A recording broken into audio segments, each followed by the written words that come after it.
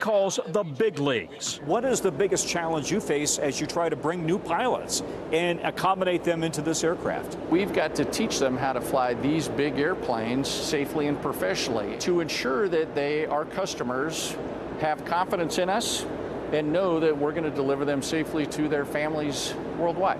But it can take years to move up from small regional planes to a major carrier. Every new pilot at United will spend 5 weeks in the simulator learning the intricacies of the specific plane they'll eventually fly.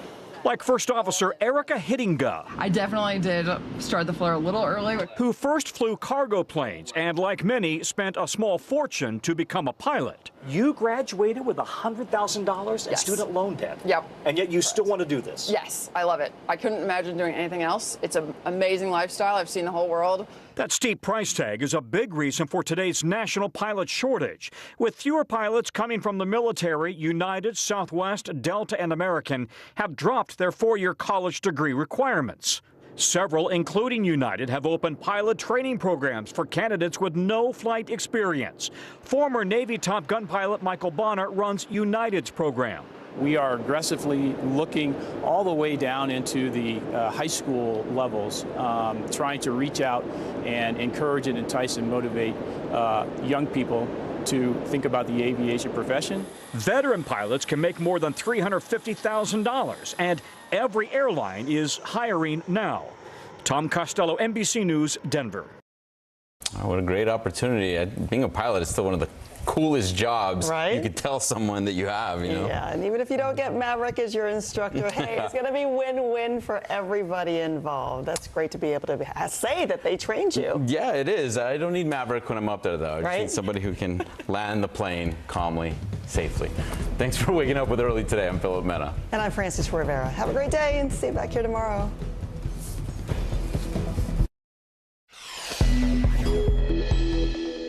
He's now kind of really suffering from my Navy heat exhaustion. He's really struggling. Dangerous heat sweeps the nation. From coast to coast, Americans are facing triple-digit temperatures. And as the mercury climbs, so does the urgency to take action on climate change within the Biden administration. Murder on the set of Law and Order. Police try to track down a gunman who shot a crew member in his car. A final farewell to Ivana Trump. Details on the funeral today for the larger-than-life first wife of Donald Trump. Watch the waves. More shark sightings shut down beaches along the East Coast, including one of the most popular spots for New Yorkers. And forget about Lassie. You better call Saul. How Saul the Border Collie saved his owner from a 70-foot fall in California. It's Wednesday, July 20th. Early today starts right now. Glad to be with you. I'm Frances Rivera. And I'm Philip Mena. Some of us might be living through the hottest summer on record. Nearly 200 million people were boiling yesterday with record-breaking heat. Temperatures hit triple digits in several cities, making it unbearable. It feels like I want to die. It feels like I am on the sun. It feels like a sauna, but you really didn't want to be in it. Definitely drink a lot of water and stay in the shade and wear sunscreen because yes. Accurate on all fronts. Experts say outdated power grids in Texas and across the country are under a real threat. The biggest challenge to our grid is that it was built for a climate of the past. And now that grid is aging. It's being pounded by floods, high winds, hotter temperatures. As if those temperatures weren't bad enough, the dry heat is also sparking fires, forcing hundreds of people to flee their homes. Meanwhile, across the pond, Britain is burning. The front pages this morning calling it hellfire as temps reach a record high. And it is blanketing Europe as the heat wave is heading towards Belgium and Germany, where they are expecting temperatures to reach 104 degrees. So just how long will this heat wave last? Let's get a check of the weather with NBC meteorologist Michelle Grossman. Hi, Michelle. Good morning to you both. And we're looking at this just going on and on. We've been tracking this heat wave for a month and a week, and we have no relief in sight. We're looking at temperatures intense once again, record-breaking mean, we've already broken so many records. The UK broke records yesterday. So as we went through yesterday, we broke records in Amarillo, 108, 108 in Garden City, 110 in Oklahoma City, 115 in Wichita Falls. That was the air temperature, not the humidity. And once you factor in that humidity, it does feel worse. So as we wake up this morning, we're waking up to temperatures so warm. There's no relief at night. That's part of the problem, too. So temperatures this morning in the 80s and 90s. It's near 100 degrees this morning in Phoenix. And as we go throughout the afternoon, we're going to see temperatures once again into the 90s, once again into the triple digits. We're going to track that for you. I'll let you know who's going to see what in just a few minutes. Sounds good, Michelle. Thank you. As this heat wave boils the U.S., President Biden is firing up efforts to salvage his climate change bill. He's headed to Massachusetts today to deliver remarks on the climate crisis. Joining us now from D.C. is Bree Jackson. Bree, good morning. The president is gearing up to use every tool at his disposal to take some action. Good morning, Philip. President Biden traveling to Somerset, Massachusetts today to tackle the climate crisis. He's doubling down his efforts after Senator Joe Manchin of West Virginia torpedoed his legislation. Mr. Biden is set to tour the Brayton Point Power Station, a shuttered coal plant that's part of a new offshore wind project. Yesterday, the Washington Post reported that he would declare a climate emergency. The White House stopped short of dismissing that report. I would not plan a announcement this week on national climate emergency. Again, everything is on the table. It's just not going to be this week on that decision. It's been an uphill battle for the Biden administration. Just last month, the Supreme Court limited the EPA's authority to reduce greenhouse gas emissions from power plants. What we can expect from Mr. Biden are some executive actions to continue fighting global warming. Philip? All right, Bree Jackson for us from D.C. Bree, thanks. Now to Brooklyn, New York, where a crew member for the TV show Law & Order Organized Crime was shot and killed while on set. Police say he was sitting in his car when a gunman opened fire in broad daylight. Erica Byfield with our New York station WNBC is on the scene. In the morning I wake up and I saw this police officers and everything, the cameras, and I thought this is the movie. On the very same block where Law & Order Organized Crime was set to shoot Tuesday morning, police say someone murdered a crew member. It's so bizarre, it doesn't make sense because this is such a quiet neighborhood. Nothing like this ever happens around here. 31-year-old Johnny Pizarro, who saves parking spots for the production, was sitting right here in this red car near North Henry Street and Norman Avenue. Police say that someone in a dark hoodie and black pants opened the car door and shot Pizarro several times, hitting him in the face and neck. He died at the hospital. That's a shame. The guy's just doing his job, you know. It's too bad. It's scary. A spokesperson for the show said, "We are terribly saddened and shocked. Our hearts go out to his family and friends." We saw detectives and crime scene investigators working the block into the afternoon. The orange cones that Pizarro laid out overnight still there. One man told us that he saw Pizarro on Monday. He was like happy, working guy, you know, and he's dead right now. This makes me sad, you know. By my house, you know, this is terrible. TV shows routinely shoot around here. Neighbors say that they're used to the activity, but sometimes people have arguments about parking. They don't think anyone would be that upset, though, to kill. I cannot imagine it would have anything to do with that. Well, thanks to Erica from WNBC for that report. Murder charges have been dropped against a Manhattan bodega clerk who fatally stabbed his attacker. 61-year-old Jose Alba was charged with second-degree murder and spent a week in Rikers Island prison for what he claims was an act of self-defense. Surveillance video of the July 1st incident shows 35-year-old Austin Simon, who was unarmed, come behind the counter, shoving Alba. According to court documents, the encounter began over an argument between Alba and Simon's girlfriend over payment of a bag of chips. The documents also described Alba grabbing a knife and stabbing Simon in the heart, in his lung, and in his jugular vein, killing him. The Manhattan DA's office concluded that a homicide case against Alba could not be proven at trial beyond a reasonable doubt. Ivana Trump, the first wife of former President Trump, will be laid to rest today. Her invitation-only funeral will be held later today at the St. Vincent Ferrer Roman Catholic Church in New York City. The 73-year-old died last Thursday, and a source in the Trump family has confirmed Mr. Trump will be in attendance. Eulogies will be given by her children Donald Jr., Eric, and Ivanka, along with designer Denis Basso and Ivana's longtime aide. Ukraine's First Lady visited the White House yesterday. Olena Zelenska was greeted by President Biden and the First Lady. Zelenska and Joe Biden last met back in Ukraine in May on Mother's Day. Later today, she will address members of Congress at the Capitol with an appeal for continued U.S. support for Ukraine. A new COVID vaccine is heading into arms in the coming days. Yesterday, the CDC voted unanimously to recommend Novavax's 2-dose COVID vaccine. It paves the way for 3.2 million doses to get shipped to the states within the coming weeks. According to trial data, Novavax's vaccine was found to be 90% effective at preventing illness overall and 100% effective at preventing severe disease. New York City's Rockaway beaches were closed for part of the day after multiple sharks were spotted in the water. According to the NYPD, beaches later reopened in the evening due to a string of recent shark sightings and encounters along Long Island State Park beaches.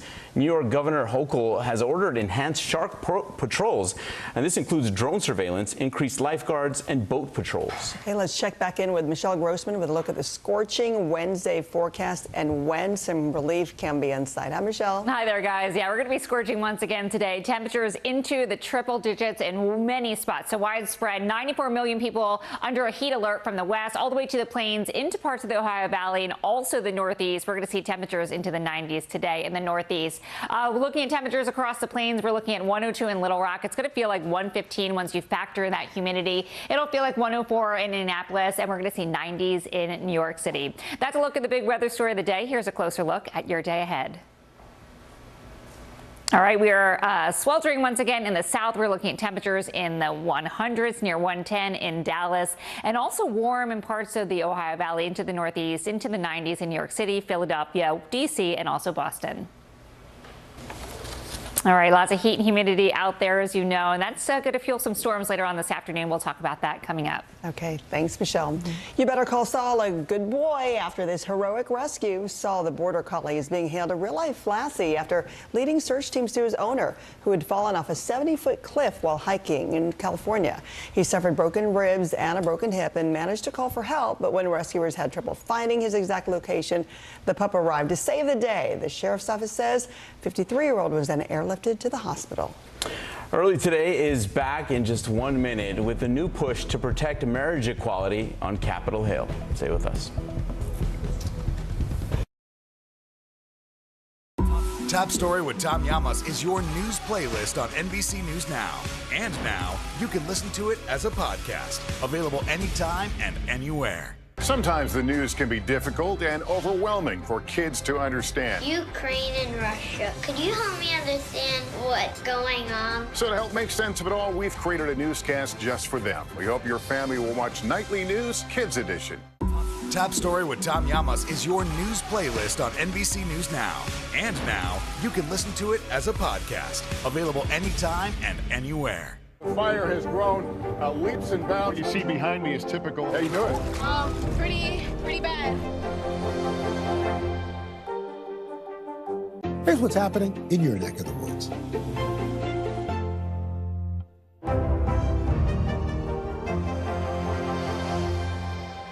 We'll meet Ukrainians who are defending their country one block at a time.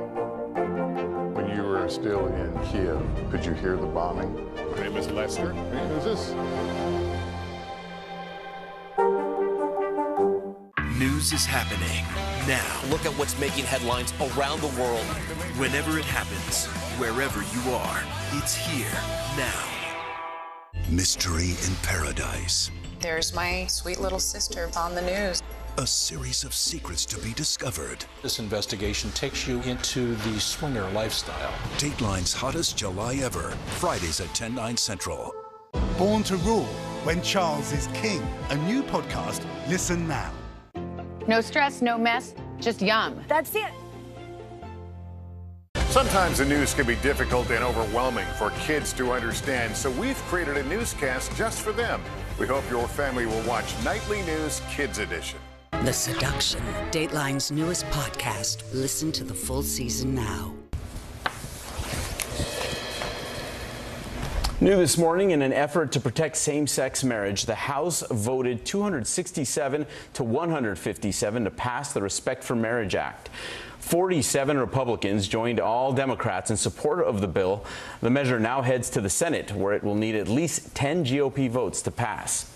So far, Senator Susan Collins is the only Republican to back this legislation. A vote could come later this week to codify the right to contraception.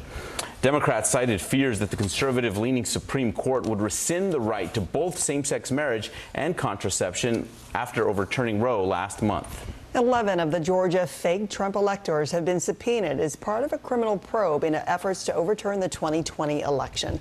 That's according to a court filing. They were all part of a larger alleged scheme to have false certificates submitted during the Electoral College vote count on January 6, 2021, and alter the outcome. A lawyer for the 11 says they were unaware of any criminality. NBC News has reached out to the Fulton County DA for comment. The criminal contempt trial of Steve Bannon continues today. In opening statements, prosecutors said the former White House strategist decided that he was above the law, while Bannon's team asked the jurors if the evidence is affected by politics. NBC's Susan McGinnis is following all the action surrounding the January 6 probe. Bannon with a message for January 6 committee chairman Benny Thompson. He's made it a crime, not a civil charge of wanting my testimony, but a crime. And he didn't have the courage or guts to show up here. Thompson likely not appearing at the committee's Thursday hearing after testing positive for COVID. The panel will not receive an expected trove of text messages from the Secret Service from January 5th and 6th. The Washington Post reports the agency determined it has no new text to provide Congress, and texts exchanged around the time of the insurrection were purged, blaming a technical upgrade or migration. They received 4 requests from congressional committees on January 16th to preserve records, and they had this planned migration for the 25th. The National Archives asking the agency to investigate the potentially unauthorized deletion of January 6 texts. Thursday's hearing expected to focus on 3+ hours of the Capitol attack, during which the committee says Donald Trump did little. 2 West Wing staffers will help narrate the 187 minutes, including Sarah Matthews, former White House deputy press secretary, and Trump deputy national security advisor Matthew Pottinger, who spoke to the committee about Trump's tweet saying Vice President Pence didn't have courage. I read that tweet and made a decision at that moment to resign. The committee hoping to lay out what it calls Trump's dereliction of duty January 6th. In Washington, Susan McGinnis, NBC News. Still to come here on Early Today, changes are coming to your streaming options. Netflix shifts its strategy after another huge drop in subscribers. And it's time to make them an offer they can't refuse. The Godfather mansion is up for rent, but there's a catch. No stress, no mess, just yum. That's it. The day's biggest political stories with trusted insight now and expert analysis now. A daily look at the politics behind the headlines. Meet the Press Now, streaming weekdays at 4 p.m. on NBC News Now. To cover the news, you have to be in it. This is how so many towns and cities are protecting themselves. They're pushing the gates open. Was there a school officer on campus? That's what we've been told. No. Top story with Tom Yamas, weeknights at 7 on NBC News Now. It's the best time of the morning. Time for that pop start, baby. I'm feeling the vibe today on the show. Right now on NBC News Now. We've got all the angles covered tonight.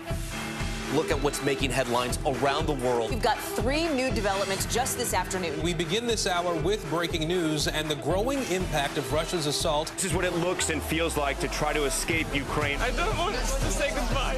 This factory has gone from making kitchen pots to lethal items. There's an intense artillery battle underway between Ukrainian forces and Russian troops. Breaking news this morning. The heartbreak, the grief, and the tears that we have seen here are all tragically familiar. Was there a school officer on campus? Because that's what we've been told. No. The shooting is once again reigniting the debate over gun laws. If it's Tuesday, it is primary night. The highest profile races yet this year. We are talking elections in a battleground state. The official confirmation of Judge Ketanji Brown Jackson. Let's zoom out a bit to our changing climate. What do we think that the new normal is going to be? We got some promising news this morning about the rollout of COVID vaccines for children under 5. Have you seen a demand for mental health services increase among Latinos? It's time for another honest conversation about what it means to be Asian American. The people of the Chamizal neighborhood aren't the only ones experiencing what they call environmental injustice.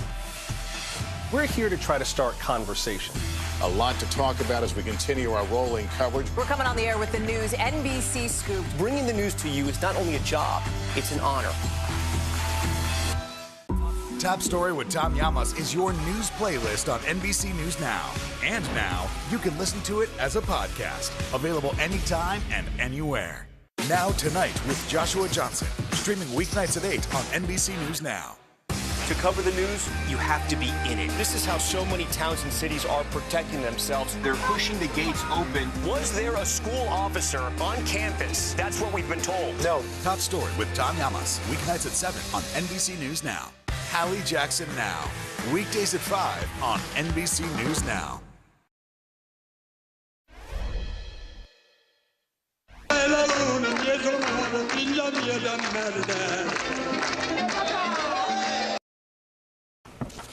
It's the most famous wedding in the most famous gangster movie of all time. The outdoor opening scene in The Godfather was shot at a mansion in Staten Island, New York.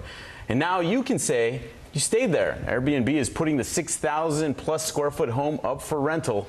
There are some specific terms, though. It'll only be available for one group of up to 5 people. They got to stay there all of August at $50 per night. That's not bad. And apparently, any other offer can and will be refused. It opens up for rental next Wednesday at 1 p.m. Eastern. You also have to act like a man the whole time. Yeah, you do. Yeah. I remember the iconic wedding and then all the shootout that happened over there too. Like so many scenes. Yeah, there's a lot of Instagram potential there, Yep, I think. Sure is. All right, Netflix said in its earnings report that it lost nearly 1 million subscribers in the second quarter. In hopes of getting those numbers back up, the streaming giant says they are targeting an early 2023 launch for a cheaper advertising tier. And they're cracking down even harder on password sharing with the new extra home fee to monetize the 100 million users who allegedly use the service without paying for it. The options will also allow customers to add an extra member or add a home for an extra $3 a month. Starting in August 22nd, Argentina, the Dominican Republic, El Salvador, Guatemala, and Honduras will see these changes. And I guess it's just a matter of time before we start seeing those other extra fees add up with all the other streaming platforms too. Too much competition, and I am so surprised that they took so long to crack down on the password thing. It was an open joke about how how many people use the same password over and over. As a business, it's not sustainable. Guilty, right here. Hey, I've been guilty of providing them for others. All right, Alabama head coach Nick Saban said that his Crimson Tide made a whole lot of green in name, image, and likeness deals. He was speaking to reporters at SEC Media Day. Saban said his players earned over $3 million last year in NIL endorsements. He added that he thought that the figure was the most in the country, but the coach expressed concerns about what NIL deals will do to the competitive balance in college sports, says the man who makes about $10 million a year and wins almost every year. All right, coming up, on the top of extreme heat, Michelle Grossman is tracking storms and even possible tornadoes. And one of the tallest dams in the country is rocked by a major fire. Did the flames knock out power? We're here to start conversations about the big things happening in our world, because it's not my job to tell you what to think. My job is to think about what you tell me. Now Tonight with Joshua Johnson. Streaming weeknights at 8 on NBC News Now. The fire has grown leaps and bounds. You see behind me is typical. How you doing? Pretty bad. Here's what's happening in your neck of the woods. Live from Ukraine, from Uvalde, Texas, from Mayfield, Kentucky. To cover the news, you have to be in it. This is how so many towns and cities are protecting themselves. You can actually see they're pushing the gates open. Was there a school officer on campus? That's what we've been told. No. Do you remember any tornado as bad as this one? You look at this and you're thinking, we're not going to have power for weeks, if not months. Exactly. Every night, It's your news playlist. Top Story with Tom Llamas, weeknights at 7 on NBC News Now. It's the best time of the morning. Time for that pop star, baby. I'm feeling the vibe today on the show. Born to Rule, When Charles is King. A new podcast. Listen now. You don't know when your moment's coming, but when it does, you take it. We're here to start conversations because it's not my job to tell you what to think. My job is to think about what you tell me. Now Tonight with Joshua Johnson, weeknights at 8 on NBC News Now. To cover the news, you have to be in it. This is how so many towns and cities are protecting themselves. They're pushing the gates open. Was there a school officer on campus? That's what we've been told. No. Top Story with Tom Llamas, weeknights at 7 on NBC News Now. What do you love about fatherhood? The chaos, the learning. Is climate change one of your top priorities? What's your message to girls who want to make a difference in their own communities? Believe in yourself. Now Tonight with Joshua Johnson, streaming weeknights at 8 on NBC News Now. Sometimes the news can be difficult and overwhelming for kids to understand, so we've created a newscast just for them. We hope your family will watch Nightly News Kids Edition. We're here to start conversations about the big things happening in our world because it's not my job to tell you what to think. My job is to think about what you tell me. Now Tonight with Joshua Johnson, streaming weeknights at 8 on NBC News Now.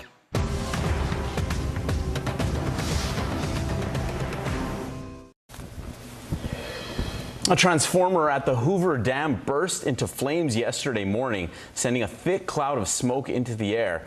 The Bureau of Reclamation said the fire was quickly extinguished, nobody was hurt, and there was no risk to the power grid. The cause of the fire is under investigation. Okay, let's get now to NBC meteorologist Michelle Grossman, who was tracking storms this morning on top of all the extreme heat we've been experiencing. Yeah, hi there, guys. And that heat's going to fuel some storms later on this afternoon, especially this afternoon into our evening hours. 21 million at risk today, especially in the Ohio Valley. We're looking at Detroit, Cleveland, Columbus, Cincinnati. Winds gusting over 60 miles per hour. Could see some hail, even the chance of a tornado or two. And then tomorrow, it's due to a cold front, too. That's going to move to the east. Now 33 million at risk tomorrow with winds gusting over 60 miles per hour. Also the chance of some hail, even an isolated tornado, especially in the northeast. Albany, Boston, Bangor, and then down to the southeast. Back to you guys. All right, Michelle, thank you.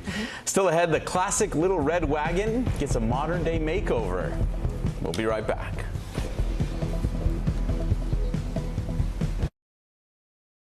It's the best time of the morning. Time for that pop star, baby. I'm feeling the vibe today on the show.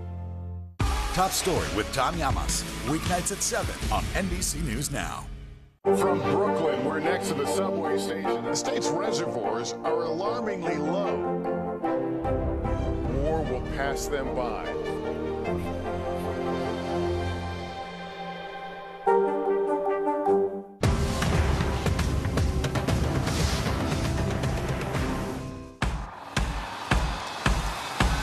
News is happening now. Look at what's making headlines around the world. Right now on Morning News Now. We're coming on the air with breaking news. And this is a significant moment. Whenever it happens, wherever you are, NBC News, streaming free now.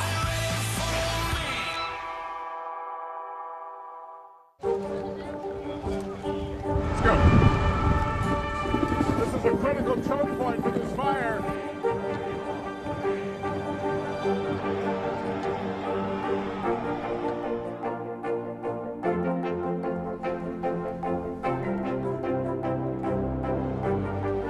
Unnecessary, unjustifiable, illegal. And good evening from New Orleans. Late military operation witnessing the massive crowds. I admire you both.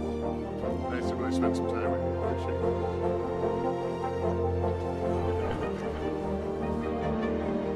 At any moment now.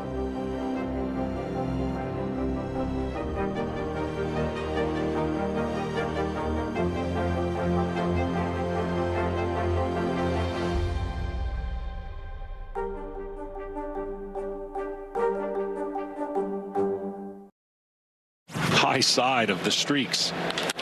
That ball is crushed to left center field. Paul Goldschmidt hits it out. 2-0 National League.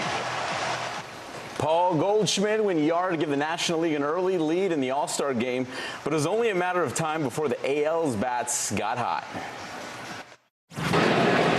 That ball is hammered to left center field. Goodbye. Two-run shot. Tie game. And he knew it. Giancarlo Stanton sent that homer 457 feet. Byron Buxton would go back-to-back on them. That one was 425 feet. Those two would put the AL up 3-2, and that score would stand. The American League takes its 9th straight All-Star game, and Stanton nabs the game's MVP honors. All right, you probably recognize the iconic Little Red Wagon from childhood, but you have never seen it like this. From our Minneapolis affiliate KARE, Boyd Hubert has a story of a man who turned the toy into a full-sized ride.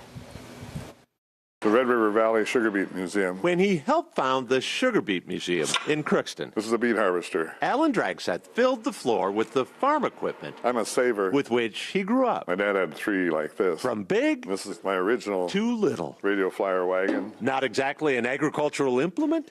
Think again. It's a picture of me and about 80 years ago by my wagon. You can see my mother is written on the bottom, Alan hauling hay. That same wagon. I welded, sandblasted, and painstakingly restored. Pieces onto the bottom to cover up the holes. And it's hard to imagine a larger tribute to an 83-year-old's cherished childhood toy. Yep. But Alan, this is my car, has one. Well, you don't see many of these. Inspired by childhood memories and a YouTube video, Alan bought a $300 junkyard convertible. About 3 months to get it all finished. Plenty of retirees have purchased convertibles to make themselves feel younger. That, well, I don't know, times 10. Just riding in a radio flyer wagon makes me feel younger. Isn't that car a classic, just like Al? Scott Mabes owns the local hardware store.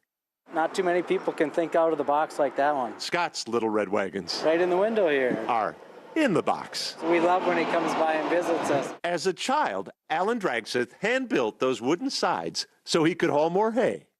8 decades later, he's still wagon master. I'm kind of a kid at heart. Our thanks to Boyd Hubert from KIRE for that report. I'll tell you what, that is so cool. He needs to take that on the road nationally. That thing is so cool. I would love to see it. Like you said, you can get older, but it's possible to never grow up. And he showed us right there. That's pretty dope. I'd like to see one of those in person. Yeah, let's challenge him now. Big wheels are up next, right? Right down in Manhattan. How about that? Thanks for kicking off your Wednesday with us. This is Early Today.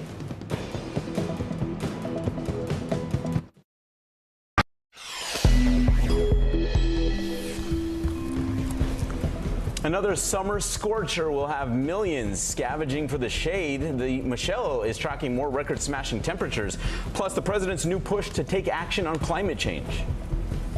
The race to protect marriage equality in the wake of Roe. Dozens of Republicans joined Democrats in a bipartisan vote to codify same-sex marriage. But how will it play out in the Senate? At long last, a murder mystery solved. How a coffee cup cracked a cold case after more than 40 years. Not quite a dream come true. Say goodbye to password sharing and hello to commercials. The big changes coming to Netflix. Airbnb has an offer you can't refuse. Your chance to stay at the iconic house from The Godfather. It's Wednesday, July 20th, and Early Today starts right now. Good morning, I'm Philip Mena. Glad you're with us. I'm Francis Rivera. The country is seeing red as blazing temperatures hit record highs. And nearly 200 million people were broiling yesterday as temperatures surpassed 90 degrees and hit triple digits in several cities, making it unbearable. It feels like I want to die. It feels like I am on the sun. It feels like a sauna, but you really didn't want to be in it. Definitely drink a lot of water and stay in the shade and wear sunscreen because yes. Experts say outdated power grids in Texas and across the country are under a real threat.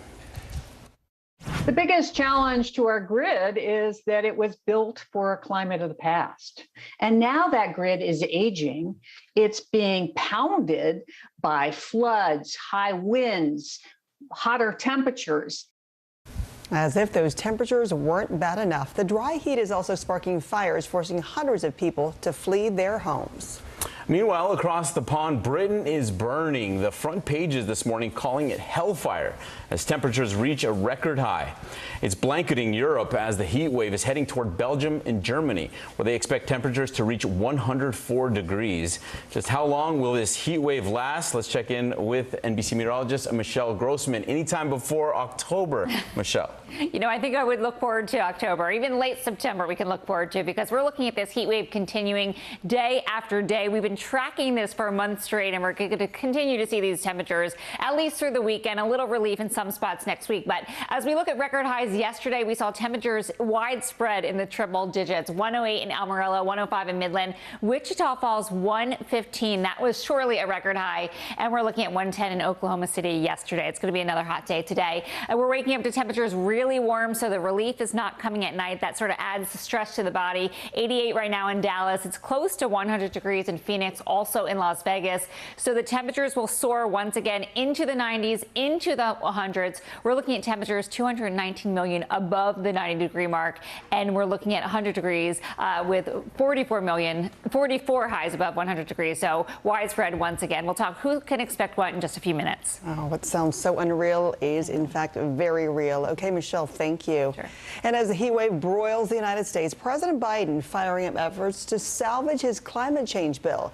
He is headed to Massachusetts today to deliver remarks on the climate crisis.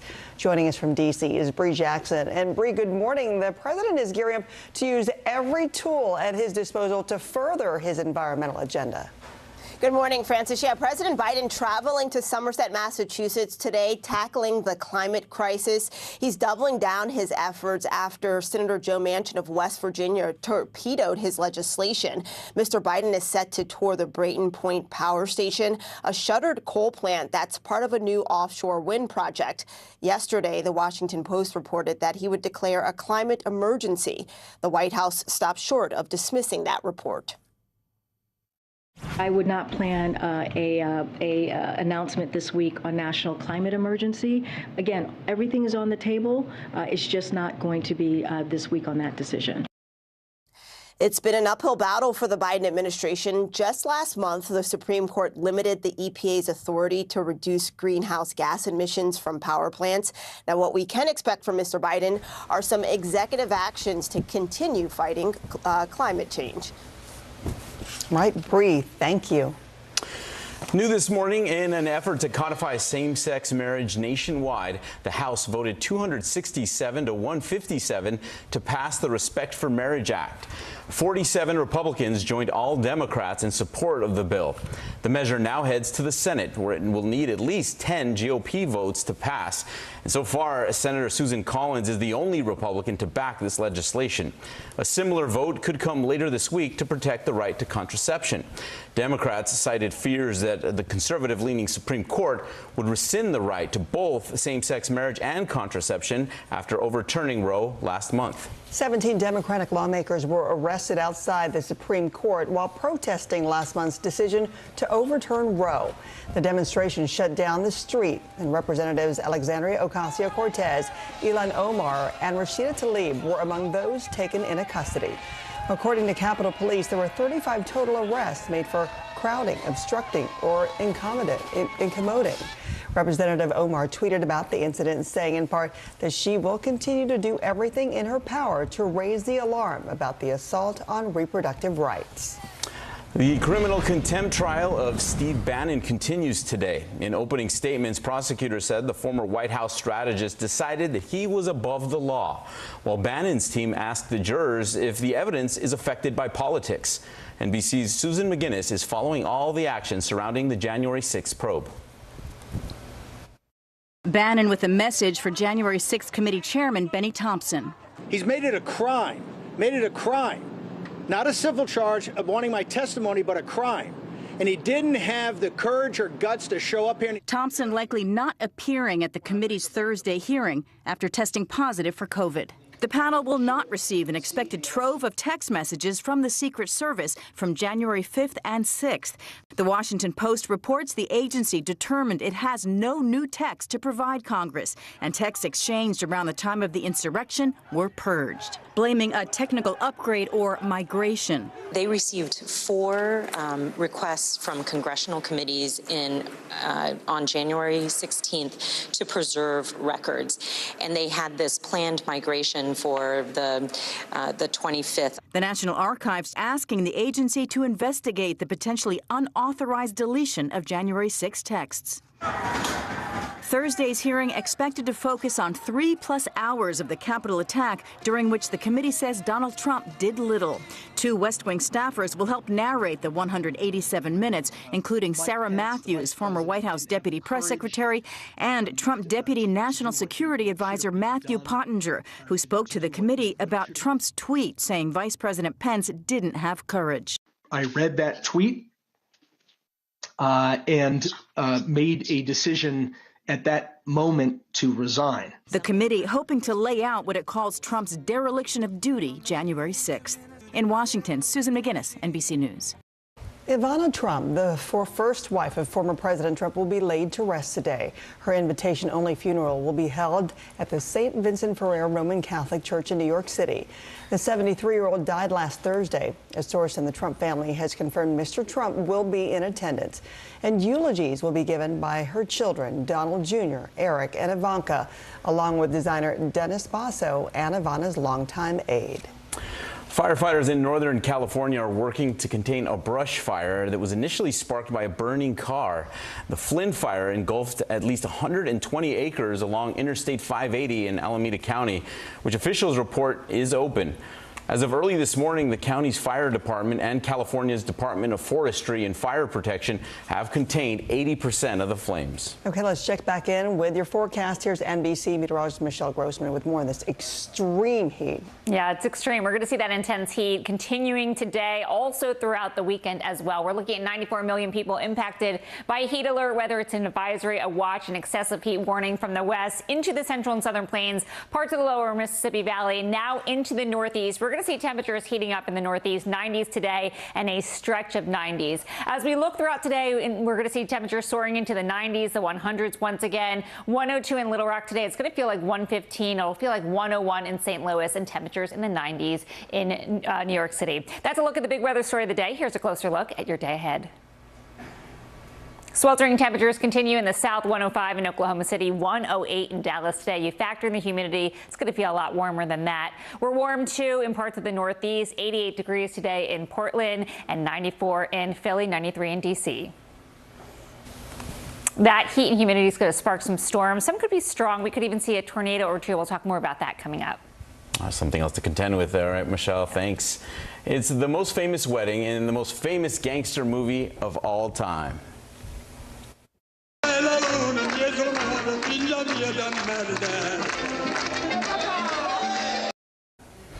You know, it's the outdoor opening scene in The Godfather. It was shot at a mansion in Staten Island, New York, and now you can stay there.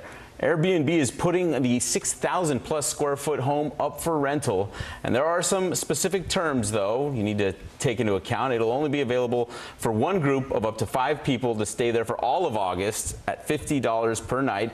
It opens up for rental next Wednesday at 1 p.m. Eastern. Hopefully, you won't find any severed horse heads in any of the beds. You want your money back. All right, still to come, a fatal shooting turns the television crime show into an actual crime scene. And modern science potentially cracks a cold case about a woman who went missing in 1975. Live from Ukraine, from Uvalde, Texas, from Mayfield, Kentucky. To cover the news, you have to be in it. This is how so many towns and cities are protecting themselves. You can actually see they're pushing the gates open. Was there a school officer on campus? That's what we've been told. No. Do you remember any tornado as bad as this one? You look at this and you're thinking, we're not going to have power for weeks, if not months. Exactly. Every night, it's your news playlist. Top Story with Tom Llamas, weeknights at 7 on NBC News Now. You don't know when your moment's coming, but when it does, you take it. the day's biggest political stories with trusted insight now and expert analysis now. A daily look at the politics behind the headlines. Meet the Press Now, streaming weekdays at 4 p.m. on NBC News Now.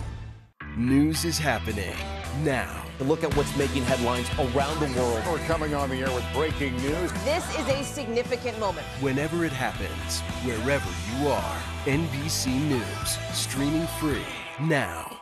Uvalde, Texas, a small town that has become yet another landmark. How long do you think it took for all this damage to occur? Can you tell us what it was like? With our NBC News exclusive. It was Lester. What is this?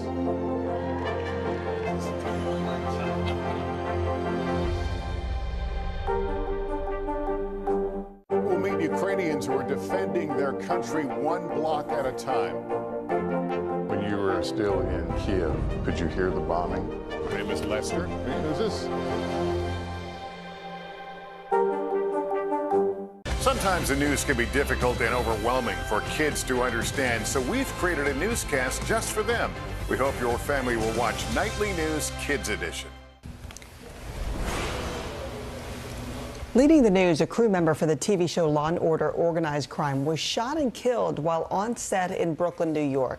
Authorities say 31-year-old Johnny Pizarro was sitting in a car when a gunman opened fire in broad daylight. Pizarro was hit several times in the face and neck and died in the hospital. Police are looking for a suspect wearing a dark hoodie and black pants. A spokesperson for the show expressed shock and sadness. For nearly 50 years, the disappearance of a Pennsylvania woman has haunted a family. But now, thanks to scientific breakthroughs, police have been able to make an arrest in the case. NBC's George Solis has the details. The murder of 19-year-old Lindy Sue Beekler has been shrouded in mystery for decades. Stabbed 19 times and sexually assaulted in 1975. Now, almost 50 years later, a huge break in the case thanks to modern science and a coffee cup. Authorities in Lancaster County, Pennsylvania, arresting suspect David Sinopoli. We hope that it brings some sense of relief to the victims' loved ones and to the community, who for the past 46 years have had no answers. Investigators say it was DNA that was found and preserved from the original crime scene on Beekler's clothing that led to the arrest. New technology allowing them to trace that DNA that wasn't available when the murder took place. As we look back on the DNA history of this case, we have to remember that when this crime occurred in 1975, DNA wouldn't be used in a criminal case until the late 1980s. After decades of tireless work, investigators took DNA that previously led nowhere to a lab in 2019. Then, like something out of a television crime drama, scientists were able to pinpoint the suspect's ancestry to the small town of Gasparina in southern Italy and create a composite of who they were looking for. The investigators released a composite rendering of the suspect in this case. In addition to the composite, Parabon's report would have included information on the suspect's skin tone, eye color, hair color, geographical ancestry, and freckling. In this small Pennsylvania community, they were able to narrow the suspect list by family history. After months of this type of research, one individual was identified who I believed was an especially compelling candidate to possibly be the suspect. Authorities say once they had a name, they began surveillance on Sinopoli for months. In February, investigators following Sinopoli grabbed a coffee cup he had thrown in the garbage at the Philadelphia International Airport and matched the DNA to the one found on Beekler's clothing. Legal experts say not uncommon in a case where the stakes are this high. So in this case, that thrown out coffee cup, fair game. Absolutely. A thrown out coffee cup is going to be fair game, especially if you throw it away in a public trash can. Generally speaking, when you throw things away, you lose your expectation of privacy. Sinopoli was arraigned and denied bail. He has yet to make a plea. Officers who worked the case for years, grateful to have made an arrest. This case has been very emotional for many of our officers. They've shed tears, they've had sleepless nights, hoping one day an arrest would be made, and finally yesterday it was made. Oh, what a story. Our thanks to George for that report. Still to come, Netflix flips its strategy upside down. The big changes coming to the streaming giant. And the American League keeps the streak alive in a wild All-Star game. Still to come on the Channel 2 News. Well, the waters are certainly receding now. Still too close to call. Lester Holt reporting from Ground Zero, as it's being referred to. It is, in fact, the taste of freedom. The Haitian people know a little something about resiliency. What's the biggest risk right now? Some of the troops who have been proud. I want to welcome you to the first presidential debate. In fact, we've been told we can't go any farther. You with some resilient folks, let me get a hint.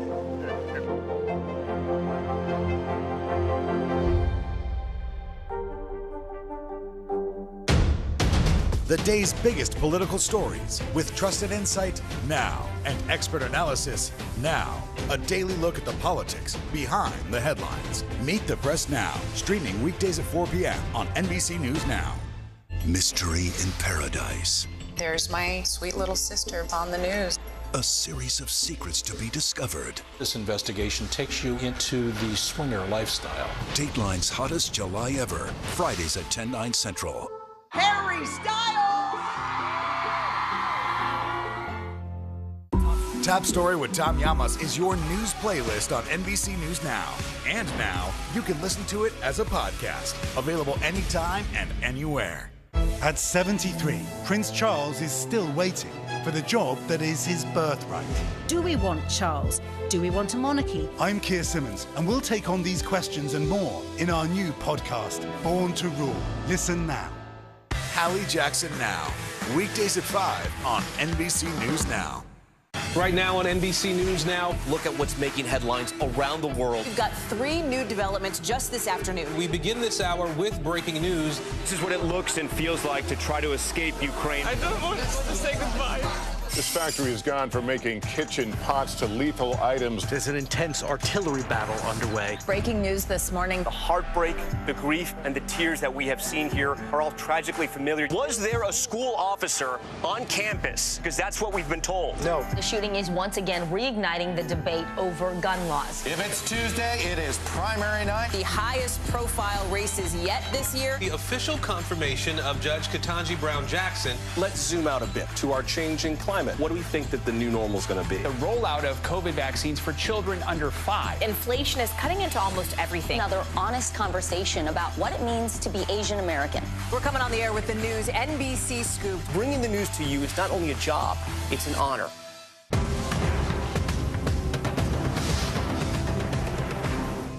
It's the best time of the morning. Time for that pop start, baby. I'm feeling the vibe today on the show. High side of the Streaks. That ball is crushed to left center field. Paul Goldschmidt hits it out. 2-0 National League. Paul Goldschmidt went yard to give the National League an early lead in the All-Star game, but it was only a matter of time before the AL's bats got hot. That ball is hammered to left center field. Goodbye. 2-run shot. Tie game. Giancarlo Stanton sent that homer 457 feet, and Byron Buxton made it back-to-back.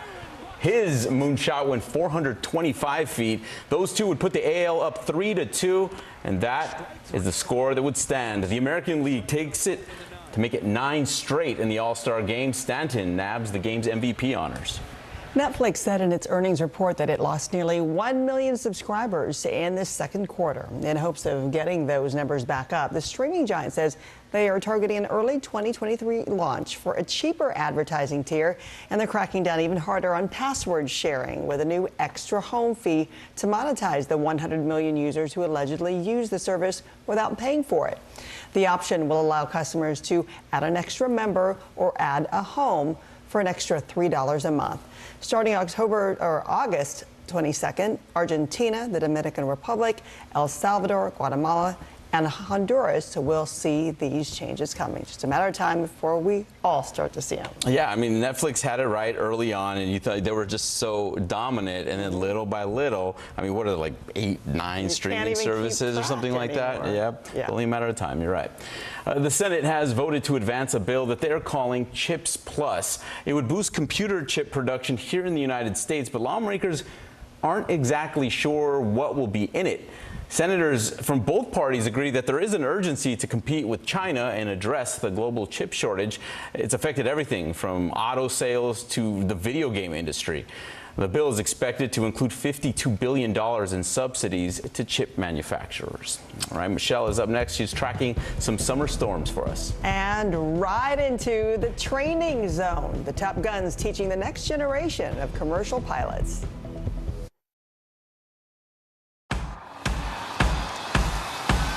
News is happening now. Look at what's making headlines around the world. Right now on Morning News Now. We're coming on the air with breaking news. And this is a significant moment. Whenever it happens, wherever you are, NBC News, streaming free now. Harry Styles!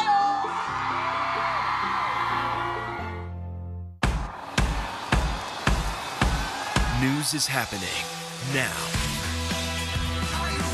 Look at what's making headlines around the world. Right now on Morning News Now. We're coming on the air with breaking news. And this is a significant moment.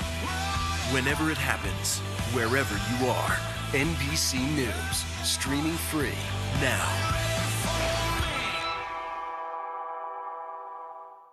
To cover the news, you have to be in it. This is how so many towns and cities are protecting themselves. They're pushing the gates open. Was there a school officer on campus? That's what we've been told. No. Top story with Tom Yamas, weeknights at 7 on NBC News Now. Our show is about sparking conversations around today's biggest issues. The Fed raises interest rates. That controls inflation. Explain how that works. Is part of this that everyone's rethinking their jobs and their relationship to their employers? Could you just remind us why there are 9 justices on the Supreme Court instead of 3 or 20 or 2? It's not my job to tell you what to think. My job is to think about what you tell me. Now Tonight with Joshua Johnson, streaming weeknights at 8 on NBC News Now. The day's biggest political stories with trusted insight now and expert analysis now. A daily look at the politics behind the headlines. Meet the Press Now, streaming weekdays at 4 p.m. on NBC News Now. At 73, Prince Charles is still waiting for the job that is his birthright.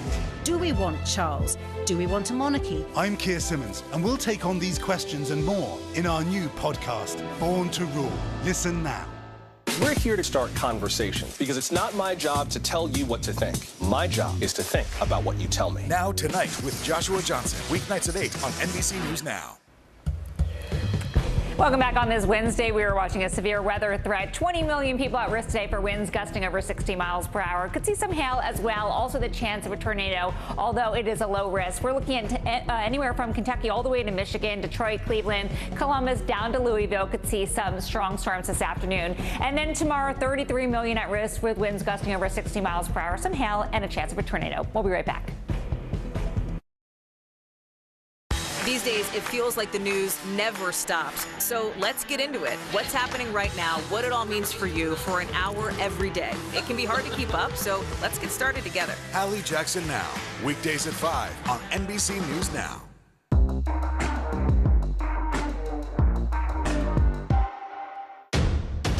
The day's biggest political stories with trusted insight now and expert analysis now. A daily look at the politics behind the headlines. Meet the Press Now, streaming weekdays at 4 p.m. on NBC News Now.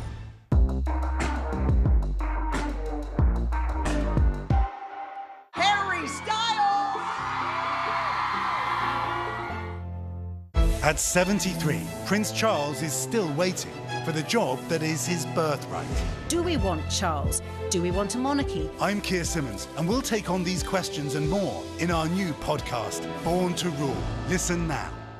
Hallie Jackson Now, weekdays at 5 on NBC News Now.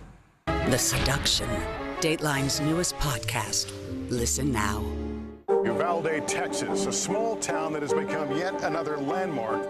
How long do you think it took for all this damage to occur? Can you tell us what it was like? With our NBC News exclusive. It was less than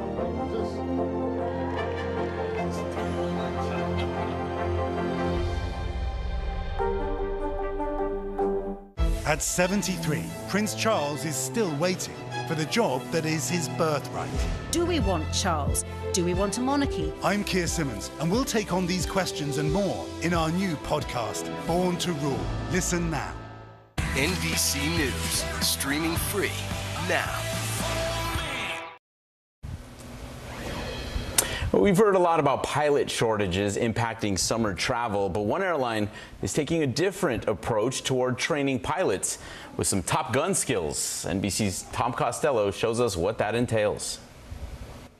From inspecting the engines of a 737 to the crush of passengers flying this summer, every airline is on the hunt for pilots. Flaps up after takeoff checklist. Flaps up. At United's Pilot Training Center in Denver, they're pushing through a record 40 to 70 new hires every week. Among the instructors, Scott Cartfed, a former Navy Blue Angel pilot, who served as a stunt pilot and trainer in the latest Top Gun Maverick movie.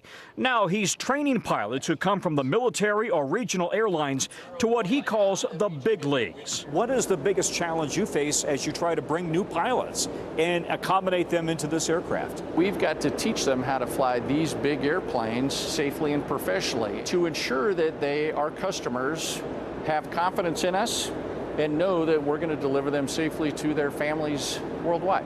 But it can take years to move up from small regional planes to a major carrier. Every new pilot at United will spend 5 weeks in the simulator learning the intricacies of the specific plane they'll eventually fly. Like First Officer Erica Hittinga. I definitely did start the floor a little early. Who first flew cargo planes and, like many, spent a small fortune to become a pilot. You graduated with $100,000 in student loan debt. Yep. And yet you still want to do this. Yes, I love it. I couldn't imagine doing anything else. It's an amazing lifestyle. I've seen the whole world. That steep price tag is a big reason for today's national pilot shortage. With fewer pilots coming from the military, United, Southwest, Delta, and American have dropped their 4-year college degree requirements. Several, including United, have opened pilot training programs for candidates with no flight experience. Former Navy Top Gun pilot Michael Bonner runs United's program. We are aggressively looking all the way down into the high school levels, trying to reach out and encourage and entice and motivate young people to think about the aviation profession. Veteran pilots can make more than $350,000, and every airline is hiring now. Tom Costello, NBC News, Denver. Oh, what a great opportunity. Being a pilot is still one of the coolest jobs you could tell someone that you have, you know. Yeah, and even if you don't get Maverick as your instructor, hey, it's going to be win-win for everybody involved. That's great to be able to say that they trained you. Yeah, it is. I don't need Maverick when I'm up there, though. I just need somebody who can land the plane calmly, safely. Thanks for waking up with Early today. I'm Philip Mena. And I'm Frances Rivera. Have a great day and see you back here tomorrow.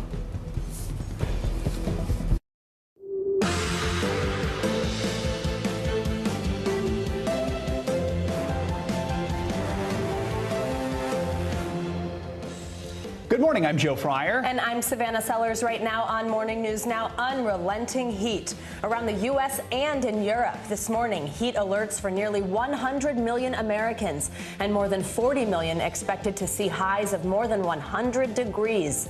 People are being asked to conserve energy as records fall and temperatures show no signs of cooling down. And in the UK, for the first time ever, it reached 104 degrees, with fires breaking out throughout London. We'll show you the impact of all this heat and where it's all moving. Finding the texts, the National Archives now calling for an investigation into a series of text messages from Secret Service agents in the days around the Capitol insurrection, now deleted. The information the January 6th committee is looking for. Breaking barriers, turning a love of the game into a career. A basketball executive climbing her way to the top, making a name for herself in a male-dominated industry. How she found a seat at the table and her message for women starting out in their careers.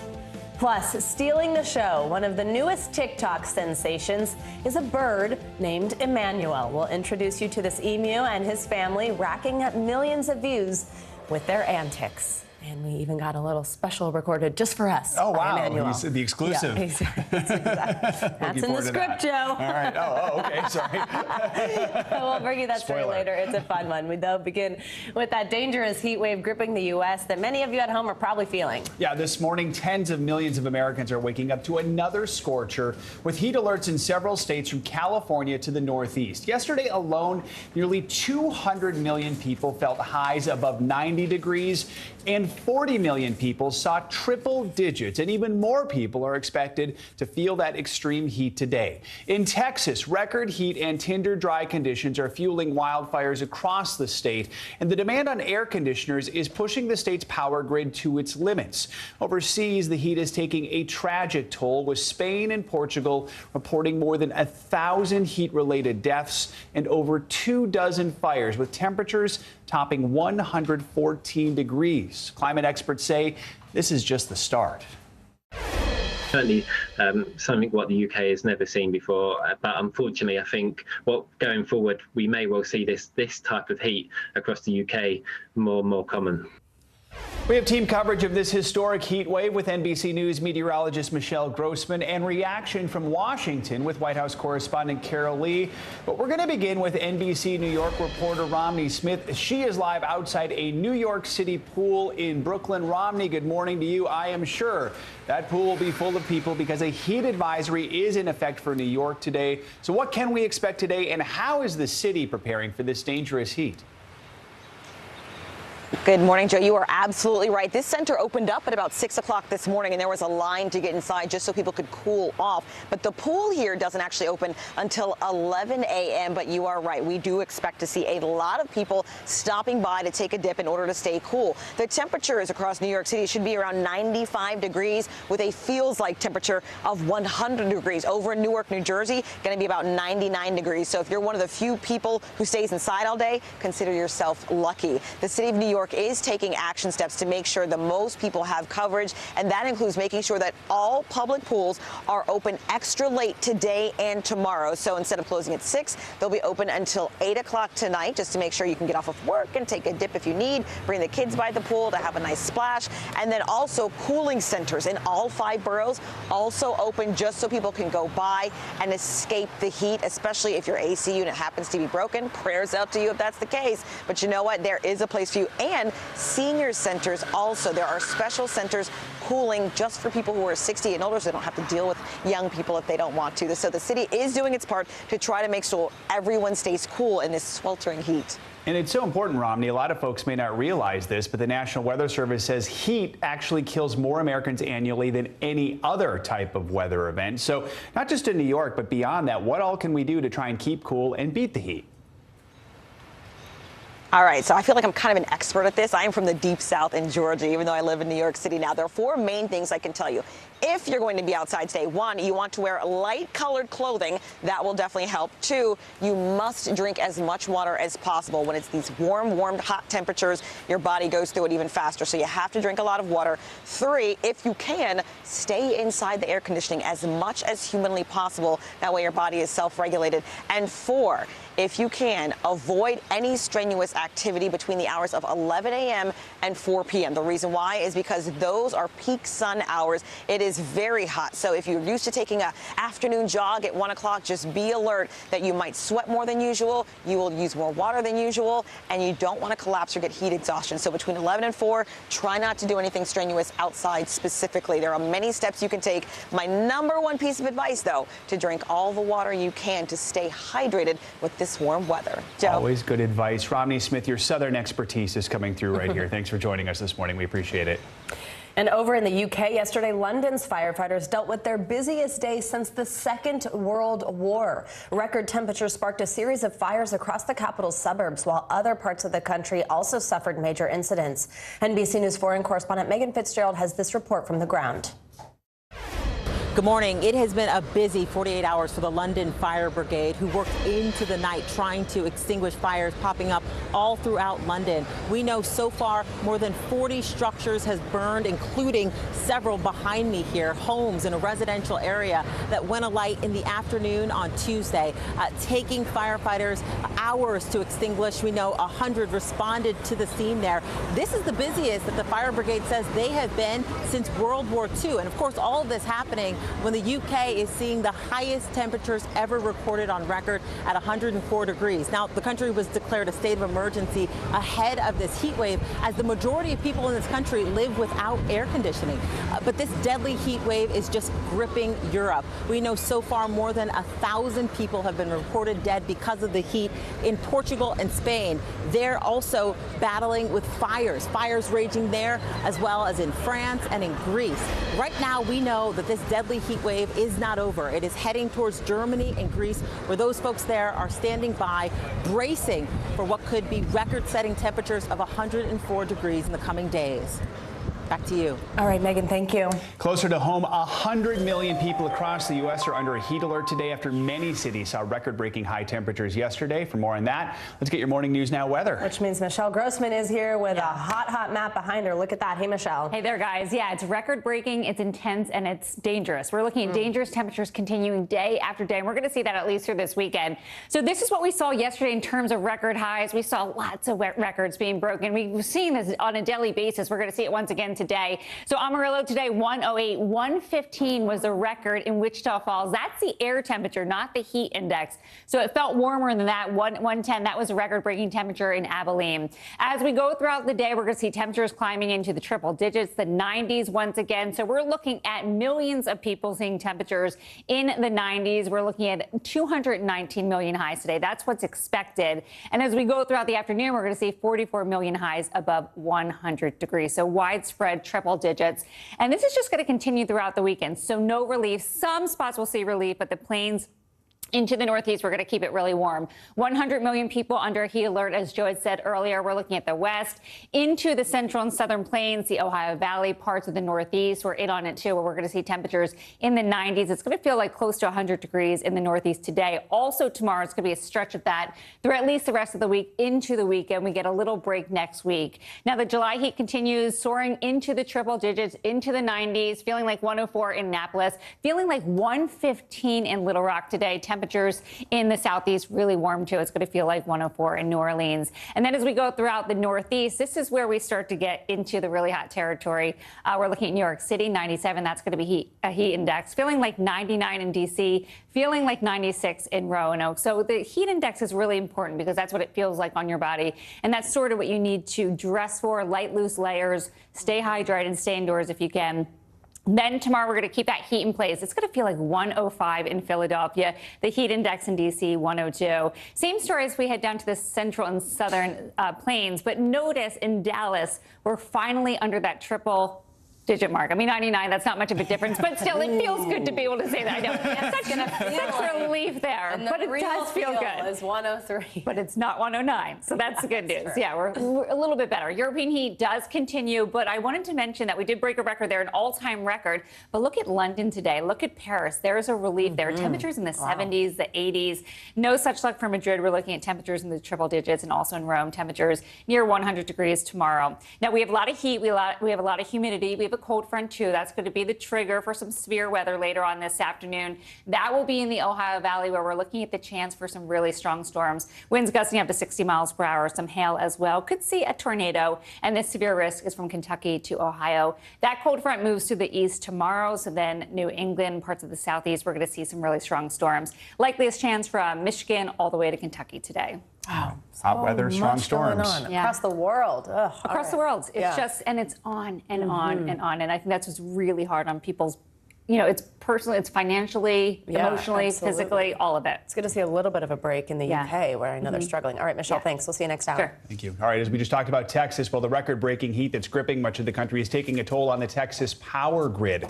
Customers are being asked to cut back on energy use to prevent rolling blackouts. NBC News Now correspondent Isa Gutierrez shows us the concerns.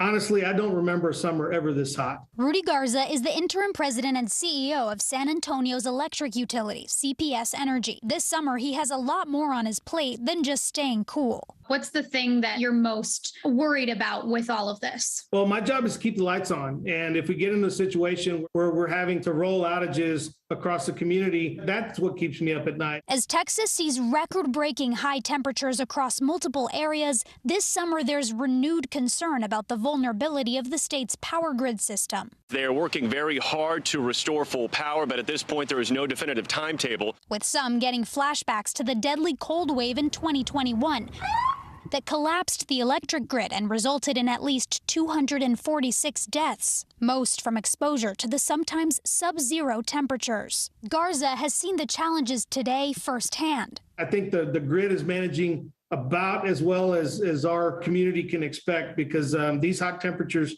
just make it real difficult. Last week alone, the Electric Reliability Council of Texas, or ERCOT, asked Texans twice to cut back on energy use during peak hours to avoid blackouts. They say their first effort last Monday was a success, with customers cutting back on nearly 500 megawatts, enough to power about 17,000 homes for a day. But some experts say outdated power grids in Texas and across the country are under a real threat as extreme weather becomes more common with climate change. The biggest challenge to our grid is that it was built for a climate of the past. And now that grid is aging. It's being pounded by floods, high winds, hotter temperatures. Since 2000, extreme weather has caused 67% more major power outages in the U.S., according to a 2020 analysis by research group Climate Central. President Biden's infrastructure bill is taking steps to address this problem, allocating $65 billion to upgrading the electrical grid. We can design an electric system that is more resilient and more reliable in the face of climate change. But the longer we wait to do that, the more expensive and the more difficult it will become. Some solutions that exist today include what's called hardening the grid, which can involve burying overhead transmission lines underground. Another solution, a grid that relies more on renewable energy.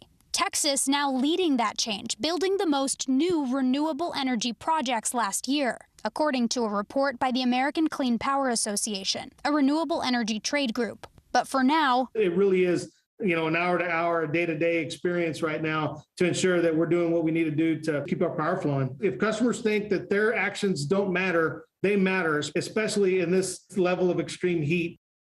Our thanks to Isa Gutierrez for that report. ERCOT thanked its customers in a statement, adding that many residents did follow the call to preserve energy, and that temporarily helped relieve the power grid. Now, this extreme heat is pushing climate change into the political spotlight again. Well, today, President Biden is expected to announce new executive actions on this that should support communities facing extreme heat. NBC News White House correspondent Carol Lee joins us now. Hey, Carol, good morning. So the president is traveling to Massachusetts today to make this announcement. He'll be visiting a former coal power plant that will soon make parts instead for the offshore wind industry. What do we expect to hear from the president today? What are these executive actions? Well, I think the context here is important, Savannah, because what's happened is that the president's doing this only because his climate agenda in Congress has collapsed in recent days. So he is not going to get the legislation that he wants. And what you're hearing from the White House is that if Congress won't act, the president will. So here we have these executive orders, and there's a few things that they do. One is they're supposed to boost offshore wind in the offshore wind industry. So that's something that the president has been a proponent of, that his supporters like, and so he's going to take steps on that. Then there's funding for this FEMA program for building resilient infrastructure in communities. And basically that's aimed at helping people deal with this extreme heat. And third, there's this guidance that's designed to help support a program with the Health and Human Services Department for low-income energy assistance program. Again, also designed to help people who are dealing with this extreme heat. And the backdrop of this is that the White House is just forced to take some sort of action. And what's interesting about it is you saw the president in Saudi Arabia last week trying to get more oil pumped for Americans to deal with those gas prices. And the tension there is that he also, on the other side of that, has a lot of his supporters who say, look, we want climate change measures. And so the president's trying to step into that. And this extreme heat gives him a reason to try to do that. Absolutely. And some progressives are actually also urging the president to declare a national climate emergency, particularly because his environmental agenda has basically died died in the Senate. That move would allow him to direct federal money to climate efforts without congressional approval. Is this something the president is considering at all, or is he still focused on trying to get a bill through Congress? It's a little bit of both. I think what you're seeing here is a White House that's saying, hey, we could do this and we will do this, and we're willing to declare a national emergency, which would allow the administration to move funding around to funnel it toward the president's climate priorities.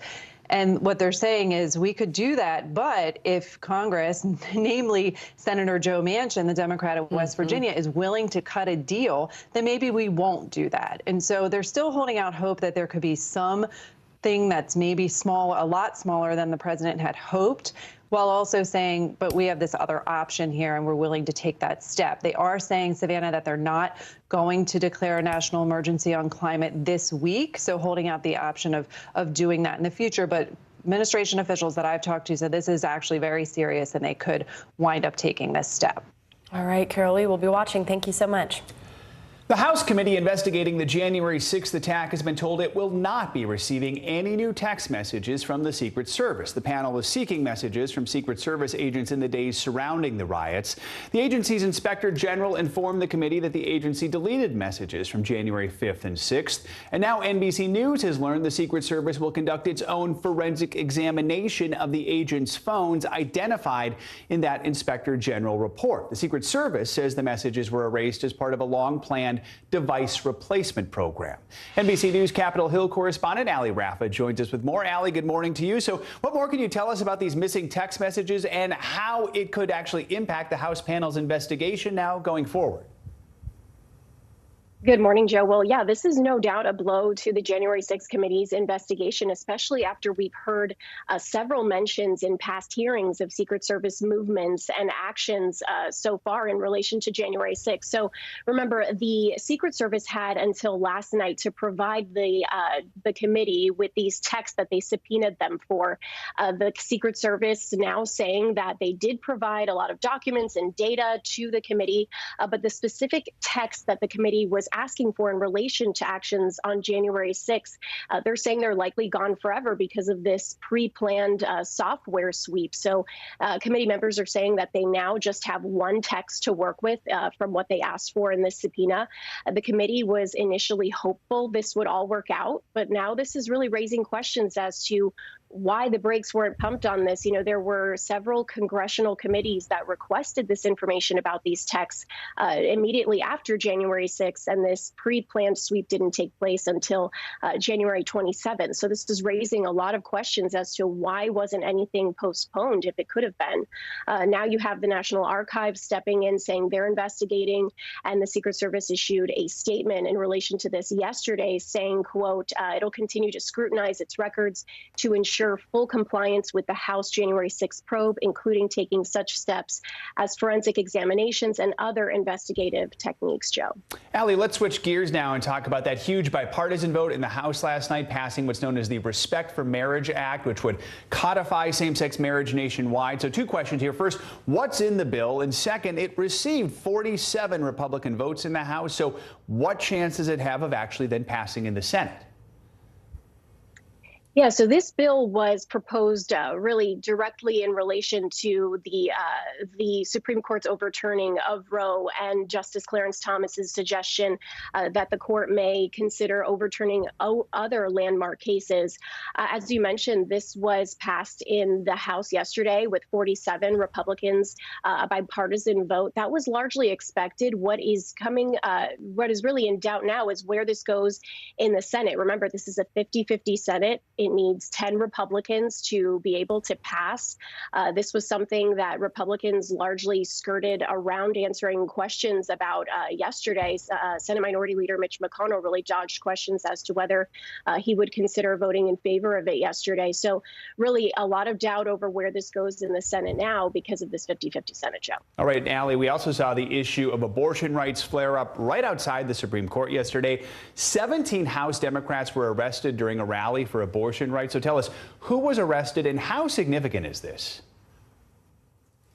Yeah, 17 House Democrats, including Representatives Alexandria Ocasio-Cortez, Ilhan Omar, Madeline Dean, Rashida Tlaib, they were arrested after marching from the Capitol to the Supreme Court, sitting down, chanting after Capitol Police told them to, quote, cease and desist and stop doing that. They were issued a fine and will likely have to undergo an ethics investigation, which is usually what happens during cases like this. So while this is largely not out of the usual, this does happen. It really underscores the importance of this moment for congressional Democrats. It shows that this is really still at the top of their minds, especially going into this week with another consequential vote later this week on really the bill to enshrine contraception rights. Joe. Lots of news on Capitol Hill this morning. Ali Rafa, thank you. Now, testimony will resume today in the criminal contempt trial for former White House Chief Strategist Steve Bannon. The trial opened Tuesday with a federal prosecutor claiming Bannon, quote, decided he was above the law when he ignored a subpoena from the January 6th committee. Bannon's lawyers say he was still negotiating with the committee when he was held in contempt. Coming up at Morning News Now, fleeing the war in Ukraine on a bike. Dozens of people have used one town as an escape route. They bike there and then move on to a safer location. We'll take you to this town on the front lines. That's next.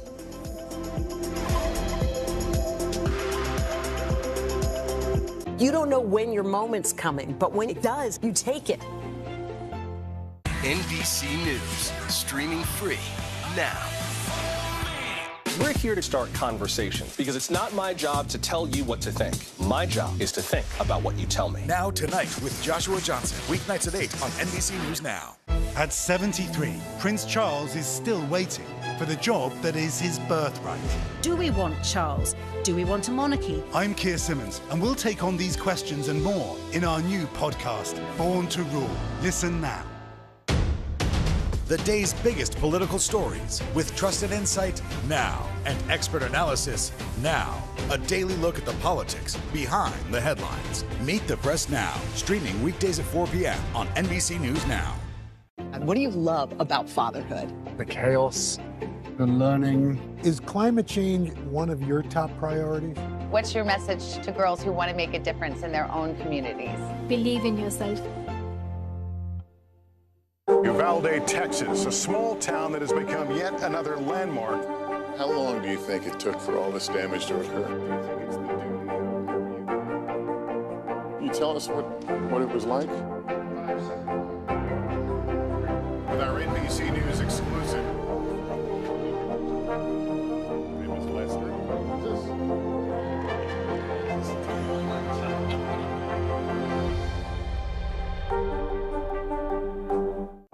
Ukrainians who are defending their country one block at a time. When you were still in Kiev, could you hear the bombing? My name is Lester. Who's this? These days, it feels like the news never stops. So let's get into it. What's happening right now, what it all means for you for an hour every day. It can be hard to keep up, so let's get started together. Hallie Jackson Now, weekdays at 5 on NBC News Now. Our show is about sparking conversations around today's biggest issues. The Fed raises interest rates. That controls inflation. Explain how that works. Is part of this that everyone's rethinking their jobs and their relationship to their employers? Can you just remind us why there are 9 justices on the Supreme Court instead of 3 or 20 or 2? It's not my job to tell you what to think. My job is to think about what you tell me.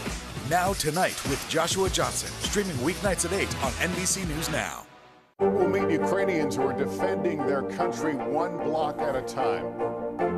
When you were still in Kiev, could you hear the bombing? My name is Lester. Who's this? The Seduction, Dateline's newest podcast. Listen to the full season now. NBC News, streaming free now. Welcome back. 5 months into the war in Ukraine, many refugees fleeing Russian forces are finding their way to one town just 6 miles from the front lines. NBC News correspondent Ellison Barber found her way there too and heard firsthand stories of survival. Before the war, more than 10,000 people called Zelenodolsk home. Locals say less than 2,000 live here now. It's a ghost town. and an escape route that our team wanted to see firsthand. When you're walking in Zelenodolsk, you hear every now and again what sounds like thunder, rolling thunder, but it's not thunder at all. It is the sound of war, artillery going off not far from here. Do you feel scared hearing that, living here? I think we survived through more horrible things. Zelenodolsk is roughly 6 miles from the southern front line. Mykola is from a village now occupied by Russian forces. So is Vladimir. They, like many others, came to Zelenodolsk out of necessity. At first, I was going fishing, or I should say I was trying to go, till the moment when the shelling of the riverbank started. Life here is hard, but it's safer than where they were. When Russians came, they put white stripes on us, on our hands and legs. He tells us soldiers threatened to shoot anyone walking around without that white tape, and sometimes it didn't make a difference at all. There was a headquarters, an ammunition warehouse, and a school. They didn't let anyone come even 100 meters to the school. A young boy came closer. He wasn't even 30 years old. A sniper shot him dead. Russian forces now control most of the Kherson region. Villagers we spoke to claim Russian soldiers no longer allow cars to leave. My wife said, well, they will shoot you anyway, so let's get out of here. Vladimir and his wife decided to bike. They pedaled across uneven terrain until they finally reached a town controlled by Ukrainian forces, Zelenodolsk. I'm just happy that I stayed alive. Thousands of people reportedly fled Kherson the same way. Most leave their bikes and try to move far away from the front lines. There are hundreds of bikes in a shed here. Locals say all of them were ridden by Ukrainians fleeing Russian occupation. On a lot of these bikes, you'll notice people have tied white rags to them. There's 2 on the back of this child seat. They are a symbol people hope that Russian forces will see and know that they're not a threat and allow them to get to safety. The town keeps the abandoned bikes, hoping that one day the owners will come for them and make their way home. For now, it's a day Vladimir can only dream of. President Putin has claimed Russian forces are here to liberate people, to free them. Did you feel at any point that they were there to liberate you or to help you? Who was I supposed to be liberated from? From my house that is not there anymore? From my garden? From my neighbors? What was I liberated from? His only liberation was the one he found on 2 wheels. Ellison Barber, NBC News, Zelenodolsk, Ukraine. Our thanks to Ellison for that report. And coming up, a lot of people are heading to the beach to cool off during this heat wave. But at some popular beaches, shark sightings are keeping swimmers out of the water. So what's being done to keep people safe? Plus, we're staring at our screens most of the day, but what is that doing to our eyes? Well, we'll have the steps you can take to prevent damage to your eyesight next.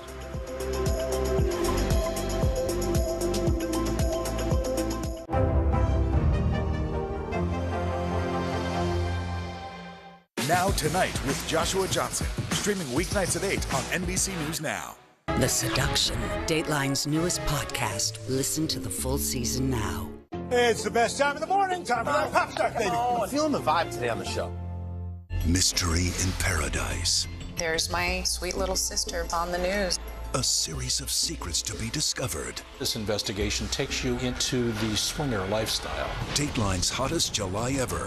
Fridays at 10/9 Central.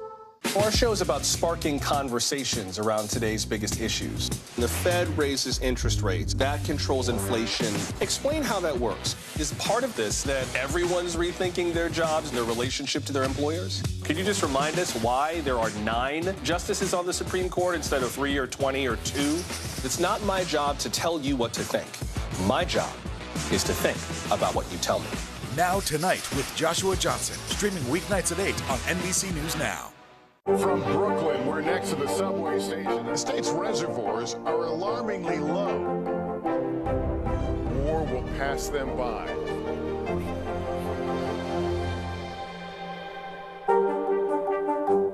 Desire, deception, and a double cross. The Seduction, a deadly love story only Dateline and Keith Morrison can tell. Listen now, wherever you get your podcasts. No stress, no mess, just yum. That's it. News is happening. now. Look at what's making headlines around the world. We're coming on the air with breaking news. This is a significant moment. Whenever it happens, wherever you are, NBC News, streaming free now. Born to Rule, When Charles is King. A new podcast. Listen now. Several of New York City's most popular beaches are back open for swimming this morning after a string of shark sightings forced them to shut down yesterday. It's the latest in a series of closures along the eastern seaboard and comes after an alarming number of shark attacks. NBC News correspondent Emily Aketa joins us now with more on the closures and the concern from the beach. Hey, Emily, good morning. Good morning to you guys. Some welcomed relief for beachgoers here in the Rockaways. The NYPD reopening these waters last night after those shark sightings. You can see surfers are already taking advantage. But on neighboring Long Island, where 5 people have been attacked by sharks in recent weeks, some are still hesitant to head back in the water. Despite a stifling heat wave roasting much of the country, in parts of New York, there was no one cooling off in the water. We are taking every precaution to keep them as safe as we possibly can. In the Rockaways and on Long Island, shark sightings forcing officials to raise red flags and keep folks safely on the sand. I wasn't that scared, and I was ready to get back in the water. Several of New York City's most accessible beaches have been closed at least twice this month. Honestly, I just surfed out there my whole life, and it's the first time I've ever even seen a shark out there. Long Island recording 5 shark attacks over the past few weeks, including local surfer Sean Donnelly. It got my left calf, and it knocked me off my board. So when I was falling off my board, I saw it, I saw the fin, and I saw, its back. The recent rash of shark encounters prompting state officials to boost lifeguard staffing and deploy more drones, planes, and state troopers to keep a watchful eye on the water. Our beaches are such an important part of our attraction. Why people love living here, why they want to visit here, and we need to keep our beaches safe. Lifeguards say most sharks, like this thresher shark seen cruising off the coast of Jones Beach, aren't interested in people. They're really not coming for people. They're coming for the fish. But from Cape Cod to Florida, increasing shark interactions have local officials worried. Bites have been reported on both coasts, with Florida teen Addison Bethay losing part of her leg to a suspected bull shark attack, and swimmer Steve Broomer narrowly surviving a great white attack in Monterey, California. And it grabbed me and pulled me up and then dove me down in the water. Then, of course, it spit me out. I'm not a seal. It's looking for a seal. We're not their food. It spit me out. There have been no fatal attacks in the U.S. this year and only one in 2021. But some beachgoers say they're not taking any chances. Tootsies. Waiting. Tootsies will be in the ocean. And researchers say that this increase in shark sightings is actually a sign that conservation efforts are working after the creature's population took a nosedive back in the 1970s due to overfishing. Still, shark attacks, they're really quite rare. Experts point out that you're actually more likely to die from a lightning strike than a shark bite. But we are sharing these waters, so a few things to keep in mind. If you can, try to avoid taking a dip at dawn or dusk. Steer clear of murky waters. And if you see seals or schools of fish, you're going to want to swim in the opposite direction. Guys, back to you. Ooh, I can think of a few reasons to steer clear of murky water. I like Tootsies in the Ocean. That sounds like the name of a new summer song. Tootsies in the Ocean. Okay, it's time for your weekly checkup. Today we've got a study focused on the impact of screen time on children's eyesight and also the growing issue of gambling addictions. We've got you covered on all the health headlines that you might have missed. And that brings us to NBC News medical contributor Dr. Natalie Azar, who joins us to break down some of these headlines. So let's start with gambling addiction, or problem gambling as it's known. There's a new study that shows more than 10 million adults have sought help for gambling problems at some point in their life. How big of an issue is this, and what do people do to seek help? You know what, guys? It's actually a pretty big public health issue. They say that the worldwide prevalence of gambling problems is basically like 0.1 to 6% of people. That is a lot. And only 1 in 5 people actually seek help when they have a gambling addiction. And I thought, I hope we had time to prepare a graphic this morning. I think it's important to know, what are the warning signs? The doctor's orders are recognize the warning signs. Yeah, we do have some up here. Look, constant planning to gamble, right? So all those trips to Vegas, you know, like, I mean, I let my husband go to Vegas with his friends, but it's like, if you're going to Vegas like every month, that's an issue, right? Needing to gamble with more money to get the same thrill, trying to stop gambling without success, and then feeling irritable when you try to stop gambling, and in addition to a few others. There are so many resources out there. If you just Google gambling addiction, you'll find a lot of hotlines, a lot of things. It's an addiction like anything else, and you can get help. All right, yeah, that's good to hear. Okay, now let's talk about that other one we teased, children's eyesight. So it's the latest poll on children's health from the University of Michigan, and it finds that most parents are overlooking some simple ways that they could protect their kids. What are they? Absolutely. Well, first of all, the poll, what parents actually weren't and are aware of. Only half of parents polled knew or were aware that screen time could affect their child's eyesight. In fact, it can cause nearsightedness, as well as, let's not even get into it, obesity, potentially behavioral problems. But only 1 in 7 parents said that their kids got a vision test in the last 2 years, which to me is a red flag that during the pandemic, kids weren't going to the pediatrician because, of course, normally the kids get their eyes screened when they go to their. So parents out there, please make sure you're not falling behind on your peds visits for your kids. In terms of doctor's orders, remember, if your child is using a screen, try to do the blue light. Do the blue light over. Those definitely do helps. something. That helps. Do something. Wondered. Make sure the kids are getting outside. Make sure you're getting your kids their eyes checked once a year, at least at the pediatrician's office. And by the way, the American Academy of Pediatrics has guidelines for this. Less than 2 years old, the kids should be not using anything at all unless they're doing like a video chat with grandma, for example. Age 2 to 5, it's 1 year of quality screen time, not just like mindless, staring. I know, easier said than done. I've been there. But anyway, these are guidelines. You can try your best to follow them. Exactly. Exactly. All right, our last study, Harvard researchers say that the way that we talk to and interact with babies is really similar all over the world, our baby talk. So, is it true, Dr. Azar? Is it true? So first of all, I'm laughing when I read this because when my kids were little, my sister read a report that said children respond better to high-pitched voices than low. And I'm like, I was like, what child is going to respond to a scary low voice, right? But anyway, I was like, duh. Anyway, so these researchers looked at 18 different languages over 12 different language families. And they found that 21 cultures actually do the same thing the high-pitched voice and the different timbre and things like that. And they actually, when we were prepping this, we had videos of it. It's really kind of cute. In every language, it sounds the same. Doctor's orders, embrace the baby talk. Wait, we have video. We don't need to. Can you do that again for our viewers? I'll just do a whole new Yeah. But anyway, not shockingly, we all do it, and kids respond to that, obviously. Oh my gosh, I love it. We could do a whole little reel now of you. I do the dog voice. I do the dog voice. I do Give baby us your talk dog voice. What's your dog voice? Who's a good girl? So, I don't even have a dog. That's awesome. Dr. Natalie So Azar. many talents. Thank you so much. Good to see you. you. All right, coming up, one NBA executive is making her mark in a male-dominated industry. As part of our Women Mean Business series, I'll introduce you to the woman helping to lead the Philadelphia 76ers to success. You're watching Morning News Now.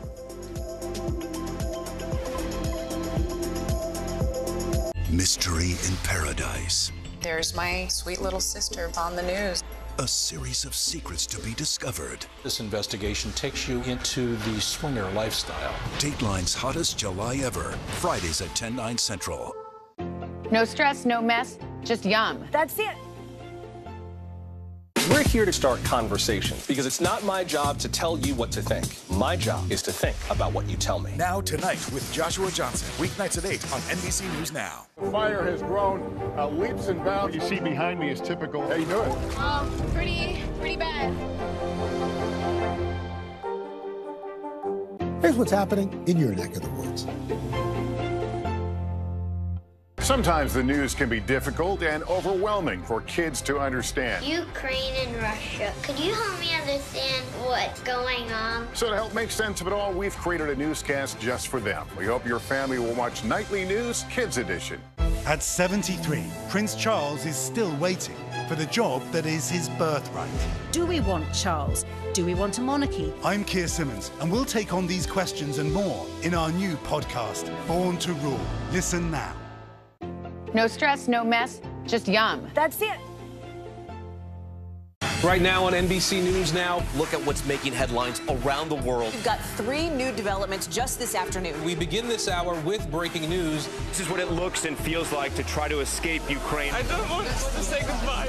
This factory has gone from making kitchen pots to lethal items. There's an intense artillery battle underway. Breaking news this morning. The heartbreak, the grief, and the tears that we have seen here are all tragically familiar. Was there a school officer on campus? Because that's what we've been told. No. The shooting is once again reigniting the debate over gun laws. If it's Tuesday, it is primary night. The highest profile races yet this year. The official confirmation of Judge Ketanji Brown Jackson. Let's zoom out a bit to our changing climate. What do we think that the new normal is going to be? The rollout of COVID vaccines for children under 5. Inflation is cutting into almost everything. Another honest conversation about what it means to be Asian American. We're coming on the air with the news NBC Scoop. Bringing the news to you is not only a job, it's an honor.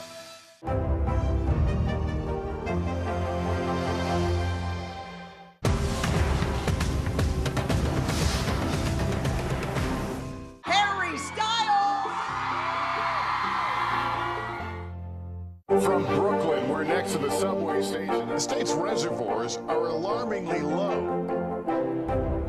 War will pass them by.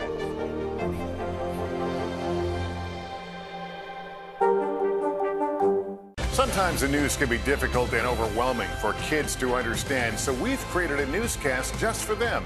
We hope your family will watch Nightly News Kids Edition. We are back with the latest edition of our series, Women Mean Business. And our fun new little animation there. Today we're going to introduce you to Laura Price, Chief Operating Officer of the Philadelphia 76ers. First, here's some of her story. Laura Price grew up playing soccer and basketball in Boulder, Colorado, but it was her love of basketball that led her to her life's passion. After playing for Colorado State University, Price soon landed a job back on the hardwood, not as a player, but on the business side of the sport, serving as Director of Team Services for the Continental Basketball Association. But Price knew she wanted to pursue a career with the NBA, and it didn't take long before she scored a position in the league's office. In 1996, she joined the Philadelphia 76ers as Director of Marketing, and in just 2 years, Price had become one of the first female vice presidents in the NBA. Now, Price serves as the Sixers' Chief Operating Officer. Using her winning record of leadership, business savvy, and dedication, she's breaking barriers as one of the longest tenured female executives in basketball. Laura Price is a woman who means business. And Laura Price joins me now. Laura, good morning. Thanks so much for your time today. So I mentioned you grew up in Colorado playing sports. First of all, I went to University of Colorado Boulder, go Buffs, so I love that. Wow. But I love that you were passionate about basketball. You played it and you turned it into a profession. Talk about how you were able to do that. Take what you loved and make it your job. Absolutely. Thanks again for having me on the show. You know, growing up, loving sports, it was always something that I wanted to do. My dad encouraged it, and I had a lot of coaches along the way. So, you know, I just kept my eye on the prize and kept asking people, like, how do I get a job in sports? How do I get a job in sports? And, you know, using networking, I was able to land that first job at the Continental Basketball Association. And then from there, you know, I knew I wanted to be at the NBA, as you had said in the story. And I just, you know, again, used my networking capabilities and, you know, picked up and moved from Colorado, had never been to New York, and did not know anybody there, but had, you know, it was a passion I had. And that was like something that I wanted to pursue for my whole life. I moved from Boulder to New York also right after college, which was such a fun time to arrive in this city, especially doing something you love. Of course, Absolutely. Sports is a male-dominated industry. I mean, back when you started out, maybe even now, have you found that you have to work that much harder to get a seat at the table?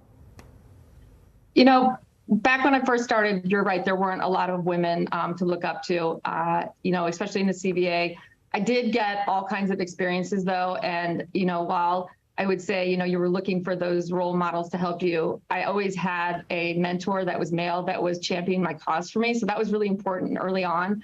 And I just made sure that I tried to learn everything that I could, because then that helped me eventually get that seat at the table, you know. And then when I got to the NBA League office, my boss was actually female. And then, you know, Susan O'Malley was a CEO and a woman that I actually could look up to. Val Ackerman was a high attorney in the league office. So I had a couple of females that I could look at that were, one of the few women in the room. So they did exist, but I still say today, there's a lot of women in our business, a lot of women in our company, but, there's definitely opportunity to improve. Yeah, and I know actually the Sixers specifically are breaking barriers as an organization within sports when it comes to hiring women in high-level positions. Tell me about this, and also tell me the importance to you personally about sort of, grabbing other women below you and bringing them up with you. Absolutely. Yeah, I'm really proud of where we are today at Harris Blitzer Sports and Entertainment, the Sixers. And, we have our Chief Revenue Officer, Katie O'Reilly, oversees all of our revenue streams. We have Brittany Boyd, who's in charge of our marketing, Susan Williamson, who's in charge of our business operations as an SVP. So we really have a lot of high-profile women in here that are making a difference in our business. And it really is important to be there for that next generation of women coming up. So, making sure that we are developing that talent, whether it's starting in at a coordinator position, sales associated position, being available for them, coaching them, helping them, mentoring them, and then making sure we keep them in our organization, because they've learned our culture. But it's very important to me personally, because I had a lot of help getting to where I was. So I want to make sure that I give back. But I know all the ladies that are in high positions like me feel the same way. So we're very focused on it. And you hit on something so important, the culture that plays such an important part in the retention of people, making them feel comfortable and like they have a path forward. I wonder what's a key piece of advice you would give women who are just starting out now in their career, maybe for some in a field that is a little bit harder for a woman to break into, that you wish someone gave you when you first entered the workforce? Absolutely. I think really getting to know people and network, make sure that you're meeting with people, because a lot of times you get stuck if you're already in the business and you're starting out, you get stuck in your job and then it's very isolated. So make sure that you reach out to the different departments. People will meet with you so you can understand the business. And I think that really does help you get to know people, the organization gets to know you. So networking, I think, is critical for that. And I also think, I always say this, get a board of directors, people that are in the industry, outside of the industry, that champion your brand cause and will be honest with you. I really do think that does help. So when you're having issues with certain things, you can go internally and externally for advice. And, I always try to tell people, make sure that you have that. Such a great piece of advice there. Work on your own board of directors. I love it. Laura Price, thank you so much. We appreciate your time this morning and congratulations on your success. Thank you so much for having me.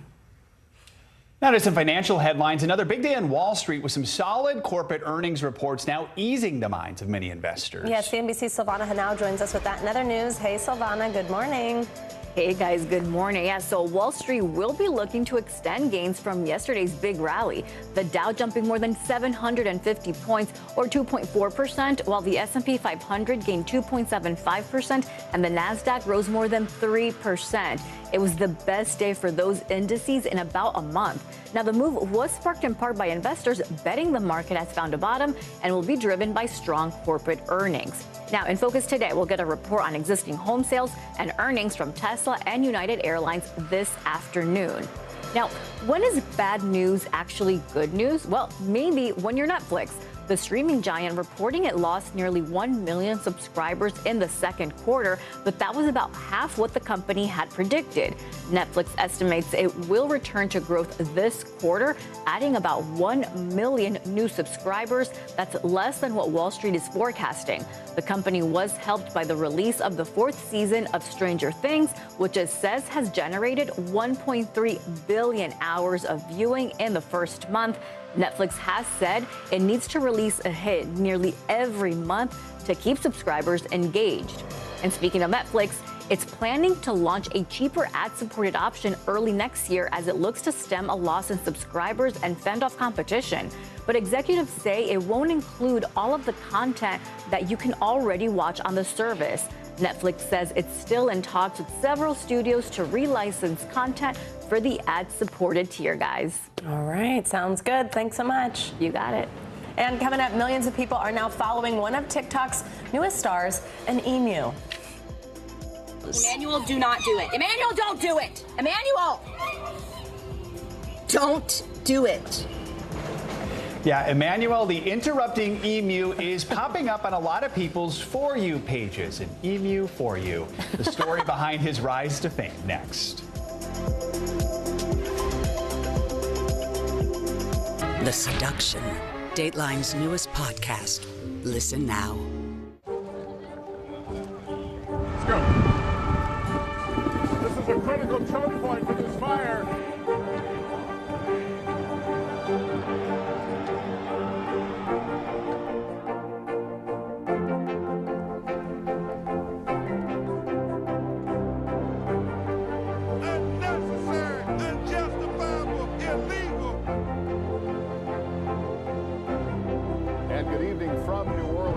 Military operation, witnessing the massive crowds. I admire you both. Nice to really spend some time with you. Appreciate it.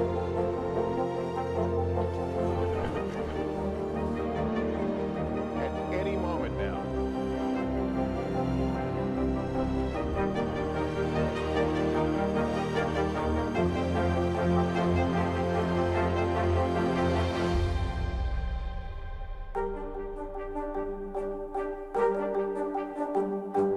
Sometimes the news can be difficult and overwhelming for kids to understand. Ukraine and Russia. Could you help me understand what's going on? So to help make sense of it all, we've created a newscast just for them. We hope your family will watch Nightly News Kids Edition.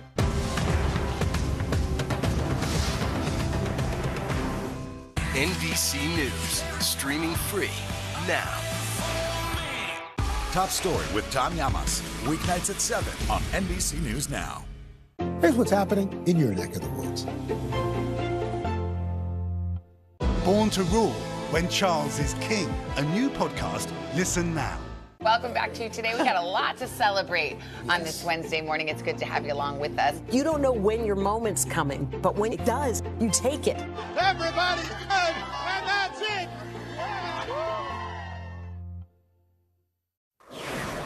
Can you believe it? Yeah, it's the news believers have been hoping for. Justin Bieber is going back on tour. The singer's rep says that he plans to resume his Justice World Tour on July 31st in Italy after health concerns forced him to postpone his U.S. shows. Bieber opened up in an Instagram video last month sharing that he was diagnosed with Ramsay-Hunt syndrome, which causes partial facial paralysis. Bieber is set to return to the stage at a festival in Italy. We are still waiting to hear if or when his U.S. dates will be rescheduled. Good to see him get back to it. Yeah, some of those U.S. states include these parts. Yes. I was looking forward to it, so I'm excited. All right. Yeah, I'm Well, a hopefully he believer does. myself. All right, very good. All right. Whether you are looking for a great restaurant nearby, planning a vacation, or just looking up a fact to settle an argument, usually that means making a quick Google search. However, Generation Z is actually finding new ways to search for information. Yeah, according to data shared actually by one of Google's own senior vice presidents, 40% of people ages 18 to 24 are gravitating to social media platforms like what else? TikTok for all their searching needs. NBC News youth and internet culture reporter Callan Rosenblatt joins us now to explain. Callan, good morning to you. So why is it younger generations are drawn to TikTok as a search engine, and what are they getting from that platform that they aren't getting from a traditional search engine?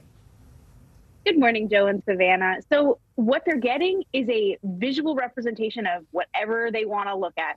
So let's say you want to go get a recommendation for a skincare product. You're going to see how that skincare product goes on to another user. You're going to have the visual aid of seeing, how does it look? Will it work well with my skin? I can hear a recommendation firsthand. Young people are spending a tremendous amount of time in these spaces. And so it's only natural that they start to search for things in those spaces. And TikTok has also sort of upped its search engine game. I mean, when you used to be able to search for something, it wouldn't have this sort of autofill feature where, when you're on Google, if you were to search for, a skincare line, it may not autofill it, or it would autofill it for you.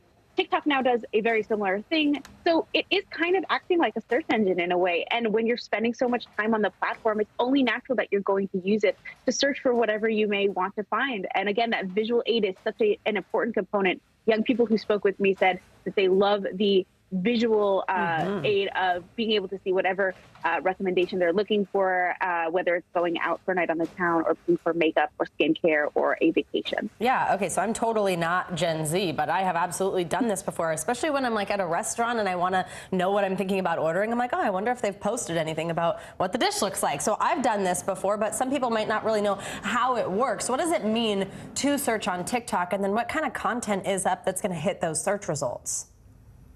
Yeah, Savannah, it's very much like searching on any other platform. There's a search bar, you enter whatever topic, and you get a host of videos. Now, I don't know if it's necessarily influencing what people are posting. That still kind of remains to be seen, but it's definitely boosting accounts like lifestyle accounts, beauty accounts, anyone who may have something to recommend. And also, it's helping micro-influencers and local influencers. I spoke with someone who lives in Palm Beach, Florida, and they said, if I want to go out in Palm Beach, I'm going to be looking for influencers in this area who make content about where's the best restaurant to go, what's the best beach to go to. So it's helping those micro-influencers and hyper-local influencers also get their name out there as well. Very quickly, Callan, is Google surprised by this at all? It doesn't sound like they're surprised. Like you mentioned, this data comes straight from Google, and they have admitted and acknowledged that, when you're on a certain platform, you're more likely to search via that platform. Now, I will say Google is trying to get into the game by making their platform more visual. They're working with augmented reality when it comes to Google Maps, and they said that they also do want to make their search engine a little more visual to compete with something like TikTok. So it might not be too long before we see a visual aid as well on Google, just as we see on TikTok. Makes sense. All right, Callan Rosenblatt, thank you so much. Thank you. And speaking of TikTok, its newest star is hard to miss. Millions of people can't get enough of this notorious nuisance. Meet Emmanuel the emu, a flightless bird who will crash any TikTok shoot, causing chaos.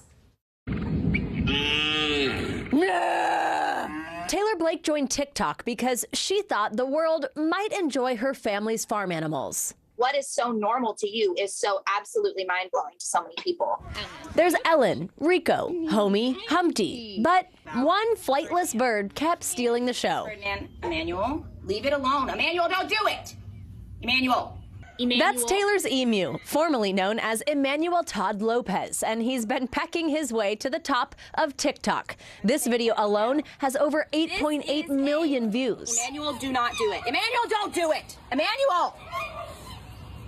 Don't do it. I'm trying to educate people right now, okay?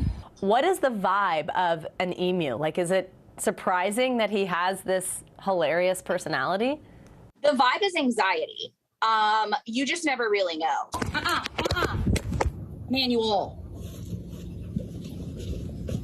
Why? Why do you gotta be such a menace, dude? Huh? The cause of Emmanuel's anxiety?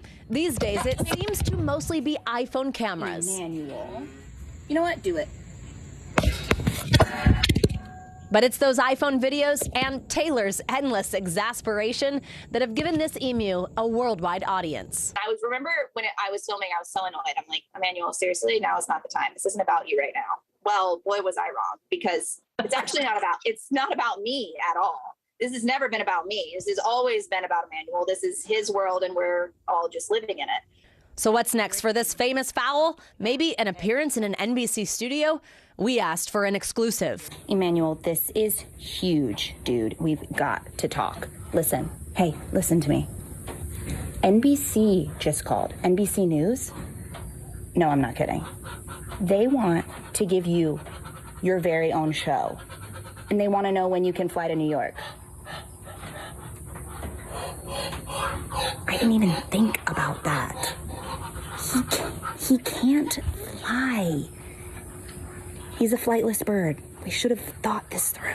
How cool is it to get to share your family's farm and these animals that, despite all the jokes, you obviously love and care so much about?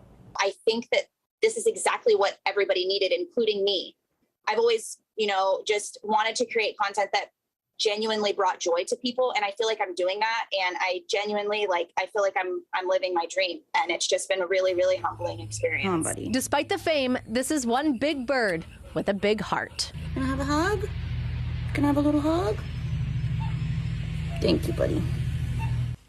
In many of her videos, she does call Emmanuel one of her best friends, and she'll hold his little wing. It's very cute. Emmanuel's just like us. Just needs a little attention, little hug. Yeah, she said he hates phone screens and buttons. He starts eating. It's very, everybody's got their thing. To each their own. That does it for this hour of Morning News Now. But the news continues right now.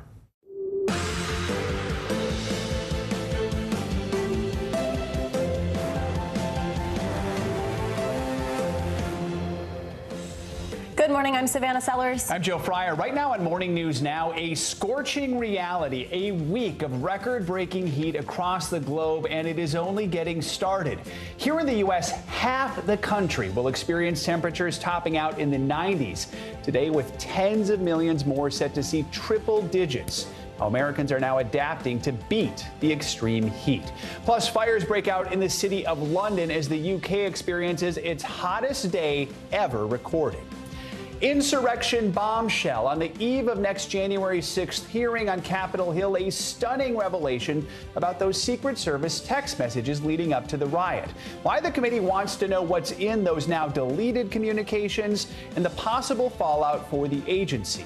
Also this morning, clear skies ahead. We've got an exclusive look at how one regional airline is hoping to solve that nationwide pilot shortage with a training academy that they say is miles above the competition. Plus, cellular groans. We all hate those spam text messages we get. Well, we're going to tell you how a new watchdog report is now calling on the FCC to take action and crack down on a meteoric rise in those pesky robo-texts. That is something all of us can get behind because they are out of control. They are, but I'm still getting the calls, by the way, too. Yeah, from your own area code, which is a little trick. Which is usually the key, because I come from a random area code, so I'm like, for you. No one's calling me from there. I'm like, is it work? And then it's like a real. There you go. All right, more on that coming up a little bit later. We are going to start, though, with what everyone's talking about, the blistering heat wave. This morning, more than 200 million Americans are bracing for highs above 90 degrees. 44 million are looking at triple-digit temperatures. Yesterday saw record heat in parts of Texas and Oklahoma. Get this, temperatures reached 115 degrees. You're reading that right, in Wichita Falls. Parts of Texas are also dealing with fires that have grown to thousands of acres. Overseas, the UK also broke an all-time heat record with a high of 104.5 degrees. To put that into perspective, the usual high in July is just 75 degrees. And on top of that, fires broke out across London and other parts of the country, stretching firefighters thin in what the mayor has called a critical situation. We begin our team coverage with NBC News correspondent Sam Brock in Dallas, which also saw record temperatures yesterday. Hey, Sam, good morning.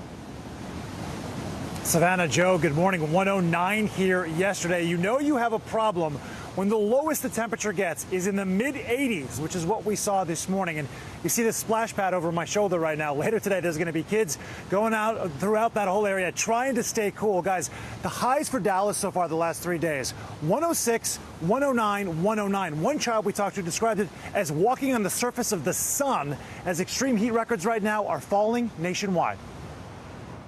With the country in the grips of an unrelenting heat wave, a staggering 219 million Americans bracing for temperatures above 90.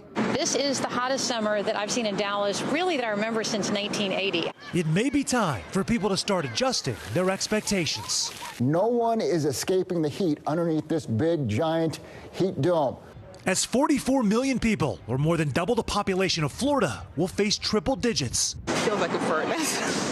Many just trying to cope, seeking a shady spot or a place to take a cool dip. And my kids just laid down. They just melted. They were done. Hydration is the name of the game at this Oklahoma summer camp. Make sure the first thing you do is fill those water bottles. And in Texas, how's the AC working? Dallas police officers checking on elderly residents who, along with children, are most vulnerable to heat-related illness. Blazes breaking out across the Lone Star State, forcing evacuations to nearly 300 homes in this North Texas community. At the same time, the heat ironically causing water to burst from pipes as infrastructure buckled. We know the water will be out for several hours, so we'll just capture all the water and fill the bathtub up. The state's power grid is also being watched closely. ERCOT didn't have to issue calls for conservation on this record 109-degree day, but it did last week to avoid straining the system. It comes amid power concerns across the country. Yesterday, a transformer caught fire at the Hoover Dam, which supplies power to over 1 million in the West. But authorities say the fire was put out with no risk to the grid. Climatologists warning heat waves this brutal are just the beginning. We should stop thinking about global warming as something in the distant future. A scorching reality for many. Looking at this with a longer lens, later today, President Biden is expected to announce executive action guides on the climate crisis, which also includes trying to help communities like this one that are facing extreme heat and with a specific angle towards those who are low income. I would also add a lot of hot topics right now in Washington, D.C. The temperature had not been one of them, but they are expected to hit triple digits for the first time since 2016. Savannah and Joe, back to you. Gosh. All right, Sam Brock, I'm sure you'll hear this from all of us indoor cats today. Stay cool, stay safe. Thanks for being out there. Over in Europe, several countries are also battling extreme heat. In the UK, temperature set a new record, sparking fires across London's suburbs and giving the capital's firefighters their busiest day in decades. NBC News foreign correspondent Megan Fitzgerald has more on that and how the heat wave is impacting the rest of the continent. Savannah and Joe, good morning. The London Fire Brigade says they've not been this busy since World War II. We know crews battled flames into the night. Right now, more than 40 structures and homes have been reported destroyed, including ones not far from where we are here. We can't get close to that area because of the damage, but government officials saying that these dry conditions caused by climate change made matters worse. This morning, the UK also coping with unprecedented heat and dangerous consequences. Record-setting temperatures topping 104 degrees, fueling raging fires across London. This massive residential blaze forcing evacuations and taking firefighters hours to extinguish. One neighbor trying to stop the flames with a garden hose. The sweltering heat gripping a nation not equipped for extreme temperatures, catching many American tourists off guard. We're just going to suffer through it because we're here for 2 days. Train tracks buckling and runways melting, disrupting services across England. Millions suffering in a nation where most don't have air conditioning. But climate experts say this kind of scorching heat could become the norm. Going forward, we may well see this type of heat across the UK more and more common. The crisis in the UK also playing out across other parts of Europe. An inferno in Athens, Greece, forcing more than 400 firefighters to battle flames raging day and night. In Portugal and Spain, massive wildfires forcing thousands to flee their homes. This fire in Spain stopping a train in its tracks. A similar situation in Italy and in France, where more than 30,000 acres of wine country are burning, while extinguished flames are revealing the extent of the devastation. In the capital, Parisians desperate for release from the record-breaking temperatures. But this heat wave that's frying Europe doesn't seem to be stopping anytime soon. Temperatures have subsided here in London a bit, but this heat wave is far from over. We understand that it is now moving towards Germany and Belgium. Folks there are now bracing for record-setting temperatures of 104 degrees. Guys, back to you. All right, Megan, thank you. And back home, 100 million Americans are under a heat alert this morning, so let's get a check on your Morning News Now weather. Meteorologist Michelle Grossman's here with a look at today and beyond. Yeah, today and beyond, it's going to be hot. We're going to no relief in sight. We do have a little bit of relief in Northern Europe, so let's start there just because we heard from Megan. So we'll start with some good news because it feels like with weather we haven't had much good news lately. But if you look at London, by Thursday, 76 degrees, Friday, 73. That's going to feel really good after the 104.5 yesterday. Paris, same story. So northern parts of Europe doing pretty good. No such luck as we head towards parts of Madrid. Temperatures in the triple digits on Thursday and Friday. Same story in Rome, also in Venice and Grenada. You're looking at the same story. We're looking at temperatures near 107 on Friday. So back home, 100 million people impacted from the west, southwest into the central and southern plains, into the lower Mississippi Valley, the Ohio Valley, stretching now into the northeast. We're going to start a long stretch of 90s. It will feel like 100 degrees in some spots. And as I think it was Megan or Sam maybe mentioned, 100 degrees in D.C., and they haven't seen that in quite some time. So we're looking at excessive heat warnings. That's in the pink, a heat watch. That's in the darker pink, and heat advisories are in the orange. And by tomorrow, New York City is into an excessive heat warning.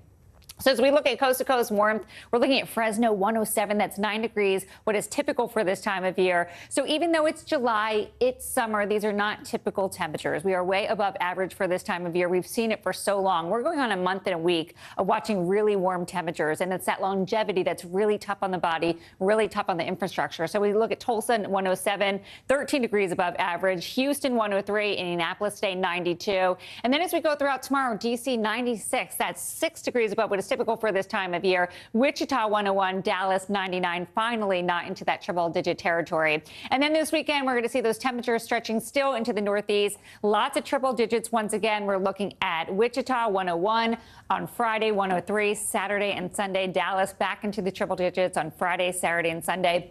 Memphis, same story. There's so many spots with widespread 100s. So as we look at the heat index danger, this is what you have to look at when you walk out the door.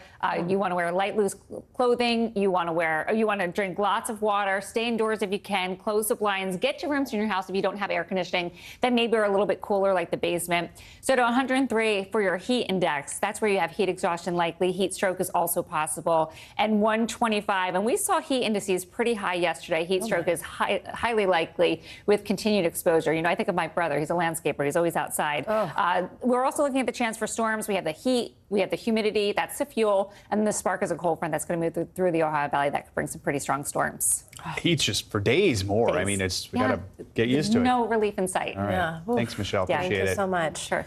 Now to new developments in the January 6th investigation. The U.S. Secret Service says it has no new text messages to give to Congress. The agency had until yesterday to turn over subpoenaed texts from the days around the Capitol attack, which were apparently erased. NBC News Now anchor Hallie Jackson has more on the effort to recover them.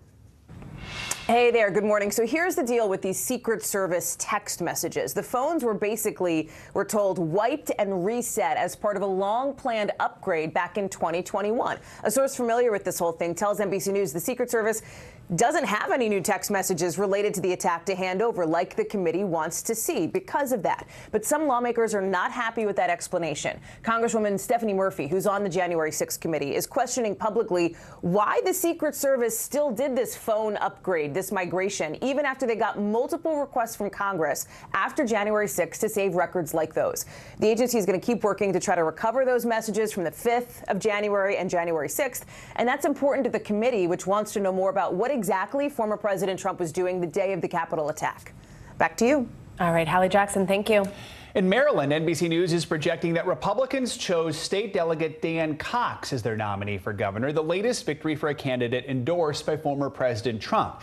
Cox defeated a moderate who was backed by outgoing Governor Larry Hogan in a proxy battle pitting Trump against the Republican establishment. Democratic groups actually boosted Cox with more than $1 million in ads, 50 times what his own campaign spent, betting that his right-wing views are too extreme to win the general election in a state that is reliably blue. Cox is a vocal supporter of Trump's election fraud conspiracy theories, and he attended the January 6th rally before the Capitol riot, tweeting at the time that Vice President Mike Pence was a traitor for certifying the 2020 election.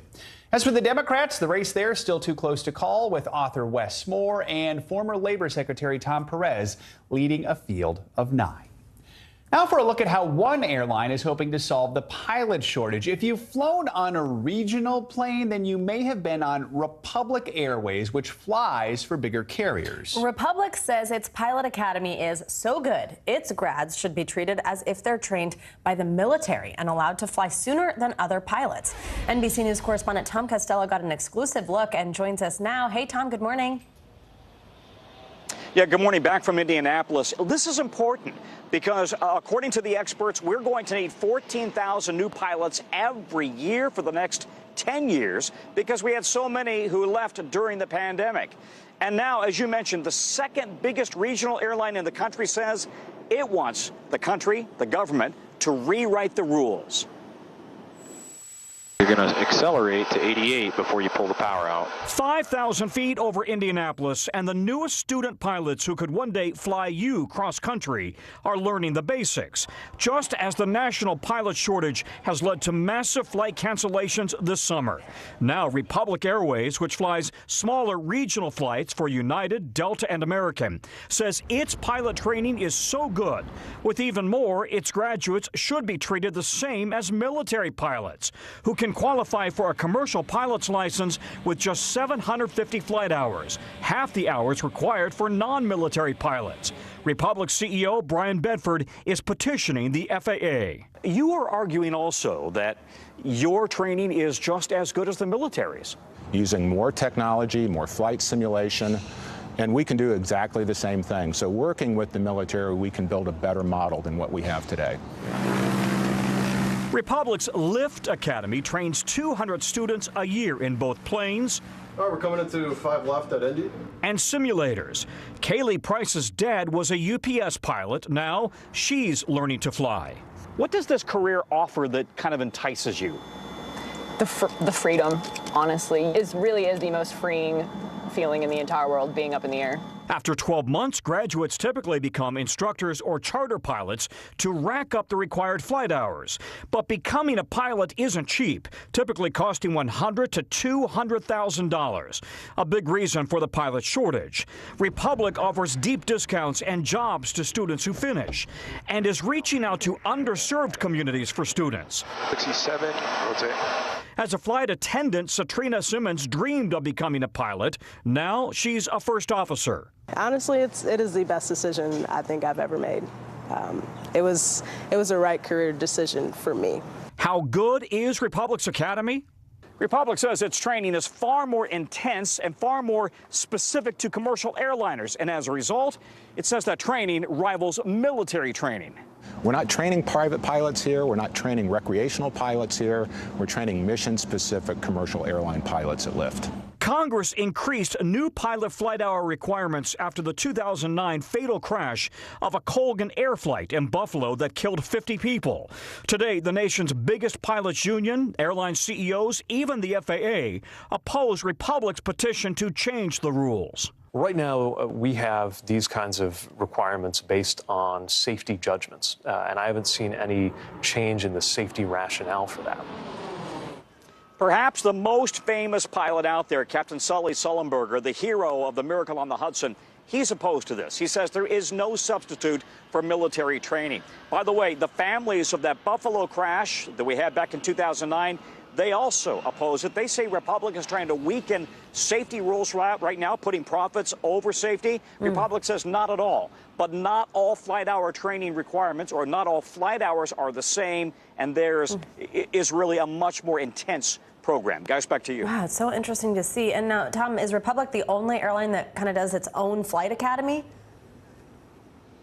No, taking pilots straight from the street and then putting them eventually into a cockpit. United Airlines has a program like that. Again, they're not going to become a 737 pilot. They start out with the basics, and then they eventually move up through the regional carriers, and then eventually they go into a mainline carrier. But United Airlines has a program, Alaska Airlines, JetBlue, and then several airlines have partnerships with training academies, if you will. But Republic is the only one saying their program is so good it rivals the military's, and therefore they deserve a waiver on how many hours their pilots are required to have in order to be in the cockpit of a commercial jetliner. All right. Cool. Tom, thanks so much. Appreciate it. Thank you. And coming up, a murder mystery gone cold for decades. But now, thanks to advances in DNA evidence gathering and a single coffee cup, justice may be one step closer to being served. We're going to explain after the break. You're watching Morning News Now.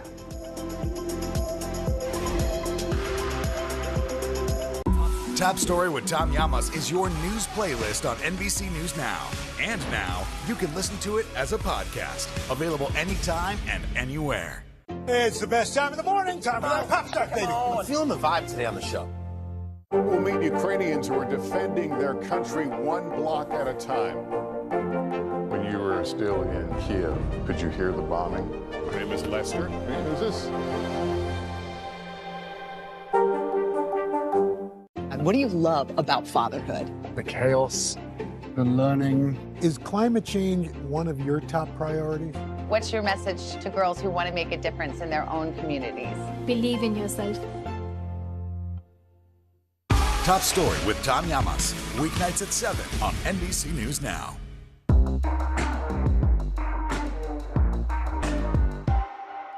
Right now on NBC News Now, look at what's making headlines around the world. We've got 3 new developments just this afternoon. We begin this hour with breaking news. This is what it looks and feels like to try to escape Ukraine. I don't want us to say goodbye. This factory has gone from making kitchen pots to lethal items. There's an intense artillery battle underway. Breaking news this morning. The heartbreak, the grief, and the tears that we have seen here are all tragically familiar. Was there a school officer on campus? Because that's what we've been told. No. The shooting is once again reigniting the debate over gun laws. If it's Tuesday, it is primary night. The highest profile races yet this year. The official confirmation of Judge Ketanji Brown Jackson. Let's zoom out a bit to our changing climate. What do we think that the new normal is going to be? The rollout of COVID vaccines for children under 5. Inflation is cutting into almost everything. Another honest conversation about what it means to be Asian American. We're coming on the air with the news NBC Scoop. Bringing the news to you is not only a job, it's an honor. From Brooklyn, we're next to the subway station. The state's reservoirs are alarmingly low. War will pass them by.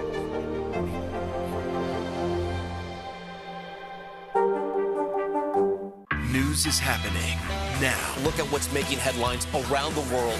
Whenever it happens, wherever you are, it's here now.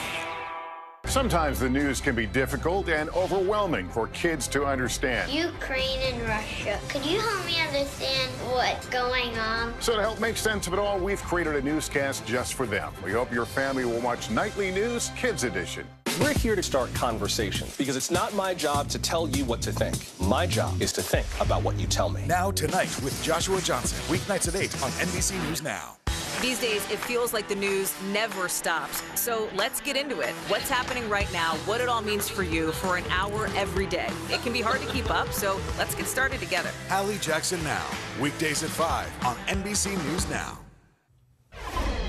Welcome back. For nearly 50 years, the family of one Pennsylvania woman has waited for answers about her murder. With modern DNA testing, countless hours of police work, and a cup of coffee, investigators have made some crucial breakthroughs in the case. Here's NBC News correspondent George Solis with the latest.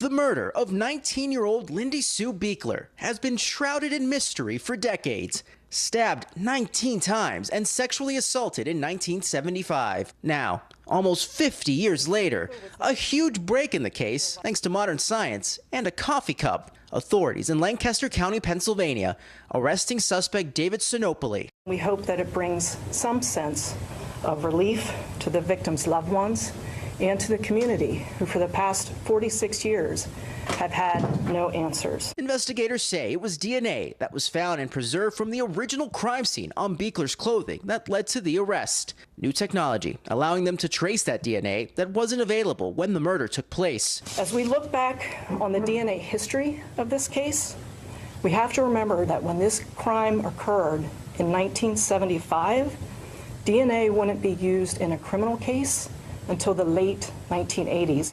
After decades of tireless work, investigators took DNA that previously led nowhere to a lab in 2019. Then, like something out of a television crime drama, scientists were able to pinpoint the suspect's ancestry to the small town of Gasparina in southern Italy and create a composite of who they were looking for. The investigators released a composite rendering of the suspect in this case. In addition to the composite, Parabon's report would have included information on the suspect's skin tone, eye color, hair color, geographical ancestry, and freckling. In this small Pennsylvania community, they were able to narrow the suspect list by family history. After months of this type of research, one individual was identified who I believed was an especially compelling candidate to possibly be the suspect. Authorities say once they had a name, they began surveillance on Sinopoli for months. In February, investigators following Sinopoli grabbed a coffee cup he had thrown in the garbage at the Philadelphia International Airport and matched the DNA to the one found on Beekler's clothing. Legal experts say not uncommon in a case where the stakes are this high. So in this case, that thrown out coffee cup fair game? Absolutely. A thrown out coffee cup is going to be fair game, especially if you throw it away in a public trash can. Generally speaking, when you throw things away, you lose your expectation of privacy. Sinopoli was arraigned and denied bail. He has yet to make a plea. Officers who worked the case for years, grateful to have made an arrest. This case has been very emotional for many of our officers. They've shed tears, they've had sleepless nights, hoping one day an arrest would be made, and finally yesterday it was made. Our thanks to George Solis for that report. Police say they still have not been able to determine a motive in the killing. Russian President Vladimir Putin made a rare overseas trip yesterday, only his second since the war in Ukraine began. He was in Iran for talks with the country's leaders and with the Turkish president. Yeah, well, while the ongoing situation in Syria topped the agenda, the conflict in Ukraine was also, of course, a major topic of focus, with Iran supporting Russia's invasion. Yesterday, the White House gave its reaction to the trip. One, it shows the degree to which Mr. Putin and Russia are increasingly isolated. Now they have to turn to Iran for help. Two, it shows the degree to which his own defense industrial base is having a hard time keeping up with his unprovoked war in Ukraine. And then the third thing I think this indicates is the degree to which he has absolutely no intention of stopping the war. NBC News correspondent Ali Aruzzi joins us from Kyiv. Hey, good to see you. So the White House there saying this visit shows Putin is isolated, but then Moscow says what it actually shows is that they're still respected in the Middle East. Let's first talk about the meeting with Iran's leaders and what is their stance on the war in Ukraine. Hey, Savannah. So, when you invade your neighboring country, a sovereign, independent country, you tend to lose friends and allies pretty quickly, which the Kremlin has done. They've achieved pariah status in the West. So Putin was keen to show that sanctions haven't hobbled him, and he still has friends. And he certainly got a very warm welcome in Tehran. He was greeted by the top leadership there.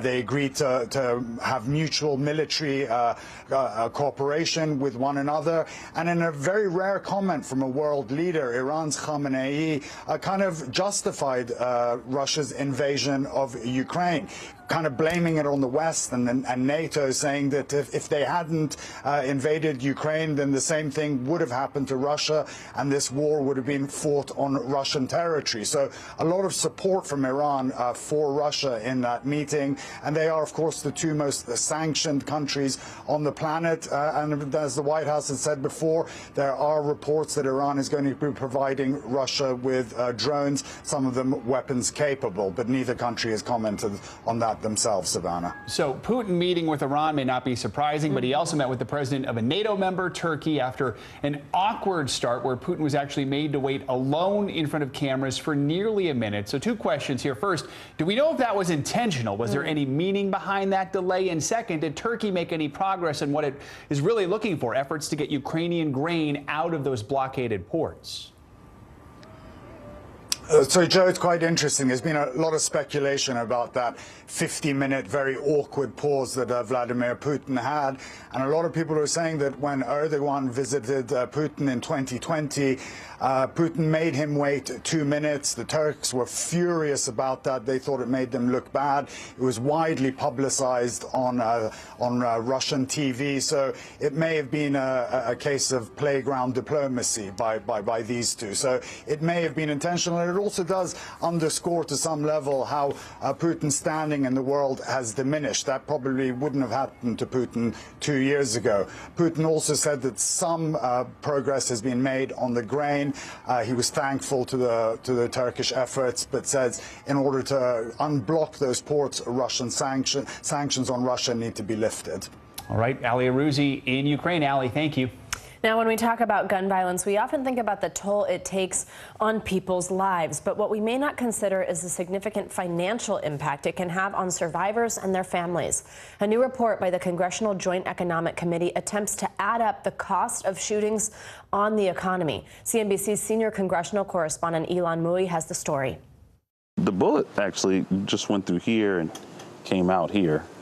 It's been 9 years since Greg Jackson was struck by gunfire. A wrong turn in Washington, D.C. led him into the wrong crowd.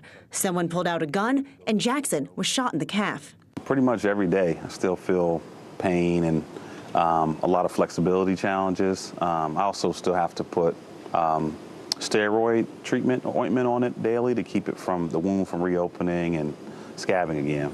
Jackson was in the hospital for 21 days, bedridden for 6 months, and the bills started piling up.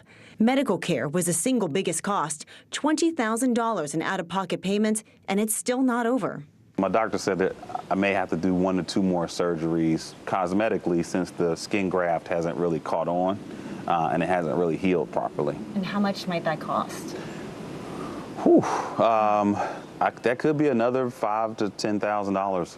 Other expenses are harder to quantify. A new place without so many stairs, a different job with a lower salary.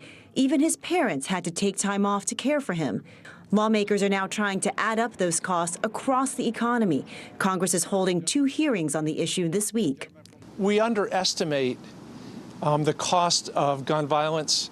You know, we see the children that have died. We see people that have committed suicide. We see other things, but we don't realize that it touches every one of our lives in the huge cost to our economy and our society. Jackson can see the Capitol from his street. He now leads an advocacy group that supports survivors, and he worries that Congress is so focused on guns, it's losing sight of the people who get hurt. My wound is one of the luckier ones, you know, and so you have to think about the 100,000 people that are shot or killed every year and what they go through and what they're still going through. I mean, there's probably millions of people still dealing with their injuries or their loss every day. Elon, thanks so much for that report. And the Congressional Committee's report also found that just the medical bills for gun violence survivors and their families can top $1 billion a year. Gun deaths also decrease the average home value in an area by more than $20,000. And gun violence reduces growth in local businesses by 4%. The report by Congress also states those numbers are likely too low and more research is needed. Coming up, our intrepid shark reporter, Kerry Sanders. John Williams is actually going to write a score about him. He's diving back into that great blue world. That would be amazing. He's taking a look back on one university's 50-plus years of research, all to better understand one of the world's most mysterious creatures. That's up next.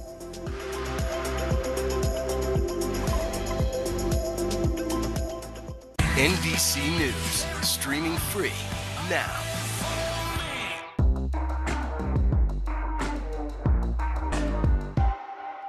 Here's what's happening in your neck of the woods. To cover the news, you have to be in it. This is how so many towns and cities are protecting themselves. They're pushing the gates open. Was there a school officer on campus? That's what we've been told. No. Top story with Tom Yamas. Weeknights at 7 on NBC News Now. At 73, Prince Charles is still waiting for the job that is his birthright. Do we want Charles? Do we want a monarchy? I'm Keir Simmons, and we'll take on these questions and more in our new podcast, Born to Rule. Listen now. Here's what's happening in your neck of the woods. The day's biggest political stories with trusted insight now and expert analysis now. A daily look at the politics behind the headlines. Meet the Press Now, streaming weekdays at 4 p.m. on NBC News Now.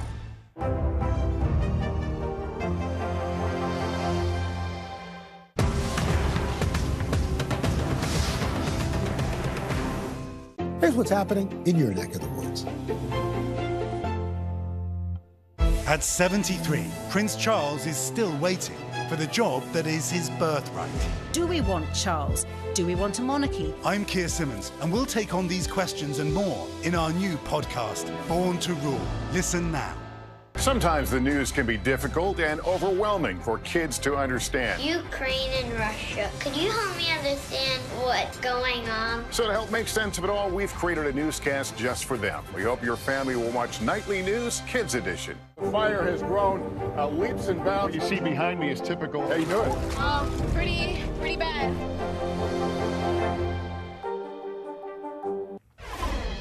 We're back with a rare up-close look at the sharks that swim off the U.S. coast. Yeah, we followed a team of researchers, not we, but our colleagues did. They followed a team of researchers that has been studying the apex predators for more than 50 years. This morning, those scientists shared their one-of-a-kind shark survey, which charts everything from size to species. NBC News senior national correspondent Carrie Sanders joins us this morning with a look at how sharks are changing. Carrie, good morning.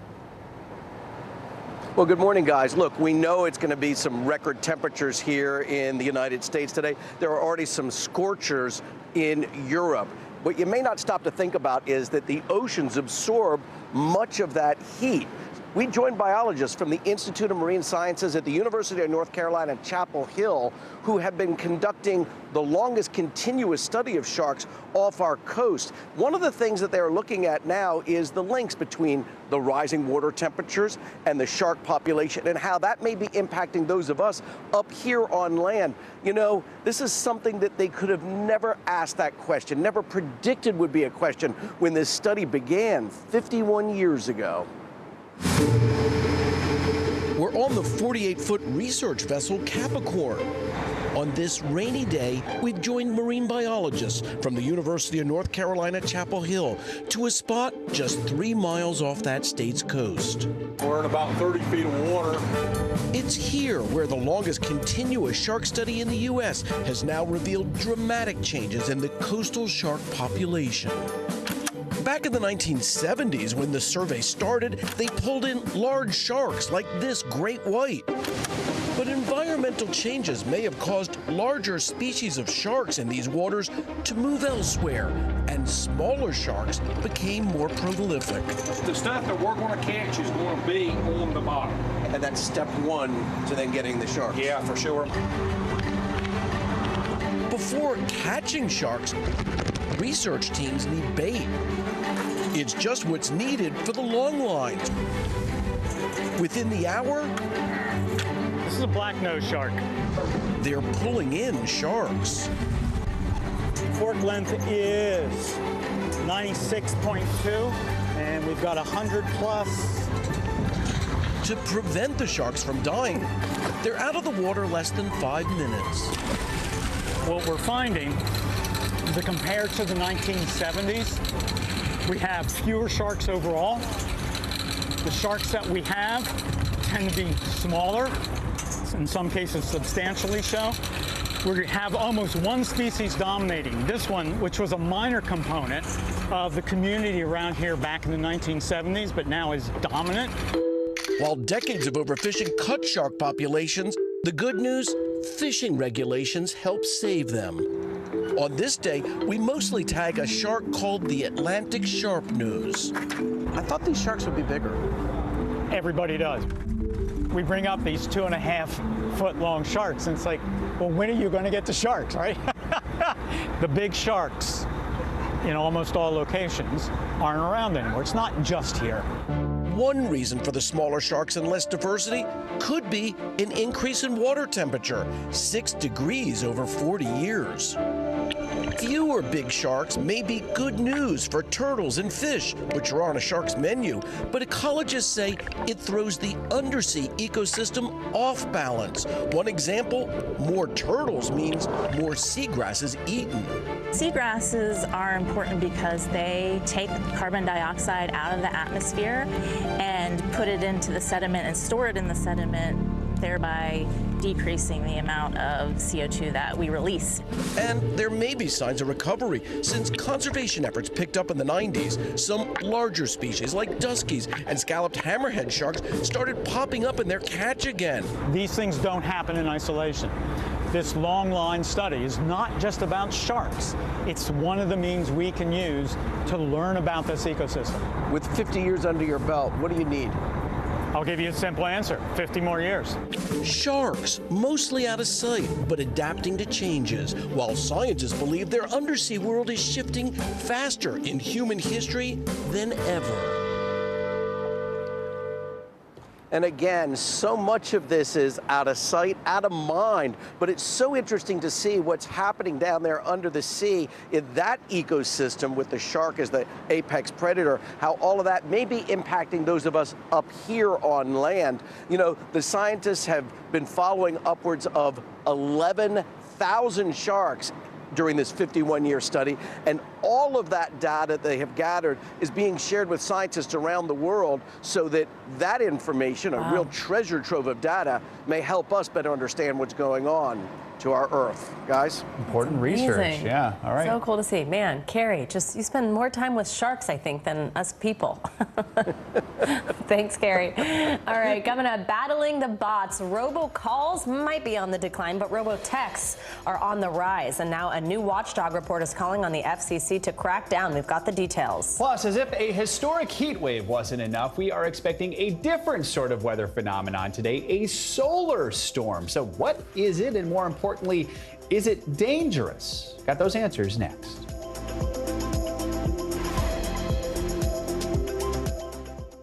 Welcome back to Today. We got a lot to celebrate on this Wednesday morning. It's good to have you along with us. You don't know when your moment's coming, but when it does, you take it.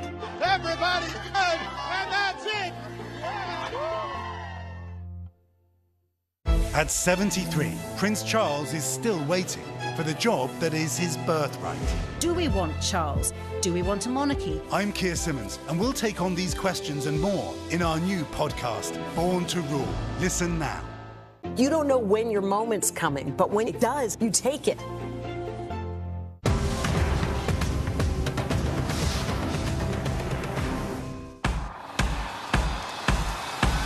News is happening now.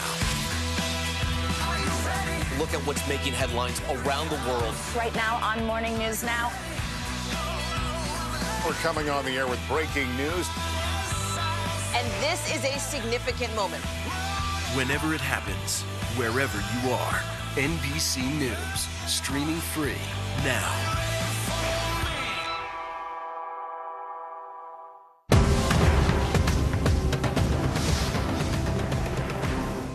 NBC News, streaming free now. Our show is about sparking conversations around today's biggest issues. The Fed raises interest rates. That controls inflation. Explain how that works. Is part of this that everyone's rethinking their jobs and their relationship to their employers? Could you just remind us why there are 9 justices on the Supreme Court instead of 3 or 20 or 2? It's not my job to tell you what to think. My job is to think about what you tell me. Now Tonight with Joshua Johnson, streaming weeknights at 8 on NBC News Now. Welcome back to Today. We got a lot to celebrate on this Wednesday morning. It's good to have you along with us. You don't know when your moment's coming, but when it does, you take it. Everybody's good, and that's it. Mystery in Paradise. There's my sweet little sister on the news. A series of secrets to be discovered. This investigation takes you into the swinger lifestyle. Dateline's hottest July ever. Fridays at 10/9 Central. Hallie Jackson Now. Weekdays at 5 on NBC News Now. You don't know when your moment's coming, but when it does, you take it. We're back now with financial headlines, heading over to the UK, where inflation levels are rising with the temperature. Yes, NBC's Silvana Henao joins us with that and other news. Hey, Silvana. Hey guys, good morning. Yeah, so consumers in the U.S. aren't alone in feeling the effects of higher prices. Inflation hitting another 40-year high in the UK in June as the cost of food and energy continues to soar. The government saying the biggest contributor was gasoline and diesel fuel, which soared 42% year over year. The spike in inflation could prompt the Bank of England to take more aggressive action to try and bring prices down. The BOE has hiked interest rates by 0.25% in 5 straight meetings, but it is hinting it could raise by 0.5 point in August, which would be the biggest move in nearly 30 years. Instagram is adding a searchable map within the app to make it easier for users to find local businesses or attractions in their area. The map will show a list of places and let you see posts about them. You can use filters to narrow things down to only see restaurants, bars, parks, or other types of places. You can also save locations if you want to check them out later. And Google Glasses are back. The company will test a prototype of augmented reality glasses in public settings. They'll be equipped with microphones and cameras, as well as a transparent display. Google wants to test apps such as real-time translation or showing users directions inside the lenses. Google previously tested and sold glasses about a decade ago, but privacy concerns and other issues led the company to repurpose the device for business customers instead of consumers, guys. All right, pretty cool. Silvana, thanks. You got it. And here's something we can all relate to, but wish we couldn't. Spam messages pinging our phones. Well, now those robo-texts are the center of a new watchdog report, which is calling for stricter enforcement from the FCC. NBC News senior consumer and investigative correspondent Vicki Nguyen is here with what we need to know. Hey, Vicki, good morning. Hey, good morning, Savannah. You know, we are all used to those robocalls, but what about robo-text? Those are the automated messages sent right to your phone. And man, you should see the numbers. They will shock you. And a lot of people are worried that they are making things more dangerous for consumers because of those text links that are sent that could potentially send you right to a scammer. With the fall of robocalls comes the rise of spam text messages. And this morning, a new consumer watchdog report is calling for a federal crackdown, writing the FCC needs to pass proposed rules to combat robotext, requiring phone companies to block obviously illegal text messages. Robotexts have really exploded. It's an easy way to get into consumers' cell phones because the data is all out there and very much available to scammers. The soaring volume of these nuisance texts is staggering. According to data pulled from the spam blocking app RoboKiller, more than 12 billion spam text messages were sent just last month. Over 87 billion spam texts were reported in 2021, a near 60% increase from 2020. A huge problem that all of our data is subject to being sold to data brokers, and they have no conscience, and they will sell it to any scoundrel or scam artist out there. These text messages from telemarketers to suspicious numbers becoming the new junk mail, but they seem much more invasive and incredibly annoying. Bailey Miller says she receives up to 10 spam texts a week. It could be, hey, we want to buy your house. We see it's on the market. And I'm like, my house definitely is not on the market. So that's a spam text. Delete. As spam text messages skyrocket, scammers have a new highway to steal personal information, something Bailey says she almost fell for when she clicked on a text link that said she was overdue on a $150 electric bill. It took me to what was a website that was believable. I went to enter my information. And I was like, I should probably check with my mom and just to verify, everything's good to go. And she was like, no, I have a receipt where I paid it. Luckily, I didn't enter any information or hit submit because that could have definitely went wrong. So what can you do to protect yourself? Be mindful of the number sending the message. Scam texts typically come from a number 10 digits or longer. Don't respond. Even writing stop can allow your data to be at risk. Keep an eye out for any misspelled words used to undercut a phone carrier's filters. And most importantly, avoid opening any links. And Savannah, if you do end up submitting any personal information to a fraudulent website, which I know you won't because you watch our stories, you want to call your bank or your credit card right away. And you can also prevent these spam texts. You go into your phone's settings, then go down to where it says messages, and you set a filter for unknown senders. You can also contact your phone carrier for instructions on how to block the spam and report it.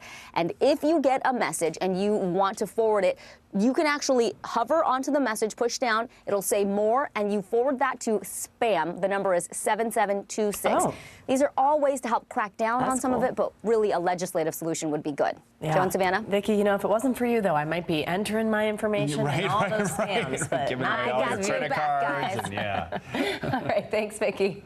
All right, instead of morning news now weather, right now we're going to bring you space weather. A solar storm is expected to hit Earth later today. In case you're wondering, solar flares, they're large explosions from the surface of the sun that emit intense bursts of electromagnetic radiation. Well, experts say the volatile space weather could disrupt GPS systems and even lead to radio blackouts. So Mike Massimino joins us now on set. He is back with us. He is a former NASA astronaut as well as a professor of mechanical engineering at Columbia University and a senior advisor for space programs at the Intrepid Museum. So much going on. Mike, good to see you. And the first guy to tweet from space. Yeah, exactly. We just learned. First guy to tweet from space. How about that? Take that in your arms. Yeah, there you go. So First guy to tweet from space. Let's break it. He would have, I bet, if he could have.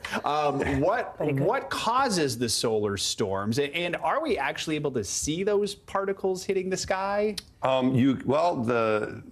causes it is the activity of the sun. So there's a lot of action going on in the sun, a lot of energy generated, radiation as well. Sometimes the sun has what these flares are kind of like eruptions. You can think of almost like a volcanic eruption, sort of, but it's an eruption that comes off of the sun. Some of them sometimes head in our direction, and some of them are strong enough that they'll actually reach our upper atmosphere. But the good thing is that our upper atmosphere, the magnetic field, the magnetosphere, will absorb that stuff. It's kind of like a force shield, where that radiation comes in. But that's one of the reasons why we're able to live on our planet. There's a lot of this type of activity going on, but when it reaches our planet, it's absorbed by the magnetosphere. So as far as what you can see, one of the cool things about it, there's really nothing to worry about, right? First off, or it would have been earlier in the show. Nah, you don't have to worry about it. But one of the cool things about this is that the northern lights, the aurora borealis, which is usually only typically seen in north of the United States, in northern Canada, for example, when these storms are going on, when this geomagnetic storm occurs, you can see it at the lower latitudes. It's still north, but the northern United States, like Pacific Northwest, might get a look at the aurora borealis, the northern lights, which is pretty cool. So that's the only thing you'll see. You mentioned some of the other things that could happen. There might be some communications blackouts, some power outages, disruption. Yeah, really, that's really it. I mean, if it was like a huge one, this one is, and this one's a big one, but it's relatively speaking, it's not anything that can cause any trouble. Those things I think only happen like once in a while, like every 100 or so years. We haven't had a big one in a very long time. The danger to people is really for people in space, but not even on the space station or where I was at Hubble, because we're still protected by the magnetosphere, by our magnetic field. But for astronauts like years ago, and I mentioned Neil Armstrong, when those guys were headed to the moon, you're outside of that magnetic field, and that's where if one of these things would happen and it would reach the spacecraft, that's where you really want to be protected. So radiation and cosmic energy is a problem for traveling outside of our planet, going to the moon and Mars. But we're protected from all that. I mean, I guess that begs the question, how often do we see these? When might the next one be? They happen fairly often. They're not usually strong enough to make any disruption, but about every few weeks we have them, and they watch them. You know, people, you see these beautiful images you have of the sun here. So we have people who are watching them, or scientists, very smart people, are watching these things. And when they see an eruption, they see a solar flare coming, they can determine whether or not it's going to come and kind of give us a warning that we might get this disruption. So for me, though, I think the coolest thing is that it's a reminder that we actually live in the universe. You know, we think we're inside of this. Is great, but I love coming here. You know, we're at Rockefeller Center. We're right here at NBC Studios. We think we're kind of in the center of the universe. Right, that's New York City is the center of the universe. But it's we're out there amongst all this stuff. You know, we have there's things going on out there. There's sun. There's solar radiation. There's other planets, and it's kind of a reminder that we're not, you know, in this little cocoon that we think we are in. We're really part of the universe and solar system, and this is a reminder of that. But nothing to worry about. Exactly. So it's a nice little reminder. Yeah. All right. Very cool. Some perspective there. Yeah. Look at that. Mike, thank you so much. We always love having you on. Thanks for coming to visit us. Thank you. Thanks for having you in studio. Thanks for having me come in again. There you go. All right, coming up, an act of reparation in the City of Angels. We're going to bring you the story of one family's emotional reclamation of land seized by the government nearly a century ago. Harry Smith has that story after the break.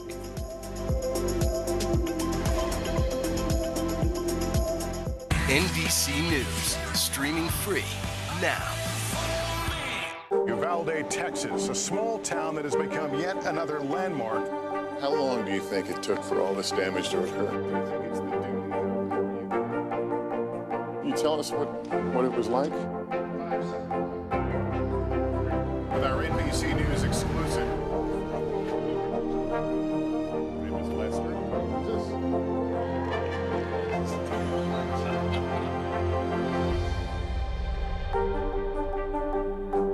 Our show is about sparking conversations around today's biggest issues. The Fed raises interest rates. That controls inflation. Explain how that works. Is part of this that everyone's rethinking their jobs and their relationship to their employers? Could you just remind us why there are 9 justices on the Supreme Court instead of 3 or 20 or 2? It's not my job to tell you what to think. My job is to think about what you tell me. Now Tonight with Joshua Johnson, streaming weeknights at 8 on NBC News Now. Sometimes the news can be difficult and overwhelming for kids to understand. Ukraine and Russia. Could you help me understand what's going on? So to help make sense of it all, we've created a newscast just for them. We hope your family will watch Nightly News Kids Edition. NBC News, streaming free now. Now Tonight with Joshua Johnson, streaming weeknights at 8 on NBC News Now. Top Story with Tom Llamas, weeknights at 7 on NBC News Now.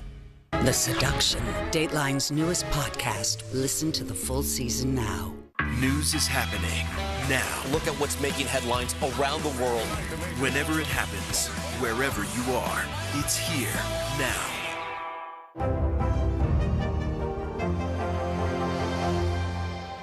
Harry Styles! Sometimes the news can be difficult and overwhelming for kids to understand. Ukraine and Russia. Could you help me understand what's going on? So to help make sense of it all, we've created a newscast just for them. We hope your family will watch Nightly News Kids Edition. At 73, Prince Charles is still waiting for the job that is his birthright. Do we want Charles? Do we want a monarchy? I'm Keir Simmons, and we'll take on these questions and more in our new podcast, Born to Rule. Listen now. Welcome back. Now to the story of a real-life lassie. One man's best friend ended up saving his life. A man fell 70 feet in a remote section, oh, look how cute, of Tahoe National Forest last week when his border collie named Saul sprung into action. He led a search and rescue crew 200 yards to his owner, who believed he had a broken hip and ribs. Now, according to the Nevada County Sheriff, not only did Saul lead them right to the man, he helped make sure that the man was able to be airlifted to a hospital within 8 hours of when he first called 911. The dog spent the night in the care of a nonprofit where he received a well-deserved dinner. What is he, Joe? What am I supposed to say? Who's a good boy? Who's a good boy? Okay, that one very deserved. Is that one good? Yeah, that one's definitely I just can't deserved. do that, I don't think. All right, practice. We'll try it later. All right. In our offices. Yeah.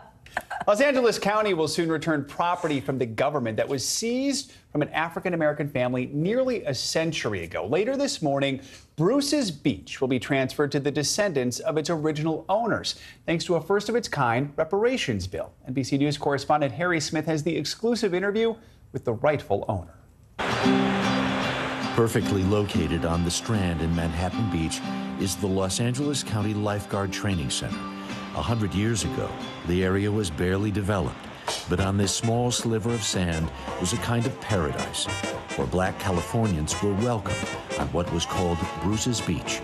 There were two beaches in our area, this one and Santa Monica, Inkwell Beach. Janice Hahn is a Los Angeles County supervisor. And so people don't understand that they weren't even allowed. They were arrested in other places for swimming in the ocean. Here was lodging, a cafe, and a dance hall, all too much for local whites in a Los Angeles unashamed of its embrace of the Ku Klux Klan. So the fact that they were allowed to set up this resort, and then the Ku Klux Klan so hated what they were doing because it was successful. Charles and Willa Bruce bought the land with money he earned as a cook on a Pullman car. They knew early on there'd be trouble. Willa Bruce told the Los Angeles Times in 1912, "Wherever we have tried to buy land for a beach resort, we have been refused. But I own this land, and I am going to keep it." But the Manhattan Beach Council thought otherwise. They condemned the property through eminent domain, claiming the area was needed for a park. The land sat vacant, unused, for decades. What does it mean to you now, though, then, to know that it's coming back to the Bruce family? Well, it's joyful, and it's a bittersweet moment. I mean, we have generations that build up generational wealth, and then everything stopped at Manhattan Beach. And then the family went through several tragedies. Derek Bruce is a great-grandson of Charles and Willa Bruce. That's what our family has gone through, is a grave wounding. The summer of 2020 was a season of awakening and reckoning. And during that time, returning the property to the Bruce family became a rallying cry. Today, that will happen, an act of reparation. As reparations and restitution cases go, this one probably will be the easiest to accomplish because we have the records that show the actual piece of property that was bought by Willa and Charles Bruce. And then we have the records of the harassment that they went through. The Ku Klux Klan actually trying to run them out of town. And we know when that didn't work, the city decided to use eminent domain and take this property from them. Does this feel like justice to you? In a way it does. In a way it does feel like justice because the hardship that our family went through generations, and it just echoed and reverberated without us really knowing why. The Bruce descendants will lease the land back to the county for now. The county has offered to buy it back from them for $20 million. Did you ever look at this spot and say, what could have, what should have, dream about what? I took my wife here one time and my kids, and you know, we just kind of just basked in the thought what could have been, but it was such a fleeting moment and so unrealistic that we didn't really dwell on it. Yeah. Yes. I bet. And although look at where we are now, so I guess it wasn't that unrealistic after all. Derek encountered a few locals who offered their congratulations, a sentiment not shared by all. What are folks around here thinking and feeling about all of this? Some people will come up to me when I'm here in Manhattan Beach and thank me for what I'm doing, but we do know that the current city council has refused to apologize to the Bruces for what happened 100 years ago. Perhaps a chat with a new local landlord would help. Generations ago, the folks here were not very kind to your grandparents. Yes, but we have to learn from others' mistakes, and we have to understand that there is a path forward to human beings treating each other with respect and dignity. It's something that we should reach forward together. Great message there from Harry Smith. Thanks for bringing us that story. That does it for this hour of Morning News Now. But the news continues right now.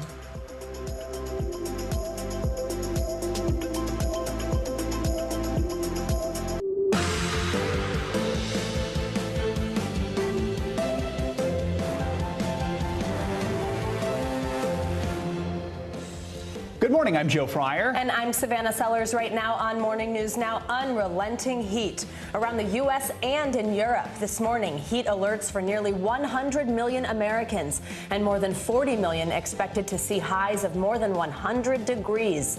People are being asked to conserve energy as records fall and temperatures show no signs of cooling down. And in the UK, for the first time ever, it reached 104 degrees, with fires breaking out throughout London. We'll show you the impact of all this heat and where it's all moving. Finding the texts, the National Archives now calling for an investigation into a series of text messages from Secret Service agents in the days around the Capitol insurrection, now deleted. The information the January 6th committee is looking for. Breaking barriers, turning a love of the game into a career. A basketball executive climbing her way to the top, making a name for herself in a male-dominated industry. How she found a seat at the table and her message for women starting out in their careers.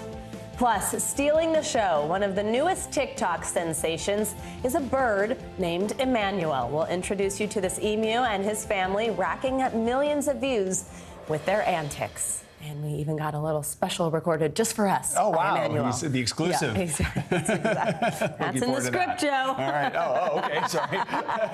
We'll bring you that story Spoiler. later. It's a fun one. We, though, begin with that dangerous heat wave gripping the U.S. that many of you at home are probably feeling. Yeah, this morning, tens of millions of Americans are waking up to another scorcher with heat alerts in several states from California to the Northeast. Yesterday alone, nearly 200 million people felt highs above 90 degrees, and 40 million people saw triple digits, and even more people are expected to feel that extreme heat today. In Texas, record heat and tinder dry conditions are fueling wildfires across the state, and the demand on air conditioners is pushing the state's power grid to its limits.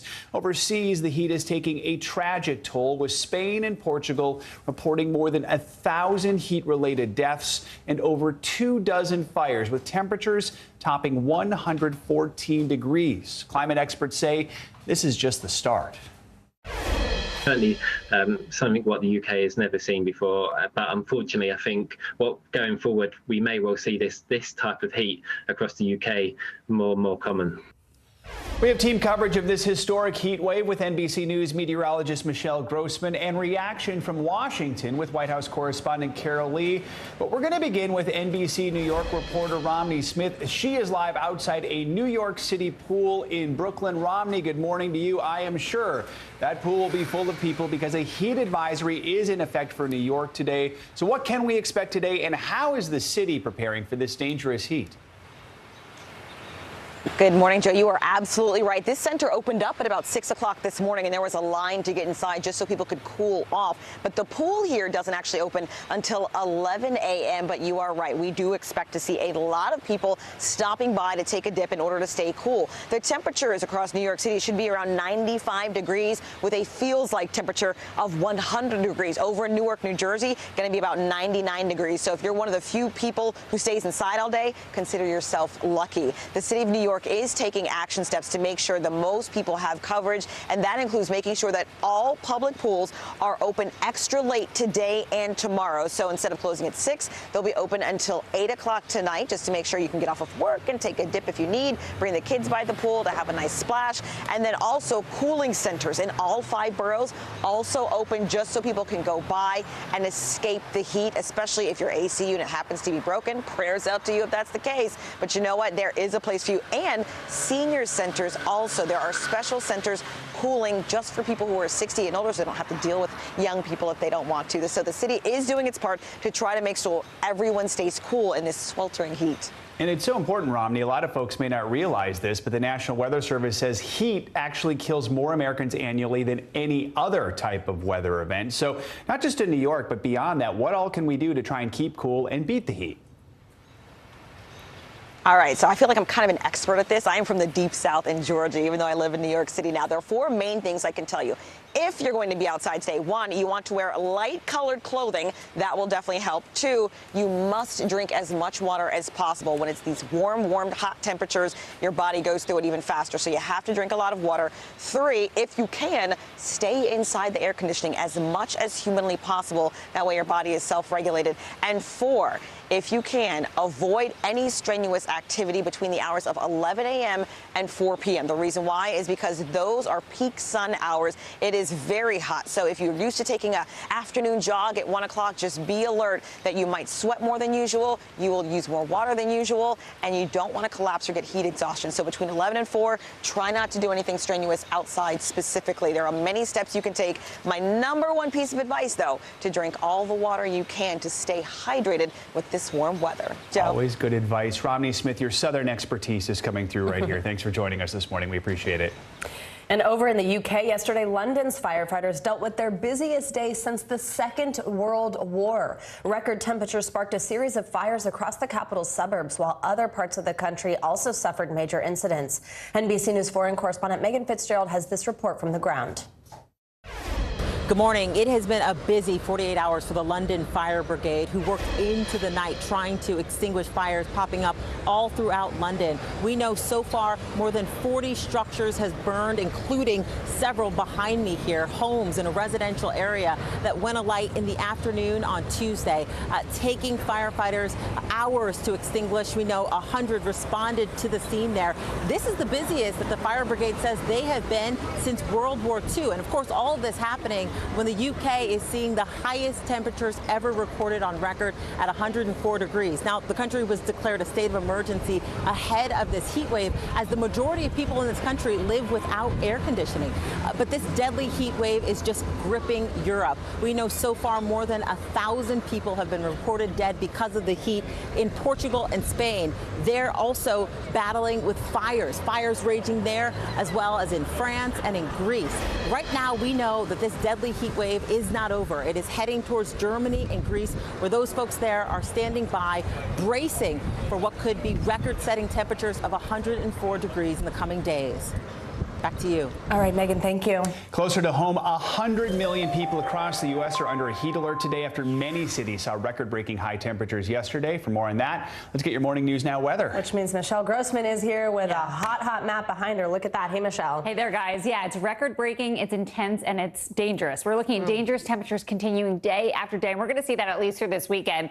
So this is what we saw yesterday in terms of record highs. We saw lots of records being broken. We've seen this on a daily basis. We're going to see it once again today. So Amarillo today, 108. 115 was the record in Wichita Falls. That's the air temperature, not the heat index. So it felt warmer than that. 110, that was a record-breaking temperature in Abilene. As we go throughout the day, we're going to see temperatures climbing into the triple digits, the 90s once again. So we're looking at millions of people seeing temperatures in the 90s. We're looking at 219 million highs today. That's what's expected. And as we go throughout the afternoon, we're going to see 44 million highs above 100 degrees. So widespread triple digits. And this is just going to continue throughout the weekend. So no relief. Some spots will see relief, but the plains into the Northeast, we're going to keep it really warm. 100 million people under a heat alert, as Joe had said earlier. We're looking at the west, into the central and southern plains, the Ohio Valley, parts of the Northeast. We're in on it, too, where we're going to see temperatures in the 90s. It's going to feel like close to 100 degrees in the Northeast today. Also tomorrow, it's going to be a stretch of that through at least the rest of the week into the weekend. We get a little break next week. Now, the July heat continues soaring into the triple digits, into the 90s, feeling like 104 in Annapolis, feeling like 115 in Little Rock today. Temperatures in the southeast really warm, too. It's going to feel like 104 in New Orleans. And then as we go throughout the northeast, this is where we start to get into the really hot territory. We're looking at New York City, 97. That's going to be a heat index. Feeling like 99 in D.C., feeling like 96 in Roanoke. So the heat index is really important because that's what it feels like on your body. And that's sort of what you need to dress for, light, loose layers, stay hydrated, stay indoors if you can. Then tomorrow, we're going to keep that heat in place. It's going to feel like 105 in Philadelphia. The heat index in D.C., 102. Same story as we head down to the central and southern plains. But notice in Dallas, we're finally under that triple digit mark. I mean, 99, that's not much of a difference, but still, it feels good to be able to say that. I know. Such relief there, but it does feel good. Is 103. But it's not 109, so that's the good news. Yeah, we're a little bit better. European heat does continue, but I wanted to mention that we did break a record there, an all-time record. But look at London today. Look at Paris. There's a relief there. Temperatures in the 70s, the 80s. No such luck for Madrid. We're looking at temperatures in the triple digits, and also in Rome, temperatures near 100 degrees tomorrow. Now, we have a lot of heat. We have a lot of humidity. We have a cold front, too. That's going to be the trigger for some severe weather later on this afternoon. That will be in the Ohio Valley, where we're looking at the chance for some really strong storms. Winds gusting up to 60 miles per hour, some hail as well. Could see a tornado, and this severe risk is from Kentucky to Ohio. That cold front moves to the east tomorrow, so then New England, parts of the southeast, we're going to see some really strong storms. Likeliest chance from Michigan all the way to Kentucky today. Wow. Hot weather, strong storms. Across the world. Ugh, across the world. It's just, and it's on and on and on. And I think that's what's really hard on people's, it's personally, it's financially, emotionally, physically, all of it. It's good to see a little bit of a break in the UK, where I know they're struggling. All right, Michelle, thanks. We'll see you next hour. Sure. Thank you. All right, as we just talked about Texas, well, the record-breaking heat that's gripping much of the country is taking a toll on the Texas power grid. Customers are being asked to cut back on energy use to prevent rolling blackouts. NBC News Now correspondent Isa Gutierrez shows us the concerns. Honestly, I don't remember a summer ever this hot. Rudy Garza is the interim president and CEO of San Antonio's electric utility, CPS Energy. This summer, he has a lot more on his plate than just staying cool. What's the thing that you're most worried about with all of this? Well, my job is to keep the lights on. And if we get in a situation where we're having to roll outages across the community, that's what keeps me up at night. As Texas sees record-breaking high temperatures across multiple areas, this summer there's renewed concern about the vulnerability of the state's power grid system. They're working very hard to restore full power, but at this point there is no definitive timetable. With some getting flashbacks to the deadly cold wave in 2021. That collapsed the electric grid and resulted in at least 246 deaths, most from exposure to the sometimes sub-zero temperatures. Garza has seen the challenges today firsthand. I think the grid is managing about as well as our community can expect, because these hot temperatures just make it real difficult. Last week alone, the Electric Reliability Council of Texas, or ERCOT, asked Texans twice to cut back on energy use during peak hours to avoid blackouts. They say their first effort last Monday was a success, with customers cutting back on nearly 500 megawatts, enough to power about 17,000 homes for a day. But some experts say outdated power grids in Texas and across the country are under a real threat as extreme weather becomes more common with climate change. The biggest challenge to our grid is that it was built for a climate of the past. And now that grid is aging. It's being pounded by floods, high winds, hotter temperatures. Since 2000, extreme weather has caused 67% more major power outages in the U.S., according to a 2020 analysis by research group Climate Central. President Biden's infrastructure bill is taking steps to address this problem, allocating $65 billion to upgrading the electrical grid. We can design an electric system that is more resilient and more reliable in the face of climate change. But the longer we wait to do that, the more expensive and the more difficult it will become. Some solutions that exist today include what's called hardening the grid, which can involve burying overhead transmission lines underground. Another solution, a grid that relies more on renewable energy. Texas now leading that change, building the most new renewable energy projects last year, according to a report by the American Clean Power Association, a renewable energy trade group. But for now, it really is an hour-to-hour, day-to-day experience right now to ensure that we're doing what we need to do to keep our power flowing. If customers think that their actions don't matter, they matter, especially in this level of extreme heat. Our thanks to Isa Gutierrez for that report. ERCOT thanked its customers in a statement, adding that many residents did follow the call to preserve energy, and that temporarily helped relieve the power grid. Now, this extreme heat is pushing climate change into the political spotlight again. Well, today, President Biden is expected to announce new executive actions on this that should support communities facing extreme heat. NBC News White House correspondent Carol Lee joins us now. Hey, Carol, good morning. So the president is traveling to Massachusetts today to make this announcement. He'll be visiting a former coal power plant that will soon make parts instead for the offshore wind industry. What do we expect to hear from the president today? What are these executive actions? Well, I think the context here is important, Savannah, because what's happened is that the president's doing this only because his climate agenda in Congress has collapsed in recent days. So he is not going to get the legislation that he wants. And what you're hearing from the White House is that if Congress won't act, the president will. So here we have these executive orders, and there's a few things that they do. One is they're supposed to boost offshore wind in the offshore wind industry. So that's something that the president has been a proponent of, that his supporters like, and so he's going to take steps on that. Then there's funding for this FEMA program for building resilient infrastructure in communities. And basically that's aimed at helping people deal with this extreme heat. And third, there's this guidance that's designed to help support a program with the Health and Human Services Department for low-income energy assistance program. Again, also designed to help people who are dealing with this extreme heat. And the backdrop of this is that the White House is just forced to take some sort of action. And what's interesting about it is you saw the president in Saudi Arabia last week trying to get more oil pumped for Americans to deal with those gas prices.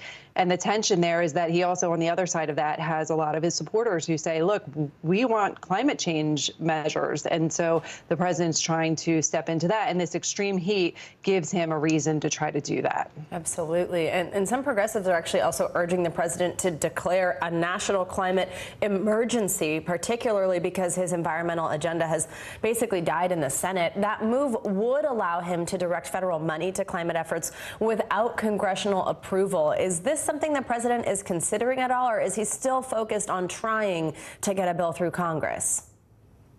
It's a little bit of both. I think what you're seeing here is a White House that's saying, hey, we could do this and we will do this, and we're willing to declare a national emergency, which would allow the administration to move funding around to funnel it toward the president's climate priorities.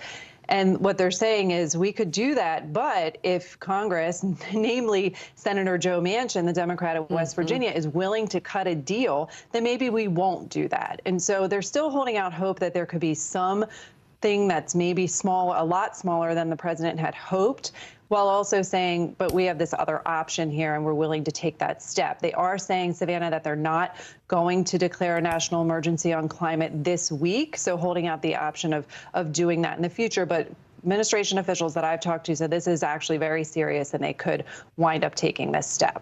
All right, Carol Lee, we'll be watching. Thank you so much.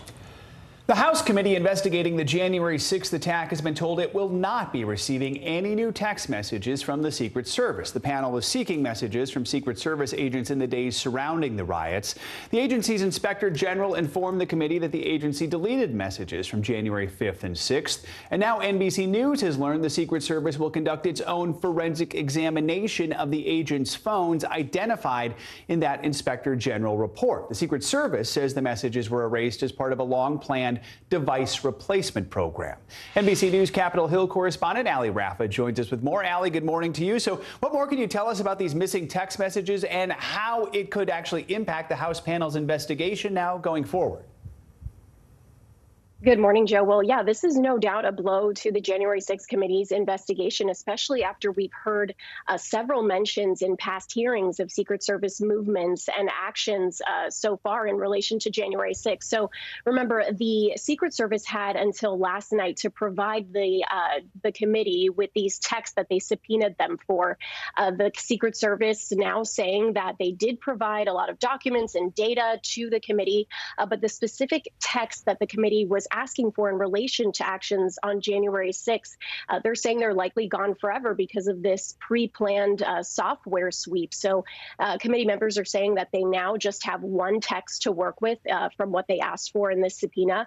The committee was initially hopeful this would all work out, but now this is really raising questions as to why the brakes weren't pumped on this. You know, there were several congressional committees that requested this information about these texts immediately after January 6th, and this pre-planned sweep didn't take place until January 27th. So this is raising a lot of questions as to why wasn't anything postponed if it could have been. Now you have the National Archives stepping in, saying they're investigating, and the Secret Service issued a statement in relation to this yesterday saying, quote, it'll continue to scrutinize its records to ensure full compliance with the House January 6th probe, including taking such steps as forensic examinations and other investigative techniques, Joe. Ali, let's switch gears now and talk about that huge bipartisan vote in the House last night, passing what's known as the Respect for Marriage Act, which would codify same-sex marriage nationwide. So two questions here. First, what's in the bill? And second, it received 47 Republican votes in the House. So what chance does it have of actually then passing in the Senate? Yeah, so this bill was proposed really directly in relation to the Supreme Court's overturning of Roe and Justice Clarence Thomas's suggestion that the court may consider overturning other landmark cases. As you mentioned, this was passed in the House yesterday with 47 Republicans, a bipartisan vote. That was largely expected. What is really in doubt now is where this goes in the Senate. Remember, this is a 50-50 Senate. It needs 10 Republicans to be able to pass. This was something that Republicans largely skirted around answering questions about yesterday. Senate Minority Leader Mitch McConnell really dodged questions as to whether he would consider voting in favor of it yesterday. So really a lot of doubt over where this goes in the Senate now because of this 50-50 Senate, Joe. All right, Ali, we also saw the issue of abortion rights flare up right outside the Supreme Court yesterday. 17 House Democrats were arrested during a rally for abortion rights. So tell us, who was arrested and how significant is this? Yeah, 17 House Democrats, including Representatives Alexandria Ocasio-Cortez, Ilhan Omar, Madeline Dean, Rashida Tlaib. They were arrested after marching from the Capitol to the Supreme Court, sitting down, chanting after Capitol Police told them to, quote, cease and desist and stop doing that. They were issued a fine and will likely have to undergo an ethics investigation, which is usually what happens during cases like this. So while this is largely not out of the usual, this does happen. It really underscores the importance of this moment for congressional Democrats. It shows that this is really still at the top of their minds, especially going into this week with another consequential vote later this week on really the bill to enshrine contraception rights, Joe. Lots of news on Capitol Hill this morning. Ali Rafa, thank you. Now, testimony will resume today in the criminal contempt trial for former White House chief strategist Steve Bannon. The trial opened Tuesday with a federal prosecutor claiming Bannon, quote, decided he was above the law when he ignored a subpoena from the January 6th committee. Bannon's lawyers say he was still negotiating with the committee when he was held in contempt.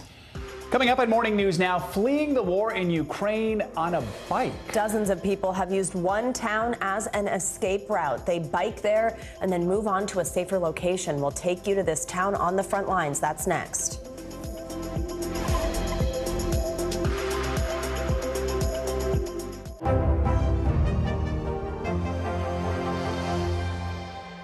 The Seduction, Dateline's newest podcast.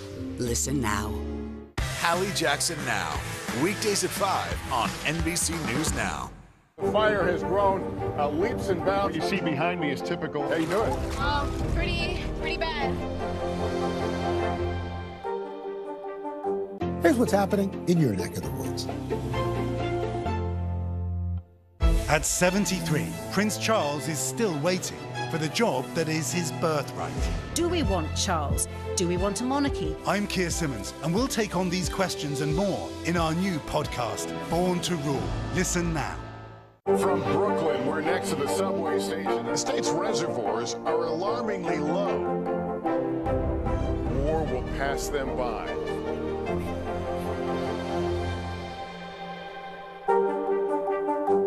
Here's what's happening in your neck of the woods. At 73, Prince Charles is still waiting for the job that is his birthright. Do we want Charles? Do we want a monarchy? I'm Keir Simmons, and we'll take on these questions and more in our new podcast, Born to Rule. Listen now. You don't know when your moment's coming, but when it does, you take it. The fire has grown leaps and bounds. You see behind me is typical. How you doing? Pretty bad. Hallie Jackson Now, weekdays at 5 on NBC News Now. News is happening now. Look at what's making headlines around the world. Right now on Morning News Now. We're coming on the air with breaking news. And this is a significant moment. Whenever it happens, wherever you are, NBC News, streaming free now. We're here to start conversations about the big things happening in our world, because it's not my job to tell you what to think. My job is to think about what you tell me. Now Tonight with Joshua Johnson, streaming weeknights at 8 on NBC News Now. Here's what's happening in your neck of the woods. We're here to start conversations, because it's not my job to tell you what to think. My job is to think about what you tell me. Now Tonight with Joshua Johnson, weeknights at 8 on NBC News Now. Here's what's happening in your neck of the woods. We'll meet Ukrainians who are defending their country one block at a time. When you were still in Kiev, could you hear the bombing? My name is Lester. Who's this?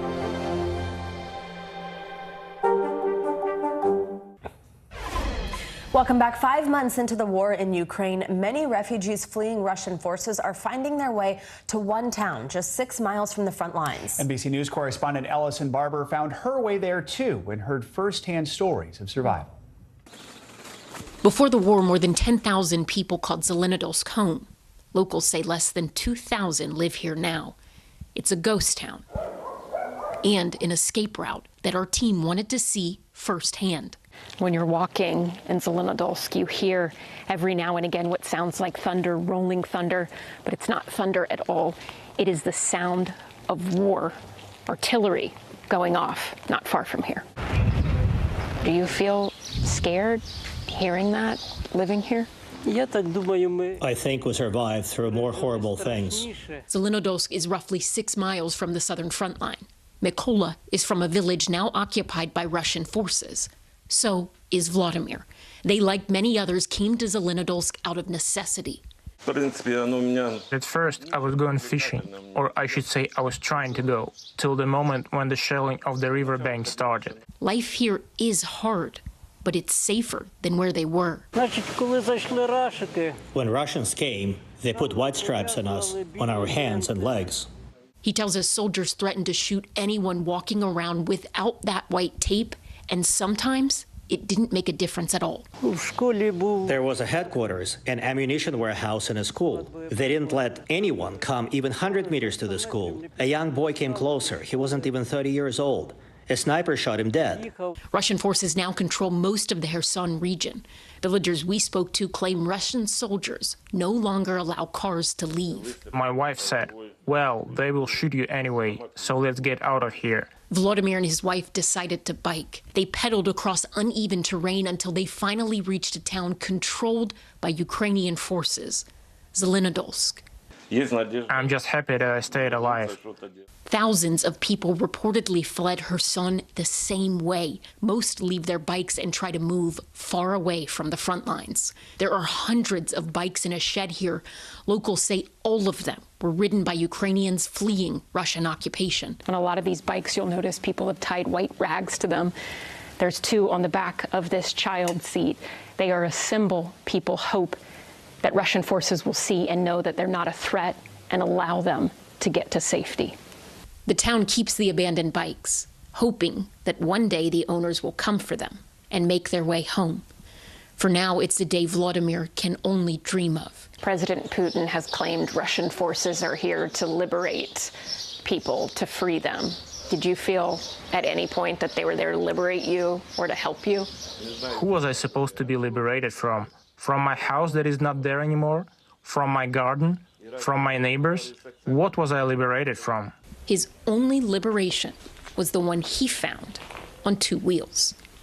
Ellison Barber, NBC News, Zelenodolsk, Ukraine. Our thanks to Ellison for that report. And coming up, a lot of people are heading to the beach to cool off during this heat wave. But at some popular beaches, shark sightings are keeping swimmers out of the water. So what's being done to keep people safe? Plus, we're staring at our screens most of the day, but what is that doing to our eyes? Well, we'll have the steps you can take to prevent damage to your eyesight next.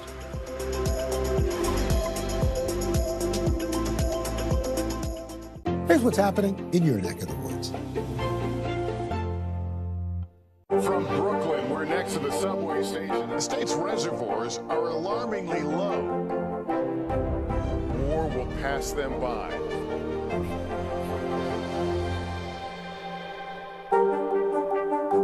Live from Ukraine, from Uvalde, Texas, from Mayfield, Kentucky. To cover the news, you have to be in it. This is how so many towns and cities are protecting themselves. You can actually see they're pushing the gates open. Was there a school officer on campus? That's what we've been told. No. Do you remember any tornado as bad as this one? You look at this and you're thinking, we're not going to have power for weeks, if not months. Exactly. Every night, it's your news playlist. Top Story with Tom Yamas. Weeknights at 7 on NBC News Now. We're here to start conversations about the big things happening in our world, because it's not my job to tell you what to think. My job is to think about what you tell me. Now Tonight with Joshua Johnson, streaming weeknights at 8 on NBC News Now. Welcome back to Today. We got a lot to celebrate on this Wednesday morning. It's good to have you along with us. You don't know when your moment's coming, but when it does, you take it. Everybody good, and that's it. NBC News, streaming free now. We're here to start conversations about the big things happening in our world, because it's not my job to tell you what to think. My job is to think about what you tell me. Now Tonight with Joshua Johnson, streaming weeknights at 8 on NBC News Now. Desire, deception, and a double cross. The Seduction, a deadly love story only Dateline and Keith Morrison can tell. Listen now, wherever you get your podcasts. Hallie Jackson Now, weekdays at 5 on NBC News Now. Several of New York City's most popular beaches are back open for swimming this morning after a string of shark sightings forced them to shut down yesterday. It's the latest in a series of closures along the eastern seaboard and comes after an alarming number of shark attacks. NBC News correspondent Emily Aketa joins us now with more on the closures and the concern from the beach. Hey, Emily, good morning. Good morning to you guys. Some welcomed relief for beachgoers here in the Rockaways. The NYPD reopening these waters last night after those shark sightings. You can see surfers are already taking advantage. But on neighboring Long Island, where 5 people have been attacked by sharks in recent weeks, some are still hesitant to head back in the water. Despite a stifling heat wave roasting much of the country, in parts of New York, there was no one cooling off in the water. We are taking every precaution to keep them as safe as we possibly can. In the Rockaways and on Long Island, shark sightings forcing officials to raise red flags and keep folks safely on the sand. I wasn't that scared, and I was ready to get back in the water. Several of New York City's most accessible beaches have been closed at least twice this month. Honestly, I just surfed out there my whole life, and it's the first time I've ever even seen a shark out there. Long Island recording 5 shark attacks over the past few weeks, including local surfer Sean Donnelly. It got my left calf, and it knocked me off my board. So when I was like falling off my board, I saw it, like I saw the fin, and I saw, like its back.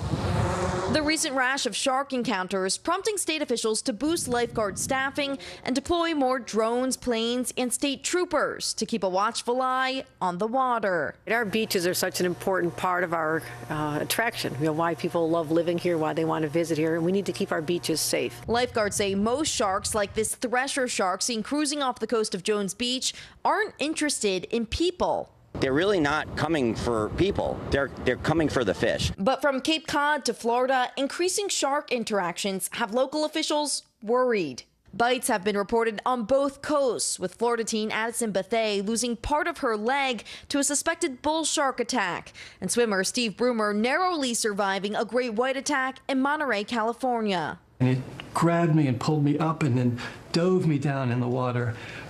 And then, of course, it spit me out. I'm not a seal. It's looking for a seal. We're not their food. It spit me out. There have been no fatal attacks in the U.S. this year, and only one in 2021. But some beachgoers say they're not taking any chances. Tootsies. Waiting. Tootsies will be in the ocean.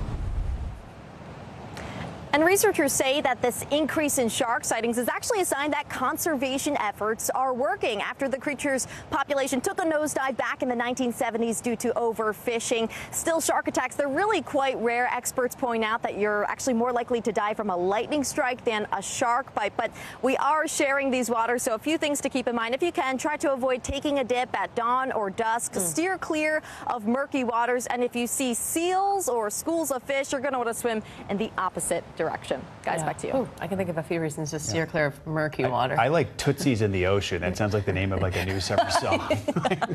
Tootsies in the Ocean. Okay, it's time for your weekly checkup. Today we've got a study focused on the impact of screen time on children's eyesight and also the growing issue of gambling addictions. We've got you covered on all the health headlines that you might have missed. And that brings us to NBC News medical contributor Dr. Natalie Azar, who joins us to break down some of these headlines. So let's start with gambling addiction, or problem gambling as it's known. There's a new study that shows more than 10 million adults have sought help for gambling problems at some point in their life. How big of an issue is this, and what do people do to seek help? You know what, guys? It's actually a pretty big public health issue. They say that the worldwide prevalence of gambling problems is basically like 0.1 to 6% of people. That is a lot. And only 1 in 5 people actually seek help when they have a gambling addiction. And I thought, I hope we had time to prepare a graphic this morning. I think it's important to know, what are the warning signs? The doctor's orders are recognize the warning signs. Yeah, we do have some up here. Look, constant planning to gamble, right? So all those trips to Vegas, you know, like, I mean, I let my husband go to Vegas with his friends, but it's like, if you're going to Vegas like every month, that's an issue, right? Needing to gamble with more money to get the same thrill, trying to stop gambling without success, and then feeling irritable when you try to stop gambling, and in addition to a few others. There are so many resources out there. If you just Google gambling addiction, you'll find a lot of hotlines, a lot of things. It's an addiction like anything else, and you can get help. All right, yeah, that's good to hear. Okay, now let's talk about that other one we teased, children's eyesight. So it's the latest poll on children's health from the University of Michigan, and it finds that most parents are overlooking some simple ways that they could protect their kids. What are they? Absolutely. Well, first of all, the poll, what parents actually weren't and are aware of. Only half of parents polled knew or were aware that screen time could affect their child's eyesight. In fact, it can cause nearsightedness, as well as, let's not even get into it, obesity, potentially behavioral problems. But only 1 in 7 parents said that their kids kids got a vision test in the last 2 years, which to me is a red flag that during the pandemic, kids weren't going to the pediatrician because, of course, normally the kids get their eyes screened when they go to their. So parents out there, please make sure you're not falling behind on your peds visits for your kids. In terms of doctor's orders, remember if your child is using the screen, try to do the blue light. Do the blue light over. Those It definitely do helps. something. That helps. Do something. Wondered. Make sure the kids are getting outside. Make sure you're getting your kids their eyes checked once a year, at least at the pediatrician's office. And by the way, the American Academy of Pediatrics has guidelines for this.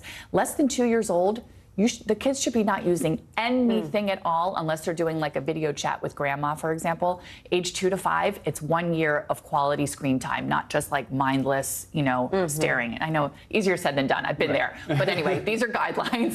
you can try your best to follow them. Exactly. Exactly. All right, our last study, Harvard researchers say that the way that we talk to and interact with babies is really similar all over the world, our baby talk. So, is it true, Dr. Azar? Is it true? So first of all, I'm laughing when I read this because when my kids were little, my sister read a report that said children respond better to high-pitched voices than low. And I'm like, I was like, what child is going to respond to a scary low voice, right? But anyway, I was like, duh. Anyway, so these researchers looked at 18 different languages over 12 different language families. And they found that 21 cultures actually do the same thing the high-pitched voice and the different timbre and things like that. And they actually, when we were prepping this, we had videos of it. It's really kind of cute. In every language, it sounds the same. Doctor's orders, embrace the baby talk. Wait, we have video. We don't need to. Can you do that again for our viewers? I'll just do a whole news Yeah. But anyway, not shockingly, we all do it, and kids respond to that, obviously. Oh my gosh, I love it. We could do a whole little reel now of you. I do the dog voice. I do the dog voice. I do baby talk voice. What's your dog voice? Who's a good girl? See, I don't even have a dog. That's awesome. Dr. Natalie Azar. So many talents. Thank you so much. Good to see you. you. All right, coming up, one NBA executive is making her mark in a male-dominated industry. As part of our Women Mean Business series, I'll introduce you to the woman helping to lead the Philadelphia 76ers to success. You're watching Morning News Now.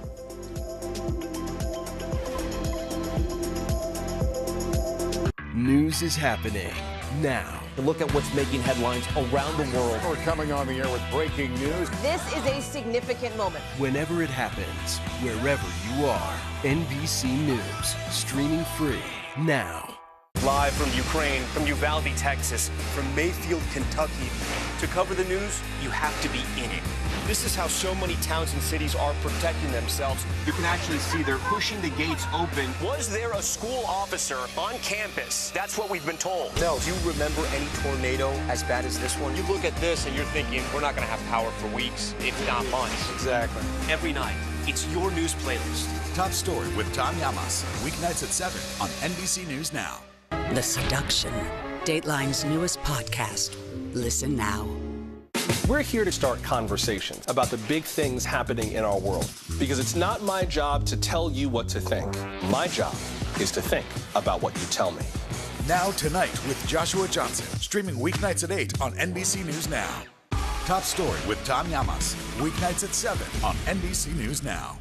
From Brooklyn, we're next to the subway station. The state's reservoirs are alarmingly low. War will pass them by.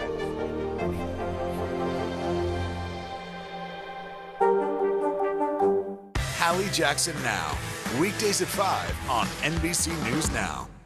News is happening now. Look at what's making headlines around the world. We're coming on the air with breaking news. This is a significant moment. Whenever it happens, wherever you are, NBC News, streaming free now.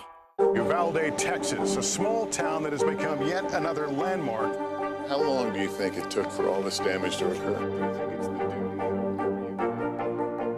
Can you tell us what it was like?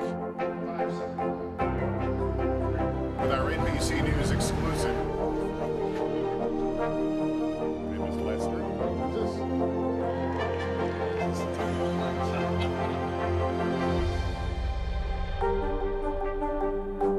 We're here to start conversations because it's not my job to tell you what to think. My job is to think about what you tell me. Now Tonight with Joshua Johnson. Weeknights at 8 on NBC News Now. Harry Styles! Sometimes the news can be difficult and overwhelming for kids to understand. Ukraine and Russia. Could you help me understand what's going on? So to help make sense of it all, we've created a newscast just for them. We hope your family will watch Nightly News Kids Edition. You don't know when your moment's coming, but when it does, you take it. News is happening now. Look at what's making headlines around the world. Whenever it happens, wherever you are, it's here now. We are back with the latest edition of our series, Women Mean Business. And our fun new little animation there. Today we're going to introduce you to Laura Price, Chief Operating Officer of the Philadelphia 76ers. First, here's some of her story. Laura Price grew up playing soccer and basketball in Boulder, Colorado, but it was her love of basketball that led her to her life's passion. After playing for Colorado State University, Price soon landed a job back on the hardwood, not as a player, but on the business side of the sport, serving as Director of Team Services for the Continental Basketball Association. But Price knew she wanted to pursue a career with the NBA, and it didn't take long before she scored a position in the league's office. In 1996, she joined the Philadelphia 76ers as Director of Marketing, and in just 2 years, Price had become one of the first female vice presidents in the NBA. Now, Price serves as the Sixers' Chief Operating Officer. Using her winning record of leadership, business savvy, and dedication, she's breaking barriers as one of the longest tenured female executives in basketball. Laura Price is a woman who means business. And Laura Price joins me now. Laura, good morning. Thanks so much for your time today. So I mentioned you grew up in Colorado playing sports. First of all, I went to University of Colorado Boulder, go Buffs, so I love that. Wow. But I love that you were passionate about basketball. You played it and you turned it into a profession. Talk about how you were able to do that. Take what you loved and make it your job. Absolutely. Thanks again for having me on the show. You know, growing up, loving sports, it was always something that I wanted to do. My dad encouraged it, and I had a lot of coaches along the way. So, you know, I just kept my eye on the prize and kept asking people, like, how do I get a job in sports? How do I get a job in sports? And, you know, using networking, I was able to land that first job at the Continental Basketball Association.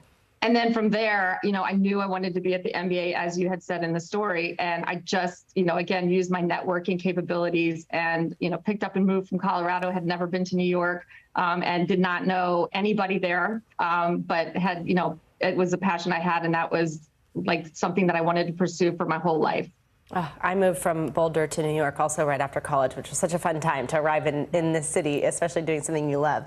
Of course, Absolutely. Sports is a male-dominated industry. I mean, back when you started out, maybe even now, have you found that you have to work that much harder to get a seat at the table? You know, back when I first started, you're right, there weren't a lot of women to look up to, you know, especially in the CBA. I did get all kinds of experiences, though, and, you know, while I would say, you know, you were looking for those role models to help you, I always had a mentor that was male that was championing my cause for me. So that was really important early on. And I just made sure that I tried to learn everything that I could, because then that helped me eventually get that seat at the table, you know. And then when I got to the NBA League office, my boss was actually female. And then, you know, Susan O'Malley was a CEO and a woman that I actually could look up to. Val Ackerman was a high attorney in the league office. So I had a couple of females that I could look at that were, you know, one of the few women in the room. So they did exist, but I still say today, you know, there's a lot of women in our business, a lot of women in our company, but, you know, there's definitely opportunity to improve. Yeah, and I know actually the Sixers specifically are breaking barriers as an organization within sports when it comes to hiring women in high-level positions. Tell me about this, and also tell me the importance to you personally about sort of, you know, grab another woman below you and bringing them up with you. Absolutely. Yeah, I'm really proud of where we are today at Harris Blitzer Sports and Entertainment, the Sixers.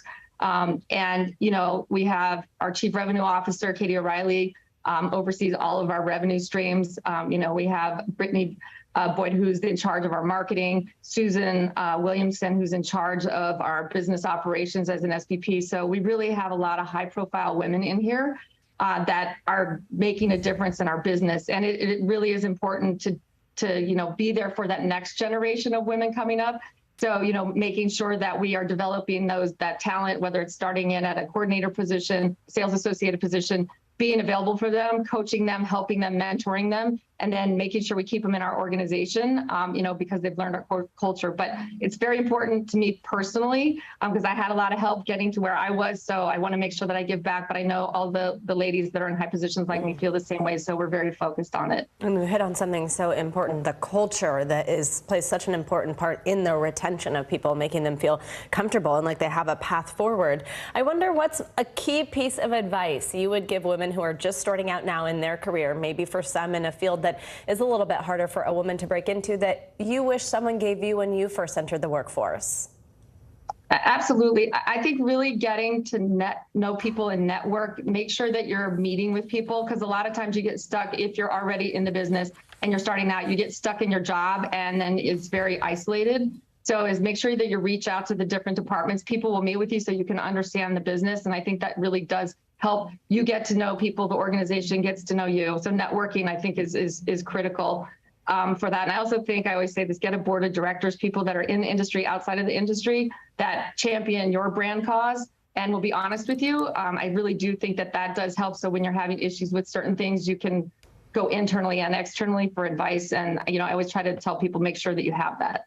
Such a great piece of advice there. Work on your own board of directors. I love it. Laura Price, thank you so much. We appreciate your time this morning and congratulations on your success. Thank you so much for having me. Now to some financial headlines. Another big day on Wall Street with some solid corporate earnings reports now easing the minds of many investors. Yes, CNBC's Silvana Henao joins us with that and other news. Hey, Silvana, good morning. Hey guys, good morning. Yeah, so Wall Street will be looking to extend gains from yesterday's big rally. The Dow jumping more than 750 points or 2.4%, while the S&P 500 gained 2.75% and the Nasdaq rose more than 3%. It was the best day for those indices in about a month. Now, the move was sparked in part by investors betting the market has found a bottom and will be driven by strong corporate earnings. Now, in focus today, we'll get a report on existing home sales and earnings from Tesla and United Airlines this afternoon. Now, when is bad news actually good news? Well, maybe when you're Netflix. The streaming giant reporting it lost nearly 1 million subscribers in the second quarter, but that was about half what the company had predicted. Netflix estimates it will return to growth this quarter, adding about 1 million new subscribers. That's less than what Wall Street is forecasting. The company was helped by the release of the fourth season of Stranger Things, which it says has generated 1.3 billion hours of viewing in the first month. Netflix has said it needs to release a hit nearly every month to keep subscribers engaged. And speaking of Netflix, it's planning to launch a cheaper ad-supported option early next year as it looks to stem a loss in subscribers and fend off competition. But executives say it won't include all of the content that you can already watch on the service. Netflix says it's still in talks with several studios to relicense content for the ad-supported tier, guys. All right, sounds good. Thanks so much. You got it. And coming up, millions of people are now following one of TikTok's newest stars, an emu.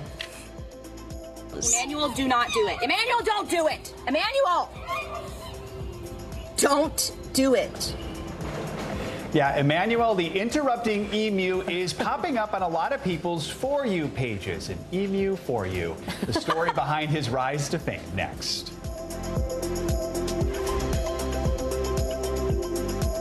The Seduction, Dateline's newest podcast. Listen to the full season now. We're here to start conversations because it's not my job to tell you what to think. My job is to think about what you tell me. Now Tonight with Joshua Johnson. Weeknights at 8 on NBC News Now. The Seduction, Dateline's newest podcast. Listen to the full season now. No stress, no mess, just yum. That's it. Uvalde, Texas, a small town that has become yet another landmark. How long do you think it took for all this damage to occur?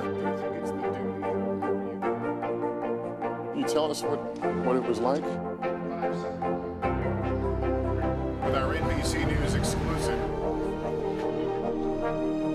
My name is Lester.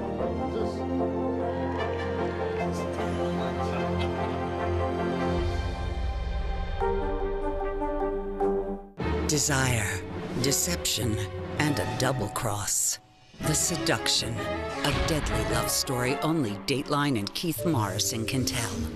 Listen now, wherever you get your podcasts. Top Story with Tom Llamas, weeknights at 7 on NBC News Now. We're here to start conversations about the big things happening in our world, because it's not my job to tell you what to think. My job is to think about what you tell me. Now Tonight with Joshua Johnson, streaming weeknights at 8 on NBC News Now. News is happening now. To look at what's making headlines around the world. We're coming on the air with breaking news. This is a significant moment. Whenever it happens, wherever you are, NBC News, streaming free now.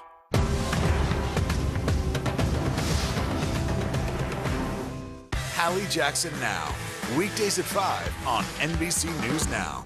Harry Styles! Can you believe it? Yeah, it's the news believers have been hoping for. Justin Bieber is going back on tour. The singer's rep says that he plans to resume his Justice World Tour on July 31st in Italy after health concerns forced him to postpone his U.S. shows.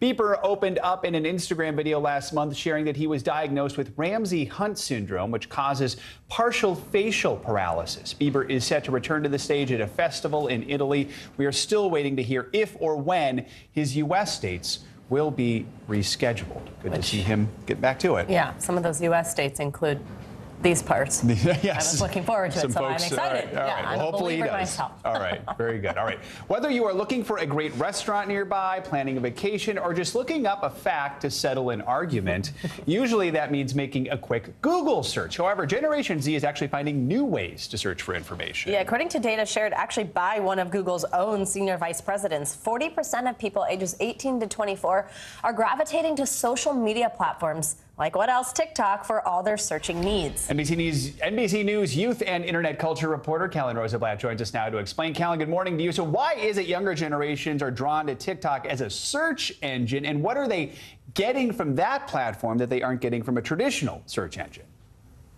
Good morning, Joe and Savannah. So what they're getting is a visual representation of whatever they want to look at. So let's say you want to go get a recommendation for a skincare product. You're going to see how that skincare product goes on to another user. You're going to have the visual aid of seeing, how does it look? Will it work well with my skin? I can hear a recommendation firsthand. Young people are spending a tremendous amount of time in these spaces. And so it's only natural that they start to search for things in those spaces. And TikTok has also sort of upped its search engine game. I mean, when you used to be able to search for something, it wouldn't have this sort of autofill feature where, when you're on Google, if you were to search for, a skincare line, it may not autofill it, or it would autofill it for you. TikTok now does a very similar thing. So it is kind of acting like a search engine in a way. And when you're spending so much time on the platform, it's only natural that you're going to use it to search for whatever you may want to find. And again, that visual aid is such an important component. Young people who spoke with me said that they love the visual aid of being able to see whatever recommendation they're looking for, whether it's going out for a night on the town or looking for makeup or skincare or a vacation. Yeah, okay, so I'm totally not Gen Z, but I have absolutely done this before, especially when I'm like at a restaurant and I want to know what I'm thinking about ordering. I'm like, I wonder if they've posted anything about what the dish looks like. So I've done this before, but some people might not really know how it works. What does it mean to search on TikTok, and then what kind of content is up that's going to hit those search results? Yeah, Savannah, it's very much like searching on any other platform. There's a search bar, you enter whatever topic, and you get a host of videos. Now, I don't know if it's necessarily influencing what people are posting. That still kind of remains to be seen. But it's definitely boosting accounts like lifestyle accounts, beauty accounts, anyone who may have something to recommend. And also, it's helping micro-influencers and local influencers. I spoke with someone who lives in Palm Beach, Florida, and they said, if I want to go out in Palm Beach, I'm going to be looking for influencers in this area who make content about where's the best restaurant to go, what's the best beach to go to. So it's helping those micro-influencers and hyper-local influencers also get their name out there as well. Very quickly, Callan, is Google surprised by this at all? It doesn't sound like they're surprised. Like you mentioned, this data comes straight from Google, and they have admitted and acknowledged that you know, when you're on a certain platform, you're more likely to search via that platform. Now, I will say Google is trying to get into the game by making their platform more visual. They're working with augmented reality when it comes to Google Maps. And they said that they also do want to make their search engine a little more visual to compete with something like TikTok. So it might not be too long before we see a visual aid as well on Google, just as we see on TikTok. Makes sense. All right, Callan Rosenblatt, thank you so much. Thank you. And speaking of TikTok, its newest star is hard to miss. Millions of people can't get enough of this notorious nuisance. Meet Emmanuel the emu, a flightless bird who will crash any TikTok shoot causing chaos. Taylor Blake joined TikTok because she thought the world might enjoy her family's farm animals. What is so normal to you is so absolutely mind-blowing to so many people. There's Ellen, Rico, Homie, Humpty, but one flightless bird kept stealing the show. Ferdinand, Emmanuel, leave it alone. Emmanuel, don't do it! Emmanuel. That's Taylor's emu, formerly known as Emmanuel Todd Lopez, and he's been pecking his way to the top of TikTok. This video alone has over 8.8 million views. Emmanuel, do not do it. Emmanuel, don't do it! Emmanuel! Don't do it. I'm trying to educate people right now, okay? What is the vibe of an emu? Like, is it surprising that he has this hilarious personality? The vibe is anxiety. You just never really know. Emmanuel. Why? Why do you gotta be such a menace, dude? Huh? The cause of Emmanuel's anxiety? These days, it seems to mostly be iPhone cameras. Emmanuel. You know what? Do it.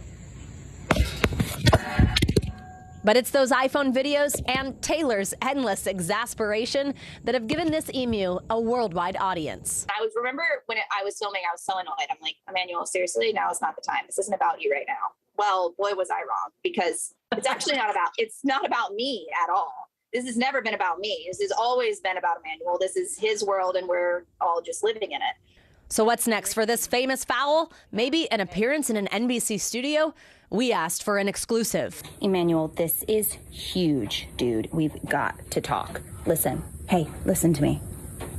NBC just called. NBC News? No, I'm not kidding. They want to give you your very own show. And they want to know when you can fly to New York. I didn't even think about that. He can't fly. He's a flightless bird. We should have thought this through. How cool is it to get to share your family's farm and these animals that, despite all the jokes, you obviously love and care so much about? I think that this is exactly what everybody needed, including me.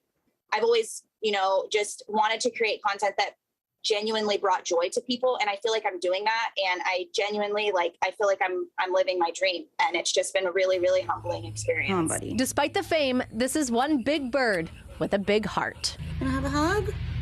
Can I have a little hug? Thank you, buddy. In many of her videos, she does call Emmanuel one of her best friends, and she'll hold his little wing. It's very cute. Emmanuel's just like us. Just needs a little attention, little hug. Yeah, she said he hates phone screens and buttons. He starts eating. It's very, everybody's got their thing. To each their own. That does it for this hour of Morning News Now. But the news continues right now.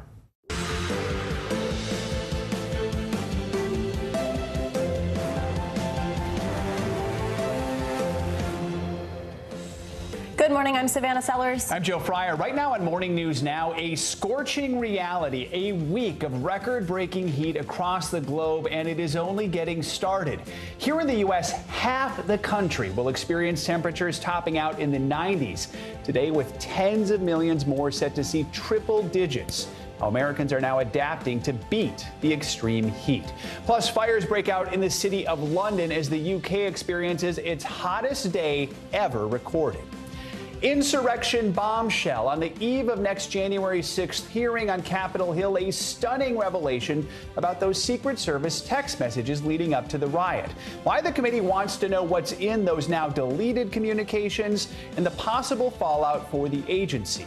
Also this morning, clear skies ahead. We've got an exclusive look at how one regional airline is hoping to solve that nationwide pilot shortage with a training academy that they say is miles above the competition. Plus, cellular groans. We all hate those spam text messages we get. Well, we're going to tell you how a new watchdog report is now calling on the FCC to take action and crack down on a meteoric rise in those pesky robo-texts. That is something all of us can get behind because they are out of control. They are, but I'm still getting the calls, by the way, too. Yeah, from your own area code, which is a little trick. Which is usually the key, because I come from a random area code, so I'm like, for you. No one's calling me from there. I'm like, is it work? And then it's like a real. There you go. All right, more on that coming up a little bit later. We are going to start, though, with what everyone's talking about, the blistering heat wave. This morning, more than 200 million Americans are bracing for highs above 90 degrees. 44 million are looking at triple-digit temperatures. Yesterday saw record heat in parts of Texas and Oklahoma. Get this, temperatures reached 115 degrees. You're reading that right, in Wichita Falls. Parts of Texas are also dealing with fires that have grown to thousands of acres. Overseas, the UK also broke an all-time heat record with a high of 104.5 degrees. To put that into perspective, the usual high in July is just 75 degrees. And on top of that, fires broke out across London and other parts of the country, stretching firefighters thin in what the mayor has called a critical situation. We begin our team coverage with NBC News correspondent Sam Brock in Dallas, which also saw record temperatures yesterday. Hey, Sam, good morning. Savannah, Joe, good morning. 109 here yesterday. You know you have a problem when the lowest the temperature gets is in the mid-80s, which is what we saw this morning. And you see this splash pad over my shoulder right now. Later today, there's going to be kids going out throughout that whole area trying to stay cool. Guys, the highs for Dallas so far the last 3 days, 106, 109, 109. One child we talked to described it as walking on the surface of the sun, as extreme heat records right now are falling nationwide. With the country in the grips of an unrelenting heat wave, a staggering 219 million Americans bracing for temperatures above 90. This is the hottest summer that I've seen in Dallas, really that I remember since 1980. It may be time for people to start adjusting their expectations. No one is escaping the heat underneath this big, giant heat dome. As 44 million people, or more than double the population of Florida, will face triple digits. Feels like a furnace. Many just trying to cope, seeking a shady spot or a place to take a cool dip. And my kids just laid down. They just melted. They were done. Hydration is the name of the game at this Oklahoma summer camp. Make sure the first thing you do is fill those water bottles. And in Texas, how's the AC working? Dallas police officers checking on elderly residents who, along with children, are most vulnerable to heat-related illness. Blazes breaking out across the Lone Star State, forcing evacuations to nearly 300 homes in this North Texas community. At the same time, the heat ironically causing water to burst from pipes as infrastructure buckled. We know the water will be off for several hours, so we'll just capture all the water and fill the bathtub up. The state's power grid is also being watched closely. ERCOT didn't have to issue calls for conservation on this record 109-degree day, but it did last week to avoid straining the system. It comes amid power concerns across the country. Yesterday, a transformer caught fire at the Hoover Dam, which supplies power to over 1 million in the West. But authorities say the fire was put out with no risk to the grid. Climatologists warning heat waves this brutal are just the beginning. We should stop thinking about global warming as something in the distant future. A scorching reality for many. Looking at this with a longer lens, later today, President Biden is expected to announce executive action guides on the climate crisis, which also includes trying to help communities like this one that are facing extreme heat and with a specific angle towards those who are low income. I would also add, a lot of hot topics right now in Washington, D.C. The temperature had not been one of them, but they are expected to hit triple digits for the first time since 2016. Savannah and Joe, back to you. Gosh. All right, Sam Brock, I'm sure you'll hear this from all of us indoor cats today. Stay cool, stay safe. Thanks for being out there. Over in Europe, several countries are also battling extreme heat. In the UK, temperature set a new record, sparking fires across London's suburbs and giving the capital's firefighters their busiest day in decades. NBC News foreign correspondent Megan Fitzgerald has more on that and how the heat wave is impacting the rest of the continent. Savannah and Joe, good morning. The London Fire Brigade says they've not been this busy since World War II. We know crews battled flames into the night. Right now, more than 40 structures and homes have been reported destroyed, including ones not far from where we are here. We can't get close to that area because of the damage, but government officials saying that these dry conditions caused by climate change made matters worse. This morning, the UK also coping with unprecedented heat and dangerous consequences. Record-setting temperatures topping 104 degrees, fueling raging fires across London. This massive residential blaze forcing evacuations and taking firefighters hours to extinguish.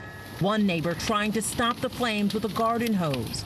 The sweltering heat gripping a nation not equipped for extreme temperatures, catching many American tourists off guard. We're just going to suffer through it because we're here for 2 days. Train tracks buckling and runways melting, disrupting services across England. Millions suffering in a nation where most don't have air conditioning. But climate experts say this kind of scorching heat could become the norm. Going forward, we may well see this type of heat across the UK more and more common. The crisis in the UK also playing out across other parts of Europe. An inferno in Athens, Greece, forcing more than 400 firefighters to battle flames raging day and night. In Portugal and Spain, massive wildfires forcing thousands to flee their homes. This fire in Spain stopping a train in its tracks. A similar situation in Italy and in France, where more than 30,000 acres of wine country are burning, while extinguished flames are revealing the extent of the devastation. In the capital, Parisians desperate for release from the record-breaking temperatures, but this heat wave that's frying Europe doesn't seem to be stopping anytime soon. Temperatures have subsided here in London a bit, but this heat wave is far from over. We understand that it is now moving towards Germany and Belgium. Folks there are now bracing for record-setting temperatures of 104 degrees. Guys, back to you. All right, Megan, thank you. And back home, 100 million Americans are under a heat alert this morning, so let's get a check on your Morning News Now weather. Meteorologist Michelle Grossman's here with a look at today and beyond. Yeah, today and beyond, it's going to be hot. We're going to no relief in sight. We do have a little bit of relief in northern Europe, so let's start there just because we heard from Megan. So we'll start with some good news because it feels like with weather we haven't had much good news lately. But if you look at London, by Thursday, 76 degrees, Friday, 73. That's going to feel really good after the 104.5 yesterday. Paris, same story. So northern parts of Europe doing pretty good. No such luck as we head towards parts of Madrid. Temperatures in the triple digits on Thursday and Friday. Same story in Rome, also in Venice and Grenada. You're looking at the same story. We're looking at temperatures near 107 on Friday. So back home, 100 million people impacted from the west, southwest into the central and southern plains, into the lower Mississippi Valley, the Ohio Valley, stretching now into the northeast. We're going to start a long stretch of 90s. It will feel like 100 degrees in some spots. And as I think it was Megan or Sam maybe mentioned, 100 degrees in D.C., and they haven't seen that in quite some time. So we're looking at excessive heat warnings. That's in the pink, a heat watch. That's in the darker pink, and heat advisories are in the orange. And by tomorrow, New York City is into an excessive heat warning.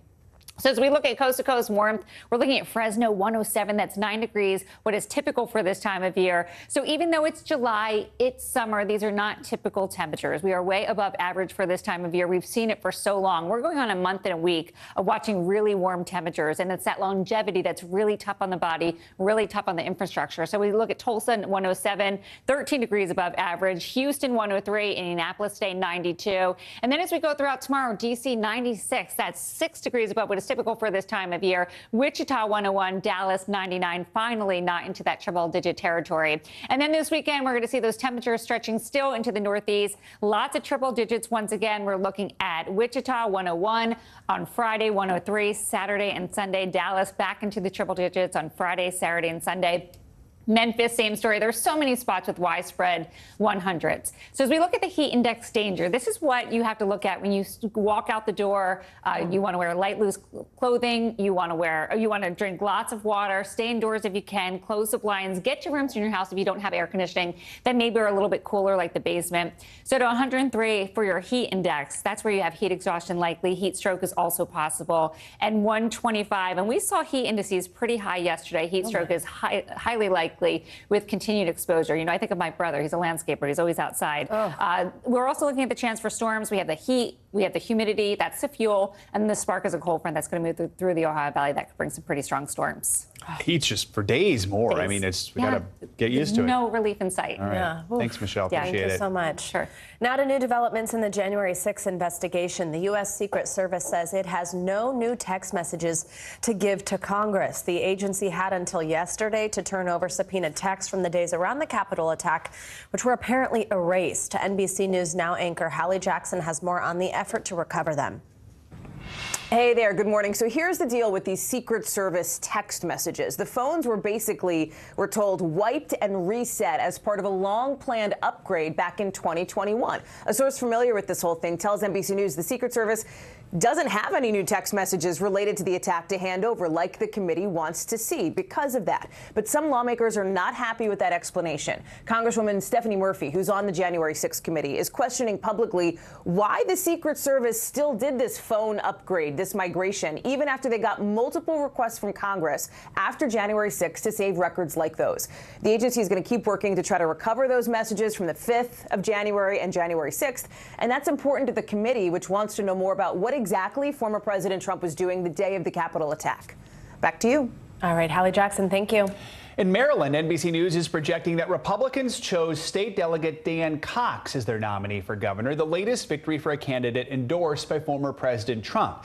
Cox defeated a moderate who was backed by outgoing Governor Larry Hogan in a proxy battle pitting Trump against the Republican establishment. Democratic groups actually boosted Cox with more than $1 million in ads, 50 times what his own campaign spent, betting that his right-wing views are too extreme to win the general election in a state that is reliably blue.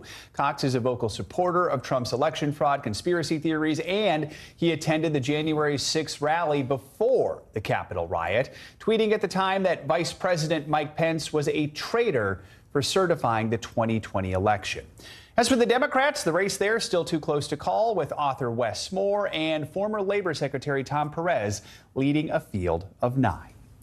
Now for a look at how one airline is hoping to solve the pilot shortage. If you've flown on a regional plane, then you may have been on Republic Airways, which flies for bigger carriers. Republic says its pilot academy is so good, its grads should be treated as if they're trained by the military and allowed to fly sooner than other pilots.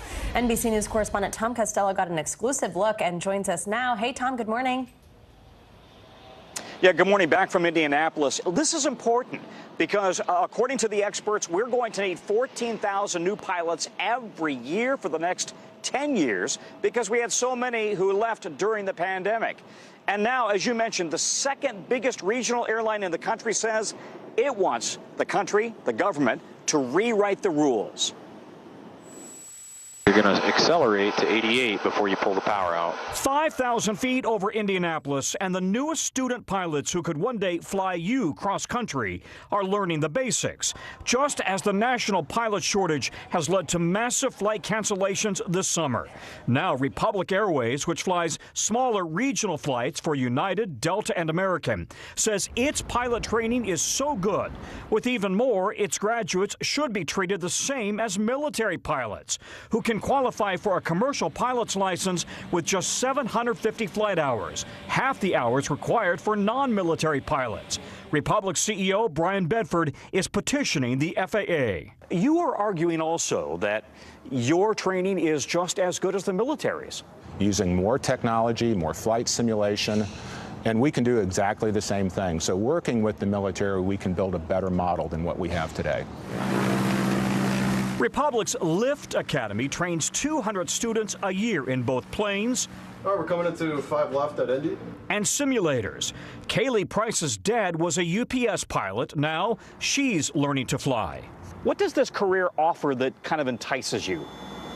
The freedom, honestly. It really is the most freeing feeling in the entire world, being up in the air. After 12 months, graduates typically become instructors or charter pilots to rack up the required flight hours. But becoming a pilot isn't cheap, typically costing $100,000 to $200,000. A big reason for the pilot shortage. Republic offers deep discounts and jobs to students who finish, and is reaching out to underserved communities for students. 67, rotate. As a flight attendant, Satrina Simmons dreamed of becoming a pilot. Now she's a first officer. Honestly, it is the best decision I think I've ever made. It was a right career decision for me. How good is Republic's Academy? Republic says its training is far more intense and far more specific to commercial airliners. And as a result, it says that training rivals military training. We're not training private pilots here. We're not training recreational pilots here. We're training mission-specific commercial airline pilots at Lyft. Congress increased new pilot flight hour requirements after the 2009 fatal crash of a Colgan Air flight in Buffalo that killed 50 people. Today, the nation's biggest pilots union, airline CEOs, even the FAA, oppose Republic's petition to change the rules. Right now, we have these kinds of requirements based on safety judgments, and I haven't seen any change in the safety rationale for that.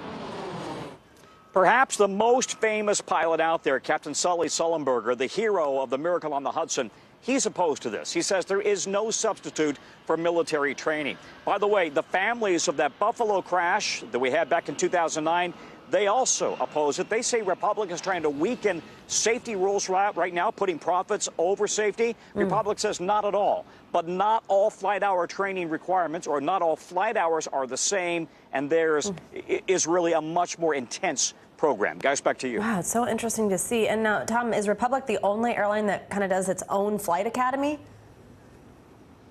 No, taking pilots straight from the street and then putting them eventually into a cockpit. United Airlines has a program like that. Again, they're not going to become a 737 pilot.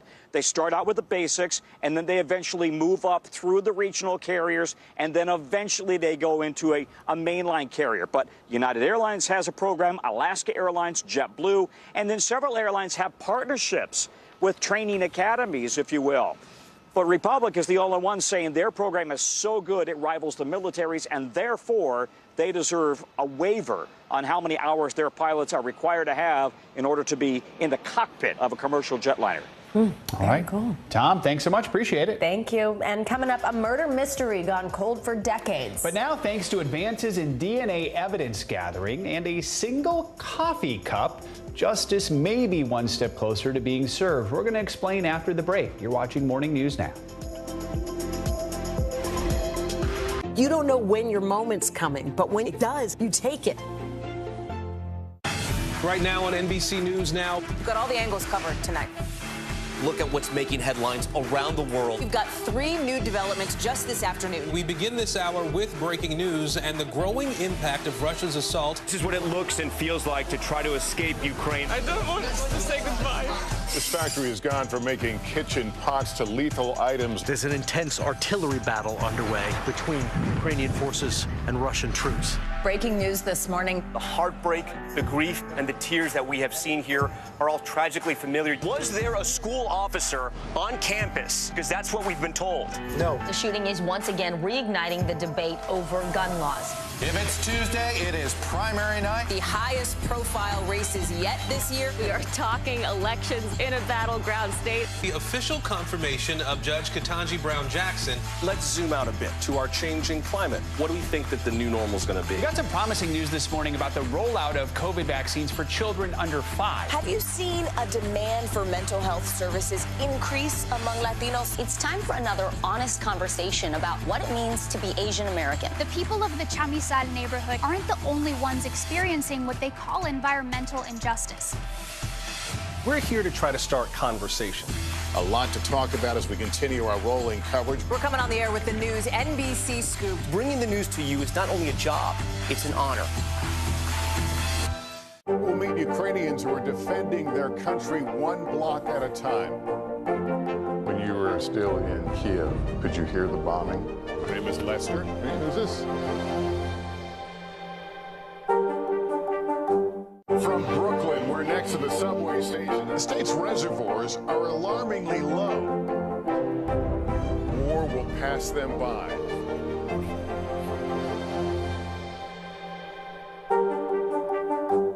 Our show is about sparking conversations around today's biggest issues. The Fed raises interest rates. That controls inflation. Explain how that works. Is part of this that everyone's rethinking their jobs and their relationship to their employers? Could you just remind us why there are 9 justices on the Supreme Court instead of 3 or 20 or 2? It's not my job to tell you what to think. My job is to think about what you tell me. Now Tonight with Joshua Johnson, streaming weeknights at 8 on NBC News Now. Here's what's happening in your neck of the woods. Sometimes the news can be difficult and overwhelming for kids to understand, so we've created a newscast just for them. We hope your family will watch Nightly News Kids Edition. Top Story with Tom Llamas, weeknights at 7 on NBC News Now. Hallie Jackson Now, weekdays at 5 on NBC News Now. Welcome back. For nearly 50 years, the family of one Pennsylvania woman has waited for answers about her murder. With modern DNA testing, countless hours of police work, and a cup of coffee, investigators have made some crucial breakthroughs in the case. Here's NBC News correspondent George Solis with the latest. The murder of 19-year-old Lindy Sue Beekler has been shrouded in mystery for decades. Stabbed 19 times and sexually assaulted in 1975. Now, almost 50 years later, a huge break in the case thanks to modern science and a coffee cup. Authorities in Lancaster County, Pennsylvania, arresting suspect David Sinopoli. We hope that it brings some sense of relief to the victims' loved ones and to the community, who for the past 46 years have had no answers. Investigators say it was DNA that was found and preserved from the original crime scene on Beekler's clothing that led to the arrest. New technology allowing them to trace that DNA that wasn't available when the murder took place. As we look back on the DNA history of this case, we have to remember that when this crime occurred in 1975, DNA wouldn't be used in a criminal case until the late 1980s. After decades of tireless work, investigators took DNA that previously led nowhere to a lab in 2019. Then, like something out of a television crime drama, scientists were able to pinpoint the suspect's ancestry to the small town of Gasparina in southern Italy and create a composite of who they were looking for. The investigators released a composite rendering of the suspect in this case. In addition to the composite, Parabon's report would have included information on the suspect's skin tone, eye color, hair color, geographical ancestry, and freckling. In this small Pennsylvania community, they were able to narrow the suspect list by family history. After months of this type of research, one individual was identified who I believed was an especially compelling candidate to possibly be the suspect. Authorities say once they had a name, they began surveillance on Sinopoli for months. In February, investigators following Sinopoli grabbed a coffee cup he had thrown in the garbage at the Philadelphia International Airport and matched the DNA to the one found on Beekler's clothing. Legal experts say not uncommon in a case where the stakes are this high. So in this case, that thrown out coffee cup, fair game. Absolutely. A thrown out coffee cup is going to be fair game, especially if you throw it away in a public trash can. Generally speaking, when you throw things away, you lose your expectation of privacy. Sinopoli was arraigned and denied bail. He has yet to make a plea. Officers who worked the case for years, grateful to have made an arrest. This case has been very emotional for many of our officers. They've shed tears, they've had sleepless nights, hoping one day an arrest would be made, and finally yesterday it was made. Our thanks to George Solis for that report. Police say they still have not been able to determine a motive in the killing. Russian President Vladimir Putin made a rare overseas trip yesterday, only his second since the war in Ukraine began. He was in Iran for talks with the country's leaders and with the Turkish president. Yeah, well, while the ongoing situation in Syria topped the agenda, the conflict in Ukraine was also, of course, a major topic of focus, with Iran supporting Russia's invasion. Yesterday, the White House gave its reaction to the trip. One, it shows the degree to which Mr. Putin and Russia are increasingly isolated. Now they have to turn to Iran for help. Two, it shows the degree to which his own defense industrial base is having a hard time keeping up with his unprovoked war in Ukraine.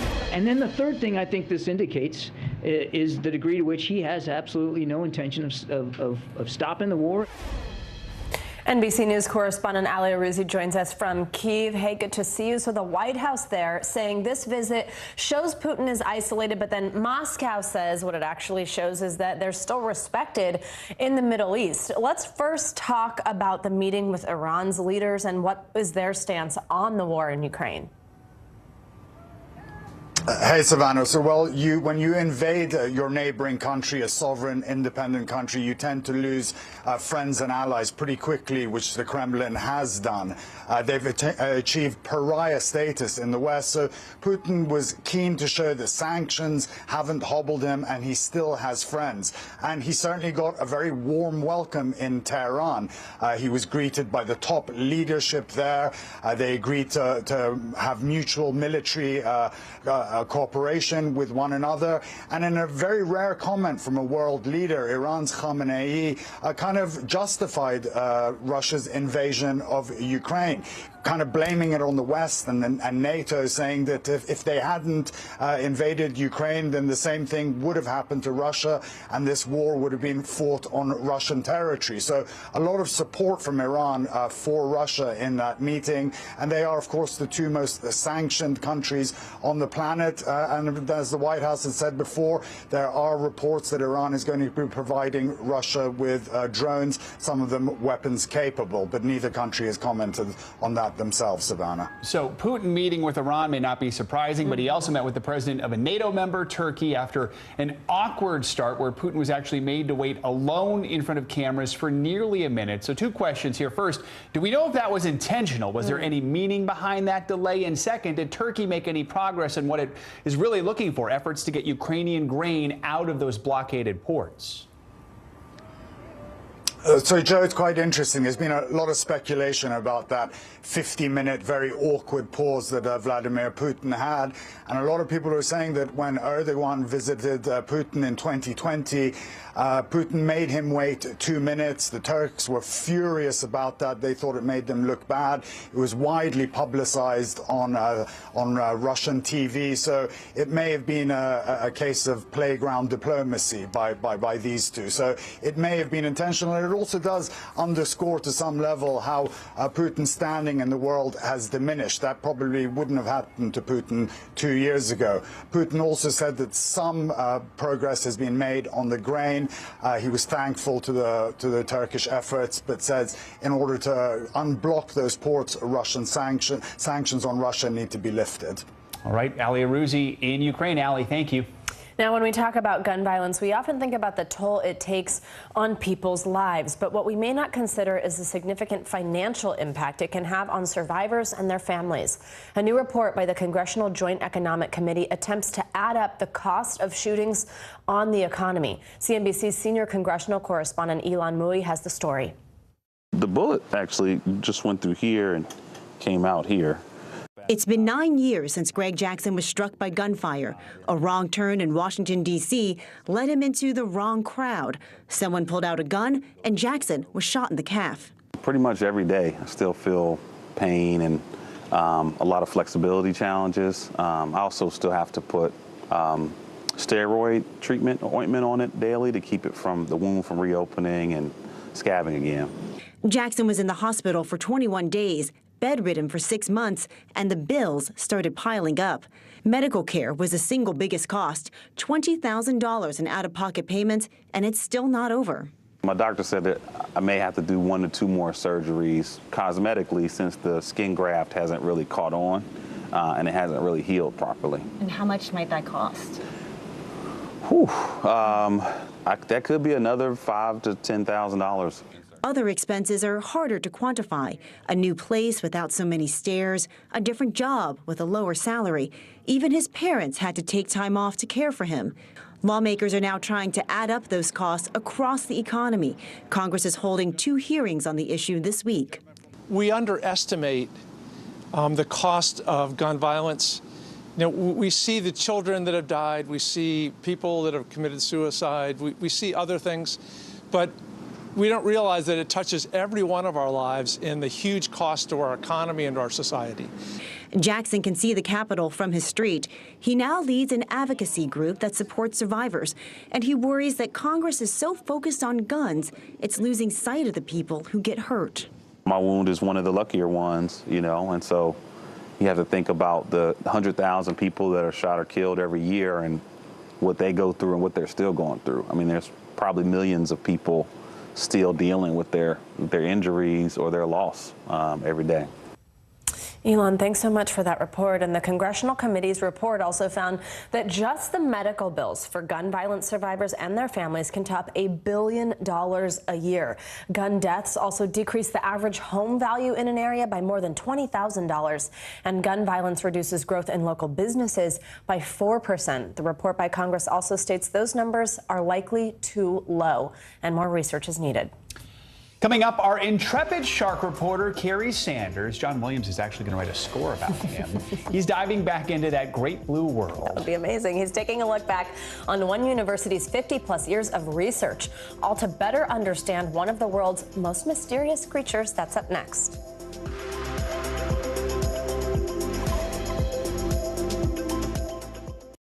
Right now on NBC News Now, look at what's making headlines around the world. We've got 3 new developments just this afternoon. We begin this hour with breaking news. This is what it looks and feels like to try to escape Ukraine. I don't want to say goodbye.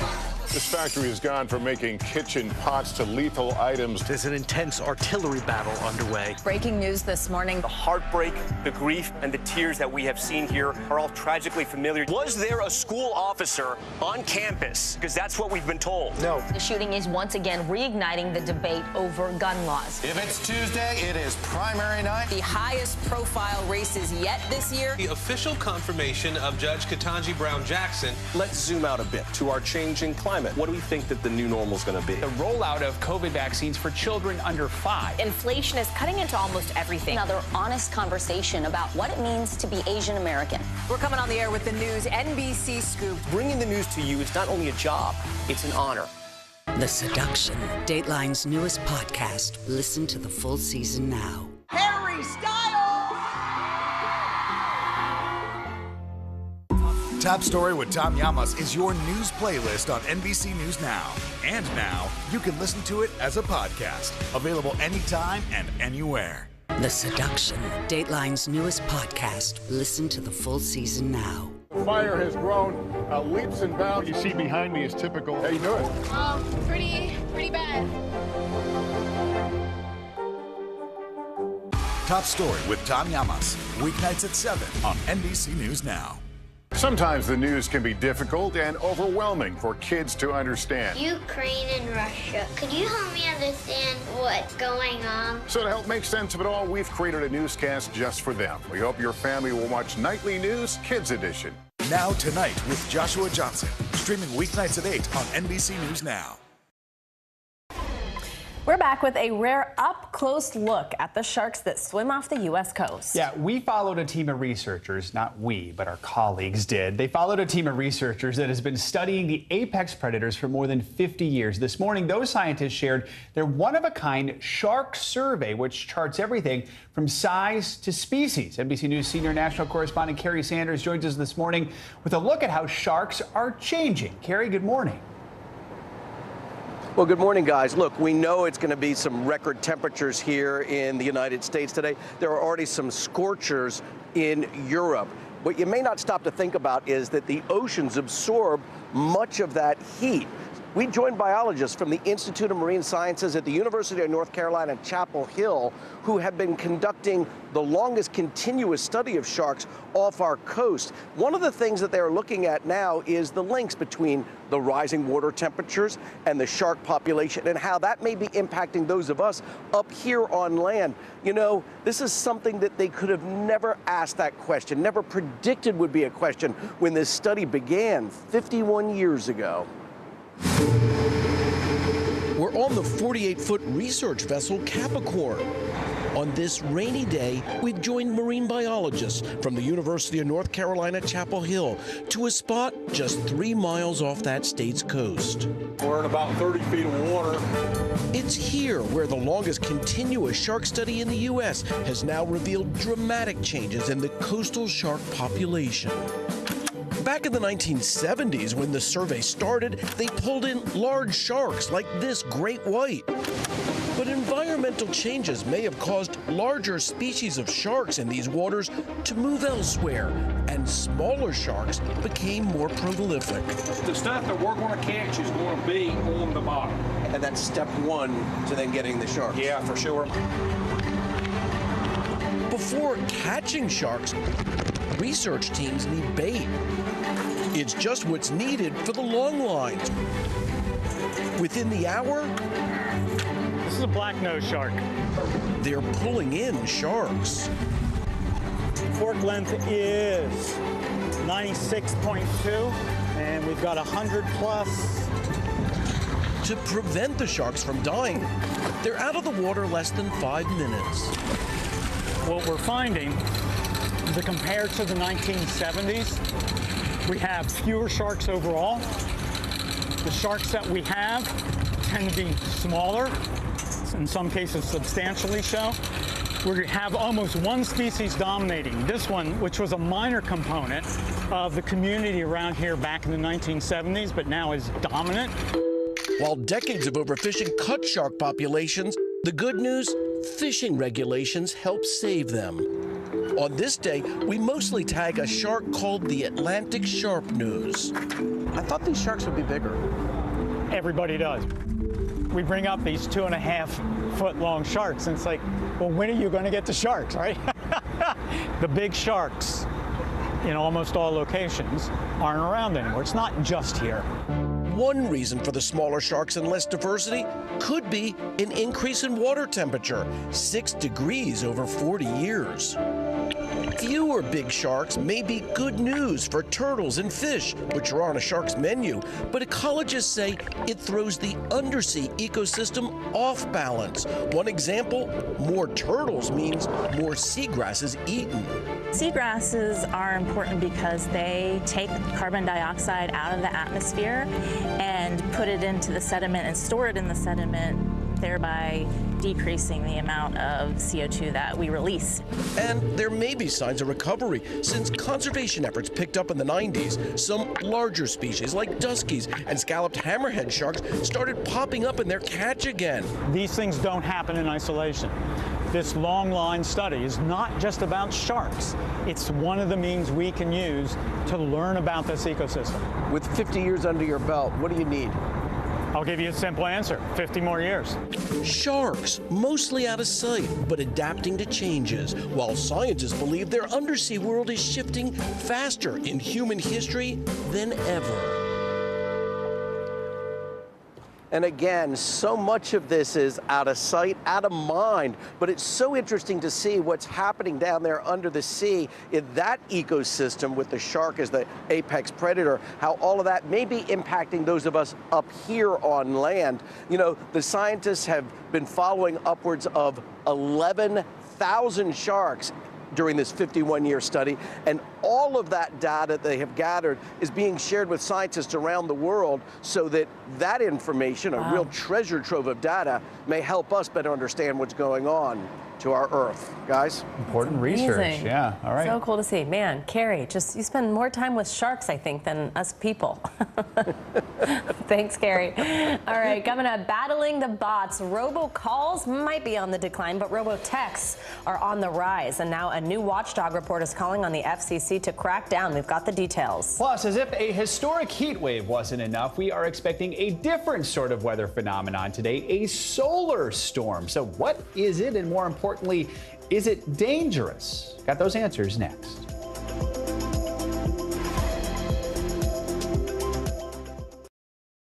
Top Story with Tom Llamas, weeknights at 7 on NBC News Now.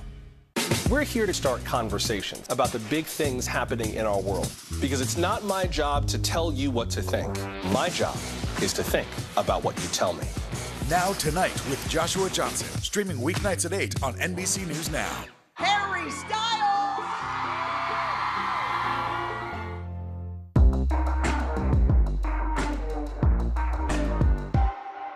You don't know when your moment's coming, but when it does, you take it.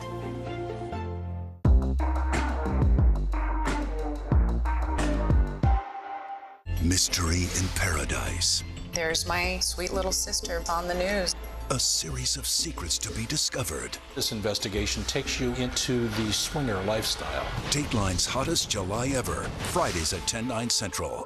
Welcome back to Today. We got a lot to celebrate on this Wednesday morning. It's good to have you along with us. You don't know when your moment's coming, but when it does, you take it.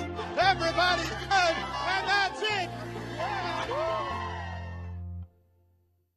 We're here to start conversations about the big things happening in our world, because it's not my job to tell you what to think. My job is to think about what you tell me. Now Tonight with Joshua Johnson, streaming weeknights at 8 on NBC News Now. Let's go. This is a critical choke point for this fire.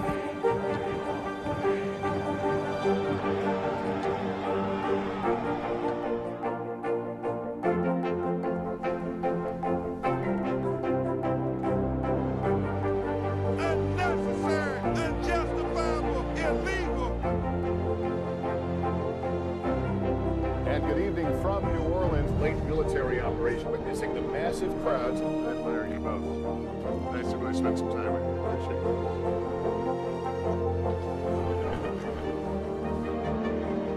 At any moment now.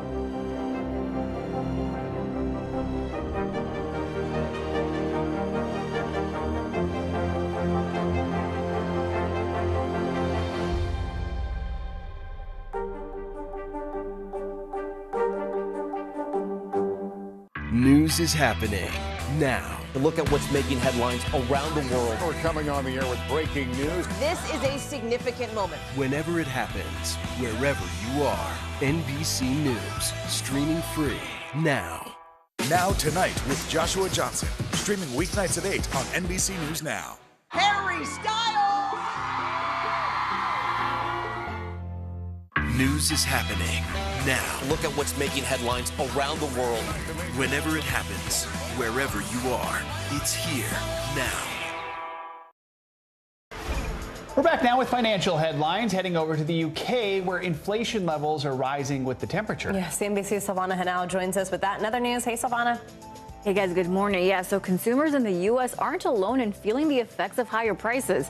Inflation hitting another 40-year high in the U.K. in June as the cost of food and energy continues to soar. The government saying the biggest contributor was gasoline and diesel fuel, which soared 42% year over year. The spike in inflation could prompt the Bank of England to take more aggressive action to try and bring prices down. The BOE has hiked interest rates by 0.25% in 5 straight meetings, but it is hinting it could raise by 0.5 point in August, which would be the biggest move in nearly 30 years. Instagram is adding a searchable map within the app to make it easier for users to find local businesses or attractions in their area. The map will show a list of places and let you see posts about them. You can use filters to narrow things down to only see restaurants, bars, parks, or other types of places. You can also save locations if you want to check them out later. And Google Glasses are back. The company will test a prototype of augmented reality glasses in public settings. They'll be equipped with microphones and cameras as well as a transparent display. Google wants to test apps such as real-time translation or showing users directions inside the lenses. Google previously tested and sold glasses about a decade ago, but privacy concerns and other issues led the company to repurpose the device for business customers instead of consumers, guys. All right, pretty cool. Silvana, thanks. You got it. And here's something we can all relate to, but wish we couldn't. Spam messages pinging our phones. Well, now those robo-texts are the center of a new watchdog report, which is calling for stricter enforcement from the FCC. NBC News senior consumer and investigative correspondent Vicki Nguyen is here with what we need to know. Hey, Vicki, good morning. Hey, good morning, Savannah. You know, we are all used to those robocalls, but what about robo-text? Those are the automated messages sent right to your phone. And man, you should see the numbers. They will shock you. And a lot of people are worried that they are making things more dangerous for consumers because of those text links that are sent that could potentially send you right to a scammer. With the fall of robocalls comes the rise of spam text messages. And this morning, a new consumer watchdog report is calling for a federal crackdown, writing the FCC needs to pass proposed rules to combat robo-text, requiring phone companies to block obviously illegal text messages. Robo-texts have really exploded.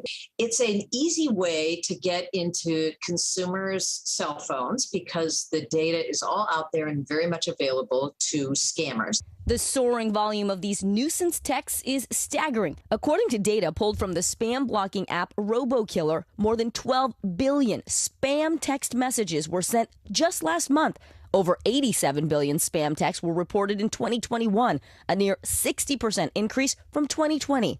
A huge problem that all of our data is subject to being sold to data brokers, and they have no conscience, and they will sell it to any scoundrel or scam artist out there. These text messages from telemarketers to suspicious numbers becoming the new junk mail, but they seem much more invasive and incredibly annoying. Bailey Miller says she receives up to 10 spam texts a week. It could be, hey, we want to buy your house. We see it's on the market. And I'm like, my house definitely is not on the market.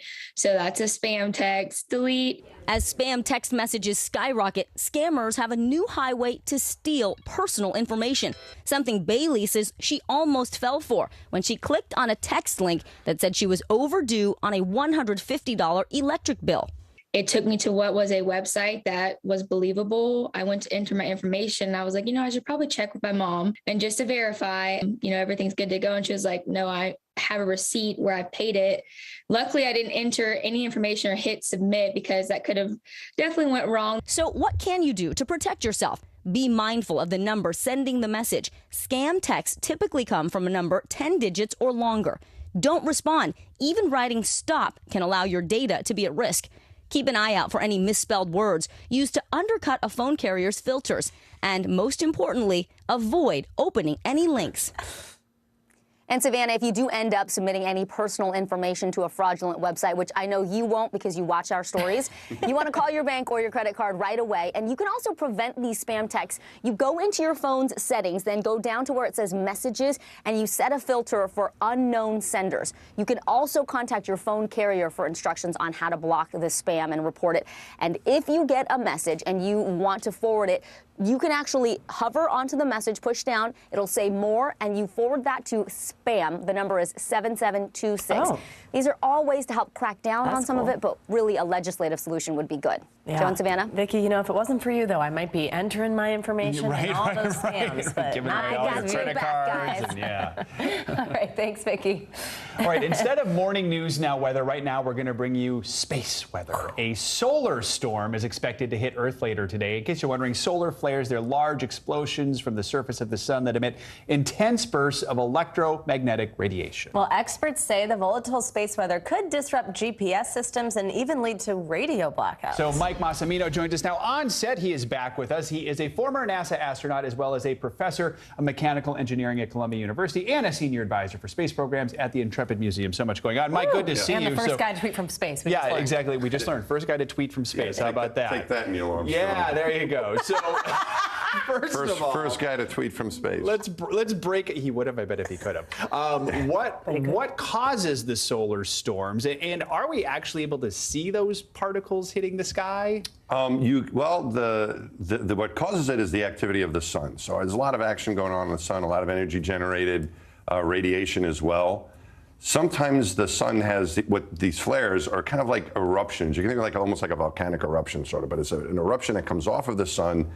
Some of them sometimes head in our direction, and some of them are strong enough that they'll actually reach our upper atmosphere. But the good thing is that our upper atmosphere, the magnetic field, the magnetosphere, will absorb that stuff. It's kind of like a force field, where that radiation comes in. But that's one of the reasons why we're able to live on our planet. There's a lot of this type of activity going on, but when it reaches our planet, it's absorbed by the magnetosphere. So as far as what you can see, one of the cool things, there's really nothing to worry about, right? First off, or it would have been earlier in the show. Nah, you don't have to worry about it. But one of the cool things about this is that the northern lights, the aurora borealis, which is usually only typically seen in north of the United States, in northern Canada, for example, when these storms are going on, when this geomagnetic storm occurs, you can see that at the lower latitudes. It's still north, but the northern United States, like Pacific Northwest, might get a look at the aurora borealis, the northern lights, which is pretty cool. So that's the only thing you'll see. You mentioned some of the other things that could happen. There might be some communications blackouts, some power outages, disruption. Yeah, really, that's really it. I mean, if it was like a huge one, this one is, and this one's a big one, but it's relatively speaking, it's not anything that can cause any trouble. Those things I think only happen like once in a while, like every 100 or so years. We haven't had a big one in a very long time. The danger to people is really for people in space, but not even on the space station or where I was at Hubble, because we're still protected by the magnetosphere, by our magnetic field. But for astronauts like years ago, and I mentioned Neil Armstrong, when those guys were headed to the moon, you're outside of that magnetic field, and that's where if one of these things would happen and it would reach the spacecraft, that's where you really want to be protected. So radiation and cosmic energy is a problem for traveling outside of our planet, going to the moon and Mars. And but we're protected from all that. I mean, I guess that begs the question, how often do we see these? When might the next one be? They happen fairly often. They're not usually strong enough to make any disruption, but about every few weeks we have them, and they watch them. You know, people, you see these beautiful images you have of the sun here. So we have people who are watching them, or scientists, very smart people, are watching these things. And when they see an eruption, they see a solar flare coming, they can determine whether or not it's going to come and what kind of give us a warning that we might get this disruption. So for me, though, I think the coolest thing is that it's a reminder that we actually live in the universe. You know, we think we're inside of this. This is great, but I love coming here. You know, we're at Rockefeller Center. We're right here at NBC Studios. We think we're kind of in the center of the universe. Right. That's New York City is the center of the universe. But it's we're out there amongst all this stuff. You know, we have there's things going on out there. There's sun. There's solar radiation. There's other planets, and it's kind of a reminder that we're not, you know, in this little cocoon that we think we are in. We're really part of the universe and solar system, and this is a reminder of that. But nothing to worry about. Exactly. So it's a nice little reminder. Yeah. All right. Very cool. Some perspective there. Yeah. Look at that. Mike, thank you so much. We always love having you on. Thanks for coming to visit us. Thank you. Thanks for in studio. Thanks for having me come in again. There you go. All right, coming up, an act of reparation in the City of Angels. We're going to bring you the story of one family's emotional reclamation of land seized by the government nearly a century ago. Harry Smith has that story after the break.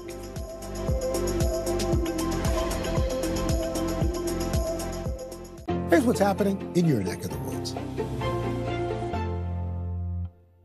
Top Story with Tom Llamas is your news playlist on NBC News Now. And now, you can listen to it as a podcast. Available anytime and anywhere. You don't know when your moment's coming, but when it does, you take it. The Seduction, Dateline's newest podcast. Listen to the full season now. Now Tonight with Joshua Johnson. Streaming weeknights at 8 on NBC News Now. Here's what's happening in your neck of the woods. At 73, Prince Charles is still waiting for the job that is his birthright. Do we want Charles? Do we want a monarchy? I'm Keir Simmons, and we'll take on these questions and more in our new podcast, Born to Rule. Listen now. To cover the news, you have to be in it. This is how so many towns and cities are protecting themselves. They're pushing the gates open. Was there a school officer on campus? That's what we've been told. No. Top Story with Tom Llamas. Weeknights at 7 on NBC News Now. Born to Rule, when Charles is king. A new podcast. Listen now. We'll meet Ukrainians who are defending their country one block at a time. When you were still in Kiev, could you hear the bombing? My name is Lester. Who's this? Sometimes the news can be difficult and overwhelming for kids to understand, so we've created a newscast just for them. We hope your family will watch Nightly News Kids Edition. The Seduction, Dateline's newest podcast. Listen to the full season now. Welcome back. Now to the story of a real-life lassie. One man's best friend ended up saving his life. A man fell 70 feet in a remote section, oh, look how cute, of Tahoe National Forest last week when his border collie named Saul sprung into action. He led a search and rescue crew 200 yards to his owner, who believed he had a broken hip and ribs. Now, according to the Nevada County Sheriff, not only did Saul lead them right to the man, he helped make sure that the man was able to be airlifted to a hospital within 8 hours of when he first called 911. The dog spent the night in the care of a nonprofit where he received a well-deserved dinner. What is he, Joe? What am I supposed to say? Who's a good boy? Who's a good boy? Okay, that one very deserved. Is that one good? Yeah, that one's definitely I just can't deserved. do that, I don't think. All right. Practice. We'll try it later. All right. In our offices. Yeah. Los Angeles County will soon return property from the government that was seized from an African-American family nearly a century ago. Later this morning, Bruce's Beach will be transferred to the descendants of its original owners, thanks to a first-of-its-kind reparations bill. NBC News correspondent Harry Smith has the exclusive interview with the rightful owner. Perfectly located on the Strand in Manhattan Beach is the Los Angeles County Lifeguard Training Center. 100 years ago, the area was barely developed, but on this small sliver of sand was a kind of paradise, where black Californians were welcome on what was called Bruce's Beach. There were 2 beaches in our area, this one and Santa Monica, Inkwell Beach. Janice Hahn is a Los Angeles County supervisor. And so people don't understand that they weren't even allowed. They were arrested in other places for swimming in the ocean. Here was lodging, a cafe, and a dance hall, all too much for local whites in a Los Angeles unashamed of its embrace of the Ku Klux Klan. So the fact that they were allowed to set up this resort, and then the Ku Klux Klan so hated what they were doing because it was successful. Charles and Willa Bruce bought the land with money he earned as a cook on a Pullman car. They knew early on there'd be trouble. Willa Bruce told the Los Angeles Times in 1912, "Wherever we have tried to buy land for a beach resort, we have been refused. But I own this land, and I am going to keep it." But the Manhattan Beach Council thought otherwise. They condemned the property through eminent domain, claiming the area was needed for a park. The land sat vacant, unused, for decades. What does it mean to you now, though, then, to know that it's coming back to the Bruce family? Well, it's joyful, and it's a bittersweet moment. I mean, we've had generations that build up generational wealth, and then everything stopped at Manhattan Beach. And then the family went through several tragedies. Derek Bruce is a great-grandson of Charles and Willa Bruce. That's what our family has gone through, is a grave wounding. The summer of 2020 was a season of awakening and reckoning. And during that time, returning the property to the Bruce family became a rallying cry. Today, that will happen, an act of reparation. As reparations and restitution cases go, this one probably will be the easiest to accomplish because we have the records that show the actual piece of property that was bought by Willa and Charles Bruce. And then we have the records of the harassment that they went through. The Ku Klux Klan actually trying to run them out of town. And we know when that didn't work, the city decided to use eminent domain and take this property from them. Does this feel like justice to you? In a way it does. In a way it does feel like justice because the hardship that our family went through generations, and it just echoed and reverberated without us really knowing why. The Bruce descendants will lease the land back to the county for now. The county has offered to buy it back from them for $20 million. Did you ever look at this spot and say, what could have, what should have, dream about what? I took my wife here one time and my kids, and you know, we just kind of just basked in the thought what could have been, but it was such a fleeting moment and so unrealistic that we didn't really dwell on it. Yeah, yes, I bet. And although here, look at where we are now, so I guess it wasn't that unrealistic after all. Derek encountered a few locals who offered their congratulations, a sentiment not shared by all. What are folks around here thinking and feeling about all of this? Some people will come up to me when I'm here in Manhattan Beach and thank me for what I'm doing, but we do know that the current city council has refused to apologize to the Bruces for what happened 100 years ago. Perhaps a chat with a new local landlord would help. Generations ago, the folks here were not very kind to your grandparents. Yes, but we have to learn from others' mistakes, and we have to understand that there is a path forward to human beings treating each other with respect and dignity. It's something that we should reach forward together. Great message there from Harry Smith. Thanks for bringing us that story. That does it for this hour of Morning News Now. But the news continues right now.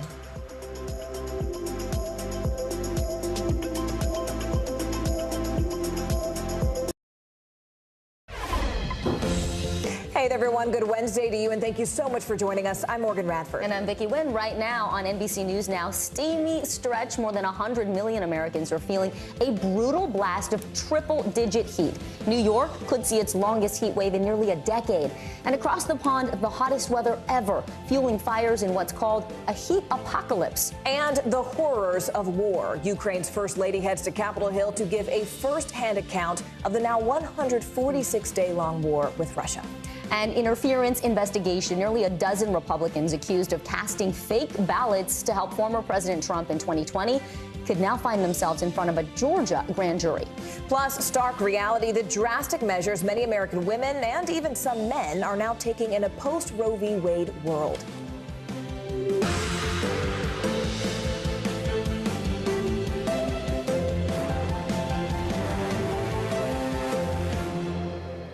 Hi, good to be with you. 100 million Americans are under heat alerts today as dangerously high temperatures scorch the U.S. coast to coast. Even though we are in the middle of summer, several cities accustomed to the heat are breaking records. Dallas has now experienced 24 days above 100 degrees. Meanwhile, Europe is burning. Fires are raging across multiple countries as the extreme weather leads to dangerous and deadly conditions. NBC News foreign correspondent Megan Fitzgerald is tracking the latest from London. But first, let's begin with NBC News correspondent Sam Brock, who's in a scorching hot Dallas. Sam, tell us, what are the conditions there in Texas? Look, here's the problem, Morgan and Vicki. Good morning. Good to be with you. The numbers don't even seem real. First of all, 111, 112, 113. Here in Dallas, it was 106, 109 yesterday. The expectations, 107 to 108 today. They're so elevated. It's not just those figures, though. The energy consumption, according to ERCOT, which oversees the flow of power, is expected to break an all-time record today. 80,000 plus megawatts. That has never happened before. As across the country, guys, we are seeing records fall, and Americans trying to be careful in this heat wave. With the country in the grips of an unrelenting heat wave, a staggering 219 million Americans bracing for temperatures above 90. This is the hottest summer that I've seen in Dallas, really that I remember since 1980. It may be time for people to start adjusting their expectations. No one is escaping the heat underneath this big, giant heat dome. As 44 million people, or more than double the population of Florida, will face triple digits. Feels like a furnace. Many just trying to cope, seeking a shady spot or a place to take a cool dip. And my kids just laid down. They just melted. They were done. Hydration is the name of the game at this Oklahoma summer camp. Make sure the first thing you do is fill those water bottles. And in Texas, how's the AC working? Dallas police officers checking on elderly residents who, along with children, are most vulnerable to heat-related illness. Blazes breaking out across the Lone Star State, forcing evacuations to nearly 300 homes in this North Texas community. At the same time, the heat ironically causing water to burst from pipes as infrastructure buckled. We know the water will be out for several hours, so we'll just capture all the water, fill the bathtub up. The state's power grid is also being watched closely. ERCOT didn't have to issue calls for conservation on this record 109-degree day, but it did last week to avoid straining the system. It comes amid power concerns across the country. Yesterday, a transformer caught fire at the Hoover Dam, which supplies power to over 1 million in the West. But authorities say the fire was put out with no risk to the grid. Climatologists warning heat waves this brutal are just the beginning. We should stop thinking about global warming as something in the distant future. A scorching reality for many. Sam, we're going to let you cool off in just a minute, but before we let you go, you have some developing news about energy usage in Texas today. What can you tell us? Right, Vicki, so we mentioned 80,000 megawatts is the expectation that will finally be broken. This after Texas has already broken its energy usage for the state 11 times so far this year. They're expecting that to happen. Just as a basis of comparison, New York, where you are, at its peak levels for the state, is about 41,000. So you're saying Texas is going to double New York today. California, larger population, 50,000 megawatts. That's how extreme this circumstance has become. They're watching the grid very carefully, guys. And those fires are burning as well. Sam Brock, thank you so much. Go get cool. Stay hydrated, Sam. Well, speaking of those fires, the UK's national weather forecaster says record-breaking temperatures like the ones we just saw yesterday are now going to be the new norm. Yeah, the unusually extreme heat for the country is also becoming dangerous as fires spread across London. NBC News foreign correspondent Megan Fitzgerald is there. The London Fire Brigade says they have not been this busy since World War II. We know that crews battled flames into the night. Right now, more than 40 homes and structures have been destroyed, including the ones not far from where we are now. That area closed off because of the destruction, but government officials are saying that the dry conditions caused by climate change have made matters worse. The UK coping with unprecedented heat and dangerous consequences. Record-setting temperatures topping 104 degrees, fueling raging fires across London. This massive residential blaze forcing evacuations and taking firefighters hours to extinguish. One neighbor trying to stop the flames with a garden hose. The sweltering heat gripping a nation not equipped for extreme temperatures, catching many American tourists off guard. We're just going to suffer through it because we're here for 2 days. Train tracks buckling and runways melting, disrupting services across England. Millions suffering in a nation where most don't have air conditioning. But climate experts say this kind of scorching heat could become the norm. Going forward, we may well see this type of heat across the UK more and more common. The crisis in the UK also playing out across other parts of Europe. An inferno in Athens, Greece, forcing more than 400 firefighters to battle flames raging day and night. In Portugal and Spain, massive wildfires forcing thousands to flee their homes. This fire in Spain stopping a train in its tracks. A similar situation in Italy and in France, where more than 30,000 acres of wine country are burning, while extinguished flames are revealing the extent of the devastation.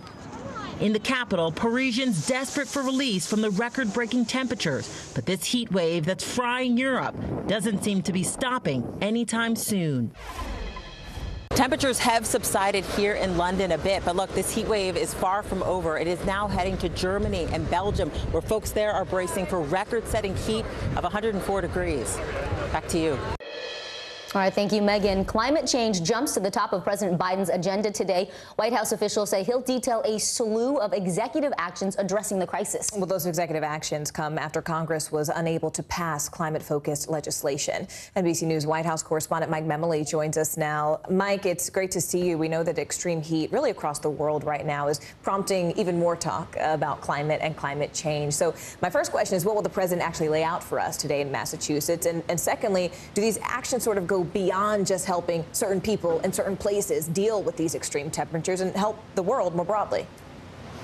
Well, Morgan, first of all, I feel like I can join your weather coverage speaking from where it's now. It feels like temperature of 94 degrees and humid here in Washington on the north lawn of the White House. And actually, this is part of the message today for the White House, as an official notes he's heading to sweltering Massachusetts to make several announcements about his climate agenda, of course, at a time when we've seen his agenda in Congress stall thanks to Senator Joe Manchin. So he's going to be making a few announcements today, including highlighting ways in which he has worked already to boost the offshore domestic wind industry, to support low-income energy assistance, and also more funding for what's called the BRIC program. That's to help individuals who are dealing with extreme temperatures find relief as well. Now, White House official told me just a few moments ago that this is the first of many executive actions we can expect to hear from the president over the weeks ahead. There's certainly a lot of pressure on him, especially within his own party, to do more. And it's also worth noting the politics here. We've talked quite a bit about the fact that the president has not been able to get outside Washington much. He's been focused so much on foreign policy today, the first of what we expect to be multiple trips outside Washington to highlight not just his energy agenda, but other elements of his domestic agenda heading into the midterm elections. Hey, Mike, Vicki here. And on that note, the White House has said if Congress isn't going to act on this emergency, the president will. Some lawmakers are actually calling on him to declare a national climate emergency. How close are we to that actually happening? And also, what would that do if he did make that declaration? Well, the second question you're asking there, what will that do, is exactly the question the White House is wrestling with as they consider declaring an emergency as it relates to climate. But there's the technical declaration of an emergency versus the symbolic declaration of an emergency. And the same White House official I spoke to just a few moments ago tells me he's going to say today that what we're facing in terms of rising temperatures globally, climate change, is an emergency, and he's going to act like it. Now, whether he declares a technical state of emergency as it it relates to climate. The White House is considering what exactly they would use that declaration to do. What revenues do they want to free up to use towards potentially further actions on the executive front? What do they want to do in terms of reallocating resources within the federal government at the moment? These are questions that they're not just wrestling with as it relates to climate, but you'll recall there was also discussion around declaring a public health emergency related to abortion. The White House is reluctant to do too much in the emergency space because they also don't want a future Republican president to do what many Democrats are calling on the president to do now, use executive authority to declare an emergency where one may not exist, even if they believe one is in this case, to enact a policy agenda without the approval of Congress. They're worried about that precedent. All right, Mike Memoli, thank you. Now let's turn to Capitol Hill, where the House passed legislation Tuesday to protect same-sex marriage rights from a potential Supreme Court reversal like the one we saw with Roe v. Wade. 47 Republicans joined all Democrats in the House to approve that measure. Yeah, the legislation would repeal the Defense of Marriage Act and enshrine marriage equality for federal law purposes, as well as add legal protections for same-sex married couples. NBC News senior national political reporter Sahil Kapoor joins us now. Sahil, this legislation now heads to the Senate, where it would need 60 votes to pass. What's the likelihood that the Senate would take this up and put it on the president's desk? It may well get the 60 votes in the Senate at this point. So far, Republicans are, well, we know that 2 Republican senators are officially on board, Senator Susan Collins, an original co-sponsor, and now just this morning, Senator Rob Portman, the Ohio Republican, his office told me that he decided last night he's going to co-sponsor that bill. There are other Republicans as well who sound open to it, including Senator Tom Tillis, including Senator Lisa Murkowski. Let's have a listen to what Murkowski, as well as one other Republican senator, had to say. It's a pure messaging bill. I mean, it's obviously settled law right now. I have suggested to others that not only would I like to see Roe, Casey, and Griswold on contraception codified, but I've also made clear my support for gay marriage years ago.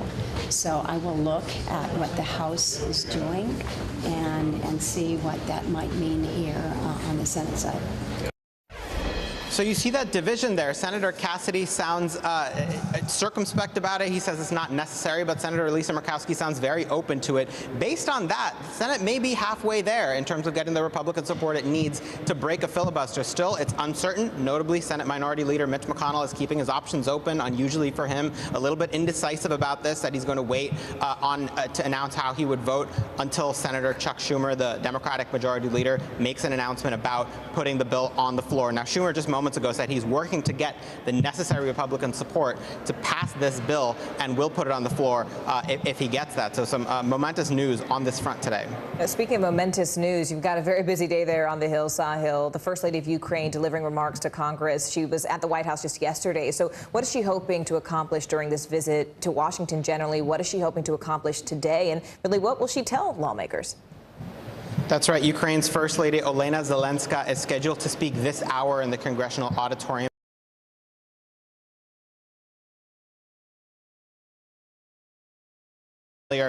With her speech tells us that it will include a slideshow that contains graphic imagery. This, of course, comes as Putin's war in her country continues to rage. Beyond that, there certainly is a desire among the leadership of the Ukrainians to keep this war front and center, not let it fade away from the minds and the imaginations of the American public, given how reliant the Ukrainians are for support economically and militarily in order to keep fending down the Russians. All right, NBC Sahil Kapoor live on Capitol Hill. Thank you so much, Sahil. Well, members of the committee investigating the January 6th attack on the Capitol say they did not get what they were expecting from the Secret Service yesterday. Just one text message was included in more than 10,000 pieces of documents. That is according to a letter obtained by NBC News. The single message was a request for assistance by the former Capitol Police Chief on January 6th. Secret Service texts related to January 5th and 6th were subpoenaed just last week. Secret Service Chief of Communications said in a statement that the phones were wiped and reset as part of a long-planned upgrade. Well, Congresswoman Stephanie Murphy, who sits on the January 6th committee, is challenging why the data migration happened in the first place. There Their process, as explained to us, was simply to leave it to the agents to determine whether or not there was anything on their phones worth saving that was necessary to save for federal records. And as a result, today they did not receive any texts from their agents when they made that transition. Well, the Secret Service said in a statement, quote, "We continue to scrutinize our records, databases, and archives to ensure full compliance with the committee's subpoena. We are taking all feasible steps to identify records responsive to the subpoena, to include forensic examinations of agency phones and other investigative techniques." Let's turn back now to the extreme heat, where there are new warnings about prolonged exposure. We're talking fatigue, dehydration, even stroke. And this is all happening as cities across the country are hitting triple digits. NBC News meteorologist Michelle Grossman has been following every angle of this story for us. Hi, Michelle. Thanks, guys. Great to see you. And yeah, we continue to track this dangerous heat. It's record-breaking, it's intense, and it's potentially deadly. We're looking at really hot temperatures once again, and we're looking at record highs from yesterday. We're going to see similar temperatures today, but look at some of these numbers. 115 in Wichita Falls yesterday, 110 in Oklahoma City, 109 in Dallas. This is the actual air temperature. We're not even factoring the humidity. It feels warmer once you factor in that high humidity. Today, we're going to see highs once again soaring into the 100s, soaring into the upper 90s, and we may see 219 million highs above 100 degrees, and we're going to see over 40 million highs above 100 degrees. So that's a lot of people seeing triple digits. Now, as we go throughout the weekend, we're expecting record highs as well. We're looking at a long stretch of 90s in the Northeast. 100 million people impacted today by a heat alert from the west into the southwest, parts of the central and southern plains, the lower Mississippi Valley, also into the Ohio Valley, and now into the Northeast. A heat advisory, that's in orange. A heat watch is in pink, and a heat warning is sort of that purple color there.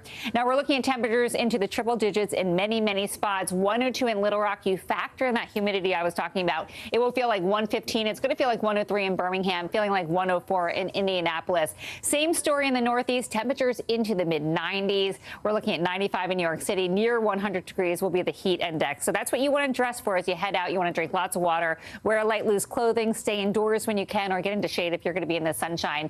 Tomorrow, we're looking at temperatures still in the 90s in New York City. It's going to feel like 100 degrees, and then 90s as we head towards the central and southern plains. 101 in Wichita. It's going to feel like a little bit over 100. We're still talking about that record heat in Europe, but notice London and Paris, a little break there. That's good news. We haven't had a lot of good news in the weather department lately, but we're looking at really intense heat through Madrid, also through Venice, Rome. You're going to see temperatures today in the mid-90s. Same story tomorrow. Do want to mention that the heat and humidity, that's going to fuel some storms. We have a cold front. That's going to be the spark, so to speak, for those storms. So we are looking at some severe weather potentially in the Ohio Valley through this evening, this afternoon. Detroit down to Cincinnati, Louisville, 20 million people at risk. We could see winds gusting to 60 miles per hour. Could also see some hail and the chance of a few tornadoes. I'm just saying. Guys. Well, for most of us, Google has been the go-to when we're searching for information. But among some Gen Zers, TikTok and other social media platforms are becoming their source. So why the search shift? That's coming up just after the break. You don't know when your moment's coming, but when it does, you take it. Mystery in Paradise. There's my sweet little sister on the news. A series of secrets to be discovered. This investigation takes you into the swinger lifestyle. Dateline's hottest July ever. Fridays at 10/9 Central. Hallie Jackson Now. Weekdays at 5 on NBC News Now. At 73, Prince Charles is still waiting for the job that is his birthright. Do we want Charles? Do we want a monarchy? I'm Keir Simmons, and we'll take on these questions and more in our new podcast, Born to Rule. Listen now. The Seduction, Dateline's newest podcast. Listen now. And what do you love about fatherhood? The chaos, the learning. Is climate change one of your top priorities? What's your message to girls who want to make a difference in their own communities? Believe in yourself. Born to Rule, when Charles is king. A new podcast, listen now. Right now on NBC News Now. We've got all the angles covered tonight. Look at what's making headlines around the world. We've got 3 new developments just this afternoon. We begin this hour with breaking news and the growing impact of Russia's assault. This is what it looks and feels like to try to escape Ukraine. I don't want to say goodbye. This factory has gone from making kitchen pots to lethal items. There's an intense artillery battle underway between Ukrainian forces and Russian troops. Breaking news this morning. The heartbreak, the grief, and the tears that we have seen here are all tragically familiar. Was there a school officer on campus? Because that's what we've been told. No. The shooting is once again reigniting the debate over gun laws. If it's Tuesday, it is primary night. The highest profile races yet this year. We are talking elections in a battleground state. The official confirmation of Judge Ketanji Brown Jackson. Let's zoom out a bit to our changing climate. What do we think that the new normal is going to be? We got some promising news this morning about the rollout of COVID vaccines for children under 5. Have you seen a demand for mental health services increase among Latinos? It's time for another honest conversation about what it means to be Asian American. The people of the Chamizal neighborhood aren't the only ones experiencing what they call environmental injustice. We're here to try to start conversation. A lot to talk about as we continue our rolling coverage. We're coming on the air with the news NBC Scoop. Bringing the news to you is not only a job, it's an honor. These days, it feels like the news never stops. So let's get into it. What's happening right now, what it all means for you for an hour every day. It can be hard to keep up, so let's get started together. Hallie Jackson Now, weekdays at 5 on NBC News Now. Top Story with Tom Llamas is your news playlist on NBC News Now. And now, you can listen to it as a podcast. Available anytime and anywhere. The Atlanta prosecutors investigating interference in the 2020 election are focusing on 16 Republicans as part of their inquiry. The group of fake electors has been subpoenaed to appear before the Fulton County Special Grand Jury and could face criminal charges. Meanwhile, looking ahead to this fall's elections, President Trump's false claims are still resonating among some voters. Maryland Republicans elected state lawmaker Dan Cox as their nominee for governor. Cox is a Trump loyalist, and his win could jeopardize Republicans holding on to the governor's seat in November. Maryland is a heavily Democratic state where President Biden received 65% of the votes back in 2020. So we'll talk to NBC News Deputy Political Editor Ben Camisar in just a moment. But let's go and begin down in Atlanta with correspondent Blaine Alexander. Blaine, let's talk first about Fulton County and the investigation there. I mean, these fake electors had previously been identified as witnesses and now they're targets. So what does that signal about where this investigation is now headed, Blaine? You know, Morgan, I think really the first thing to point out is that this has been a very busy time for this Fulton County investigation here in Georgia. Over the past few days, we've seen a number of court motions flying from all parties that have been involved in this. So it certainly shows, one, that the activity is picking up, but also, two, that this investigation is widening. So knowing that these 16 fake electors are now targets of the DA's investigation, it shows that she's doing exactly what she told me she would in an interview, and what she's been saying all along is that she's conducting a very robust investigation. She said that she wants to hear from anybody. She wants the grand jurors to hear from anybody who has any sort of knowledge or either firsthand experience on what the former president or his associates were thinking or doing all around these allegations into trying to impact the election. I think the other thing to point out, too, is that we're talking about some pretty big name Republicans here in the state of Georgia. We're talking about the Georgia GOP chairman. He's one of the 16 so-called fake electors. Another person is someone who is the Republican nominee for lieutenant governor. So we're seeing some very big names here. Now, for their part, 11 attorneys for 11 of those fake electors responded in a motion yesterday, essentially saying that they're going to fight this. They called it an unfair subpoena, and they said that they were caught off guard. They said initially they thought they were going to be witnesses, and now they're targets, Morgan. Which is interesting, Blaine, because you mentioned sort of this who's who of top Trump allies and big Republicans, and two close allies of former President Trump, Senator Lindsey Graham and Rudy Giuliani, were also subpoenaed in this investigation. So where do things stand with them specifically?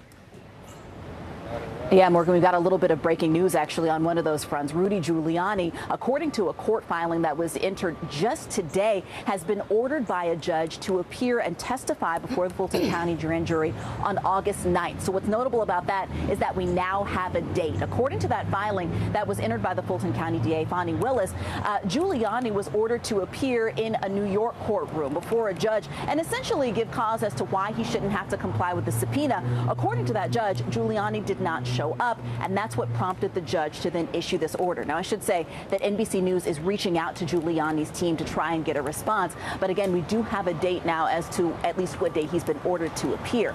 Now, as for Senator Lindsey Graham, a kind of a different phase. He and the DA have kind of reached an agreement that they're going to be able to fight, that he's going to fight the subpoena here in Georgia court, in the state of Georgia. So a little bit of a difference in where that stands, Morgan. All right, excellent reporting. Blaine Alexander, live from Atlanta. Blaine, always great to see you. The 2020 presidential election was nearly 2 years ago, but it took center stage in Maryland's Republican primary for governor on Tuesday. Dan Cox, a state legislator who echoed President Trump's false election claims, defeated opponent Kelly Schultz, who had been backed by Maryland's current Republican governor, Larry Hogan. We're going to bring in NBC News deputy political editor Ben Camisar, who has been following this race closely. Ben, tell us more about Dan Cox and his political rise as a Trump loyalist. Yeah, so as you said, he's a state delegate. He's pretty young, all things considered. He's under 50 years old. Really rose to national prominence around January 6th. He was organizing buses to the Capitol that day. He also tweeted that Mike Pence was a traitor. He's one of the Republicans that touts the, repeated lies about the 2020 elections. He's talked about audits. He tried to impeach current Governor Larry Hogan. So, that sort of stew of sort of more conservative, far-right positions really got him on the radar of folks like Trump, who ended up endorsing him over the establishment's pick, Kelly Schultz, who's backed by Hogan. Dan Cox did not win this election on his own. Democrats contributed heavily. They're hoping that he'll be the easier person to defeat in the fall. So talk about the chances that this could backfire on Maryland Democrats come November. Yeah, it's a really important point to note. So Democrats spent over $1 million on television ads. Kind of did two things. Democrats say, hey, we saw the polling. We knew Cox was going to win. So we're going to start running ads now that link him to Trump, that link him to the election denial, things that won't look good for Cox in the minds of swing voters or left of center leaning voters, of which there are many in a state that President Biden won by 30. But it's important to note the timing of these attacks. These attacks on Cox were coming during a heated primary in the Republican side. So by boosting those sort of, Dan Cox is too conservative for Maryland, Republican voters might pick up and go, oh, too conservative. I like that. So it's kind of a weird behind the scenes, jujitsu that the Democrats were doing here. And you asked the really important question, is it going to backfire on them? And, it remains to be seen. This is, again, a state that President Biden won easily. So you'd think that it's probably unlikely that it will backfire on Democrats. But there's certainly some angst, I'd say, among some Democrats that the person who's second in line, second most likely to be the governor of Maryland, is someone who has these sort of far-right opinions like Cox, and he got there in part from Democratic help. Ben, are you feeling more jujitsu or ninja vibes on that? I don't know. I think it could go either way. All right. Ben Camisar, we appreciate it. Catch up with you later. Whether it's searching for a new restaurant or a vacation getaway, the first place many of us go is Google. But internal research shared by Google found that nearly half of Gen Zers actually go to social media platforms. So we're talking Instagram or TikTok, and that's to get their information. Super fascinating. The ages of those surveyed ranges from 18 to 24, according to TechCrunch. So what exactly is behind this shift in search habits? NBC News youth and internet culture reporter Callan Rosenblatt has the answers. She always does. She joins us now. Hey, Callan. I remember a few years ago we were talking about how YouTube was a huge search engine for younger people. Now it's these social media platforms. Is it because people are looking for videos or photos rather than text and information like the kinds of things they may get on a Google search? Yeah, Vicki, you nailed it. It is because of the visual aspect of a platform like TikTok. These young people want to see when they're checking out a makeup brand, a skincare line, a place to go on vacation. They want to see what it looks like. What does a product look like on someone's skin? What does a spot look like where I might go? What menu items are at this restaurant that I might, attend or patronize? It's all about the visuals of an app like TikTok or Instagram. Now, the young people I spoke with said that they tend to lean more towards TikTok because TikTok has a more robust search feature. It has an autofill feature. But they also use platforms like Instagram and Pinterest even when they're looking to design an outfit, come up with an aesthetic, figure out how they want to decorate their room. So it's really all about that visual nature of these social media platforms that's drawing in a younger audience. Callan, that's so interesting. I guess my question is, you know, if nothing, the internet adapts, right? So, I mean, has Google shown any signs that they're going to try to change their product to adapt to this trend, maybe even making their search engine ultimately more Gen Z friendly? Absolutely, Morgan. They've said that they want to actually make Google and Google searches more visual. They're also working on things like augmented reality for Google Maps that kind of help you orient yourself in space with these visuals. So they definitely recognize that visuals are a huge part of search engines nowadays, and they are working to adapt, but they recognize that right now, TikTok and Instagram are a big competition for them when it comes to younger users. All right, Callan Rosenblatt. I love when you joins us, Callan. I feel like, wow, I get my Gen Z like culture cred card or something, right? And I don't deserve it, obviously, because hashtag millennial. You do. It's all good. Young millennial. I don't know, girl. Callan, We're learning. Give me the card. Give me the card, girl. Thanks, Callan. Oh yeah, you got it, Morgan. Appreciate you. Well, Stay with us, because coming up in the wake of Roe v. Wade, women are now taking permanent sterilization as a serious option to consider. Stay with us.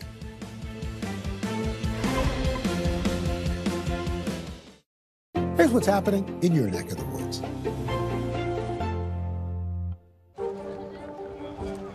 Let's go. This is a critical choke point for this fire.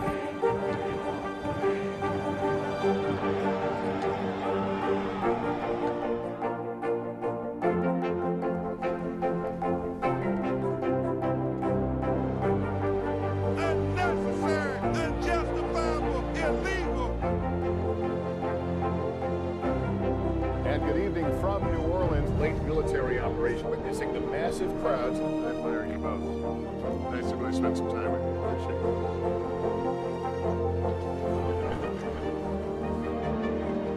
At any moment now.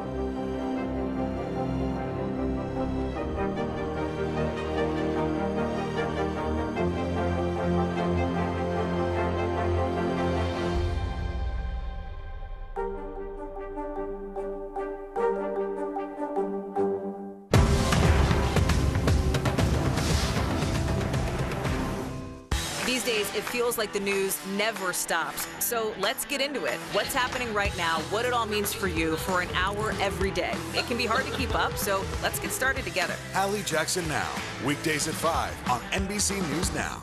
Uvalde, Texas, a small town that has become yet another landmark. How long do you think it took for all this damage to occur? You telling us what it was like? With our NBC News exclusive. Ms. Lester, what is this?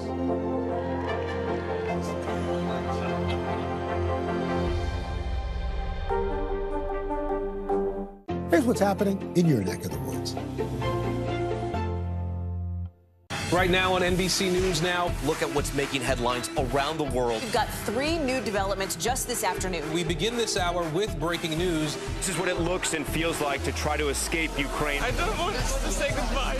This factory has gone from making kitchen pots to lethal items. There's an intense artillery battle underway. Breaking news this morning. The heartbreak, the grief, and the tears that we have seen here are all tragically familiar. Was there a school officer on campus? Because that's what we've been told. No. The shooting is once again reigniting the debate over gun laws. If it's Tuesday, it is primary night. The highest profile races yet this year. The official confirmation of Judge Ketanji Brown Jackson. Let's zoom out a bit to our changing climate. What do we think that the new normal is going to be? The rollout of COVID vaccines for children under 5. Inflation is cutting into almost everything. Another honest conversation about what it means to be Asian American. We're coming on the air with the news NBC Scoop. Bringing the news to you is not only a job, it's an honor.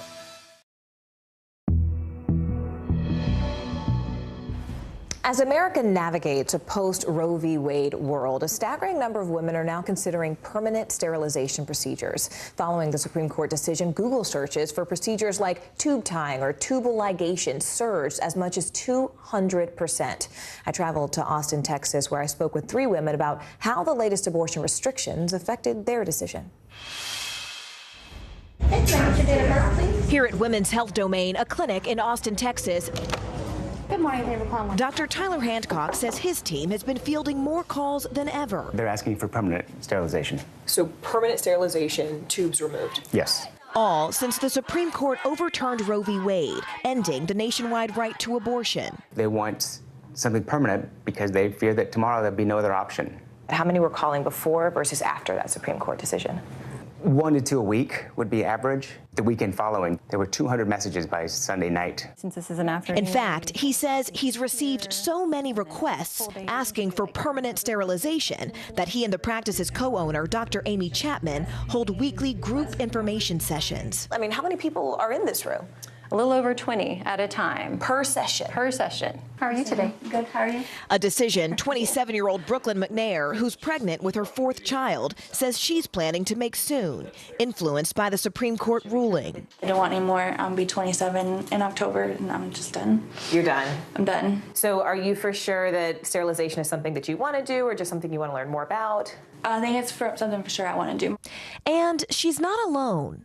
Google searches for sterilization procedures surged by as much as 200% after the Supreme Court decision. And membership in some Facebook support groups for women seeking the procedures has nearly doubled, with one group growing by 2,500 members since the ruling came down. Being able Groups Megan Salon and Ashley Ball both joined. So, Megan, you already had your tubes removed? Yes. And Ashley, you're about to begin the procedure?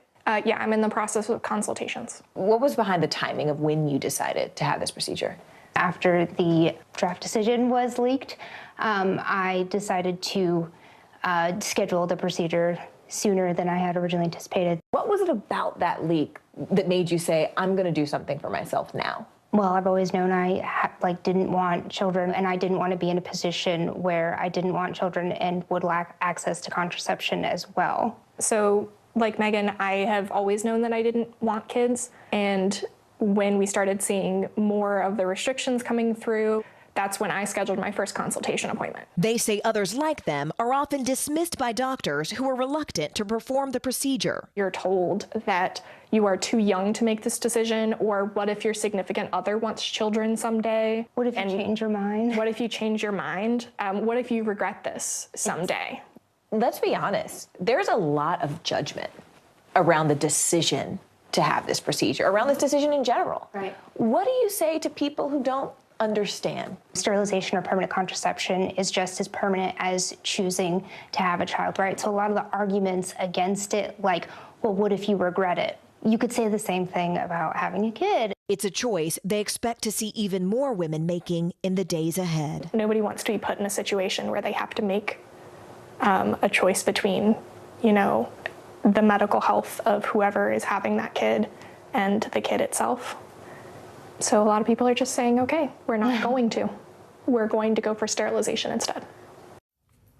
And just to be clear, it's not just women. Daily searches for vasectomy clinics increased to an all-time high of 110% after the Supreme Court decision came down. The most popular searches for both forms of sterilization, so we're talking about tubal ligation and vasectomy, were in states like Ohio, Missouri, Indiana, all places with current or likely bans on abortion. Those young women were so candid with you. They were. I mean, they were so honest, but they were very thoughtful about their decision, right? They thought about this for a long time, and they said, look, it's actually been very hard to find doctors willing to take our desires seriously and ultimately do the procedure. Really fascinating conversation. Let's take the discussion a little further, too. The day the Supreme Court ruling on Roe came down, 23-year-old TikTok creator Keith Lau posted a video talking about his own experience getting a vasectomy. Well, that post, it went instantly viral and immediately highlighted the vast differences that men and women face when they're going through the process of sterilization. Keith Lau joins us now. Keith, we really appreciate you being here to talk to us. A lot of people posted their reactions to your decision to undergo a vasectomy at such a young age of 23. Tell us why you decided to go public with that choice, and what was your experience like with doctors and the procedure itself? So thank you guys for having me, for starters. I thought that I was in a unique position to be able to talk on it. I live in Texas, and Texas has been a place where women's health care and especially reproductive rights have been under attack for a while. So this is a conversation that my partner and I were having for a long time. I'm a dad already, and so my partner Taylor and I already knew that we didn't want to have any more kids, and we knew that also in Texas, it's not a guarantee that abortion and reproductive rights will be a thing in the future. And we thought that this was the simplest and easiest way for us to go ahead and take that decision into our hands. Yeah, there, Keith. I mean, in Texas, that's where we're telling a lot of these stories, because it was one of the first states to sort of restrict these reproductive rights, and certainly in the most restrictive ways. So you've spoken openly about the role that you actually feel men should be playing in a post-Roe America. So can you help us sort of understand your point of view and how you feel that your decision to get a vasectomy plays into that role? Yeah, I mean, it takes two to get pregnant. So I definitely think that the conversation around contraception and reproductive rights has always been focused on the woman. But in a lot of cases, it can actually be easier for men, especially with regulations and laws and whatnot in Texas. It was actually incredibly easy for me to get a vasectomy. I've heard a lot of people a lot of women tell the stories of how they've been begging for to get their tubes tied, to get hysterectomies, and you need to go through all of these different steps to do it. But the process of me actually getting a vasectomy was really easy. I just had a phone consultation. They asked me basically if I wanted to have kids in the future. I said no. They asked if I had any kids now. I said yes, and that was pretty much the end of the conversation right there. That was it? Yeah, you didn't get questioned like these women were saying. But that's all they said. I mean, that was it, and you got to do it. Just those two questions, yeah. Which is radically different from the stories I've been hearing from women who say that, you know, doctors will ask multiple questions. Like one even told me that the doctor told them, wait till your sister has a kid and see how you feel, right? I mean, that's a lot of things that women are hearing right there. Keith, before we let you go, can you talk to us about some of the questions that you are getting on your TikTok? What are people curious about, and are they asking you about the procedure itself or more about the decision making? What do you want people to know? So I think it's about half and half in terms of whether they're asking about the procedure or the decision. The decision was pretty straightforward. We just don't really want to have any more kids, and this was the easiest option. And honestly, probably the single option that covered the most bases for us. So it just made the most sense. In terms of what vasectomies actually are, it kind of surprised me the lack of knowledge around what vasectomies actually are out there. A lot of people think that it's a form of castration, and it's not. You still have your testicles, you still produce semen and sperm. They just don't ever meet. So it's really not very invasive. The recovery time was really quick. I was up and going in about a week, and I feel great. So.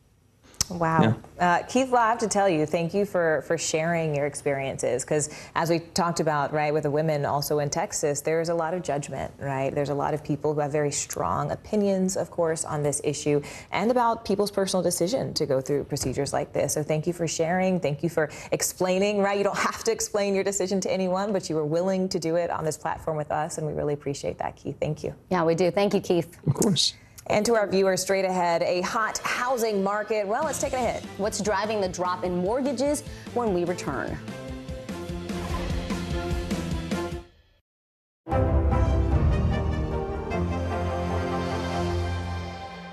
NBC News, streaming free now.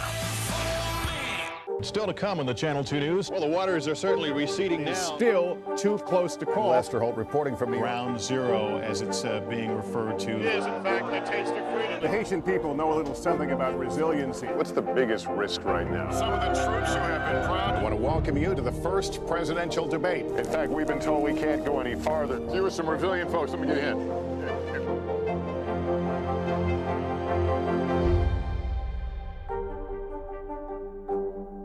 Top Story with Tom Llamas is your news playlist on NBC News Now. And now, you can listen to it as a podcast. Available anytime and anywhere. No stress, no mess, just yum. That's it.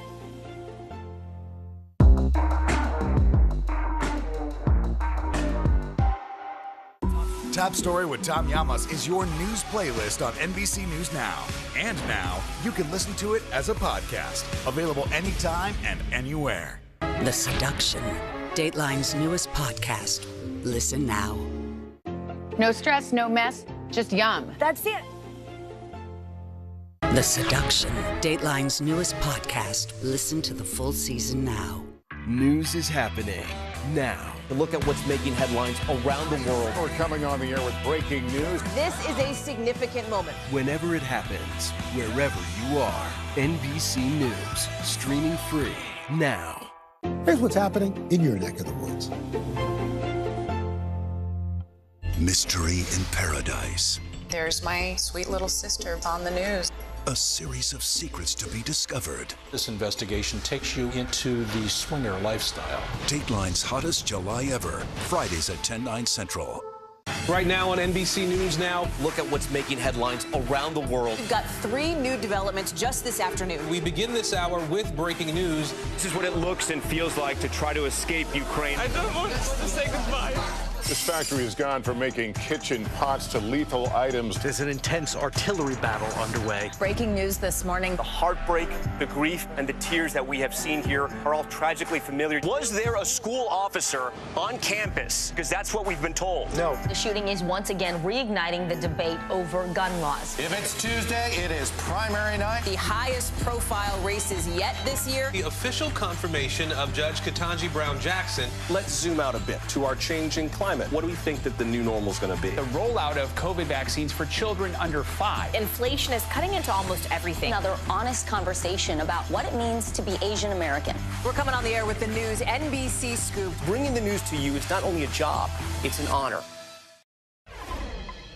The housing market is seeing a shakeup. Mortgage demand hit a 22-year low, falling more than 6% last week. There are no signs of the slide ending anytime soon. In fact, mortgage applications also dropped, down almost 20% since the same time just last year. CNBC senior markets correspondent Mr. Dom Chu joins us now. Dom, we've been watching sort of this giant reversal in the housing market where it was incredibly hot over the last 2 years. So what's causing mortgage demand now to fall? I mean, it's simple. I'm going to tell you right now, housing is just getting so much more expensive. That's the bottom line here. It's pricing people out of the market, simply put. But it's a mix of multiple factors that are making that owning of a home in America a lot less affordable. One big factor, of course, is the housing prices, right? Demand has driven prices higher and higher, in and out. Earlier this morning, you've got some data from the National Association of Realtors reporting, like you said, by the way, that the median price of some of those homes, the previously owned homes that are sold in America, not the new construction, the previously owned homes hit a record high, another record high of $416,000. That's 13.5% higher than it was the same time last year. So even outpacing the headline inflation numbers that we're seeing. The other big factor affecting affordability is, of course, for the vast majority of Americans and home buyers, the cost of borrowing, because most of us can't just go out and buy a home for $416,000 in cash. Mortgage rates have shot up as the Federal Reserve has raised rates in an effort to, of course, bring down inflation. The average rate on a 30-year fixed-rate mortgage, roughly 5.8% this week. Historically low, yes, but still way higher than the 3.1% it was just a year ago. And by the way, that affordability issue is already starting to manifest itself not just in mortgage demand, but of course you saw those signs, like you just pointed out, that home sales are actually starting to slow down and fall from previous levels. So some would-be home buyers are certainly, Morgan, balking at not just the home prices, but at mortgage rates as well. No, it's serious out there. It's a jungle out there, Dom. I can personally assure you. I do want to ask you, though, about the retail industry. I mean, we're hearing that there's this mass exodus, essentially, of top execs from some of the biggest retailers, biggest brands that you and I both know. I mean, what's going on there? So I guess the way to put it is a lot of it is about the changing landscape in the retail business. It's basically one that's in a transition phase right now. Is it going to lead to frictions and problems that will ultimately result in folks just wanting to leave their jobs, or situations where corporate boards just aren't happy enough with the results on a quick enough basis from their managers, who then end up getting fired because those boards want to fire managers and get new ones in there? So it's a host of issues, not the least of which is the inflation problem we just talked about around the world, changing the way people shop from what they shop for. That's going to be a factor. It's also the fact that there's no more government stimulus checks like there was during the pandemic. So you're seeing these investors and shareholders and many of these big brand names, as you're seeing in these companies, they have less and less patience with lagging results. And then they pursue a so-called activist strategy where they build up an ownership stake in a company, them or a group of people, in order to try to force the corporate boards at these companies to do their bidding. But it's not just about the boards. It's not just about them versus management. There's also a growing sense of burnout or fatigue with having dealt with all the trials and tribulations of the virus pandemic, changing trends there, trying to keep businesses afloat in an uncertain world. So I guess what it comes down to, Morgan, Vicky, is that it could just lead some executives to say, you know what, it's not worth it. I'm going to look for a different kind of job. Maybe this just isn't for me. The Great Recession, man. The Great Resignation, I should say. Dom Chu, as always. Thanks, Dom. Sure. Well, San Francisco is emblematic of many issues facing American communities today, from crime to homelessness to mental health challenges. CNBC reporter Yasmin Khorram sat down exclusively with San Francisco Mayor London Breed to discuss some of her solutions to these problems, including the new district attorney focused on cracking down on crime. Yasmin joins us now from San Francisco. Hey, Yasmin, the city by the Bay, it's become ground zero for a lot of what's wrong with government and crime right now. What struck you in your one-on-one with the mayor? Well, Vicky, what struck me the most is that Mayor Breed actually acknowledged the challenges the city faces, but she was adamant that despite the rising crime rates in San Francisco, it's still a safe city for residents and tourists. What's happening on our streets is unacceptable. San Francisco Mayor London Breed says she's had enough, and this is why. My little partners out here, get home safe, all right? Children getting off of their school bus forced to dodge scenes like this on their way home. The fact that kids have to experience that is heartbreaking. This is what these kids and these families have been dealing with for far too long, and we have to do something about it. It's scenes like this and this, smash and grabs and random robberies that have plagued the city and led to voters recalling progressive DA Chesa Boudin last month. He was seen as soft on crime. Her hand-picked replacement, Brooke Jenkins, Breed says, will change that. What I'm looking for is someone who is going to look at each of those crimes and listen to the victims and hold the perpetrators accountable. Accountability while still embracing progressive policies. Also looking at what the perpetrator needs, because even after they're held accountable, when they re-enter society, how do we make sure that those crimes aren't repeated? How do we make sure we support them to ensure that our city is safe? District Attorney Brooke Jenkins will bring to the table is just really a clear understanding of how to make good decisions around these individual cases. Breed says part of the solution will also come from her new $14 billion budget, $700 million which will go to police protection just this year. And while robberies, assault, and arson have all still continued to rise in the weeks since the appointment of the new DA, San Francisco's mayor is confident a turnaround is already underway. What do the next 2 years look like? We got work to do. We want to get the city back to a better place, but we are starting to rebound and people are starting to return to our city, and they're discovering what San Francisco truly is for themselves. Yasmin, it's great you have Mayor Breed on the record on that, and of course 2 years to go, you'll be able to track the progress. Let me expand on remote work and turn to that now. How is that playing into some of the challenges that San Francisco is also facing? We just heard that Salesforce, which is the largest employer there in the city, is now going to lease out half of its downtown office space. So what does that mean for the community in the area that loses all of these workers and all this tax money?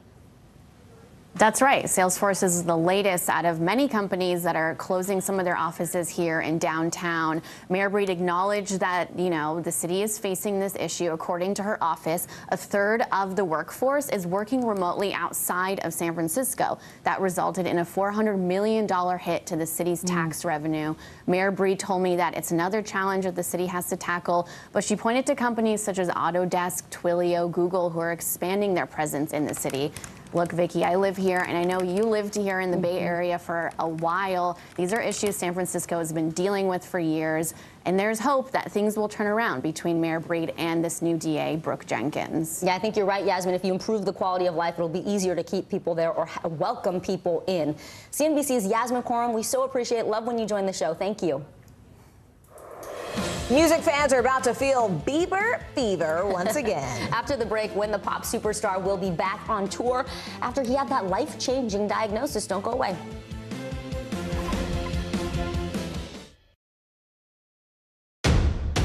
The day's biggest political stories with trusted insight now and expert analysis now. A daily look at the politics behind the headlines. Meet the Press Now, streaming weekdays at 4 p.m. on NBC News Now.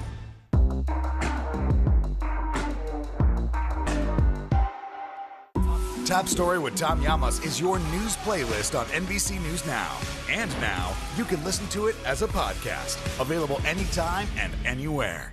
We're here to start conversations because it's not my job to tell you what to think. My job is to think about what you tell me. Now Tonight with Joshua Johnson. Weeknights at 8 on NBC News Now. Harry Styles! To cover the news, you have to be in it. This is how so many towns and cities are protecting themselves. They're pushing the gates open. Was there a school officer on campus? That's what we've been told. No. Top Story with Tom Llamas. Weeknights at 7 on NBC News Now.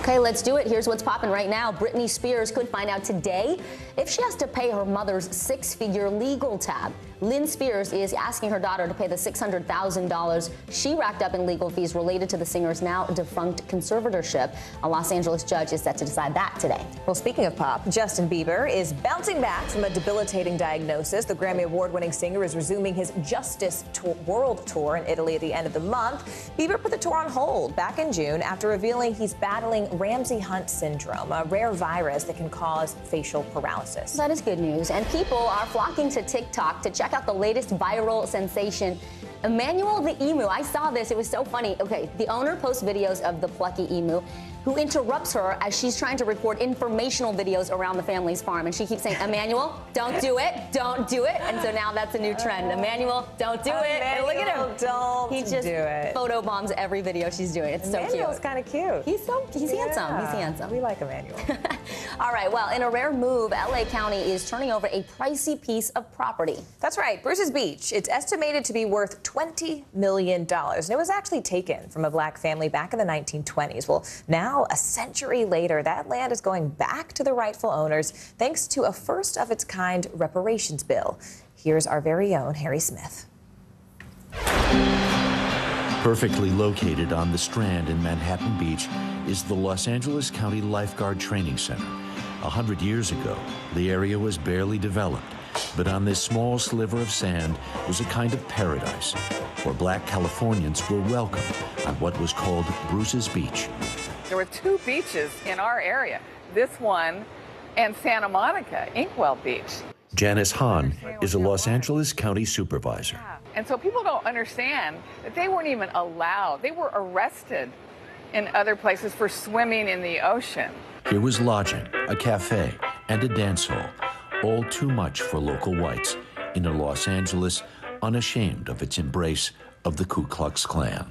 So the fact that they were allowed to set up this resort, and then the Ku Klux Klan so hated what they were doing because it was successful. Charles and Willa Bruce bought the land with money he earned as a cook on a Pullman car. They knew early on there'd be trouble. Willa Bruce told the Los Angeles Times in 1912, "Wherever we have tried to buy land for a beach resort, we have been refused. But I own this land, and I am going to keep it." But the Manhattan Beach Council thought otherwise. They condemned the property through eminent domain, claiming the area was needed for a park. The land sat vacant, unused, for decades. What does it mean to you now, though, then, to know that it's coming back to the Bruce family? Well, it's joyful, and it's a bittersweet moment. I mean, we have generations that build up generational wealth, and then everything stopped at Manhattan Beach. And then the family went through several tragedies. Derek Bruce is a great-grandson of Charles and Willa Bruce. That's what our family has gone through, is a grave wounding. The summer of 2020 was a season of awakening and reckoning.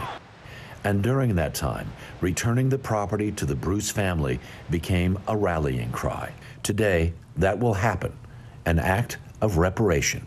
As reparations and restitution cases go, this one probably will be the easiest to accomplish because we have the records that show the actual piece of property that was bought by Willa and Charles Bruce. And then we have the records of the harassment that they went through. The Ku Klux Klan actually trying to run them out of town. And we know when that didn't work, the city decided to use eminent domain and take this property from them. Does this feel like justice to you? In a way it does. In a way it does feel like justice because the hardship that our family went through went through generations, and it just echoed and reverberated without us really knowing why. The Bruce descendants will lease the land back to the county for now. The county has offered to buy it back from them for $20 million. Did you ever look at this spot and say, what could have, what should have, dream about what? I took my wife here one time and my kids, and you know, we just kind of just basked in the thought what could have been, but it was such a fleeting moment and so unrealistic that we didn't really dwell on it.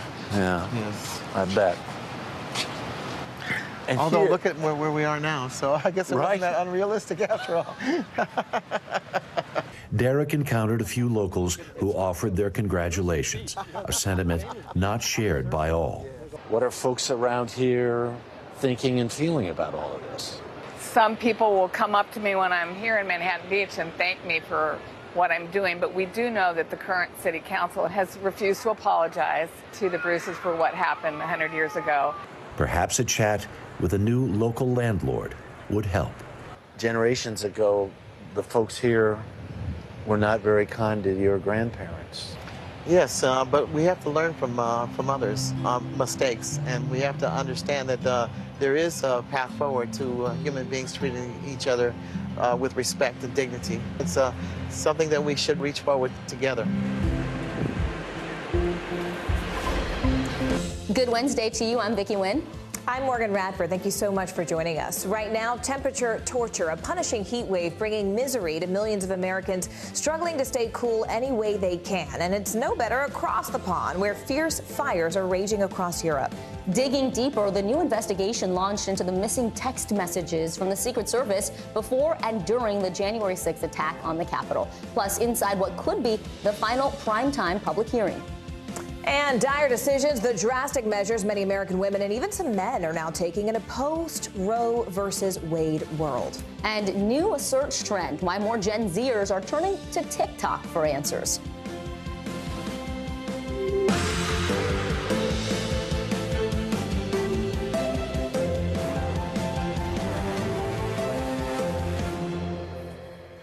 All right, so much of the country today is baking under blazing triple-digit temperatures as a dangerous heat wave sweeps across the country. In fact, the South is used to summer heat, but several cities are seeing record-breaking temperatures. Some of the country's largest power grids are struggling to really keep up with people who are cranking up that AC. And it is a similar story in Europe. Several countries like Greece are seeing unprecedented heat, triggering massive fires.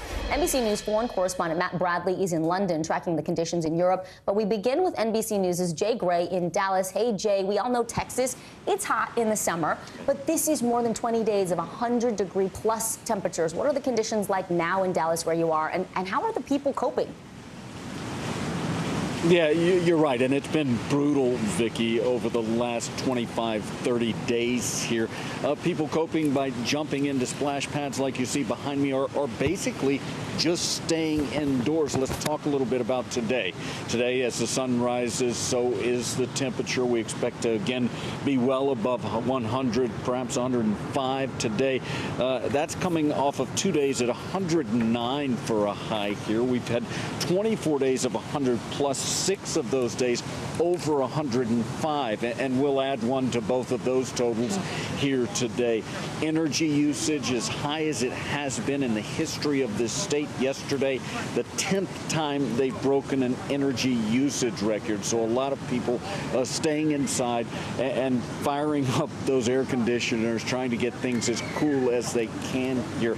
Again, a lot of people just staying indoors at this point, and unfortunately, it doesn't look like there's a lot of relief in sight. The 10-day forecast here in Dallas calls for temperatures reaching 100 each and every day. And when you talk to Texans, what they'll tell you is, yeah, it's hot in Texas.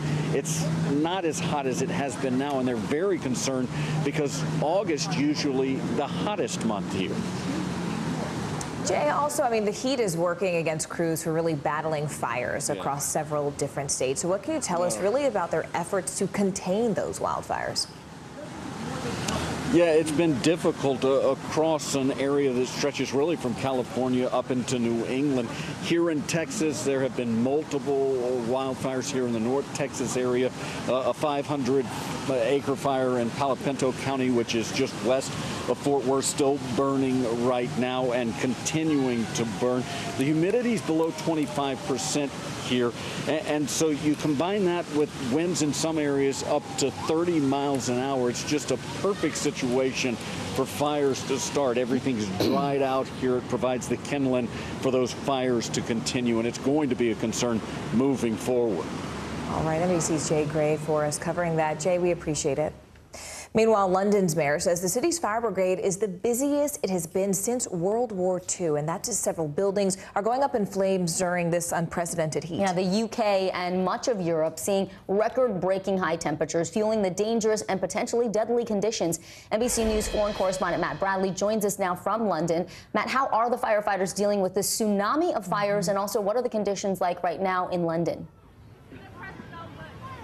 Yeah, I mean, the situation right now here in London, Morgan and Vicky, it's really not that bad. The high didn't even break 80 degrees. I grew up in Washington, D.C. It doesn't even feel like summer to me here. But for British people, this is a big deal. It's still super hot. And you can see here in London's Hyde Park, everybody's out and enjoying the weather. You got to remember here in this country, fewer than 5% of homes have air conditioning. It's nothing like in the States. And so for them, when it gets this hot, even though there is really a national crisis going on in earnest, people see this as a time to celebrate. And so they all come out into the parks like they are here. But you can still see some traces of what's going on. I want to show you right across this pond here. If you can see that grass, it's yellow. It's supposed to be green. And normally every year it would be a deep, beautiful green. All the parks in London would be green, but now they're so starched, and that is what is causing all of these forest fires, and that's where you got that statistic. The busiest day for the London Fire Department ever since World War II. Now, we heard from Sadiq Khan, he's the mayor. Normally, he would say that the fire department on a regular day throughout the city would get about 500 calls. Yesterday, the day that recorded the highest temperature in London ever recorded, there were more than 2,600 calls to the fire department. So that is a big deal. 41 buildings destroyed in fire. So the fire department said, we heard from them from speaking to the media, that they said that it was essentially hellish, but they dealt with it. And today we're expecting some rain, and this temperatures are probably going to go down even further once this heat wave breaks. But it is a shuddering national crisis for this country, which is just used to weather that's about as mild-mannered and measured as the British public themselves. Guys?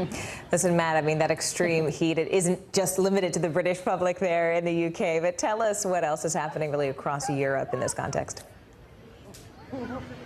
Yeah, I mean, Europe is really, well, it's burning. And that's something that really has a lot of scientists stumped and really surprised. I mean, you're talking about heat waves. Normally, you see them in localized places. They're a localized phenomenon, not continent-wide. And especially now what we're seeing across continents, North America, Asia, and Europe, all seeing spiking temperatures and all around the same time. So that's a really big deal. But in terms of rescue workers, in terms of health, that's a big problem. Some 1,000 people in Spain and Portugal have died so far this year. That's really unprecedented. And now we're seeing forest fires in Spain, in Portugal, in Greece. And this isn't new, of course. We've seen this before. But we're starting to see something like 300% of the acreage that normally would burn in the past 15 years, the average per year. It's now almost 300% of that just this year so far.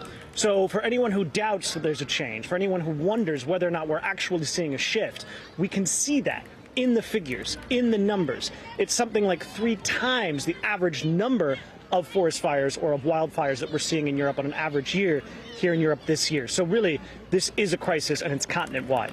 Guys? All right, Matt Bradley in London, thank you so much.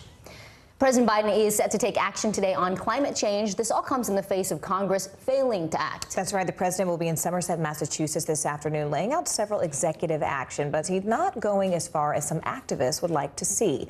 NBC News White House correspondent Mike Memoli joins us now. Mike, combating climate change has been part of the president's pretty robust agenda since taking office, but legislation sort of keeps stalling in the Senate. In fact, Biden says he wants to do more. So which areas will the president be able to focus on today? Well, Morgan, the president just left the White House here, where the feels-like temperature, as an update for you, is now 96 degrees, heading up to Massachusetts. And what the president wants to do today is two things, really. First, he wants to talk about all the things he's already done, both through legislation and through executive action, on dealing with the climate crisis. And he also wants to talk about what the White House is saying are the first of many weeks to come of executive actions to further move the ball forward. Now, in terms of the new actions, he's going to be announcing new funding for two different programs. One that helps low-income Americans with energy assistance, especially to keep the air conditioning running in their homes. The other is something called BRIC. It has to do with funding for states and cities for what's called climate resilient infrastructure. This is basically things like shoring up dams, helping to deal with some of the extreme effects of climate and to prepare for further damage coming down the road. Now, this is also kind of a show, don't tell trip for the president as it relates to some of what he's already done. He's going to be speaking from what was a coal-fired plant that has been transformed into a plant that manufactures the components of wind turbines. The president has really tried to boost the offshore wind industry, including in Massachusetts. So that's part of why he's heading there. And we should also make note of the fact that the president has to keep his eyes on the economy, and that's part of what he's going to be promoting today as well. The job creation components of some of the actions he'll take on climate. As the president put it in the campaign, when I hear climate, I don't hear what the former president said, which is hoax. I think of another four-letter word, jobs, and that's part of the message today as well. Mike, there are some calls for the president to declare a national climate emergency. The White House, why are they saying that's not something we should be expecting? Yeah, certainly there was some reporting this week, Vicki, that the president was considering that. The White House says, yes, it's under consideration, but that it's not something they're moving forward with just yet. That being said, the president will use his remarks today to say that the climate crisis is an emergency and that he's going to act like it. Now, why are they talking about a symbolic climate emergency declaration here and not a technical one? The White House is really trying to better understand what the legal authorities are that would be unlocked by declaring an official emergency here. And the White House is always careful in these situations. They don't want to stray too far beyond what they believe are their constitutional limitations here. They don't want future presidents to do what a lot of activists are calling for the president to do today here, which is substitute legislation with executive action under the guise of an emergency. But there's also a political element to this as well, Vicki, which is there is still, even as small as it is, a glimmer of hope that maybe Senator Joe Manchin, of course, who's been the main barrier to this, can be moved to support some additional legislative steps, and maybe holding out the possibility of an emergency would keep Manchin, who's also concerned about these constitutional limits, supporting maybe even a further slimmed down version of what the president originally proposed for legislation as well. Yeah, money matters. Okay, Mike Memoli from a balmy North Lawn in Washington, D.C. Thanks so much, Mike. Meanwhile, the First Lady of Ukraine, Elena Zelenska, addressed members of Congress in person in D.C. today. Her message was straightforward. Russia's brutal attacks against her country must be stopped. NBC News Capitol Hill correspondent Ali Vitali joins us now. Ali, what did Ukraine's First Lady say to lawmakers today? And is there a sense that her in-person visit will result in any sort of concrete action? Well, look, that is clearly the hope, because you look at the other threads that are happening here on Capitol Hill since this invasion of Ukraine began months ago. The Hill has largely moved on from this being the central focus. So the fact that the First Lady of Ukraine would be here and, again, briefing lawmakers, reminding them of the atrocities that are still going on for her and her family and, of course, all Ukrainians right now, it's meant to shift the focus back. You hear it in her remarks. I'll play a piece of those for you now, guys. Listen. We would have answers if we had air defense systems. In fact, the answer is right here in Washington, D.C. America, unfortunately, knows from its own experience what terrorist attacks are and has always sought to defeat terror. Help us to stop this terror against Ukrainians, and this will be our joy, great victory in the name of life, freedom, and the pursuit of happiness of every person, every family. And guys, there were some lawmakers who left that session visibly shaken, again, reminded of what's happening in Ukraine right now. And there has been consistent focus from a military aid perspective in continuing to bolster Ukrainian support. But again, as this conflict has continued to drag on, it has faded from the headlines here on Capitol Hill in Washington and frankly across the country. And so this is an attempt from the Ukrainian First Lady to put it back in the central focus. Well, speaking of central focus, Allie, I do want to switch gears for just a minute while we have you, because the House passed legislation yesterday to codify same-sex marriage nationwide in hopes of protecting it from a potential Supreme Court reversal like we already saw with Roe v. Wade. So what are senators saying about the likelihood of this legislation actually passing? Well, look, we know what the likelihood is in the House, where we saw yesterday 47 Republicans join with Democrats on this issue to protect and codify the right to same-sex marriage as it's been already enshrined by the Supreme Court. But what the Dobbs decision showed us is that things enshrined by the Supreme Court for well longer than marriage equality has been are still able to be reconsidered and struck down. That's what we saw with abortion protections and the right to have abortion care just a few weeks ago. So certainly that's fresh and top of mind for lawmakers here in this building who are trying to be preemptive and proactive to things that the court might take on. I would also note that this comes after a weekend where we saw Republican Senator Ted Cruz echoing something that had been written by Supreme Court Justice Clarence Thomas, wherein they said that the way that things were decided on things like same-sex marriage and contraception needed to be revisited. Cruz said that the decision on gay marriage was clearly wrong and should go back to the states. So legislation like this that we're seeing move through the House and potentially move through the Senate, unclear that it will yet, this is all meant to be preemptive of that. All right, Allie Vitale on Capitol Hill for us today. Thank you, Allie. The House committee investigating January 6 says they did not get the trove of missing Secret Service texts they were expecting by yesterday's deadline. In fact, one member says they received some documents and data, but not any of the subpoenaed messages. NBC News has obtained a document saying one text was included within the thousands of pages. NBC News Justice correspondent Julia Ainsley joins us now. Julia, the Secret Service released a new statement saying, in part, we're taking all feasible steps to identify records responsive to the subpoena, to include forensic examinations of agency phones and other investigative techniques. So, Julia, what does that mean? I mean, break it down for us. How far could the effort go to really figure out what happened to these messages? Well, we know the National Archives is involved, but actually we just have some breaking news right as I come on the air on this topic. We've learned from a senior Secret Service official that there were actually two reminders that went out to employees, one in December of 2020, another in January of 2021, from the Office of Strategic Planning and then from the Chief Information Officer, reminding all employees that before their phones were going to be essentially restored to factory settings, they needed to preserve their records.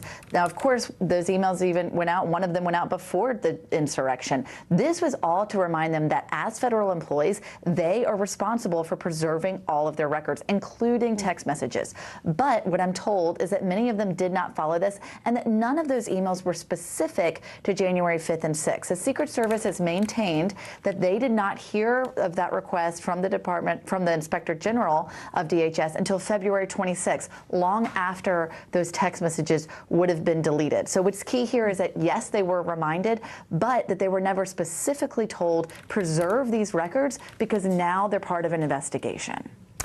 Julia, the Secret Service falls under the Department of Homeland Security Secretary Alejandro Mayorkas. He's already under fire by some lawmakers because what's all happening down at the southern border. What is he saying about these text messages and now this breaking news that you just brought us? I mean, we've all gotten emails from IT telling us to do this or that, and we don't always do it right away. Could this be an accident?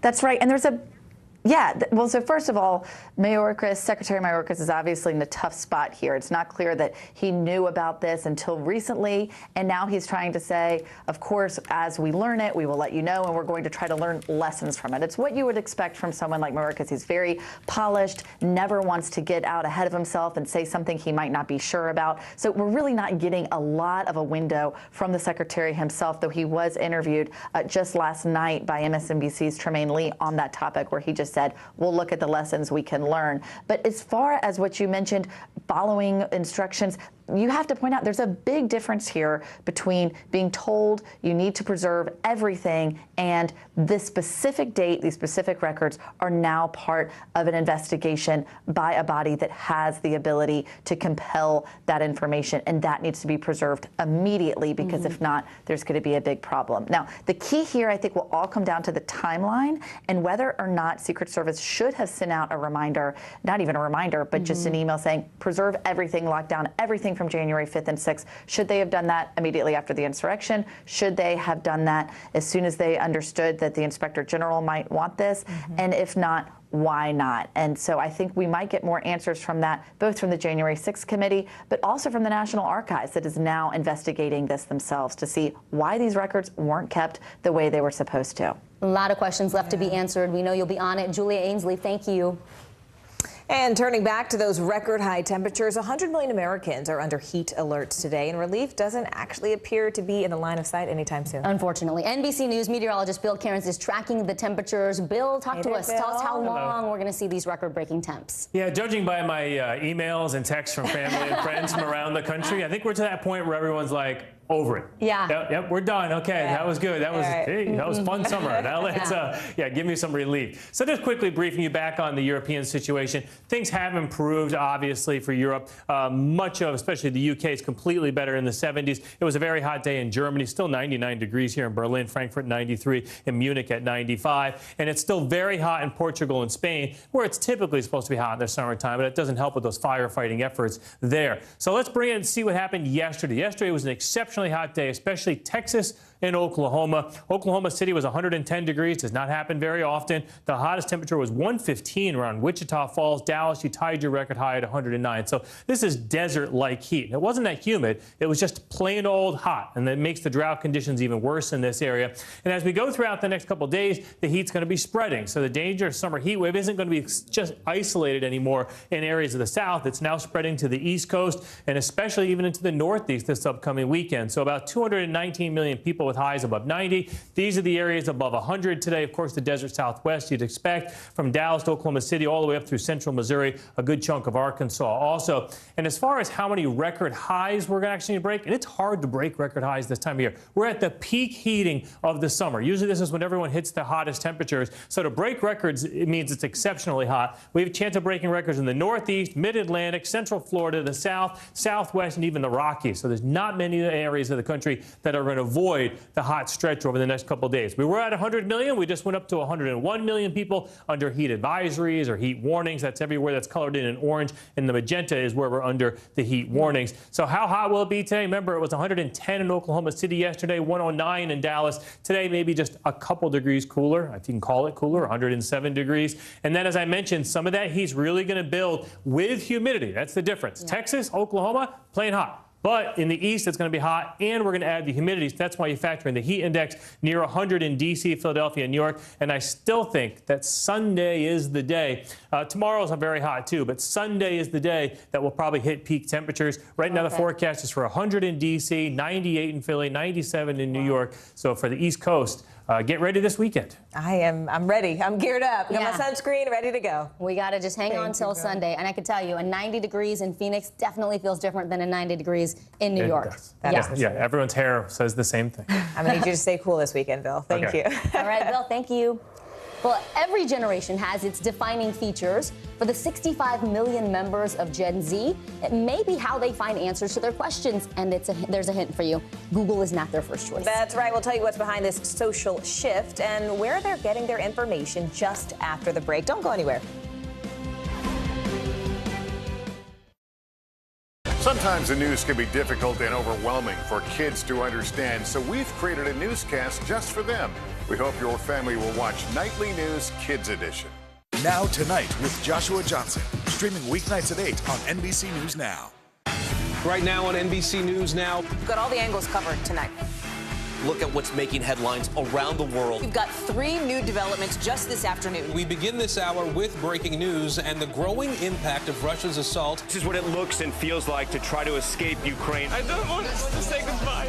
This factory has gone from making kitchen pots to lethal items. There's an intense artillery battle underway between Ukrainian forces and Russian troops. Breaking news this morning. The heartbreak, the grief, and the tears that we have seen here are all tragically familiar. Was there a school officer on campus? Because that's what we've been told. No. The shooting is once again reigniting the debate over gun laws. If it's Tuesday, it is primary night. The highest profile races yet this year. We are talking elections in a battleground state. The official confirmation of Judge Ketanji Brown Jackson. Let's zoom out a bit to our changing climate. What do we think that the new normal is going to be? We got some promising news this morning about the rollout of COVID vaccines for children under 5. Have you seen a demand for mental health services increase among Latinos? It's time for another honest conversation about what it means to be Asian American. The people of the Chamizal neighborhood aren't the only ones experiencing what they call environmental injustice.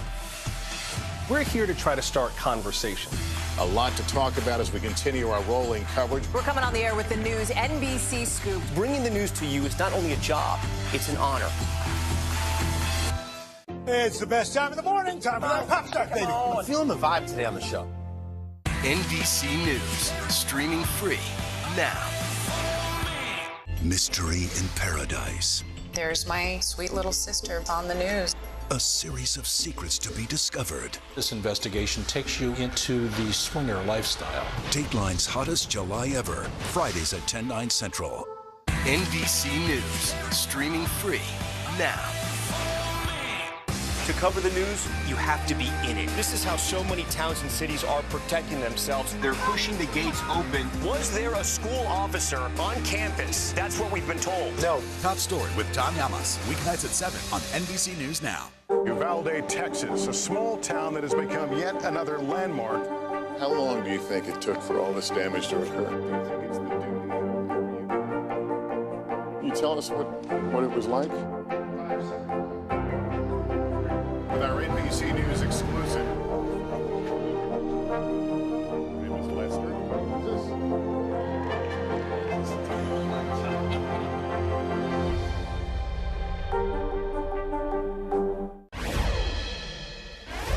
The Atlanta prosecutors investigating interference in the 2020 election are focusing on 16 Republicans as part of their inquiry. The group of fake electors has been subpoenaed to appear before the Fulton County Special Grand Jury and could face criminal charges. Meanwhile, looking ahead to this fall's elections, President Trump's false claims are still resonating among some voters. Maryland Republicans elected state lawmaker Dan Cox as their nominee for governor. Cox is a Trump loyalist, and his win could jeopardize Republicans holding on to the governor's seat in November. Maryland is a heavily Democratic state where President Biden received 65% of the votes back in 2020. So we'll talk to NBC News Deputy Political Editor Ben Camisar in just a moment. But let's go and begin down in Atlanta with correspondent Blaine Alexander. Blaine, let's talk first about Fulton County and the investigation there. I mean, these fake electors had previously been identified as witnesses and now they're targets. So what does that signal about where this investigation is now headed, Blaine?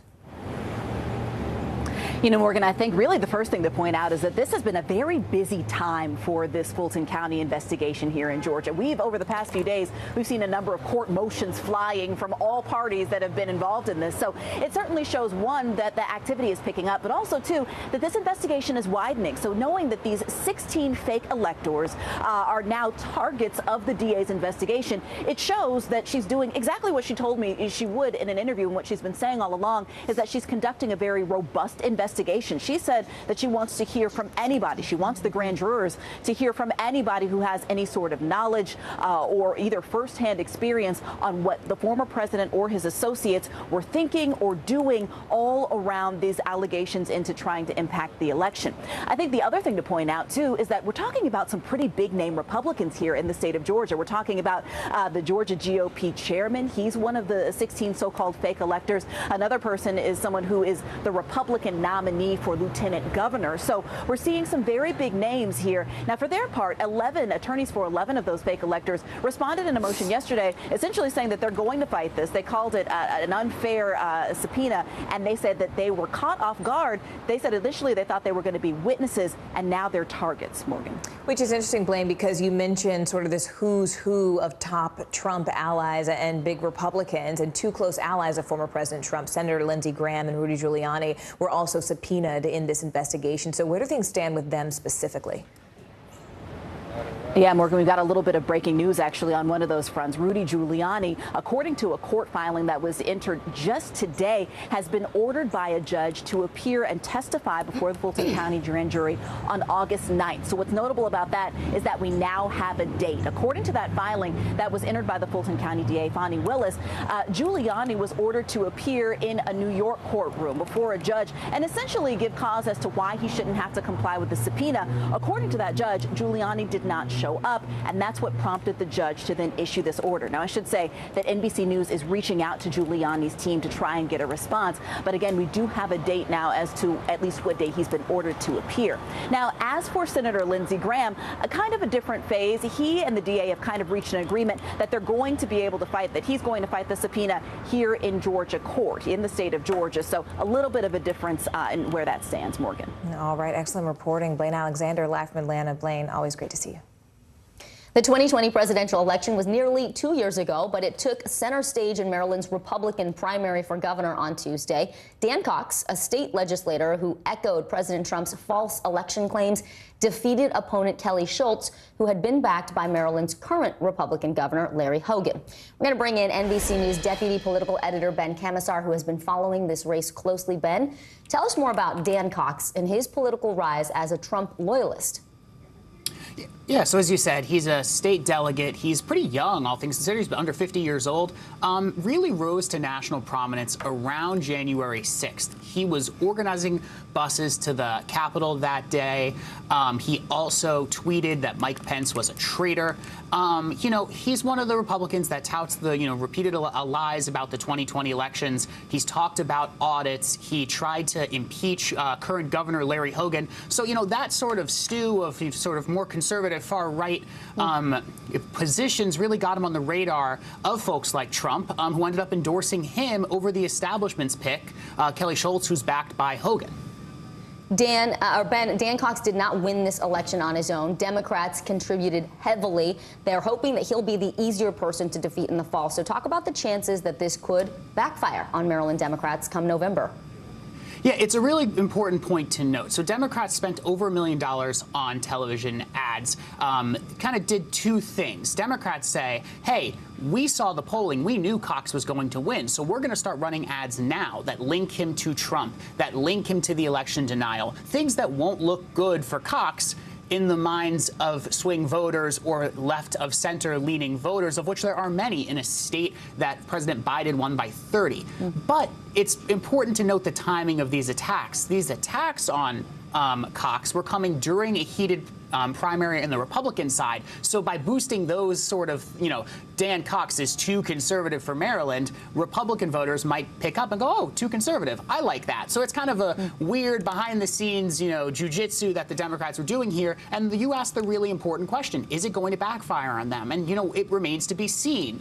This is, again, a state that President Biden won easily. So you'd think that it's probably unlikely that it will backfire on Democrats. But there's certainly some angst, I'd say, among some Democrats that the person who's second in line, second most likely to be the governor of Maryland, is someone who has these sort of far-right opinions like Cox, and he got there in part from Democratic help. Ben, are you feeling more jujitsu or ninja vibes on that? I don't know. I think it could go either way. All right. Ben Camisar, we appreciate it. Catch up with you later. Whether it's searching for a new restaurant or a vacation getaway, the first place many of us go is Google. But internal research shared by Google found that nearly half of Gen Zers actually go to social media platforms. So we're talking Instagram or TikTok, and that's to get their information. Super fascinating. The ages of those surveyed ranges from 18 to 24, according to TechCrunch. So what exactly is behind this shift in search habits? NBC News youth and internet culture reporter Callan Rosenblatt has the answers. She always does. She joins us now. Hey, Callan, I remember a few years ago we were talking about how YouTube was a huge search engine for younger people. Now it's these social media platforms. Is it because people are looking for videos or photos rather than text and information like the kinds of things they may get on a Google search? Yeah, Vicki, you nailed it. It is because of the visual aspect of a platform like TikTok. These young people want to see when they're checking out a makeup brand, a skincare line, a place to go on vacation. They want to see what it looks like. What does a product look like on someone's skin? What does a spot look like where I might go? What menu items are at this restaurant that I might, attend or patronize? It's all about the visuals of an app like TikTok or Instagram. Now, the young people I spoke with said that they tend to lean more towards TikTok because TikTok has a more robust search feature. It has an autofill feature. But they also use platforms like Instagram and Pinterest even when they're looking to design an outfit, come up with an aesthetic, figure out how they want to decorate their room. So it's really all about that visual nature of these social media platforms that's drawing in a younger audience.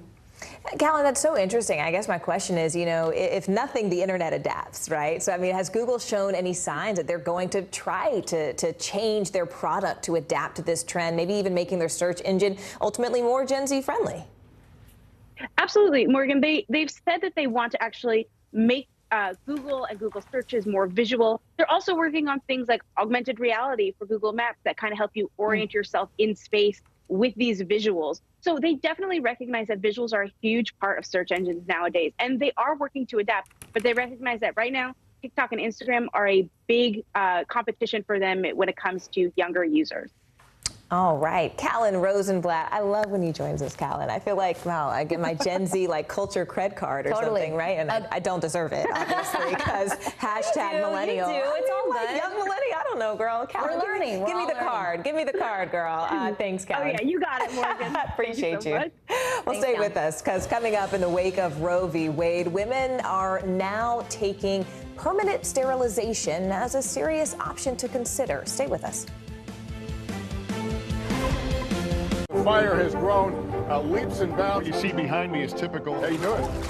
Pretty bad. Now Tonight with Joshua Johnson, streaming weeknights at 8 on NBC News Now.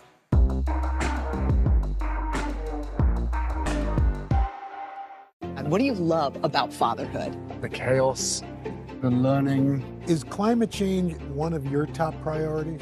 What's your message to girls who want to make a difference in their own communities? Believe in yourself. Hallie Jackson Now, weekdays at 5 on NBC News Now. News is happening now. Look at what's making headlines around the world. Whenever it happens, wherever you are, it's here now. Now Tonight with Joshua Johnson, streaming weeknights at 8 on NBC News Now.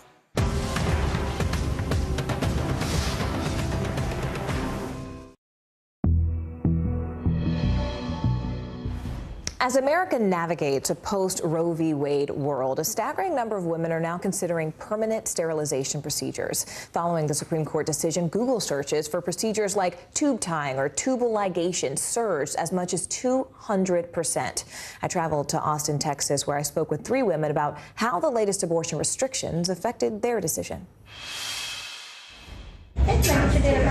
Here at Women's Health Domain, a clinic in Austin, Texas, Good morning, thank you for calling. Dr. Tyler Handcock says his team has been fielding more calls than ever. They're asking for permanent sterilization. So permanent sterilization, tubes removed? Yes. All since the Supreme Court overturned Roe v. Wade, ending the nationwide right to abortion. They want something permanent because they fear that tomorrow there'll be no other option. How many were calling before versus after that Supreme Court decision?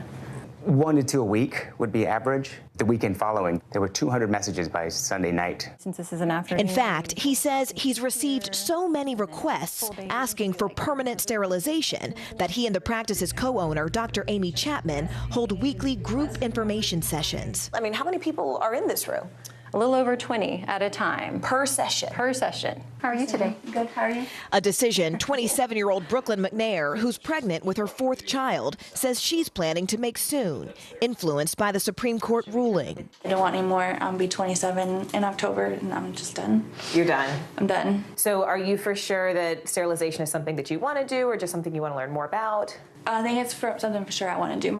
And she's not alone.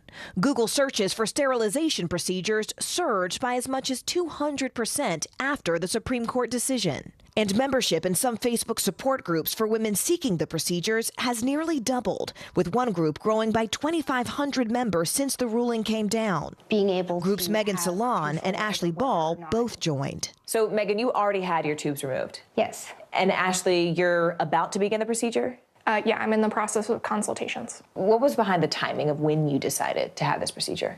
After the draft decision was leaked, I decided to schedule the procedure sooner than I had originally anticipated. What was it about that leak that made you say, I'm going to do something for myself now? Well, I've always known I didn't want children, and I didn't want to be in a position where I didn't want children and would lack access to contraception as well. So, like Megan, I have always known that I didn't want kids, and when we started seeing more of the restrictions coming through, that's when I scheduled my first consultation appointment. They say others like them are often dismissed by doctors who are reluctant to perform the procedure. You're told that you are too young to make this decision, or what if your significant other wants children someday? What if you change your mind? What if you change your mind? What if you regret this someday?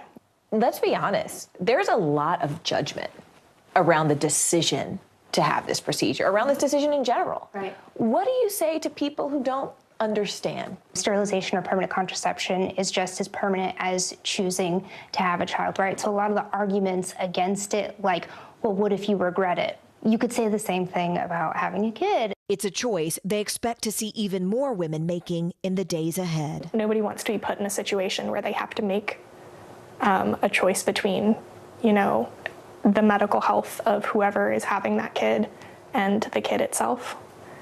So a lot of people are just saying, okay, we're not going to. We're going to go for sterilization instead. And just to be clear, it's not just women. Daily searches for vasectomy clinics increased to an all-time high of 110% after the Supreme Court decision came down. The most popular searches for both forms of sterilization, so we're talking about tubal ligation and vasectomy, were in states like Ohio, Missouri, Indiana, all places with current or likely bans on abortion. Those young women were so candid with you. They were. I mean, they were so honest, but they were very thoughtful about their decision, right? They thought about this for a long time, and they said, look, it's actually been very hard to find doctors willing to take our desires seriously and ultimately do the procedure. Really fascinating conversation. Let's take the discussion a little further, too. The day the Supreme Court ruling on Roe came down, 23-year-old TikTok creator Keith Lau posted a video talking about his own experience getting a vasectomy. Well, that post, it went instantly viral and immediately highlighted the vast differences that men and women face when they're going through the process of sterilization. Keith Lau joins us now. Keith, we really appreciate you being here to talk to us. A lot of people posted their reactions to your decision to undergo a vasectomy at such a young age of 23. Tell us why you decided to go public with that choice, and what was your experience like with doctors and the procedure itself? So thank you guys for having me, for starters. I thought that I was in a unique position to be able to talk on it. I live in Texas, and Texas has been a place where women's health care and especially reproductive rights have been under attack for a while. So this is a conversation that my partner and I were having for a long time. I'm a dad already, and so my partner Taylor and I already knew that we didn't want to have any more kids, and we knew that also in Texas, it's not a guarantee that abortion and reproductive rights will be a thing in the future. And we thought that this was the simplest and easiest way for us to go ahead and take that decision into our hands. Yeah, there, Keith. I mean, in Texas, that's where we're telling a lot of these stories, because it was one of the first states to sort of restrict these reproductive rights, and certainly in the most restrictive ways. So you've spoken openly about the role that you actually feel men should be playing in a post-Roe America. So can you help us sort of understand your point of view and how you feel that your decision to get a vasectomy plays into that role? Yeah, I mean, it takes two to get pregnant. So I definitely think that the conversation around contraception and reproductive rights has always been focused on the woman. But in a lot of cases, it can actually be easier for men, especially with regulations and laws and whatnot in Texas. It was actually incredibly easy for me to get a vasectomy. I've heard a lot of people a lot of women tell the stories of how they've been begging for to get their tubes tied, to get hysterectomies, and you need to go through all of these different steps to do it. But the process of me actually getting a vasectomy was really easy. I just had a phone consultation. They asked me basically if I wanted to have kids in the future. I said no. They asked if I had any kids now. I said yes, and that was pretty much the end of the conversation. That was it? Yeah, you didn't get questioned like these women were saying. But that's all they said. I mean, that was it, and you got to do it. Just those two questions, yeah. Which is radically different from the stories I've been hearing from women who say that, you know, doctors will ask multiple questions. Like, one even told me that the doctor told them, wait till your sister has a kid and see how you feel, right? I mean, that's a lot of things that women are hearing right there. Keith, before we let you go, can you talk to us about some of the questions that you are getting on your TikTok? What are people curious about, and are they asking you about the procedure itself or more about the decision making? What do you want people to know? So I think it's about half and half in terms of whether they're asking about the procedure or the decision. The decision was pretty straightforward. We just don't really want to have any more kids, and this was the easiest option. And honestly, probably the single option that covered the most bases for us. So it just made the most sense. In terms of what vasectomies actually are, it kind of surprised me the lack of knowledge around what vasectomies actually are out there. A lot of people think that it's a form of castration, and it's not. You still have your testicles, you still produce semen and sperm. They just don't ever meet. So it's really not very invasive. The recovery time was really quick. I was up and going in about a week, and I feel great. So, wow. Yeah. Keith, I have to tell you, thank you for sharing your experiences, because as we talked about, right, with the women also in Texas, there's a lot of judgment, right? There's a lot of people who have very strong opinions, of course, on this issue and about people's personal decision to go through procedures like this. So thank you for sharing. Thank you for explaining, right? You don't have to explain your decision to anyone, but you were willing to do it on this platform with us, and we really appreciate that, Keith. Thank you. Yeah, we do. Thank you, Keith. Of course. And to our viewers, straight ahead, a hot housing market. Well, let's take a hit. What's driving the drop in mortgages when we return? You don't know when your moment's coming, but when it does, you take it. Still to come on the Channel 2 News. Well, the waters are certainly receding now. Still too close to call. Lester Holt reporting from Ground Zero, as it's being referred to. It is, in fact, the taste of freedom. The Haitian people know a little something about resiliency. What's the biggest risk right now? Some of the troops who have been proud. I want to welcome you to the first presidential debate. In fact, we've been told we can't go any farther. You with some resilient folks. Let me get a hint.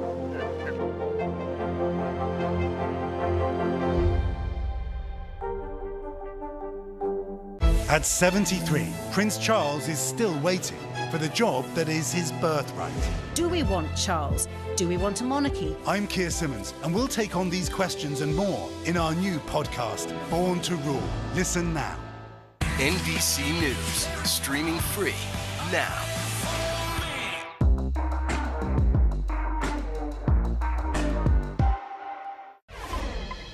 The housing market is seeing a shakeup. Mortgage demand hit a 22-year low, falling more than 6% last week. There are no signs of the slide ending anytime soon. In fact, mortgage applications also dropped, down almost 20% since the same time just last year. CNBC senior markets correspondent Mr. Dom Chu joins us now. Dom, we've been watching sort of this giant reversal in the housing market where it was incredibly hot over the last 2 years. So what's causing mortgage demand now to fall? I mean, it's simple. I'm going to tell you right now, housing is just getting so much more expensive. That's the bottom line here. It's pricing people out of the market, simply put.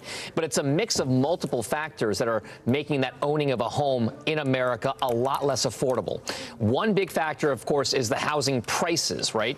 Demand has driven prices higher and higher, in and out. Earlier this morning, you've got some data from the National Association of Realtors reporting, like you said, by the way, that the median price of some of those homes, the previously owned homes that are sold in America, not the new construction, the previously owned homes hit a record high, another record high of $416,000. That's 13.5% higher than it was the same time last year. So even outpacing the headline inflation numbers that we're seeing.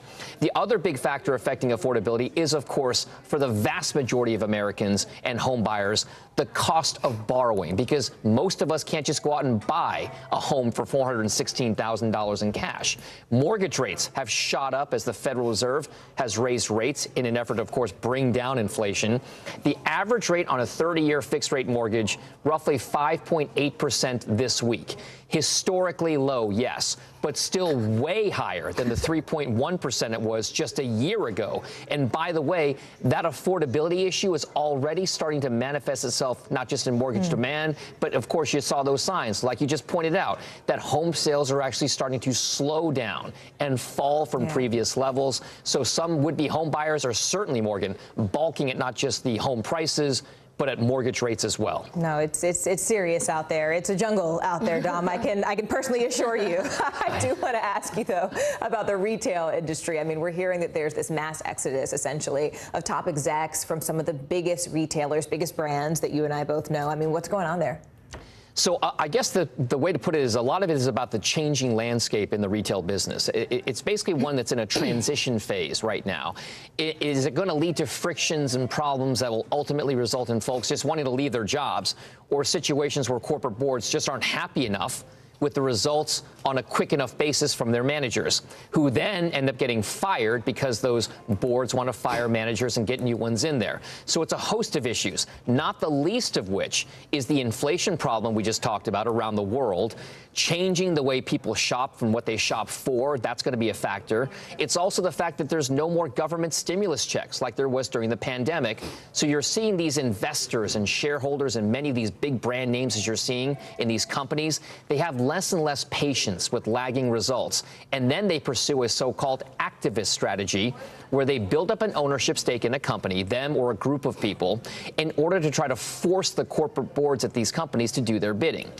But it's not just about the boards. It's not just about them versus management. There's also a growing sense of burnout or fatigue with having dealt with all the trials and tribulations of the virus pandemic, changing trends there, trying to keep businesses afloat in an uncertain world. So I guess what it comes down to, Morgan, Vicky, is that it could just lead some executives to say, you know what, it's not worth it. I'm going to look for a different kind of job. Maybe this just isn't for me. The Great Recession, man. The Great Resignation, I should say. Dom Chu, as always. Thanks, Dom. Sure. Well, San Francisco is emblematic of many issues facing American communities today, from crime to homelessness to mental health challenges. CNBC reporter Yasmin Khorram sat down exclusively with San Francisco Mayor London Breed to discuss some of her solutions to these problems, including the new district attorney focused on cracking down on crime. Yasmin joins us now from San Francisco. Hey, Yasmin, the city by the Bay, it's become ground zero for a lot of what's wrong with government and crime right now. What struck you in your one-on-one with the mayor? Well, Vicky, what struck me the most is that Mayor Breed actually acknowledged the challenges the city faces, but she was adamant that despite the rising crime rates in San Francisco, it's still a safe city for residents and tourists.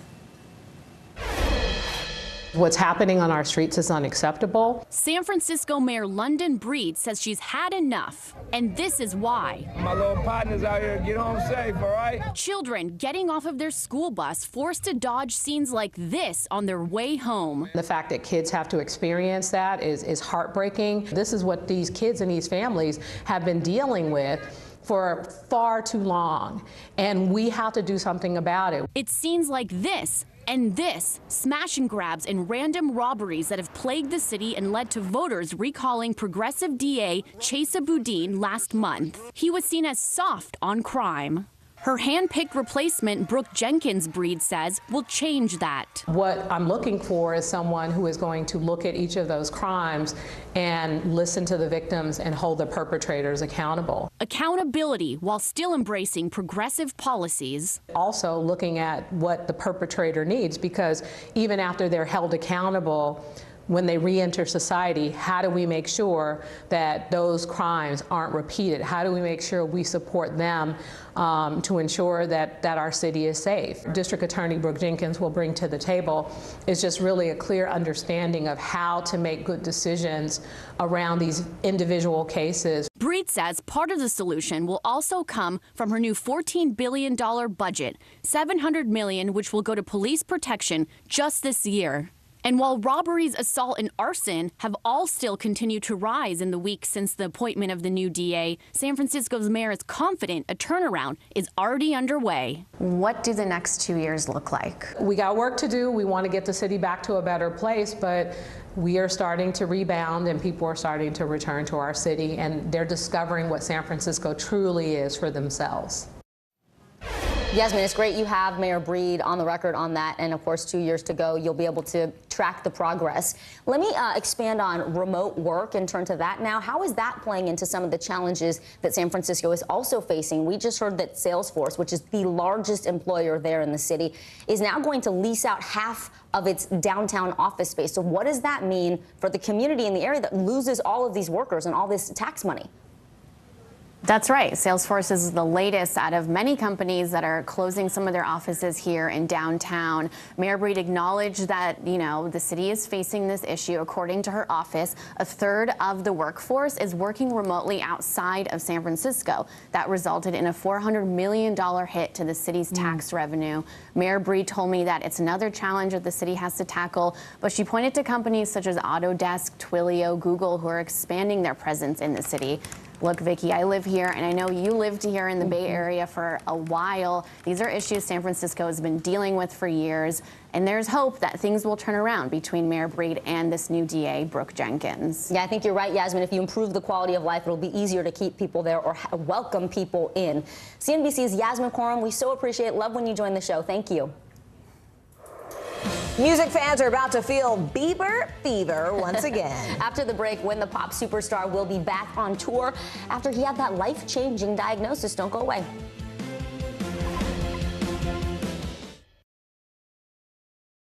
Mystery in Paradise. There's my sweet little sister on the news.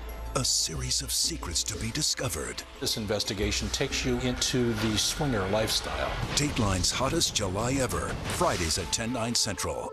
We'll meet Ukrainians who are defending their country one block at a time. When you were still in Kiev, could you hear the bombing? My name is Lester. Hey, who's this? We're here to start conversations because it's not my job to tell you what to think. My job is to think about what you tell me. Now tonight with Joshua Johnson, weeknights at 8 on NBC News Now. It's the best time of the morning, time for that pop start, baby. Oh, I'm feeling the vibe today on the show. NBC News, streaming free now. Now tonight with Joshua Johnson, streaming weeknights at 8 on NBC News Now. Hallie Jackson Now, weekdays at 5 on NBC News Now.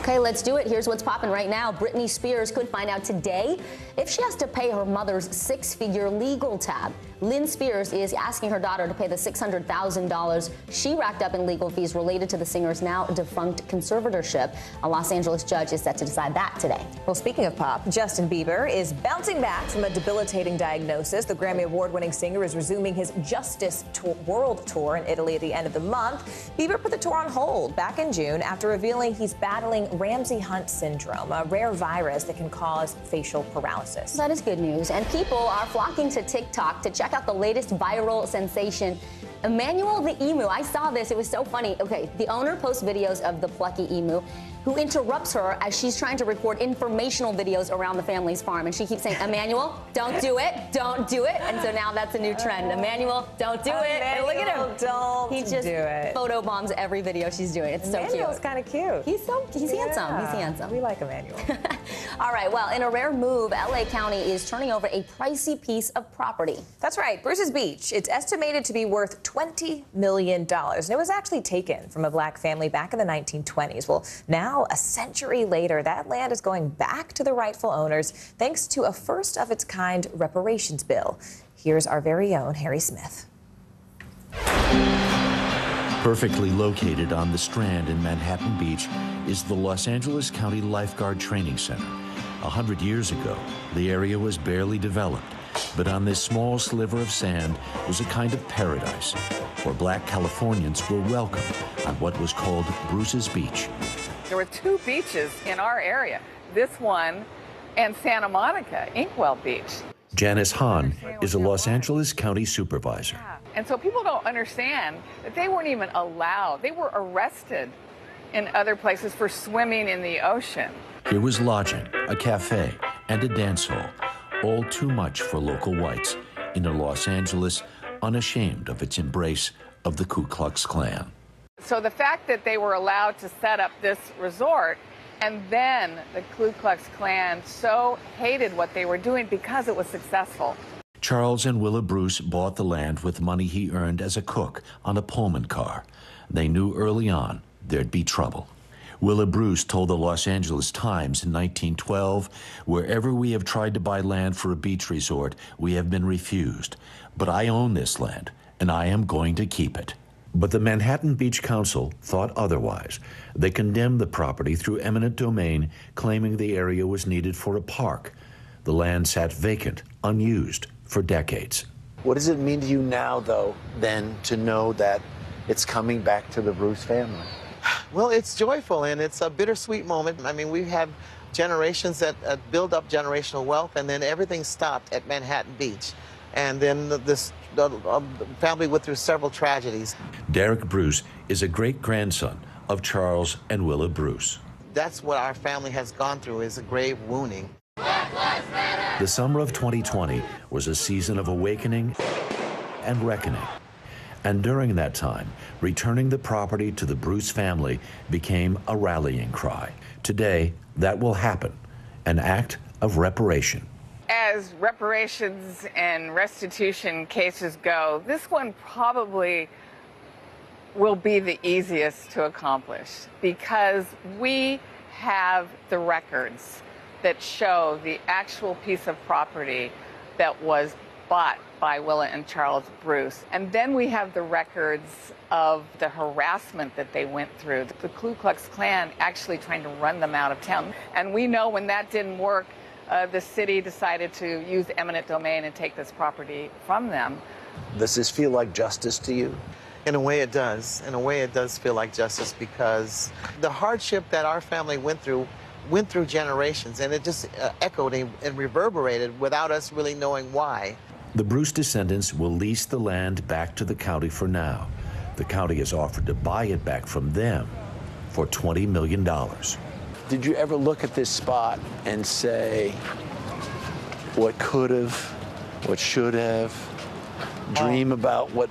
I took my wife here one time and my kids, and you know, we just kind of just basked in the thought what could have been, but it was such a fleeting moment and so unrealistic that we didn't really dwell on it. Yeah, yes. I bet. And although here, look at where we are now, so I guess it wasn't that unrealistic after all. Derek encountered a few locals who offered their congratulations, a sentiment not shared by all. What are folks around here thinking and feeling about all of this? Some people will come up to me when I'm here in Manhattan Beach and thank me for what I'm doing, but we do know that the current city council has refused to apologize to the Bruces for what happened 100 years ago. Perhaps a chat with a new local landlord would help. Generations ago, the folks here were not very kind to your grandparents. Yes, but we have to learn from others' mistakes, and we have to understand that there is a path forward to human beings treating each other with respect and dignity. It's something that we should reach forward together. Hey there, everyone. Good Wednesday to you, and thank you so much for joining us. I'm Morgan Radford. And I'm Vicki Wynn. Right now on NBC News Now, steamy stretch. More than 100 million Americans are feeling a brutal blast of triple-digit heat. New York could see its longest heat wave in nearly a decade. And across the pond, the hottest weather ever, fueling fires in what's called a heat apocalypse. And the horrors of war. Ukraine's First Lady heads to Capitol Hill to give a first-hand account of the now 146-day-long war with Russia. An interference investigation. Nearly a dozen Republicans accused of casting fake ballots to help former President Trump in 2020 could now find themselves in front of a Georgia grand jury. Plus, stark reality, the drastic measures many American women and even some men are now taking in a post-Roe v. Wade world.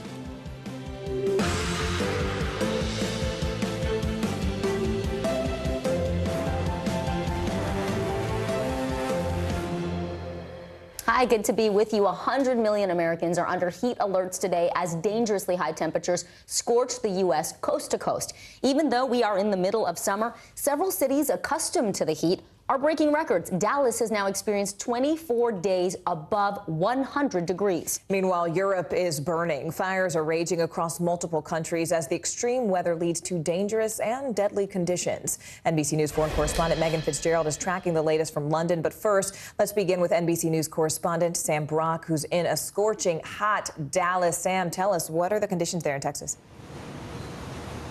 Look, here's the problem, Morgan and Vicky. Good morning. Good to be with you. The numbers don't even seem real. First of all, 111, 112, 113. Here in Dallas, it was 106, 109 yesterday. The expectations, 107 to 108 today. They're so elevated. It's not just those figures, though. The energy consumption, according to ERCOT, which oversees the flow of power, is expected to break an all-time record today. 80,000 plus megawatts. That has never happened before. As across the country, guys, we are seeing records fall, and Americans trying to be careful in this heat wave. With the country in the grips of an unrelenting heat wave, a staggering 219 million Americans bracing for temperatures above 90. This is the hottest summer that I've seen in Dallas, really that I remember since 1980. It may be time for people to start adjusting their expectations. No one is escaping the heat underneath this big, giant heat dome. As 44 million people, or more than double the population of Florida, will face triple digits. Feels like a furnace. Many just trying to cope, seeking a shady spot or a place to take a cool dip. And my kids just laid down. They just melted. They were done. Hydration is the name of the game at this Oklahoma summer camp. Make sure the first thing you do is fill those water bottles. And in Texas, how's the AC working? Dallas police officers checking on elderly residents who, along with children, are most vulnerable to heat-related illness. Blazes breaking out across the Lone Star State, forcing evacuations to nearly 300 homes in this North Texas community. At the same time, the heat ironically causing water to burst from pipes as infrastructure buckled. We know the water will be off for several hours, so we'll just capture all the water, fill the bathtub up. The state's power grid is also being watched closely. ERCOT didn't have to issue calls for conservation on this record 109-degree day, but it did last week to avoid straining the system. It comes amid power concerns across the country. Yesterday, a transformer caught fire at the Hoover Dam, which supplies power to over 1 million in the West. But authorities say the fire was put out with no risk to the grid. Climatologists warning heat waves this brutal are just the beginning. We should stop thinking about global warming as something in the distant future. A scorching reality for many. Sam, we're going to let you cool off in just a minute, but before we let you go, you have some developing news about energy usage in Texas today. What can you tell us? Right, Vicky. So we mentioned 80,000 megawatts is the expectation that will finally be broken. This after Texas has already broken its energy usage for the state 11 times so far this year. They're expecting that to happen. Just as a basis of comparison, New York, where you are, at its peak levels for the state is about 41,000. So you're saying Texas is going to double New York today. California, larger population, 50,000 megawatts. That's how extreme this circumstance has become. They're watching the grid very carefully, guys. And those fires are burning as well. Sam Brock, thank you so much. Go get cool. Stay hydrated, Sam. Well, speaking of those fires, the UK's national weather forecaster says record-breaking temperatures like the ones we just saw yesterday are now going to be the new norm. Yeah, the unusually extreme heat for the country is also becoming dangerous as fires spread across London. NBC News foreign correspondent Megan Fitzgerald is there. The London Fire Brigade says they have not been this busy since World War II. We know that crews battled flames into the night. Right now, more than 40 homes and structures have been destroyed, including the ones not far from where we are now. That area closed off because of the destruction, but government officials are saying that the dry conditions caused by climate change have made matters worse. The UK coping with unprecedented heat and dangerous consequences. Record-setting temperatures topping 104 degrees, fueling raging fires across London. This massive residential blaze forcing evacuations and taking firefighters hours to extinguish. One neighbor trying to stop the flames with a garden hose. The sweltering heat gripping a nation not equipped for extreme temperatures, catching many American tourists off guard. We're just going to suffer through it because we're here for 2 days. Train tracks buckling and runways melting, disrupting services across England. Millions suffering in a nation where most don't have air conditioning. But climate experts say this kind of scorching heat could become the norm. Going forward, we may well see this type of heat across the UK more and more common. The crisis in the UK also playing out across other parts of Europe. An inferno in Athens, Greece, forcing more than 400 firefighters to battle flames raging day and night. In Portugal and Spain, massive wildfires forcing thousands to flee their homes. This fire in Spain stopping a train in its tracks. A similar situation in Italy and in France, where more than 30,000 acres of wine country are burning, while extinguished flames are revealing the extent of the devastation. In the capital, Parisians desperate for release from the record-breaking temperatures. But this heat wave that's frying Europe doesn't seem to be stopping anytime soon. Temperatures have subsided here in London a bit, but look, this heat wave is far from over. It is now heading to Germany and Belgium, where folks there are bracing for record-setting heat of 104 degrees. Back to you. All right, thank you, Megan. Climate change jumps to the top of President Biden's agenda today. White House officials say he'll detail a slew of executive actions addressing the crisis. Well, those executive actions come after Congress was unable to pass climate-focused legislation. NBC News White House correspondent Mike Memoli joins us now. Mike, it's great to see you. We know that extreme heat really across the world right now is prompting even more talk about climate and climate change. So my first question is, what will the president actually lay out for us today in Massachusetts? And secondly, do these actions sort of go beyond just helping certain people in certain places deal with these extreme temperatures and help the world more broadly? Well, Morgan, first of all, I feel like I can join your weather coverage speaking from where it's now. It feels like temperature of 94 degrees and humid here in Washington on the north lawn of the White House. And actually, this is part of the message today for the White House. As an official notes, he's heading to sweltering Massachusetts to make several announcements about his climate agenda, of course, at a time when we've seen his agenda in Congress stall thanks to Senator Joe Manchin. So he's going to be making a few announcements today, including highlighting ways in which he has worked already to boost the offshore domestic wind industry, to support low-income energy assistance, and also more funding for what's called the BRIC program. That's to help individuals who are dealing with extreme temperatures find relief as well. Now, a White House official told me just a few moments ago that this is the first of many executive actions we can expect to hear from the president over the weeks ahead. There's certainly a lot of pressure on him, especially within his own party, to do more. And it's also worth noting the politics here. We've talked quite a bit about the fact that the president has not been able to get outside Washington much. He's been focused so much on foreign policy today, the first of what we expect to be multiple trips outside Washington to highlight not just his energy agenda, but other elements of his domestic agenda heading into the midterm elections. Hey, Mike, Vicki here. And on that note, the White House has said if Congress isn't going to act on this emergency, the president will. Some lawmakers are actually calling on him to declare a national climate emergency. How close are we to that actually happening? And also, what would that do if he did make that declaration? Well, the second question you're asking there, what will that do, is exactly the question the White House is wrestling with as they consider declaring an emergency as it relates to climate. But there's the technical declaration of an emergency versus the symbolic declaration of an emergency. And the same White House official I spoke to just a few moments ago tells me he's going to say today that what we're facing in terms of rising temperatures globally, climate change, is an emergency, and he's going to act like it. Now, whether he declares a technical state of emergency as it relates to climate, the White House is considering what exactly they would use that declaration to do. What revenues do they want to free up to use towards potentially further actions on the executive front? What do they want to do in terms of reallocating resources within the federal government at the moment? These are questions that they're not just wrestling with as it relates to climate, but you'll recall there was also discussion around declaring a public health emergency related to abortion. The White House is reluctant to do too much in the emergency space because they also don't want a future Republican president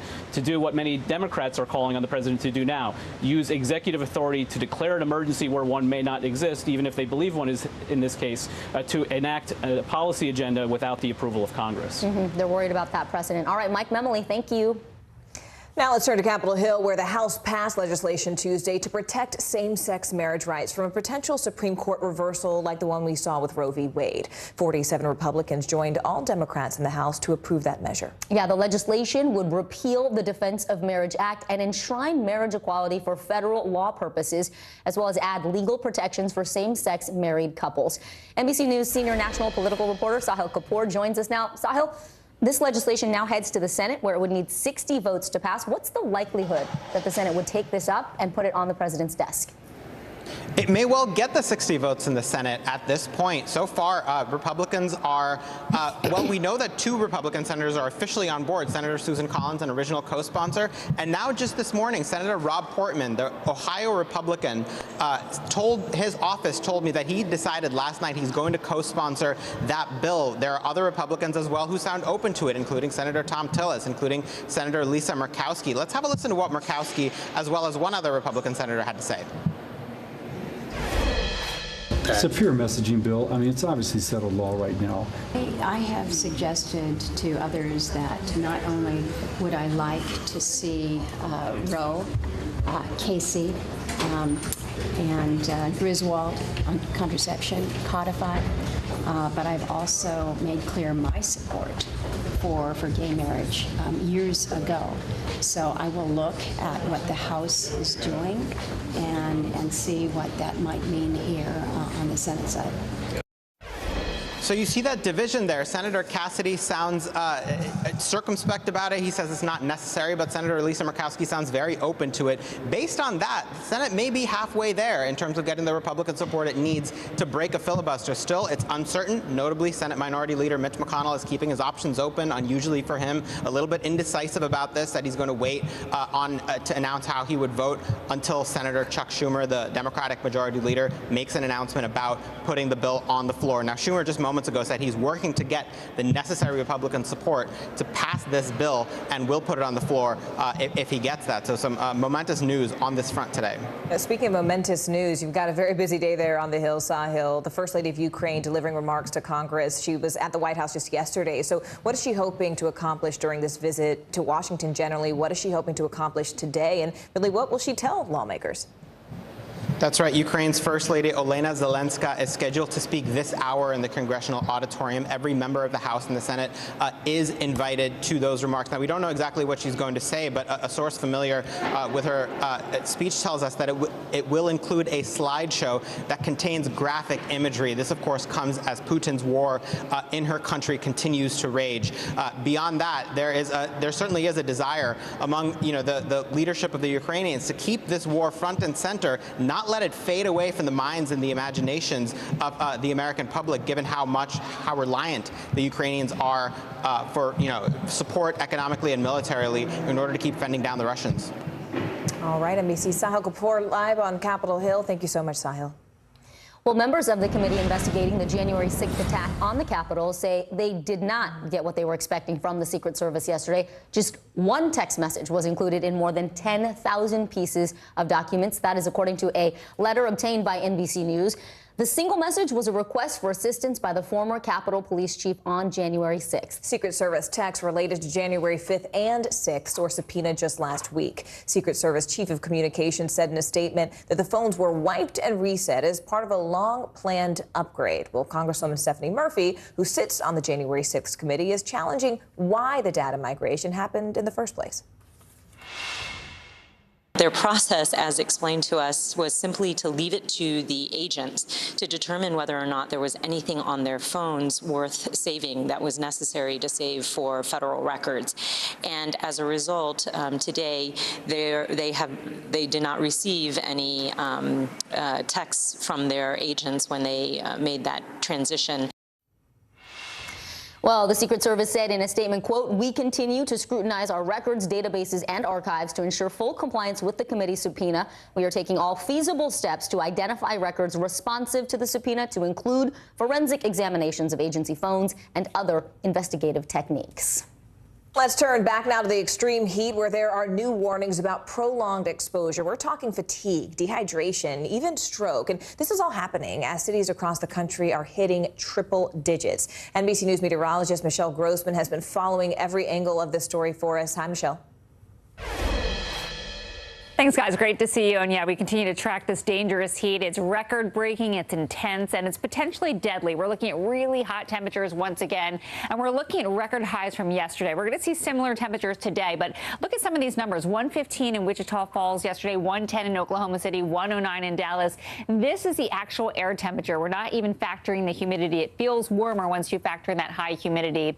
Today, we're going to see highs once again soaring into the 100s, soaring into the upper 90s, and we may see 219 million highs above 100 degrees, and we're going to see over 40 million highs above 100 degrees. So that's a lot of people seeing triple digits. Now, as we go throughout the weekend, we're expecting record highs as well. We're looking at a long stretch of 90s in the Northeast. 100 million people impacted today by a heat alert from the west into the southwest, parts of the central and southern plains, the lower Mississippi Valley, also into the Ohio Valley, and now into the Northeast. A heat advisory, that's in orange. A heat watch is in pink, and a heat warning is sort of that purple color there.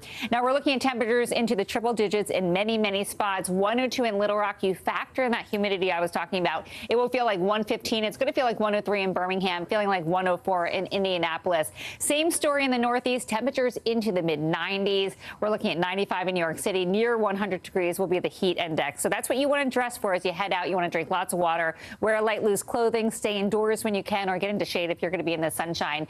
Tomorrow we're looking at temperatures still in the 90s in New York City. It's going to feel like 100 degrees, and then 90s as we head towards the central and southern plains. 101 in Wichita. It's going to feel like a little bit over 100. We're still talking about that record heat in Europe, but notice London and Paris, a little break there. That's good news. We haven't had a lot of good news in the weather department lately, but we're looking at really intense heat through Madrid, also through Venice, Rome. You're going to see temperatures today in the mid-90s. Same story tomorrow. Do want to mention that the heat and humidity, that's going to fuel some storms. We have a cold front. That's going to be the spark, so to speak, for those storms. So we are looking at some severe weather potentially in the Ohio Valley through this evening, this afternoon. Detroit down to Cincinnati, Louisville, 20 million people at risk. We could see winds gusting to 60 miles per hour. Could also see some hail and the chance of a few tornadoes. I'm just saying. Guys. Well, for most of us, Google has been the go-to when we're searching for information. But among some Gen Zers, TikTok and other social media platforms are becoming their source. So why the search shift? That's coming up just after the break. To cover the news, you have to be in it. This is how so many towns and cities are protecting themselves. They're pushing the gates open. Was there a school officer on campus? That's what we've been told. No. Top Story with Tom Llamas, weeknights at 7 on NBC News Now. News is happening now. Look at what's making headlines around the world. We're coming on the air with breaking news. This is a significant moment. Whenever it happens, wherever you are, NBC News, streaming free now. Mystery in Paradise. There's my sweet little sister on the news. A series of secrets to be discovered. This investigation takes you into the swinger lifestyle. Dateline's hottest July ever. Fridays at 10/9 Central. And what do you love about fatherhood? The chaos, the learning. Is climate change one of your top priorities? What's your message to girls who want to make a difference in their own communities? Believe in yourself. Born to Rule, When Charles is King. A new podcast. Listen now. Top Story with Tom Llamas, weeknights at 7 on NBC News Now. The Seduction, Dateline's newest podcast. Listen to the full season now. Uvalde, Texas, a small town that has become yet another landmark. How long do you think it took for all this damage to occur? You tell us what it was like? With our NBC News exclusive.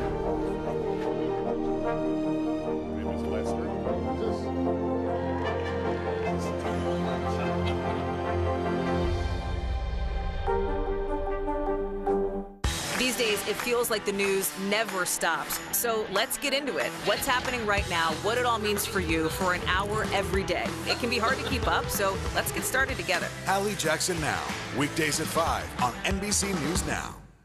Top Story with Tom Llamas, weeknights at 7 on NBC News Now. Harry Styles!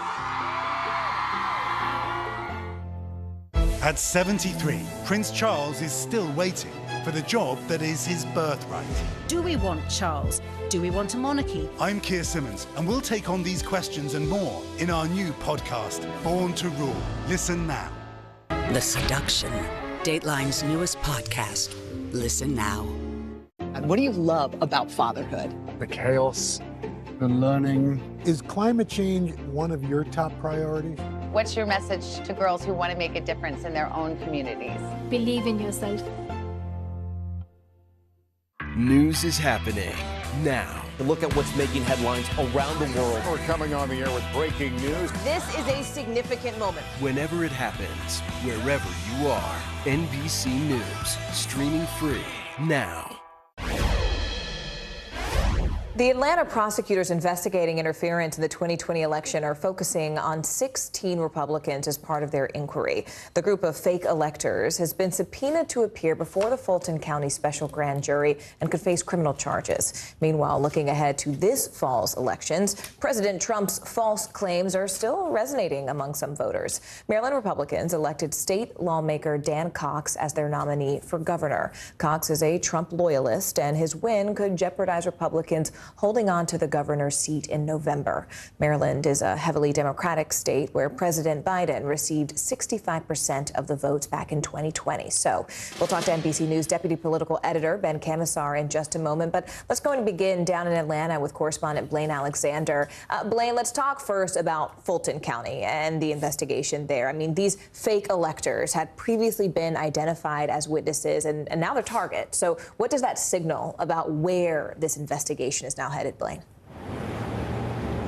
You know, Morgan, I think really the first thing to point out is that this has been a very busy time for this Fulton County investigation here in Georgia. Over the past few days, we've seen a number of court motions flying from all parties that have been involved in this. So it certainly shows, one, that the activity is picking up, but also, two, that this investigation is widening. So knowing that these 16 fake electors are now targets of the DA's investigation, it shows that she's doing exactly what she told me she would in an interview, and what she's been saying all along is that she's conducting a very robust investigation. She said that she wants to hear from anybody. She wants the grand jurors to hear from anybody who has any sort of knowledge or either firsthand experience on what the former president or his associates were thinking or doing all around these allegations into trying to impact the election.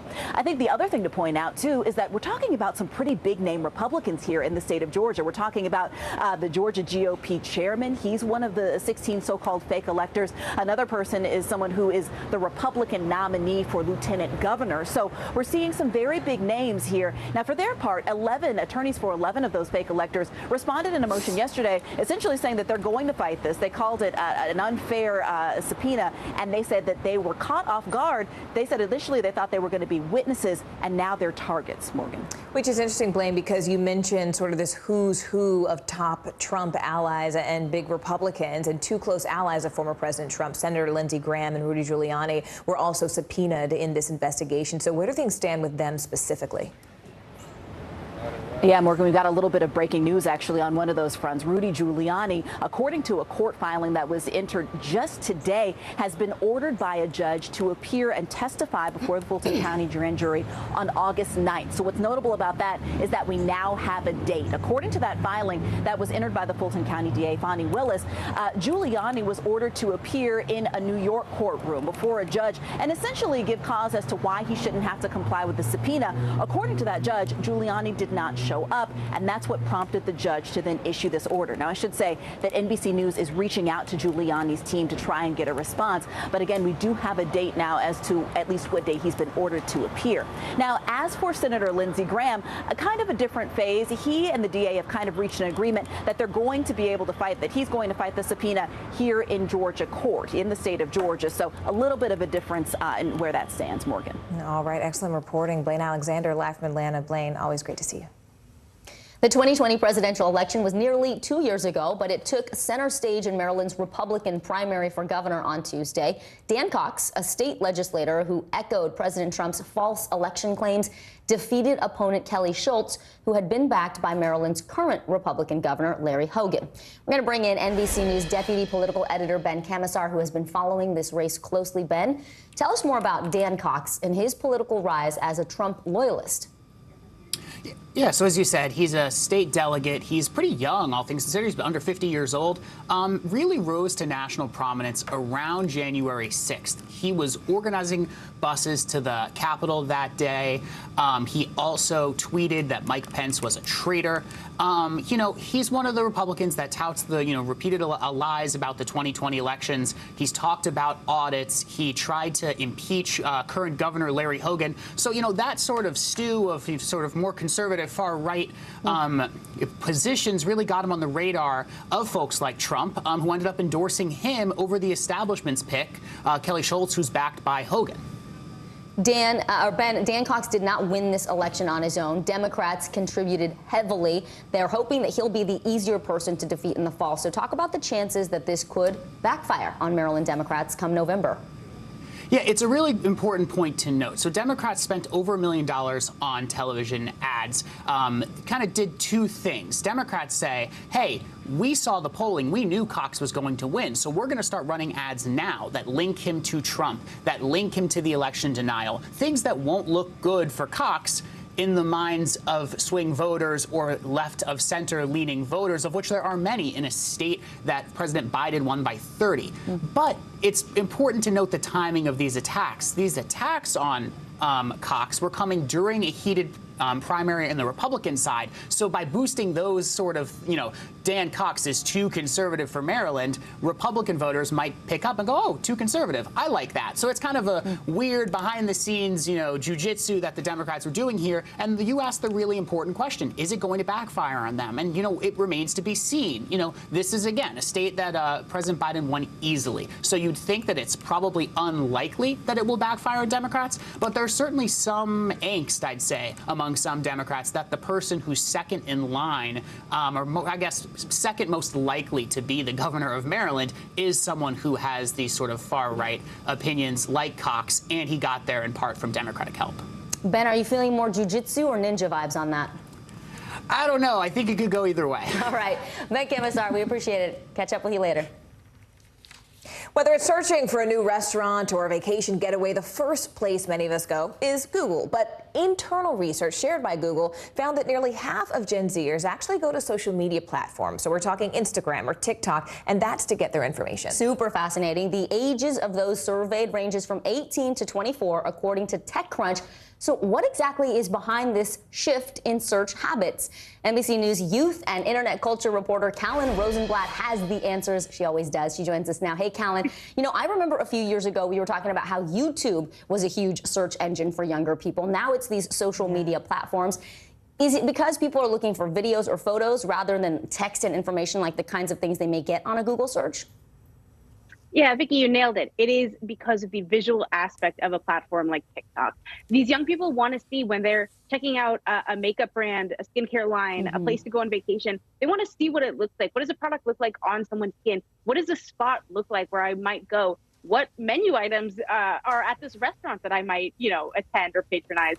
It's all about the visuals of an app like TikTok or Instagram. Now, the young people I spoke with said that they tend to lean more towards TikTok because TikTok has a more robust search feature. It has an autofill feature. But they also use platforms like Instagram and Pinterest even when they're looking to design an outfit, come up with an aesthetic, figure out how they want to decorate their room. So it's really all about that visual nature of these social media platforms that's drawing in a younger audience. Callan, that's so interesting. I guess my question is, if nothing, the internet adapts, right? So, has Google shown any signs that they're going to try to change their product to adapt to this trend, maybe even making their search engine ultimately more Gen Z friendly? Absolutely, Morgan. They've said that they want to actually make Google and Google searches more visual. They're also working on things like augmented reality for Google Maps that kind of help you orient yourself in space with these visuals. So they definitely recognize that visuals are a huge part of search engines nowadays, and they are working to adapt, but they recognize that right now, TikTok and Instagram are a big competition for them when it comes to younger users. All right. Callan Rosenblatt. I love when you join us, Callan. I feel like, wow, I get my Gen Z culture cred card or something, right? And I don't deserve it, obviously, because hashtag millennial. You do. It's all good. Young millennial. I don't know, girl. We're learning. Give me the card. Give me the card, girl. Thanks, Callie. Oh, yeah, you got it, Morgan. Appreciate you. Well, Thanks, stay Callie. with us, because coming up in the wake of Roe v. Wade, women are now taking permanent sterilization as a serious option to consider. Stay with us. We'll meet Ukrainians who are defending their country one block at a time. When you were still in Kiev, could you hear the bombing? My name is Lester. Hey, who's this? Welcome back to Today. We got a lot to celebrate on this Wednesday morning. It's good to have you along with us. You don't know when your moment's coming, but when it does, you take it. Everybody's good, and that's it.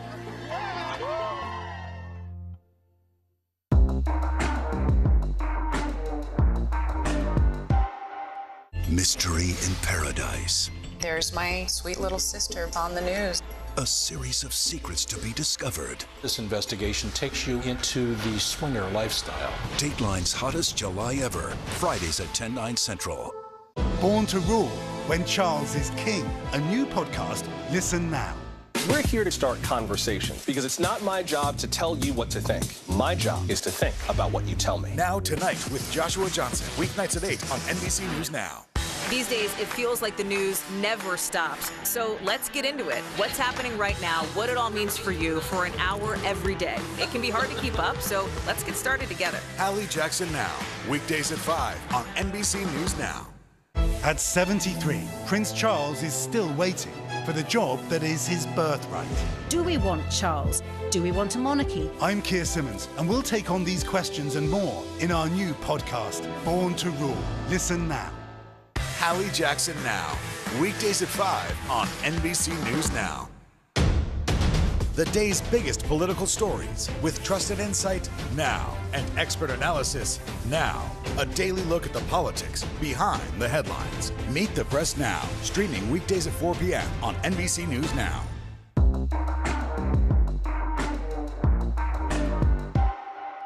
Here's what's happening in your neck of the woods. The fire has grown leaps and bounds. You see behind me is typical. How you doing? Pretty bad. And what do you love about fatherhood? The chaos, the learning. Is climate change one of your top priorities? What's your message to girls who want to make a difference in their own communities? Believe in yourself. Sometimes the news can be difficult and overwhelming for kids to understand. Ukraine and Russia. Could you help me understand what's going on? So to help make sense of it all, we've created a newscast just for them. We hope your family will watch Nightly News Kids Edition.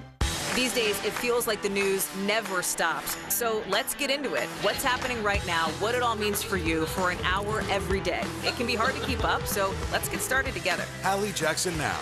Weekdays at 5 on NBC News Now. As America navigates a post-Roe v. Wade world, a staggering number of women are now considering permanent sterilization procedures. Following the Supreme Court decision, Google searches for procedures like tube tying or tubal ligation surged as much as 200%. I traveled to Austin, Texas, where I spoke with 3 women about how the latest abortion restrictions affected their decision. Here at Women's Health Domain, a clinic in Austin, Texas. Good morning, thank you for calling. Dr. Tyler Handcock says his team has been fielding more calls than ever. They're asking for permanent sterilization. So permanent sterilization, tubes removed? Yes. All since the Supreme Court overturned Roe v. Wade, ending the nationwide right to abortion. They want something permanent because they fear that tomorrow there'll be no other option. How many were calling before versus after that Supreme Court decision? 1 to 2 a week would be average. The weekend following, there were 200 messages by Sunday night. Since this is an afternoon. In fact, he says he's received so many requests asking for permanent sterilization that he and the practice's co-owner, Dr. Amy Chapman, hold weekly group information sessions. I mean, how many people are in this room? A little over 20 at a time. Per session? Per session. How are you today? Good, how are you? A decision 27-year-old Brooklyn McNair, who's pregnant with her 4th child, says she's planning to make soon, influenced by the Supreme Court ruling. I don't want any more. I'll be 27 in October, and I'm just done. You're done? I'm done. So are you for sure that sterilization is something that you want to do or just something you want to learn more about? I think it's something for sure I want to do. And she's not alone. Google searches for sterilization procedures surged by as much as 200% after the Supreme Court decision. And membership in some Facebook support groups for women seeking the procedures has nearly doubled, with one group growing by 2,500 members since the ruling came down. Being able Groups Megan Salon and Ashley Ball both joined. So, Megan, you already had your tubes removed. Yes. And Ashley, you're about to begin the procedure? Yeah, I'm in the process of consultations. What was behind the timing of when you decided to have this procedure? After the draft decision was leaked, I decided to schedule the procedure sooner than I had originally anticipated. What was it about that leak that made you say, I'm going to do something for myself now? Well, I've always known I didn't want children, and I didn't want to be in a position where I didn't want children and would lack access to contraception as well. So, like Megan, I have always known that I didn't want kids, and when we started seeing more of the restrictions coming through, that's when I scheduled my first consultation appointment. They say others like them are often dismissed by doctors who are reluctant to perform the procedure. You're told that you are too young to make this decision, or what if your significant other wants children someday? What if you change your mind? What if you change your mind? What if you regret this someday? Let's be honest, there's a lot of judgment around the decision to have this procedure, around this decision in general. Right. What do you say to people who don't understand? Sterilization or permanent contraception is just as permanent as choosing to have a child, right? So a lot of the arguments against it, like, well, what if you regret it? You could say the same thing about having a kid. It's a choice they expect to see even more women making in the days ahead. Nobody wants to be put in a situation where they have to make a choice between, the medical health of whoever is having that kid and the kid itself. So a lot of people are just saying, okay, we're not going to. We're going to go for sterilization instead. And just to be clear, it's not just women. Daily searches for vasectomy clinics increased to an all-time high of 110% after the Supreme Court decision came down. The most popular searches for both forms of sterilization, so we're talking about tubal ligation and vasectomy, were in states like Ohio, Missouri, Indiana, all places with current or likely bans on abortion. Those young women were so candid with you. They were. I mean, they were so honest, but they were very thoughtful about their decision, right? They thought about this for a long time, and they said, look, it's actually been very hard to find doctors willing to take our desires seriously and ultimately do the procedure. Really fascinating conversation. Let's take the discussion a little further, too. The day the Supreme Court ruling on Roe came down, 23-year-old TikTok creator Keith Lau posted a video talking about his own experience getting a vasectomy. Well, that post, it went instantly viral and immediately highlighted the vast differences that men and women face when they're going through the process of sterilization. Keith Lau joins us now. Keith, we really appreciate you being here to talk to us. A lot of people posted their reactions to your decision to undergo a vasectomy at such a young age of 23. Tell us why you decided to go public with that choice, and what was your experience like with doctors and the procedure itself? So thank you guys for having me, for starters. I thought that I was in a unique position to be able to talk on it. I live in Texas, and Texas has been a place where women's health care and especially reproductive rights have been under attack for a while. So this is a conversation that my partner and I were having for a long time. I'm a dad already, and so my partner Taylor and I already knew that we didn't want to have any more kids, and we knew that also in Texas, it's not a guarantee that abortion and reproductive rights will be a thing in the future. And we thought that this was the simplest and easiest way for us to go ahead and take that decision into our hands. Yeah, there, Keith. I mean, in Texas, that's where we're telling a lot of these stories, because it was one of the first states to sort of restrict these reproductive rights, and certainly in the most restrictive ways. So you've spoken openly about the role that you actually feel men should be playing in a post-Roe America. So can you help us sort of understand your point of view and how you feel that your decision to get a vasectomy plays into that role? Yeah, I mean, it takes two to get pregnant. So I definitely think that the conversation around contraception and reproductive rights has always been focused on the woman. But in a lot of cases, it can actually be easier for men, especially with regulations and laws and whatnot in Texas. It was actually incredibly easy for me to get a vasectomy. I've heard a lot of people a lot of women tell the stories of how they've been begging for to get their tubes tied, to get hysterectomies, and you need to go through all of these different steps to do it. But the process of me actually getting a vasectomy was really easy. I just had a phone consultation.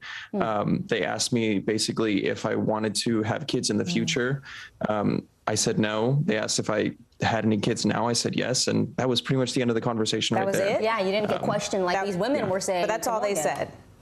I mean, that was it, and you got to do it. Just those two questions, yeah. Which is radically different from the stories I've been hearing from women who say that, you know, doctors will ask multiple questions. Like one even told me that the doctor told them, wait till your sister has a kid and see how you feel, right? I mean, that's a lot of things that women are hearing right there.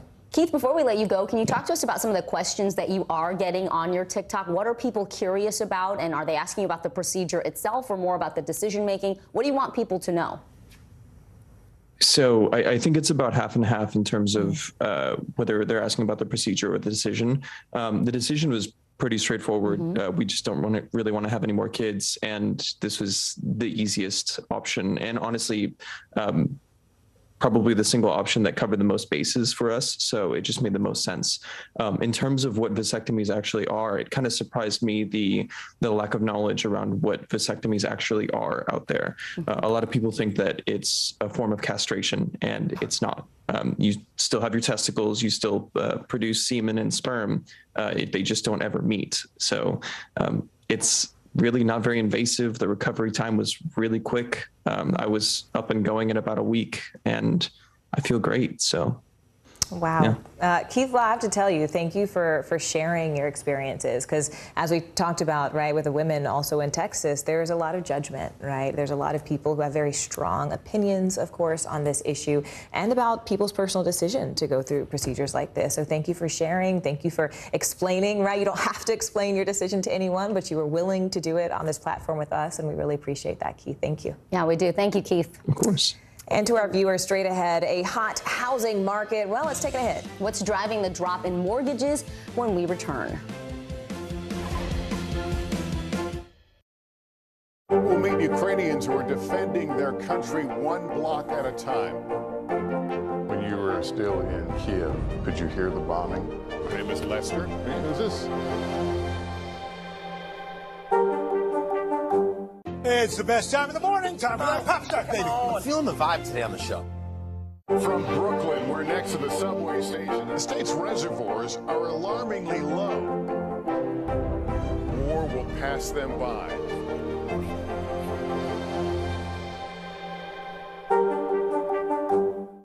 Top Story with Tom Llamas is your news playlist on NBC News Now. And now, you can listen to it as a podcast. Available anytime and anywhere. Hallie Jackson Now. Weekdays at 5 on NBC News Now.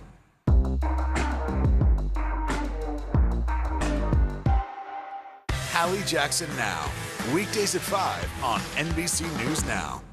Our show is about sparking conversations around today's biggest issues. The Fed raises interest rates. That controls inflation. Explain how that works. Is part of this that everyone's rethinking their jobs and their relationship to their employers? Could you just remind us why there are 9 justices on the Supreme Court instead of 3 or 20 or 2? It's not my job to tell you what to think. My job is to think about what you tell me.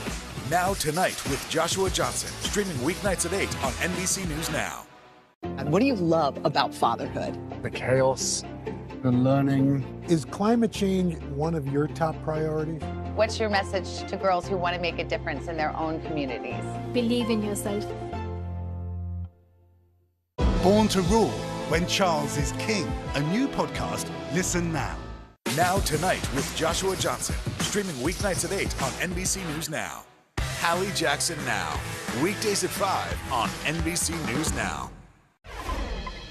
The housing market is seeing a shakeup. Mortgage demand hit a 22-year low, falling more than 6% last week. There are no signs of the slide ending anytime soon. In fact, mortgage applications also dropped, down almost 20% since the same time just last year. CNBC senior markets correspondent Mr. Dom Chu joins us now. Dom, we've been watching sort of this giant reversal in the housing market where it was incredibly hot over the last 2 years. So what's causing mortgage demand now to fall? I mean, it's simple. I'm going to tell you right now, housing is just getting so much more expensive. That's the bottom line here. It's pricing people out of the market, simply put. But it's a mix of multiple factors that are making that owning of a home in America a lot less affordable. One big factor, of course, is the housing prices, right? Demand has driven prices higher and higher, in and out. Earlier this morning, Connie, you've got some data from the National Association of Realtors reporting, like you said, by the way, that the median price of some of those homes, the previously owned homes that are sold in America, not the new construction, the previously owned homes hit a record high, another record high of $416,000. That's 13.5% higher than it was the same time last year. So even outpacing the headline inflation numbers that we're seeing. The other big factor affecting affordability is, of course, for the vast majority of Americans and home buyers, the cost of borrowing, because most of us can't just go out and buy a home for $416,000 in cash. Mortgage rates have shot up as the Federal Reserve has raised rates in an effort to, of course, bring down inflation. The average rate on a 30-year fixed-rate mortgage, roughly 5.8% this week.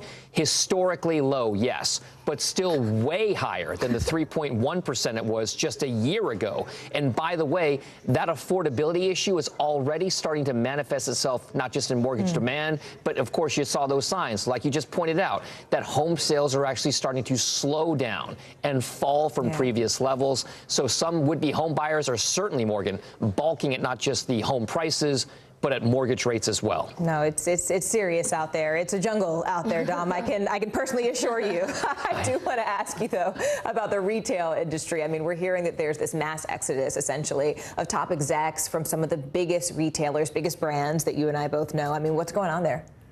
So I guess the way to put it is a lot of it is about the changing landscape in the retail business. It's basically one that's in a transition phase right now. Is it going to lead to frictions and problems that will ultimately result in folks just wanting to leave their jobs, or situations where corporate boards just aren't happy enough with the results on a quick enough basis from their managers, who then end up getting fired because those boards want to fire managers and get new ones in there? So it's a host of issues, not the least of which is the inflation problem we just talked about around the world, changing the way people shop from what they shop for. That's going to be a factor. It's also the fact that there's no more government stimulus checks like there was during the pandemic. So you're seeing these investors and shareholders and many of these big brand names, as you're seeing in these companies, they have less and less patience with lagging results. And then they pursue a so-called activist strategy where they build up an ownership stake in a company, them or a group of people, in order to try to force the corporate boards at these companies to do their bidding. But it's not just about the boards. It's not just about them versus management. There's also a growing sense of burnout or fatigue with having dealt with all the trials and tribulations of the virus pandemic, changing trends there, trying to keep businesses afloat in an uncertain world. So I guess what it comes down to, Morgan, Vicky, is that it could just lead some executives to say, you know what, it's not worth it. I'm going to look for a different kind of job. Maybe this just isn't for me. The Great Recession, man. The Great Resignation, I should say. Dom Chu, as always. Thanks, Dom. Sure. Well, San Francisco is emblematic of many issues facing American communities today, from crime to homelessness to mental health challenges. CNBC reporter Yasmin Khorram sat down exclusively with San Francisco Mayor London Breed to discuss some of her solutions to these problems, including the new district attorney focused on cracking down on crime. Yasmin joins us now from San Francisco. Hey, Yasmin, the city by the Bay, it's become ground zero for a lot of what's wrong with government and crime right now. What struck you in your one-on-one with the mayor? Well, Vicky, what struck me the most is that Mayor Breed actually acknowledged the challenges the city faces, but she was adamant that despite the rising crime rates in San Francisco, it's still a safe city for residents and tourists. What's happening on our streets is unacceptable. San Francisco Mayor London Breed says she's had enough, and this is why. My little partners out here, get home safe, all right? Children getting off of their school bus forced to dodge scenes like this on their way home. The fact that kids have to experience that is heartbreaking. This is what these kids and these families have been dealing with for far too long, and we have to do something about it. It's scenes like this and this, smash and grabs and random robberies that have plagued the city and led to voters recalling progressive DA Chesa Boudin last month. He was seen as soft on crime. Her hand-picked replacement, Brooke Jenkins, Breed says, will change that. What I'm looking for is someone who is going to look at each of those crimes and listen to the victims and hold the perpetrators accountable. Accountability while still embracing progressive policies. Also looking at what the perpetrator needs, because even after they're held accountable, when they re-enter society, how do we make sure that those crimes aren't repeated? How do we make sure we support them to ensure that our city is safe? District Attorney Brooke Jenkins will bring to the table is just really a clear understanding of how to make good decisions around these individual cases. Breed says part of the solution will also come from her new $14 billion budget, $700 million which will go to police protection just this year. And while robberies, assault, and arson have all still continued to rise in the weeks since the appointment of the new DA, San Francisco's mayor is confident a turnaround is already underway. What do the next 2 years look like? We got work to do. We want to get the city back to a better place, but we are starting to rebound and people are starting to return to our city, and they're discovering what San Francisco truly is for themselves. Yasmin, it's great you have Mayor Breed on the record on that, and of course 2 years to go. You'll be able to track the progress. Let me expand on remote work and turn to that now. How is that playing into some of the challenges that San Francisco is also facing? We just heard that Salesforce, which is the largest employer there in the city, is now going to lease out half of its downtown office space. So what does that mean for the community in the area that loses all of these workers and all this tax money? That's right. Salesforce is the latest out of many companies that are closing some of their offices here in downtown. Mayor Breed acknowledged that, the city is facing this issue. According to her office, a third of the workforce is working remotely outside of San Francisco. That resulted in a $400 million hit to the city's tax revenue. Mayor Breed told me that it's another challenge that the city has to tackle, but she pointed to companies such as Autodesk, Twilio, Google, who are expanding their presence in the city. Look, Vicki, I live here, and I know you lived here in the Bay Area for a while. These are issues San Francisco has been dealing with for years, and there's hope that things will turn around between Mayor Breed and this new DA, Brooke Jenkins. Yeah, I think you're right, Yasmin. If you improve the quality of life, it'll be easier to keep people there or welcome people in. CNBC's Yasmin Quorum, we so appreciate it. Love when you join the show. Thank you. Music fans are about to feel Bieber fever once again. After the break, when the pop superstar will be back on tour after he had that life-changing diagnosis. Don't go away.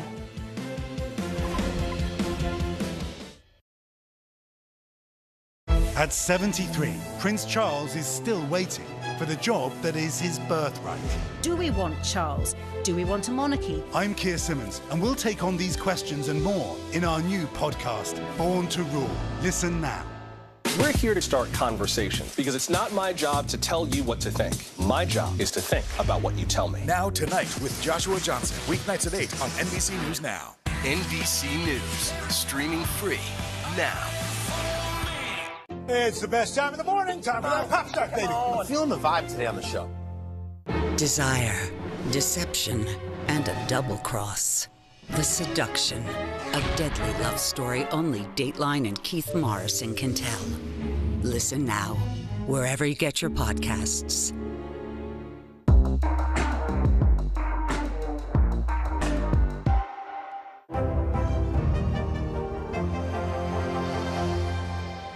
Welcome back to Today. We got a lot to celebrate on this Wednesday morning. It's good to have you along with us. You don't know when your moment's coming, but when it does, you take it. Everybody's good, and that's it.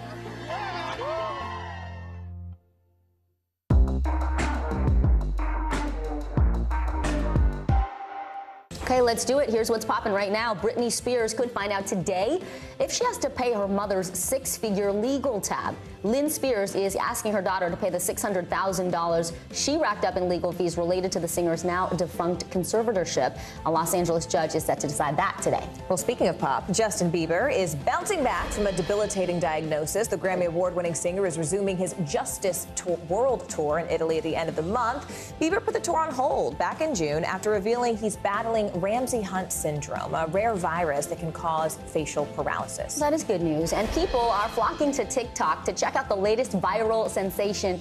Emmanuel the emu. I saw this. It was so funny. Okay, the owner posts videos of the plucky emu who interrupts her as she's trying to record informational videos around the family's farm. And she keeps saying, Emmanuel, don't do it. Don't do it. And so now that's a new trend. Emmanuel, don't do it. And look at him. Don't he just do it. photobombs every video she's doing. It's so cute. Emmanuel's kind of cute. He's handsome. He's handsome. We like Emmanuel.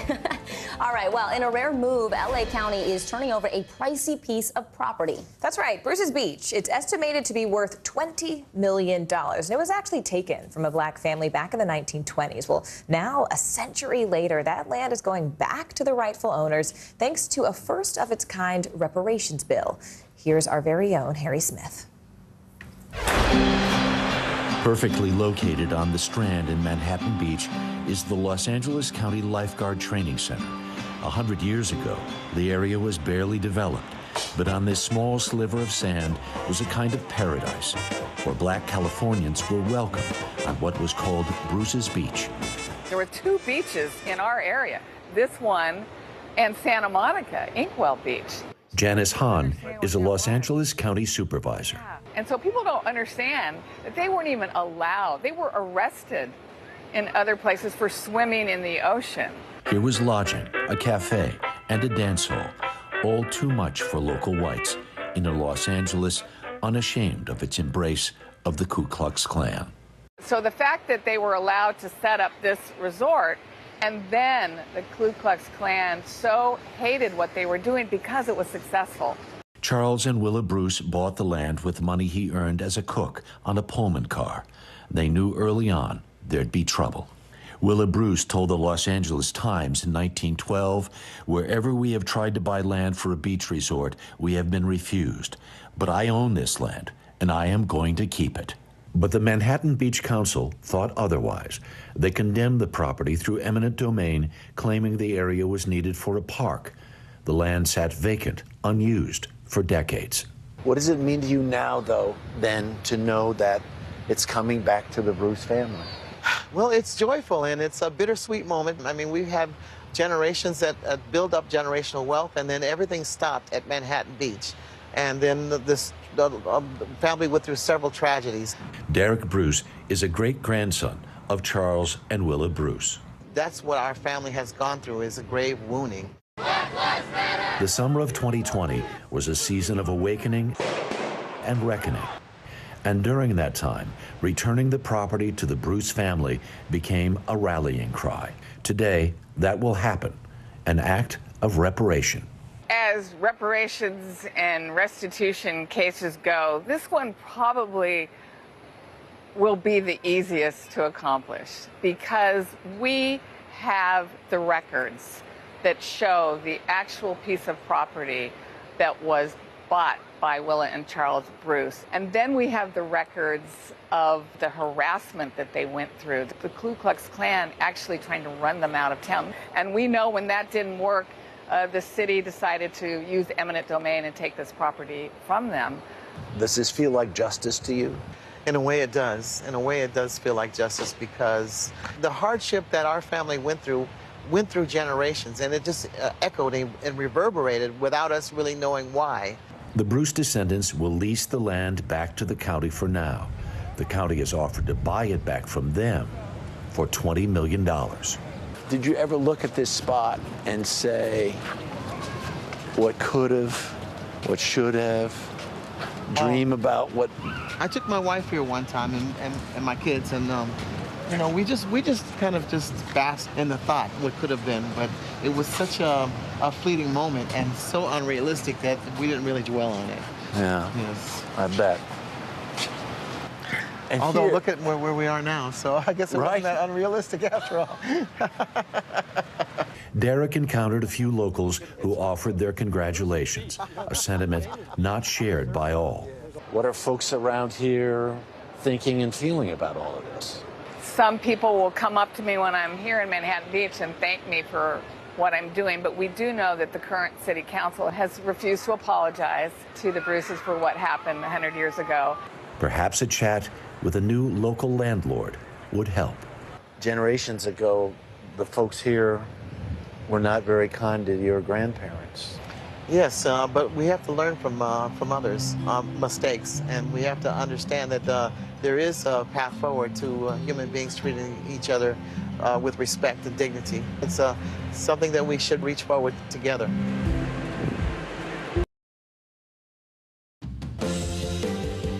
Right now on NBC News Now, not over yet. The dangerous heat wave bringing scorching temperatures to millions has yet to let up.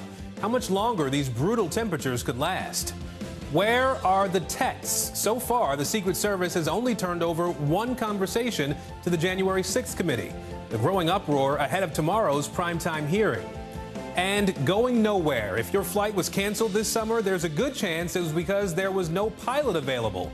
How one airline wants to get more people into the cockpit.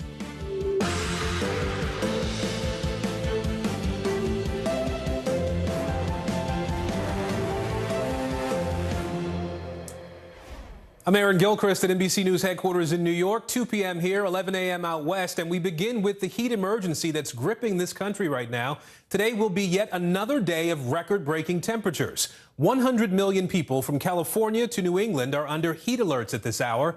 And to make matters worse, we're tracking severe storms in the Ohio Valley. 21 million people at risk there today. Meanwhile, the UK is cooling off a bit today after setting a new heat record yesterday. The European heat wave is now moving east to Belgium and Germany. NBC News meteorologist Bill Cairns is tracking the Michelle Grossman is tracking the forecast for us. Matt Bradley is covering the heat wave overseas. Let's begin with Sam Brock in Dallas. Most of the country right now is getting walloped by a heat wave. Dallas, where I am, certainly no exception. Later today, there's going to be kids running through that splash pad.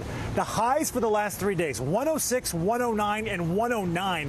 One child describing it like walking on the surface of the sun as extreme heat records are falling nationwide. With the country in the grips of an unrelenting heat wave, a staggering 219 million Americans bracing for temperatures above 90. This is the hottest summer that I've seen in Dallas, really that I remember since 1980. It may be time for people to start adjusting their expectations. No one is escaping the heat underneath this big, giant heat dome. As 44 million people, or more than double the population of Florida, will face triple digits. Feels like a furnace. Many just trying to cope, seeking a shady spot or a place to take a cool dip. And my kids just laid down. They just melted. They were done. Hydration is the name of the game at this Oklahoma summer camp. Make sure the first thing you do is fill those water bottles. And in Texas, how's the AC working? Dallas police officers checking on elderly residents who, along with children, are most vulnerable to heat-related illness. Blazes breaking out across the Lone Star State, forcing evacuations to nearly 300 homes in this North Texas community. At the same time, the heat ironically causing water to burst from pipes as infrastructure buckled. We know the water will be off for several hours, so we'll just capture all the water, fill the bathtub up. The state's power grid is also being watched closely. ERCOT didn't have to issue calls for conservation on this record 109-degree day, but it did last week to avoid straining the system. It comes amid power concerns across the country. Yesterday, a transformer caught fire at the Hoover Dam, which supplies power to over 1 million in the West.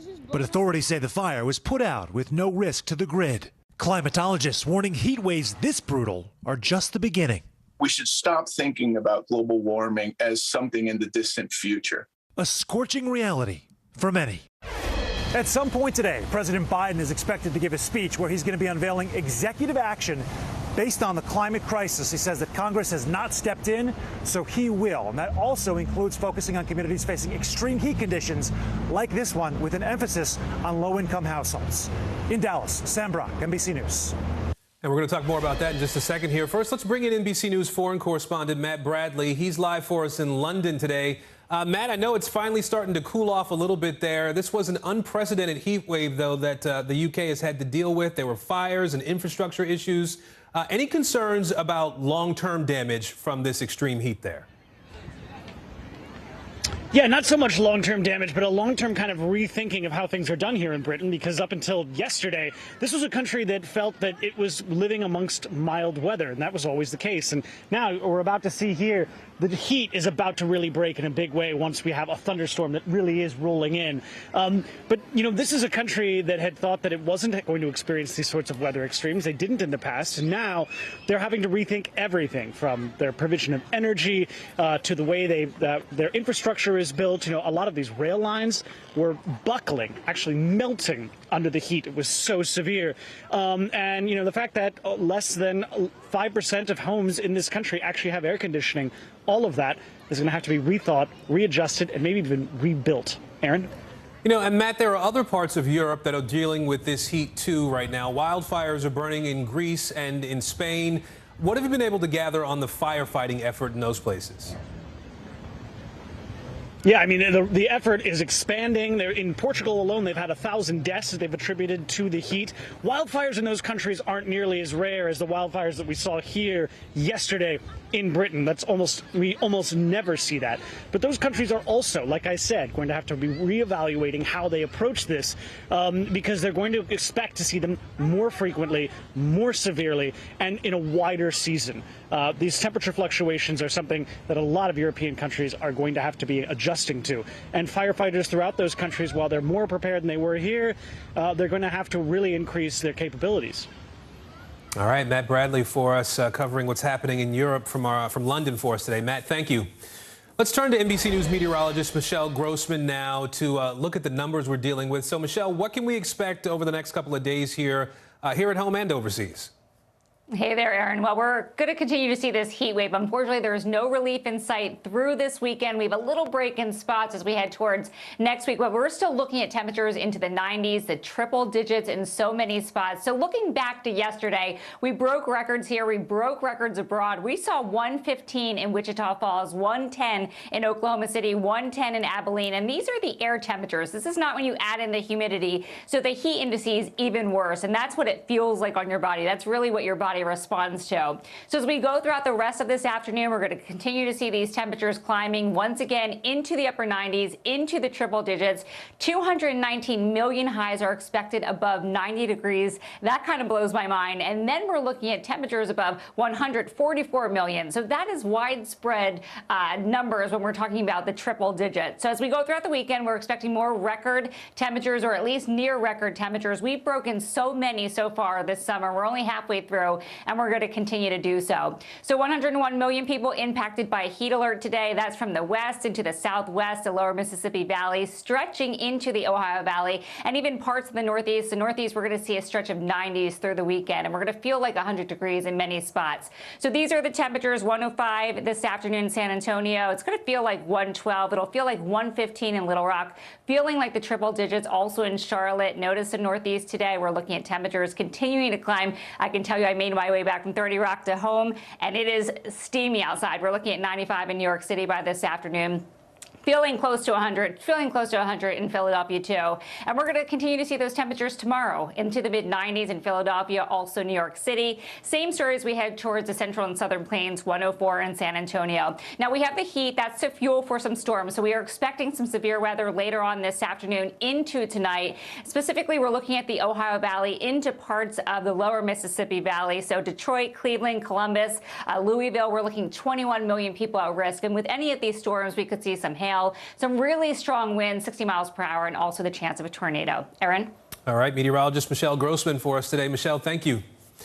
Well, any minute now, President Biden will be arriving in Massachusetts, where he's expected to announce new executive actions on climate change.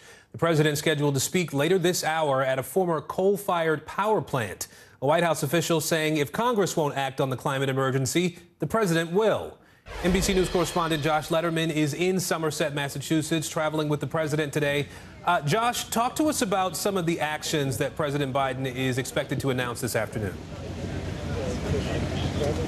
Well, these are not the kinds of actions President Biden hoped that he would be able to adopt as president. In fact, it's a far cry from that, but it is a reflection of what President Biden feels he can do within his executive authority, given the fact that he has been unable to get major sweeping climate legislation through Congress. And so today, the president will be taking action to dedicate more funds through FEMA to helping communities become more resilient to extreme heat events like the ones that we're seeing here in the United States and, of course, in Europe. The president also taking action to try to expand the use of a low-income energy program, as so many Americans are in need of air conditioning in this heat wave. And then the president will also be announcing steps to try to boost the offshore wind manufacturing industry, something the president has tried to prioritize as he tries to dramatically ramp up the use of renewable energy sources like wind and solar. You know, Josh, one thing the president is not going to do today is declare a national climate emergency. Talk to us about how the White House is explaining that. Well, the White House isn't ruling out that Biden may declare a national climate emergency at some point in time. They say he has not made a decision about that yet, that the steps he's announcing today will not include that, even though it could happen at some point in the future. White House National Climate Advisor Gina McCarthy explained the thinking about that, and here's what she said. Well, the president has a number of authorities it can use, and he's going to work through those and make those announcements. But make no mistake, he's not shying away from climate being an emergency.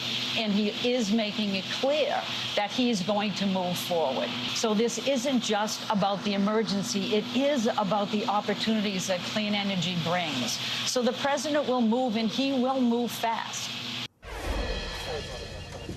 So you can hear there, Aaron, the White House isn't shying away from the word emergency to describe the situation about climate change. They're simply saying he has not yet decided to issue a national climate emergency, which is a very technical term that would free up additional resources to address climate change, something climate activists are demanding the president do immediately, Aaron.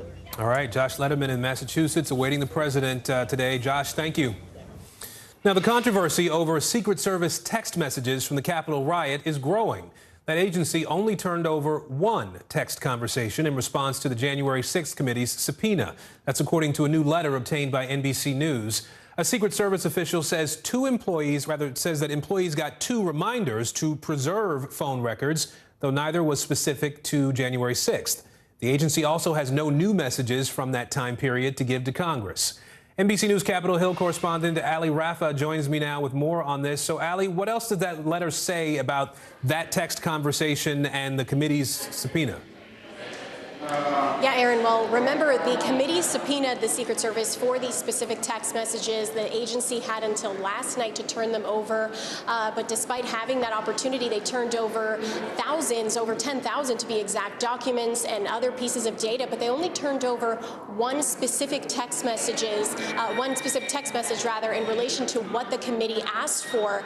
This letter from the Secret Service to the committee says, quote, the United States Secret Service identified, namely, a text message conversation from former U.S. Capitol Police Chief Stephen Sund to former Secret Service Uniform Division Chief Thomas Sullivan requesting assistance on January 6th and advised that the agency did not have any further records responsive to DHS OIG's requests for text messages. And Aaron, that's because of this pre-planned data migration that we've been talking about that's causing so much controversy over really why this pre-planned sweep was allowed to happen when several congressional committees had requested these records from the Secret Service in the days after January 6th, but this sweep still occurred at the end of January. So there's a lot of questions being raised as to whether this was done intentionally, whether these records could possibly be recovered in any way, Aaron. So a couple of things then here, Ali. How is the committee responding to the admission from the Secret Service about this, and is this going to have an impact on the hearing tomorrow? Well, this is no doubt a blow to the committee's investigation because we've heard so many mentions so far in past hearings of the Secret Service movements, of their actions before, during, and after January 6th. We've heard about the incident in the Beast, the presidential limousine with President Trump trying to go back to the Capitol to march with his supporters. We've heard of Secret Service movements with the agents that were with former Vice President Pence protecting him at the Capitol when it was under attack. And so committee members are not being shy about their disappointment in this. They're wondering, they're asking the same questions that all of us are asking. How was this possible, especially because of what you mentioned at the top there, those 2 reminders that Secret Service employees were given to back up this data. And so they're asking themselves how it was possible that this information was swiped, whether it was intentional, accidental, and whether they could possibly get any of it back. Ali Rafa for us on the Hill today. Ali, thank you.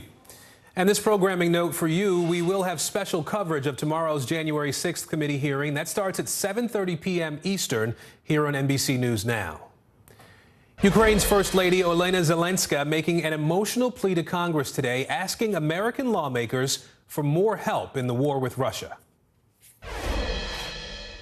Help us to stop this terror against Ukrainians, and this will be our joint great victory in the name of life, freedom, and the pursuit of happiness. Now, her request comes as millions of Ukrainians run from the front lines of the war, many under the threat of being shot. NBC's Ellison Barber will share their harrowing stories of survival in just a moment. We begin with national political reporter Sahil Kapoor on Capitol Hill for us today. Sahil, what was the First Lady's message to lawmakers on the Hill today, and what's been the reaction? Yeah, a harrowing plea from Ukraine's First Lady to members of the U.S. Congress, essentially pleading with them to give Ukraine more assistance as it continues to face down Putin's war in Russia. Her remarks included a slideshow of images of victims of the war, including children. And part of what her goal seemed to be was to make sure that the war in Ukraine does not fall off the radar for American lawmakers. After multiple tranches of aid have been passed by Congress, she argues that it's not enough, that in order for Ukraine to keep on fighting and maintain its independence, it needs more assistance from the United States. Let's have a listen to what more the First Lady said. I am asking for weapons that would not be used to wage a war on somebody else's land, but to protect one's home and the right to wake up alive in that home. I'm asking for air defense systems in order for rockets not to be killed, not to kill children in their strollers, in order for rockets not to destroy children's rooms and kill entire families. And this, of course, comes just one day after she met with President Biden and the First Lady of the United States. Aaron. Sahil Kapoor on Capitol Hill today. Sahil, thanks so much. I want to bring in Ellison Barber now from Kyiv. Ellison, I know you just visited a town about 6 miles from the southern front lines of this war in Ukraine. What did you see? Yeah, I mean, this is a community that was shelled a couple of days before we arrived. It was shelled again shortly after we left. While we were there, we could hear this sort of steady sound of artillery in the distance. It was a reminder of what so many people are fleeing. Before the war, more than 10,000 people called Zelenodolsk home. Locals say less than 2,000 live here now. It's a ghost town and an escape route that our team wanted to see firsthand. When you're walking in Zelenodolsk, you hear every now and again what sounds like thunder, rolling thunder, but it's not thunder at all. It is the sound of war, artillery going off not far from here. Do you feel scared hearing that, living here? I think we survived through more horrible things. Zelenodolsk is roughly 6 miles from the southern front line. Mykola is from a village now occupied by Russian forces. So is Vladimir. They, like many others, came to Zelenodolsk out of necessity. At first, I was going fishing, or I should say I was trying to go, till the moment when the shelling of the riverbank started. Life here is hard, but it's safer than where they were. When Russians came, they put white stripes on us, on our hands and legs. He tells us soldiers threatened to shoot anyone walking around without that white tape, and sometimes it didn't make a difference at all. There was a headquarters, an ammunition warehouse, and a school. They didn't let anyone come even 100 meters to the school. A young boy came closer. He wasn't even 30 years old. A sniper shot him dead. Russian forces now control most of the Kherson region. Villagers we spoke to claim Russian soldiers no longer allow cars to leave. My wife said, well, they will shoot you anyway, so let's get out of here. Vladimir and his wife decided to bike. They pedaled across uneven terrain until they finally reached a town controlled by Ukrainian forces, Zelenodolsk. I'm just happy that I stayed alive. Thousands of people reportedly fled Kherson the same way. Most leave their bikes and try to move far away from the front lines. There are hundreds of bikes in a shed here. Locals say all of them were ridden by Ukrainians fleeing Russian occupation. On a lot of these bikes, you'll notice people have tied white rags to them. There's two on the back of this child seat. They are a symbol people hope that Russian forces will see and know that they're not a threat and allow them to get to safety. The town keeps the abandoned bikes, hoping that one day the owners will come for them and make their way home. For now, it's a day Vladimir can only dream of. President Putin has claimed Russian forces are here to liberate people, to free them.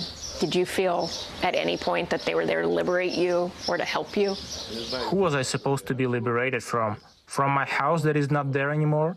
From my garden? From my neighbors? What was I liberated from?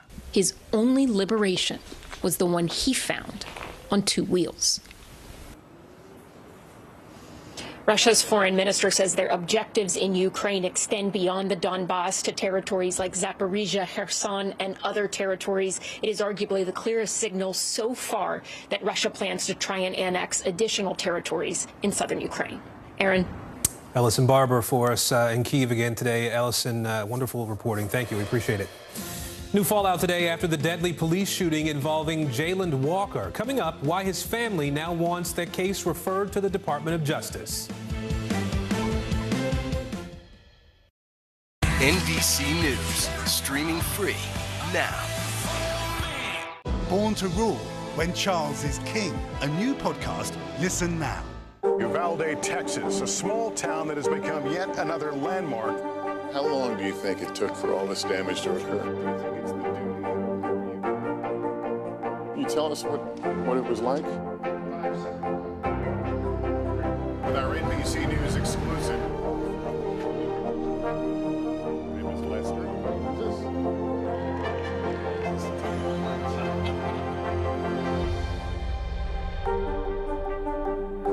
Welcome back to Today. We got a lot to celebrate on this Wednesday morning. It's good to have you along with us. You don't know when your moment's coming, but when it does, you take it. Everybody's good, and that's it. Sometimes the news can be difficult and overwhelming for kids to understand, so we've created a newscast just for them. We hope your family will watch Nightly News Kids Edition. Top Story with Tom Llamas is your news playlist on NBC News Now. And now, you can listen to it as a podcast. Available anytime and anywhere. Harry Styles! Now Tonight with Joshua Johnson. Streaming weeknights at 8 on NBC News Now. You don't know when your moment's coming, but when it does, you take it. Hallie Jackson Now. Weekdays at 5 on NBC News Now. We're here to start conversations about the big things happening in our world, because it's not my job to tell you what to think. My job is to think about what you tell me. Now Tonight with Joshua Johnson, streaming weeknights at 8 on NBC News Now. NBC News, streaming free now.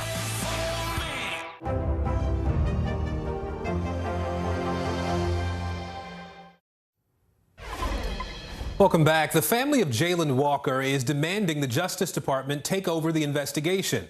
Walker was shot and killed by police in Akron, Ohio last month during a traffic stop. The family also accusing the Akron Police Union president of sharing details with local news outlets about the night Walker was killed. No matter what any investigation finds, what happened to about doing what's right? There is no justification for 90 bullets. There's no justification for killing someone for a traffic stop. There are things that we can do in our city to protect our residents in a way that has not been done before. NBC News correspondent Shaquille Brewster is joining me now.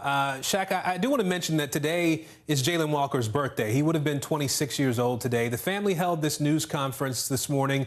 Talk to us about what you learned there. Yeah, Aaron, and because it would have been his 26th birthday, it was definitely an emotional news conference. We heard from his mother, who told stories of what he was like as a kid. We saw a video of his family members singing happy birthday to him as they also tried to pop balloons to celebrate what would have been his birthday. But the family also said they had some official business to handle, and that was they were calling for the federal government, the Department of Justice, to take over this investigation. They say that because of statements made by the FOP, the Fraternal Order of Police president in Akron, Ohio, showing that he had conversations with the officers involved in Jayland Walker's shooting. They say they can't trust the investigation and said the FOP president should now be a witness, essentially, to this investigation, and they have questions for him because of the information that he's released to the members of the media and members of the public. I want you to listen to what the family attorney said about some of those questions they now have and why they don't trust the investigation. Who's talking to you? How did you know the timing of the witnesses and when they were going to be giving information? How did you know what they were saying? How did you have the information that you gave to local media regarding this horrific shooting? And why are you not focused on Jayland and the loss of his life?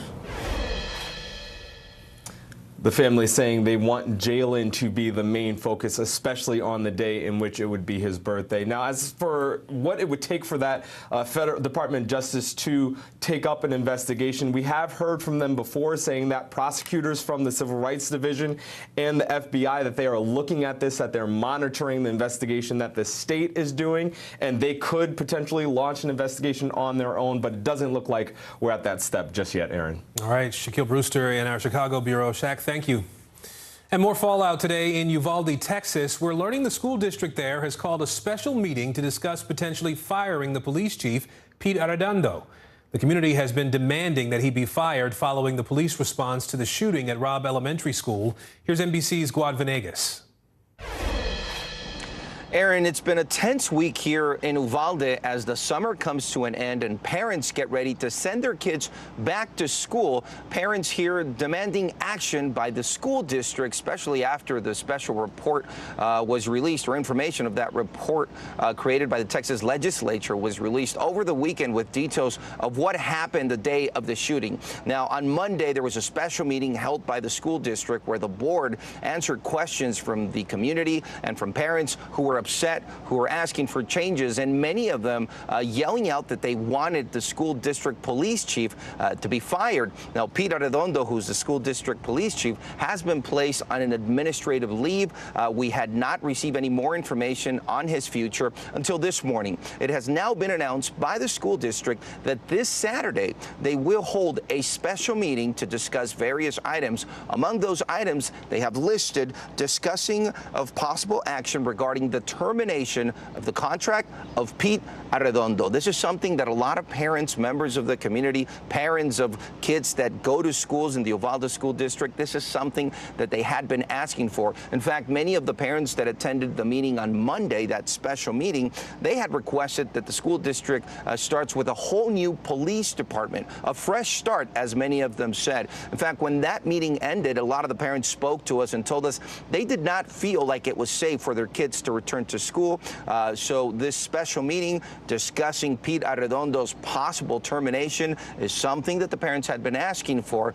We will be keeping you updated on what happens at that meeting that will be held by the school district here in Uvalde. Aaron?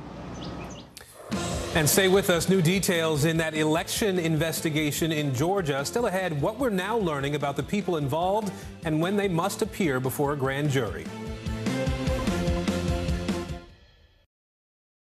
Here's what's happening in your neck of the woods. News is happening now. Look at what's making headlines around the world.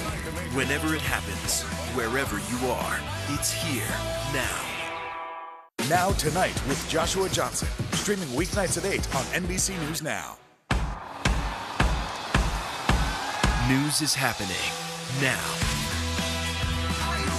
Look at what's making headlines around the world. Right now on Morning News Now. We're coming on the air with breaking news. And this is a significant moment. Whenever it happens, wherever you are, NBC News, streaming free now. Top Story with Tom Llamas, weeknights at 7 on NBC News Now. Desire, deception, and a double cross. The Seduction, a deadly love story only Dateline and Keith Morrison can tell. Listen now, wherever you get your podcasts. These days, it feels like the news never stops. So let's get into it. What's happening right now, what it all means for you for an hour every day. It can be hard to keep up, so let's get started together. Hallie Jackson Now, weekdays at 5 on NBC News Now. To cover the news, you have to be in it. This is how so many towns and cities are protecting themselves. They're pushing the gates open. Was there a school officer on campus? That's what we've been told. No. Top Story with Tom Llamas, weeknights at 7 on NBC News Now. Now Tonight with Joshua Johnson, streaming weeknights at 8 on NBC News Now. The Seduction, Dateline's newest podcast. Listen now. No stress, no mess, just yum. That's it.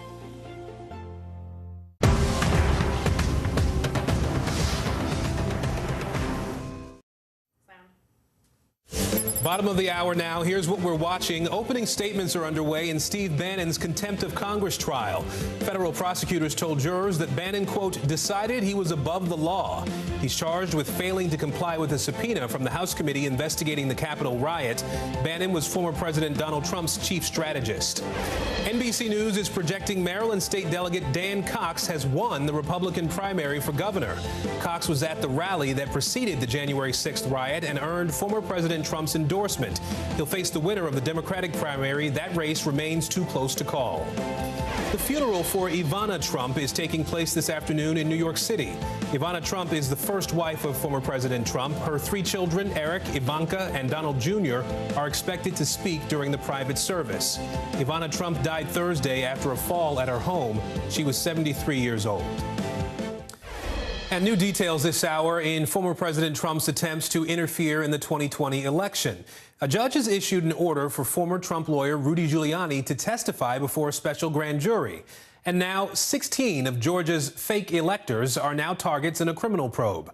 I want to bring in NBC News correspondent Blaine Alexander, also with us NBC News legal analyst Danny Savalos.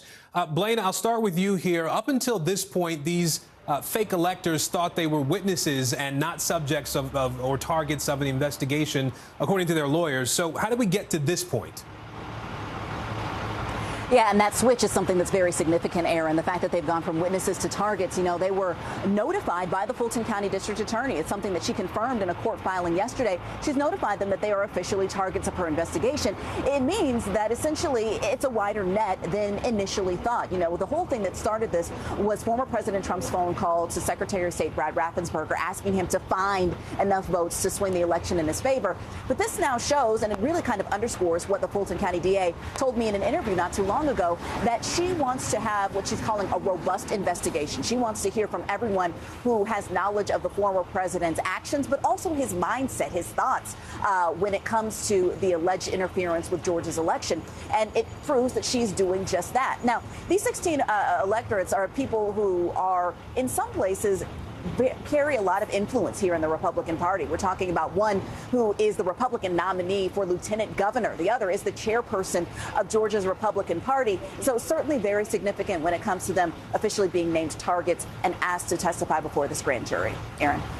So, Danny, help us distinguish between a voluntary witness and a subpoenaed witness. As a lawyer, how do you read this change at this point? When we talk about the January 6th committee, for example, the idea of a voluntary witness is much more understandable. It's probably less scary in that context, but in a grand jury situation, there are very few voluntary witnesses. Most of the time, they are subpoenaed. And the real magic words are the distinction between the 3 tiers of kinds of witnesses before a grand jury.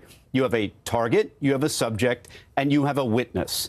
And really, you can be a witness, which is the lowest level of possible culpability, but you can vault right into target very quickly if your information is not very favorable for yourself. So you need to be aware of that as a witness, that you could become a target very quickly. And a target is someone who's likely to be indicted.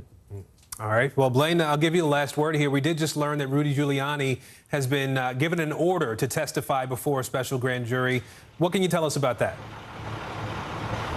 August 9th, Aaron, we have the official date. He's been ordered by a New York judge, actually. He was supposed to appear in a separate hearing to argue why he shouldn't have to comply with the subpoena. Well, according to the judge, he didn't show up to that hearing in New York. And so that's what's prompted the judge to then order him to come down here to Fulton County, to Atlanta, and testify before the special grand jury. The date is August 9th. And Aaron, we should mention that we've reached out to Rudy Giuliani's team to get any response on this.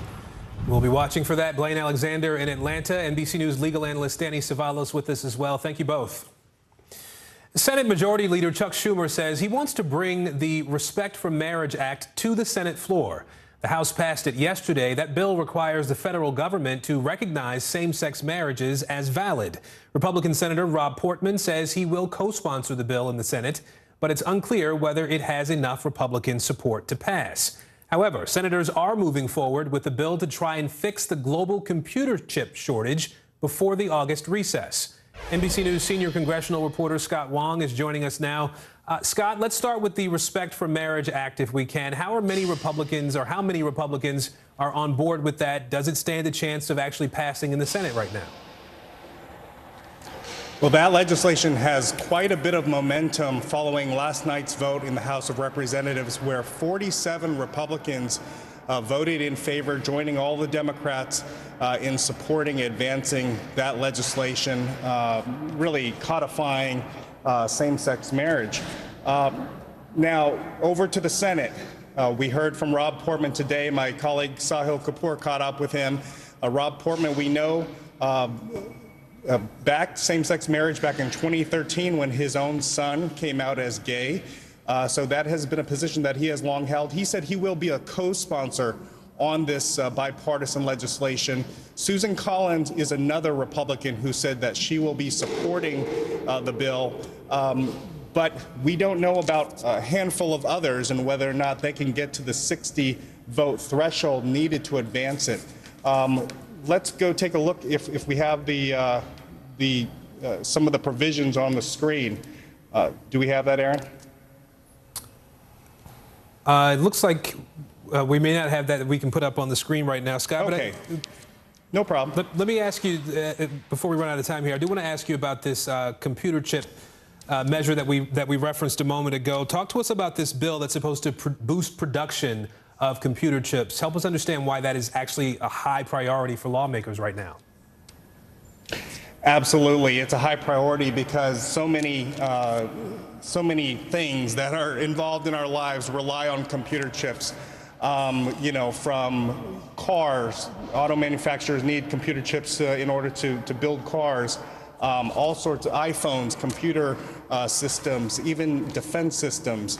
That is the case that Biden administration officials have been making to lawmakers on Capitol Hill, saying this is a national security issue, that we need more computer chips manufactured in the United States in order to keep up with countries like China and other foreign adversaries. So this is an important issue that is moving forward in the Senate this week on Capitol Hill, Aaron. All right, Scott Wong in Washington for us today. Scott, thank you. Court battles over abortion access are playing out across the country following the Supreme Court's decision to overturn Roe v. Wade. West Virginia's only abortion clinic is scheduling patients again after a judge ruled in its favor. But in Indiana, new restrictions on some abortions are now in effect after a judge there lifted a hold on them. Right now, anti-abortion rights groups are still trying to figure out how to respond to the ruling.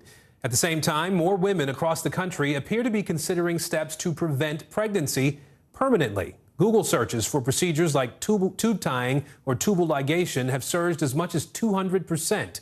We're following the latest on the abortion rights front for you. Let's start with what may come next for opponents of abortion rights. I want to bring in NBC News investigative reporter Chloe Atkins now.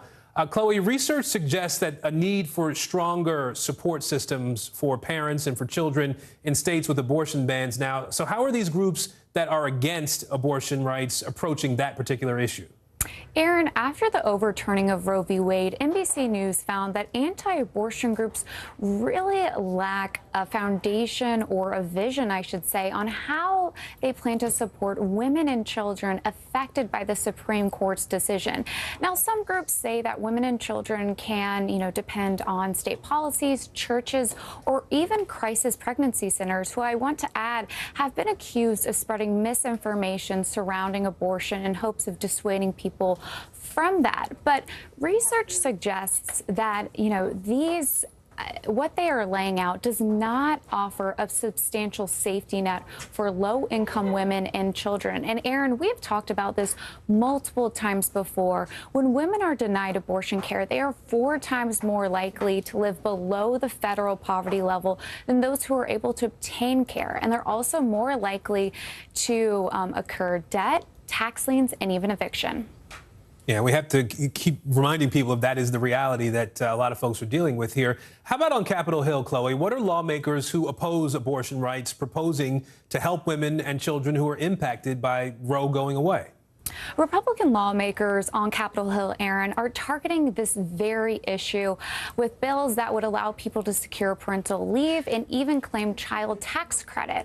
However, it's really unclear how much support will actually materialize given Republican leaders' opposition to funding federal paid leave, child tax credit, and even expanding maternal health care. All right, Chloe Atkins in our newsroom today. Chloe, thank you. Now, in this new post-Roe America, a staggering number of people are now considering sterilization procedures. NBC News Now anchor Morgan Radford is here to explain how she's researched this. Hey, Morgan.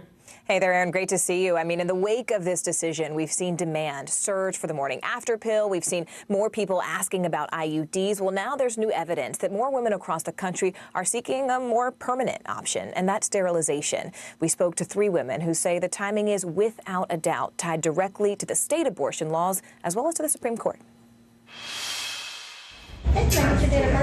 Here at Women's Health Domain, a clinic in Austin, Texas.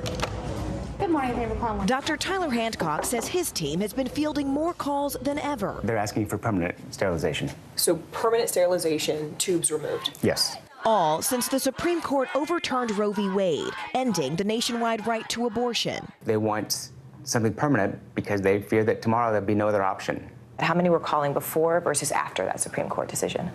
1 to 2 a week would be average. The weekend following, there were 200 messages by Sunday night. Since this is an afternoon. In fact, he says he's received so many requests asking for permanent sterilization that he and the practice's co-owner, Dr. Amy Chapman, hold weekly group information sessions. I mean, how many people are in this room?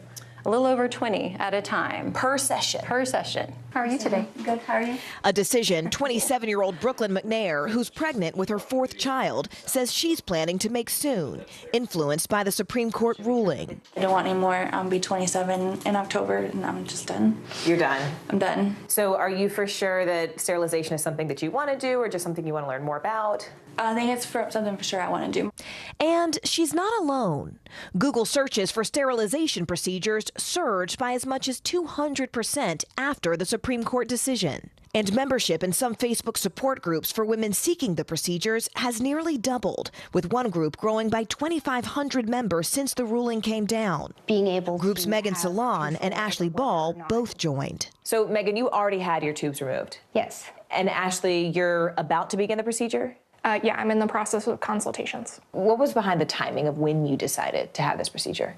After the draft decision was leaked, I decided to schedule the procedar sooner than I had originally anticipated. What was it about that leak that made you say, I'm going to do something for myself now? Well, I've always known I didn't want children, and I didn't want to be in a position where I didn't want children and would lack access to contraception as well. So, like Megan, I have always known that I didn't want kids, and when we started seeing more of the restrictions coming through, That's when I scheduled my first consultation appointment. They say others like them are often dismissed by doctors who are reluctant to perform the procedure. You're told that you are too young to make this decision, or what if your significant other wants children someday? What if you change your mind? What if you change your mind? What if you regret this someday? Let's be honest, there's a lot of judgment around the decision to have this procedure, around this decision in general. Right. What do you say to people who don't understand? Sterilization or permanent contraception is just as permanent as choosing to have a child, right? So a lot of the arguments against it, like, well, what if you regret it? You could say the same thing about having a kid. It's a choice they expect to see even more women making in the days ahead. Nobody wants to be put in a situation where they have to make. We want to take you to Massachusetts now. President Biden taking to the podium now to talk about some executive action on climate change. Hello, Massachusetts. It's an honor to be with you, outstanding members of Congress today. Senator Ed Markey. Ed, there you go. Senator Elizabeth Warren, Congressman Auchinclaw, Sauce, where is she? There you go, Jake. Bill Keating, Congressman, and your great former members, and one of my dearest friends, John Kerry, is doing a great job leading our international special presidential envoy on climate, traveling the world and talking with an awful lot of people. He's talking into moving more than they've been doing. And another great Massachusetts native, Gina McCarthy. Gina, there she is. My national climate advisor is leading our climate efforts here at home. It's an honor to be joined by your neighbor from Rhode Island. He's not a bad guy at all. I live in his house, Sheldon Whitehouse, a great champion of the environment. He's been banging away at it. I come here today with a message. As president, I have a responsibility to act with urgency and resolve when our nation faces clear and present dangers. And that's what climate change is about. It is literally, not figuratively, a clear and present danger. The health of our citizens and our communities is literally at stake.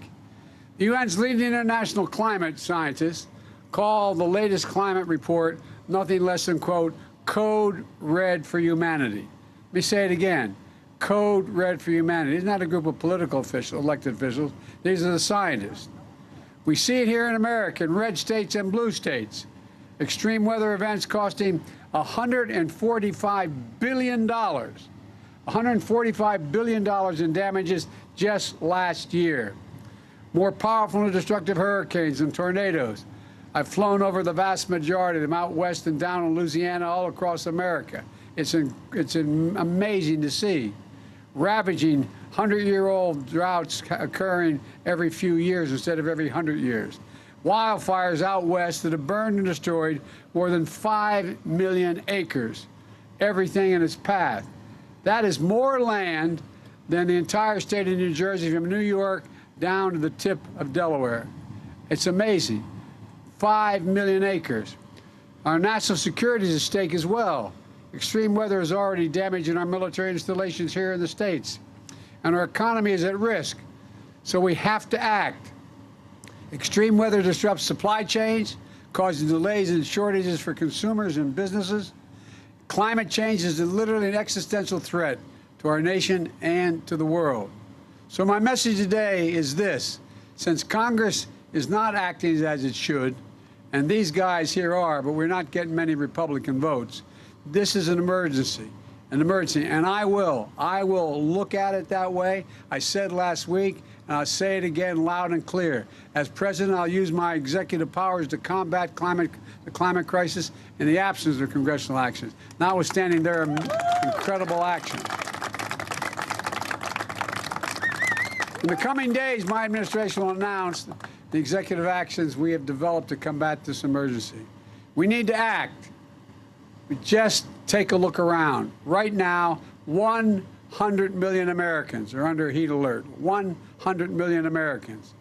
90 communities across America set records for high temperatures just this year, including here in New England as we speak. And by the way, records have been set in the Arctic and the Antarctic. Temperatures that are just unbelievable, melting the permafrost. It's astounding the damage that's being done. And this crisis impacts every aspect of our everyday life. That's why today I'm making the largest investment ever, $2.3 billion, to help communities across the country build infrastructure that's designed to withstand the full range of disasters we've been seeing up to today. Extreme heat, drought, flooding, hurricanes, tornadoes. Right now, there are millions of people suffering from extreme heat at home. So my team is also working with the states to deploy $385 million right now. For the first time, states will be able to use federal funds to pay for air conditioners in homes, set up community cooling centers in schools where people can get through these extreme heat crises. And I mean people in crises that are 100 to 117 degrees. An infrastructure law that your members of Congress have delivered includes $3.1 billion to weatherize homes and make them more energy efficient, which will lower energy costs while keeping America cool in the summer and warm in the winter and not using too much energy. And my Department of Labor, led by a guy named Marty Walsh, he talks funny, but he's a hell of a guy. But all kidding aside, Marty was a great mayor, and I know he knows how to get a job done. And he's doing two things for me.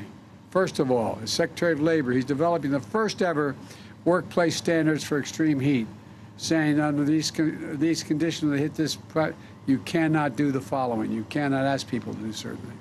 Second, he's sending folks out from the Labor Department to make sure we hold workplaces and to those standards that are being set. They've already completed over 500 heat-related inspections of workplaces across 43 states. And at the end of the day, it's going to save lives. Now, let me tell you why we're here at Brayton Point. 5 years ago, this towering power plant that once stood with cooling towers 500 feet high closed down. A coal plant at Brayton Point was the largest of its kind in New England. 1,500 megawatts of power, enough to power 1 in 5 Massachusetts homes and businesses. For over 50 years, this plant supported this region's economy through the electricity they supplied, the good jobs they provided, and the local taxes they paid. But the plant, like many others around the country, had another legacy, one of toxins, smog, greenhouse gas emissions, the kind of pollution that contributed to the climate emergency we now face today. Gina McCarthy, a former regulator in Massachusetts, was telling me on the way up how folks used to get a rag out and wipe the gunk off of their car's windshields in the morning just to be able to drive. Not very much unlike where I grew up in a place called Claymont, Delaware, which has more oil refineries than Houston, Texas had in its region just across the line in Pennsylvania. And all the prevailing winds were our way. I just lived up the road. In an apartment complex when we moved to Delaware. And just up the road to a little school I went to, Holy Rosary Grade School. And because it was a 4-lane highway that was accessible, my mother drove us, and rather than us be able to walk. And guess what? The first frost, you knew what was happening. You had to put on your windshield wipers to get literally the oil slick off the window. That's why I and so damn many other people I grew up have cancer. And why for the longest time, Delaware had the highest cancer rate in the nation. But that's the past. And we're going to build a different future. With one with clean energy, good paying jobs. Just 15 years ago, America generated more than half its electricity from coal-fired plants. Today, that's down to 20% because there's a big transition happening. Many of these fossil fuel plants are becoming sites for new clean energy construction. Others are switching to new clean technologies. Look at Brayton Point. Today, Brayton is one of the frontiers, on the frontier of clean energy in America. On this site, they'll manufacture 248 miles of high-tech, heavy-duty cables. Those specialized subsea cables are necessary to tie offshore wind farms to the existing grid.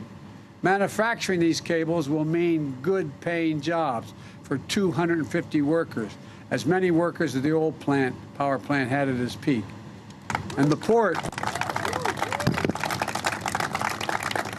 here, 34 feet deep, was used to carry coal into the power plant. Now, we're going to use that same port to carry components for wind power into the sea. The converter station here and the substation nearby are the assets that move energy across the power lines. They'll now move clean electricity generated offshore by the wind. Enough power to power hundreds of thousands of homes onto the grid, putting old assets to work, delivering clean energy. This didn't happen by accident. It happened because we believed and invested in America's innovation and ingenuity. One of the companies investing in the factory here joined me at the White House this month, Vineyard Winds, whose CEO told me about the groundbreaking project labor agreements they've negotiated with create good-paying union jobs. And I want to compliment Congressman Bill Keating for his work in this area. I'm also proud to point out that my administration approved the first commercial project for offshore wind in America, which is being constructed by Vineyard Winds. Folks, elsewhere in the country, we are propelling retrofits and ensuring that even where fossil fuel plants retires, they still have a role in powering the future. In Illinois, for example, the state has launched a broad effort to invest in converting old power plants to solar farms, led by Governor Pritzker. In California, the IBEW members have helped turn a former oil plant into the world's largest battery storage facility, the world's largest facility. In Wyoming, innovators are chosen a retiring plant as the next site for the next generation nuclear plant. And my administration is a partner in that progress, driving federal resources and funding to the communities that have powered this country for generations. And that's why they need to be taken care of as well. I want to thank Cecil Roberts, a friend and president of United Mine Workers of America, and so many other labor leaders who work with on these initiatives. Since I took office, we've invested more than $4 billion in federal funding, the 25 hardest hit coal communities in the country, from West Virginia to Kentucky to Wyoming to New Mexico. Through the infrastructure law, we're investing in clean hydrogen, nuclear, and carbon capture with the largest grid investment in American history. We've secured $16 billion to clean up abandoned mines and wells, protecting thousands of communities from toxins and waste, particularly methane. And we're going to seal leaking methane pollution, an incredibly powerful greenhouse gas that's 40 times more dangerous to the environment than carbon dioxide.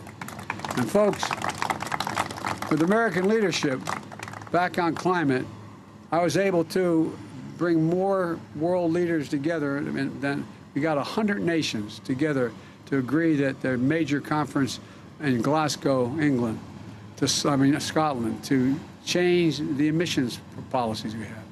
We've made real progress, but there's an enormous task ahead. We have to keep retaining and recruiting building trades and union electricians for jobs in wind, solar, hydrogen, and nuclear, creating even more and better jobs. We have to revitalize communities, especially those fence-line communities that are smothered by the legacy of pollution. We have to outcompete China and in the world and make these technologies here in the United States, not have to import them.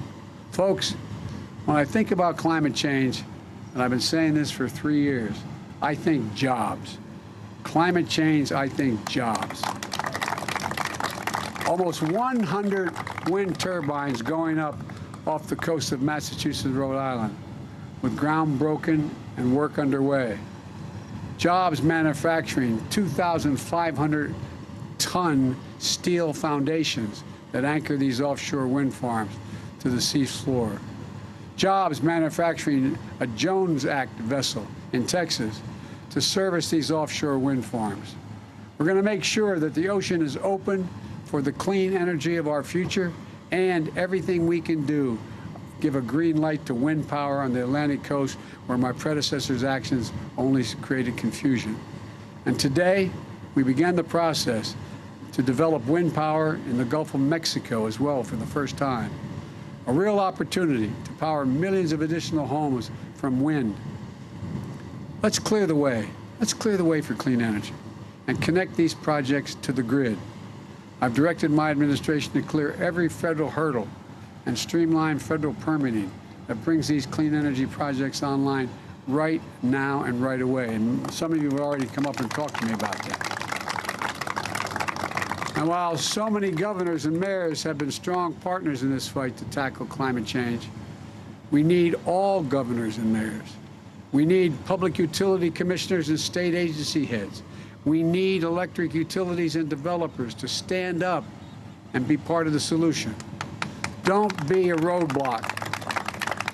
You all have a duty right now to our economy, to our competitiveness in the world, to the young people in this nation, and to future generations. That sounds like hyperbole, but it's not. It's real. To act boldly on climate. And so does Congress, which, notwithstanding the leadership of the men and women that are here today, has failed in its duty. Not a single Republican in Congress stepped up to support my climate plan. Not one. So let me be clear. Climate change is an emergency. And in the coming weeks, I'm going to use the power I have as president to turn these words into formal, official government actions through the appropriate proclamations, executive orders, and regulatory power that a president possesses.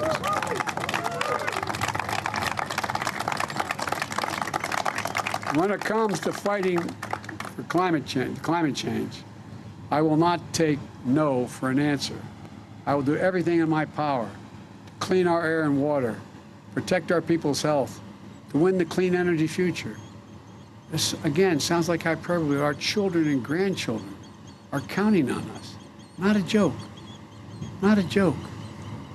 If we don't keep it below 1.5 degrees centigrade, we lose it all. We don't get to turn it around. And the world is counting on us. This is the United States of America.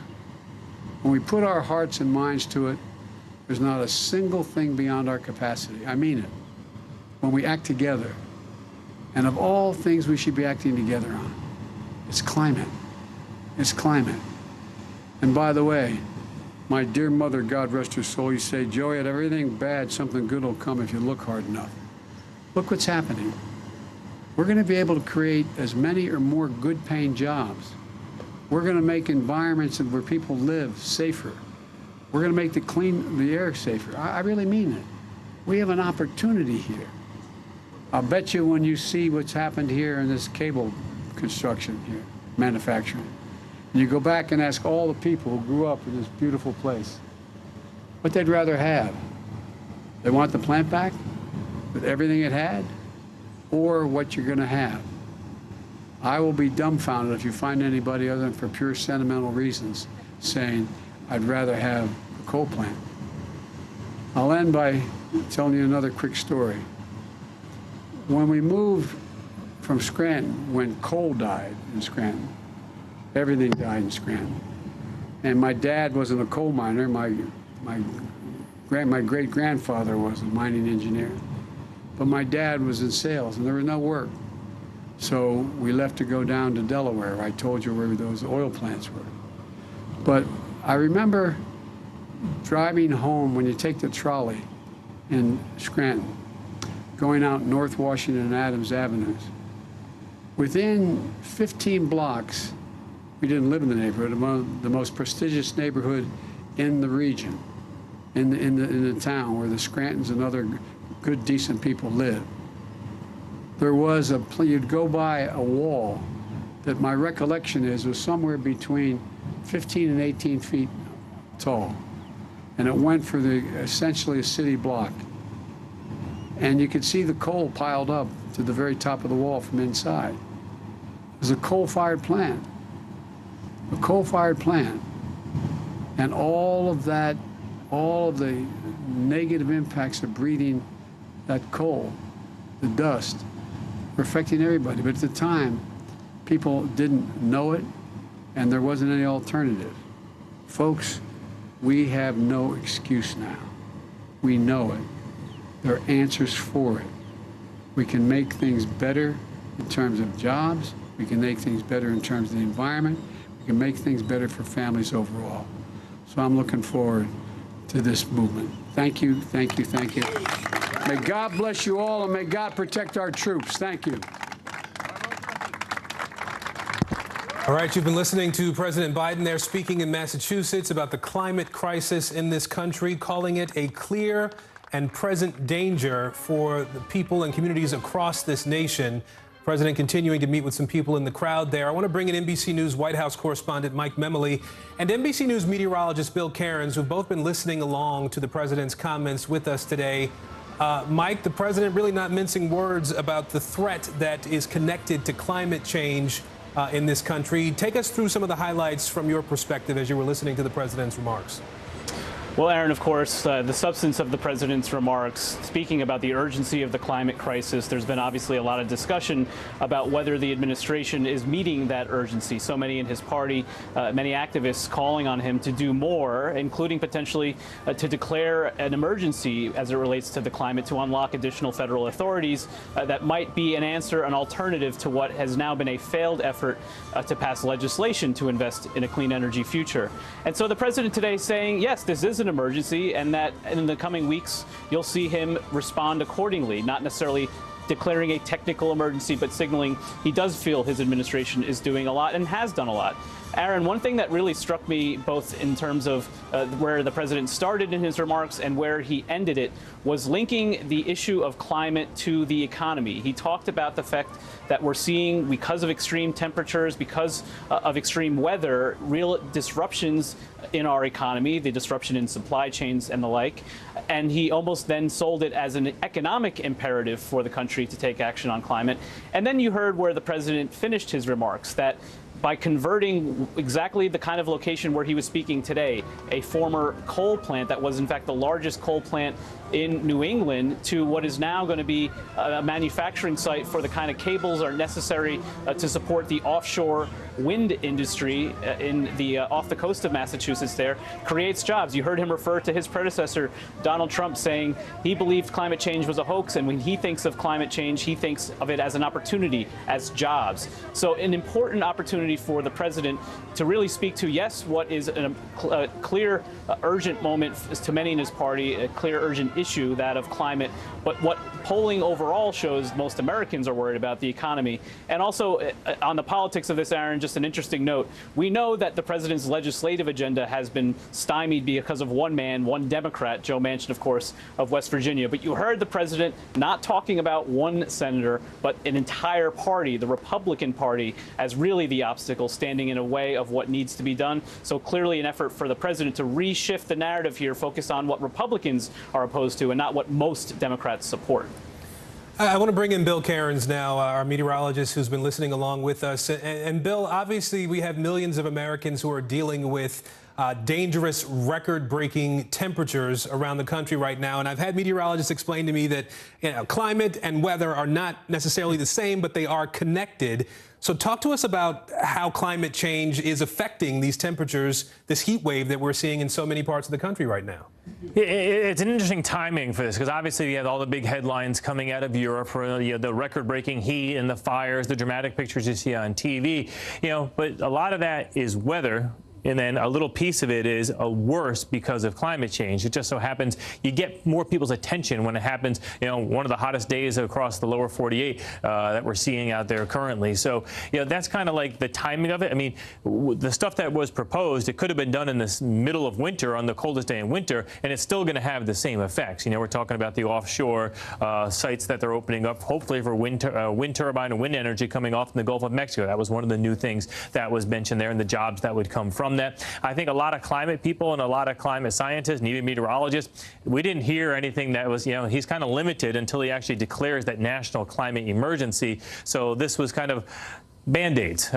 Some money for infrastructure will make everyone happy. I think we all want to have much better infrastructure, especially as our continue to warm up our planet and make sure that we're prepared for those, coastal events, and also for our infrastructure at the airports, the runways, and also a lot of our highways too. And I like to show this graphic out there to a lot of people, because just to let them know where we're heading and kind of what's going on. So this is a graphic that shows the 10 hottest years on record on our planet. And you noticed all these years, almost all of them are within the last 11 years. If I was to show you this graphic, say 40 years from now, all of these years would be gone, and they'd all be replaced with all the years that are going to happen in the 2030s and the 2040s. In other words, we're just going to keep on getting warmer and warmer. And as it keeps getting warmer, people will continue to pay, more attention to the problem and also to the issue of climate change. It's just a matter of what we're going to do about it. One of the facts that, one of the pledges of the Biden administration, when he wanted to get elected, was that by 2050, he wanted to be net zero. That means no more fossil fuels. That means no more natural gas. That means all power will come from wind or solar or hydroelectric. And right now, we're only at 20% of that. I mean, we still have 80% to go to get rid of. That's how much of our energy right now. If you're in your house and you're watching TV or you got your radio going and you have your air conditioning going, 80% of that in our country is from fossil fuels still. So that's how far we have to go. And we show a different representation of how much our planet has warmed. This is called our warming stripes graphic, and that shows from 1850 how the blue shows you where it was cooler, the red shows it was hotter, and you can see that spike here at the very end. This is why it's such a climate emergency. So it's good the president is saying that. And Aaron, if you actually go back to watch the second inauguration of President Obama, he mentioned climate change a ton in his inauguration speech. It's Biden isn't the first president out there that has said and realizes how big of a problem it is. The issue is that getting Congress to do anything about it. Yeah, the science here is very clear and indisputable. We are in a bad place, and it's only getting worse if we don't really take some serious action now. Mike Memoli for us at the White House, Bill Cairns for us, a meteorologist as well. Thank you both. Now, the other big story that we are following today, the record-breaking heat wave that's sweeping the country, as Bill has alluded to, 100 million people under heat alerts at this hour. And the numbers are making history, too. Meanwhile, Europe is still in the throes of a dangerous heat wave as well. The scorching temperatures there fueling fires in France, Spain, Greece, and the UK. Our team is all over this story for you. Let's start our coverage with NBC News senior national correspondent Jay Gray in Dallas for us today. Jay, we know Dallas has now had 24 days above 100 degrees. Today is day 25. How are people there trying to cope with the reality, these super hot conditions out there? Well, you can see the splash pad behind me here, Aaron, and a lot of kids, even adults, jumping in and cooling off. Their pools are a good option, snow cone slurp. The truth is nothing's going to do it long term, and so a lot of people are just staying indoors during what's just been a brutal start to the summer here in Texas. Of course, Texas is used to hot weather, but as you talked about, now 25 days over 100, and 6 of those days 105 or plus. We expect to reach 108 today. That's coming off 2 days that topped out at 109. So it is extreme heat that they are dealing with here, and is causing some pretty difficult problems. ERCOT, the company that really controls the power grid here in Texas, said yesterday they had an all-time high in usage, could break that today, and have already broken that record 10 times this year. Water main breaks are happening because the ground is cracking and moving due to the intense heat. And again, Texans will tell you we're used to the heat, but not this early. August, traditionally the hottest month here, so a lot of people are really concerned about what's coming next. And Jay, we've been doing some reporting about these 2 large wildfires that are burning in Texas right now. Talk to us about that. How much progress are firefighters making in trying to contain those fires? It's been a slow glow. We know that the Possum Kingdom fire just west of Fort Worth is about 15, maybe 20% at this point contained. They're struggling with that. The other fire in Somerville County is about 10% contained right now. People have been forced from their homes. They're continuing to drop not only water, but fire retardants from planes and helicopters trying to get control of things there. The problem is they're just not getting any relief. You've got less than 25% humidity, and you've got winds that are gusting at times up to 30 miles an hour. That, along with all the fuel on the ground, all the dried out foliage, is just a perfect storm for fires across the region. All right, Jay Gray for us in Dallas today. Jay, thank you. Let's head overseas now. I want to bring in NBC News foreign correspondent Matt Bradley. He's in London for us today. Matt, we saw a pretty big fire burning there in the London suburbs yesterday. Do we have a sense of how that's connected to the heat and how much damage it caused? Yeah, I mean, Aaron, this is sort of the same mechanism that you'd see in the States when you see property damage that's connected to essentially a forest fire. This is a wildfire. We say this is a suburb of London. It is, but it's more of a village that's connected to a rural area. There were fields that caught fire. We don't know exactly how they caught fire yet. It could be by any of the same mechanisms by which they catch fire. in the States, in places like California, but they spread and they burned more than 40 homes, more than 40 at least structures or dwellings in and around London. So this was a major disaster because this is just not the type of thing that you almost ever see here in Britain. Now, elsewhere in Europe, we're seeing a lot of this as well, where fires and wildfires are much more common. But this has been a big wake-up call to the people of Great Britain. Aaron? And so, Matt, what are climate experts saying about this heat wave at this point? Should this be considered sort of the new normal for summers in Europe?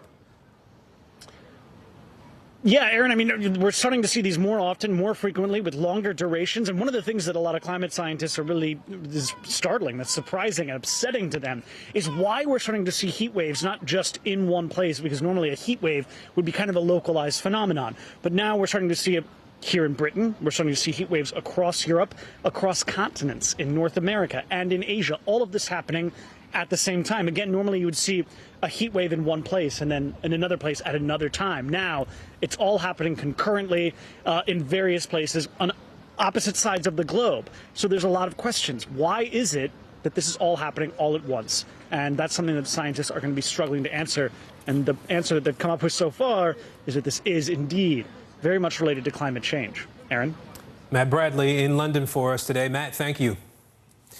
Democratic Senator Joe Manchin has derailed President Biden's climate agenda on Capitol Hill for now, but some Democrats, including progressives, are reluctantly willing to work with him on a spending bill. NBC News senior national political reporter Sahil Kapoor is joining me now. Sahil, you've been talking with some Democrats there in the House and in the Senate. What are they telling you about moving forward with Joe Manchin? That's right, Aaron. Well, there is a gradual recognition that Democrats need to take what Joe Manchin is offering significantly, quite simply because of the fact that they have no leverage in this negotiation. Joe Manchin is the 50th vote in a 50-50 Senate for the Democrats, and if they don't take what he's offering, they're ultimately going to be left with nothing. So what he is willing to vote for now, he has told Senate Majority Leader Chuck Schumer, is a drug pricing provision that would allow Medicare to negotiate drug prices. It would be a significant change to reduce medicine costs, particularly for older Americans, and a 2-year extension of ACA funding that would keep premiums for insurance low. There is a notable quote that Congressman Dean Phillips, a Minnesota Democrat, gave me about how President Biden's agenda has fallen from a full loaf to half a loaf, and now he called it a piece of toast. Quote, "Forget the half loaf. At this point, a piece of toast is better than nothing," unquote. It pretty much sums up where Democrats are at this moment. So, Sahil, what options does Congress have to address climate change in future negotiations?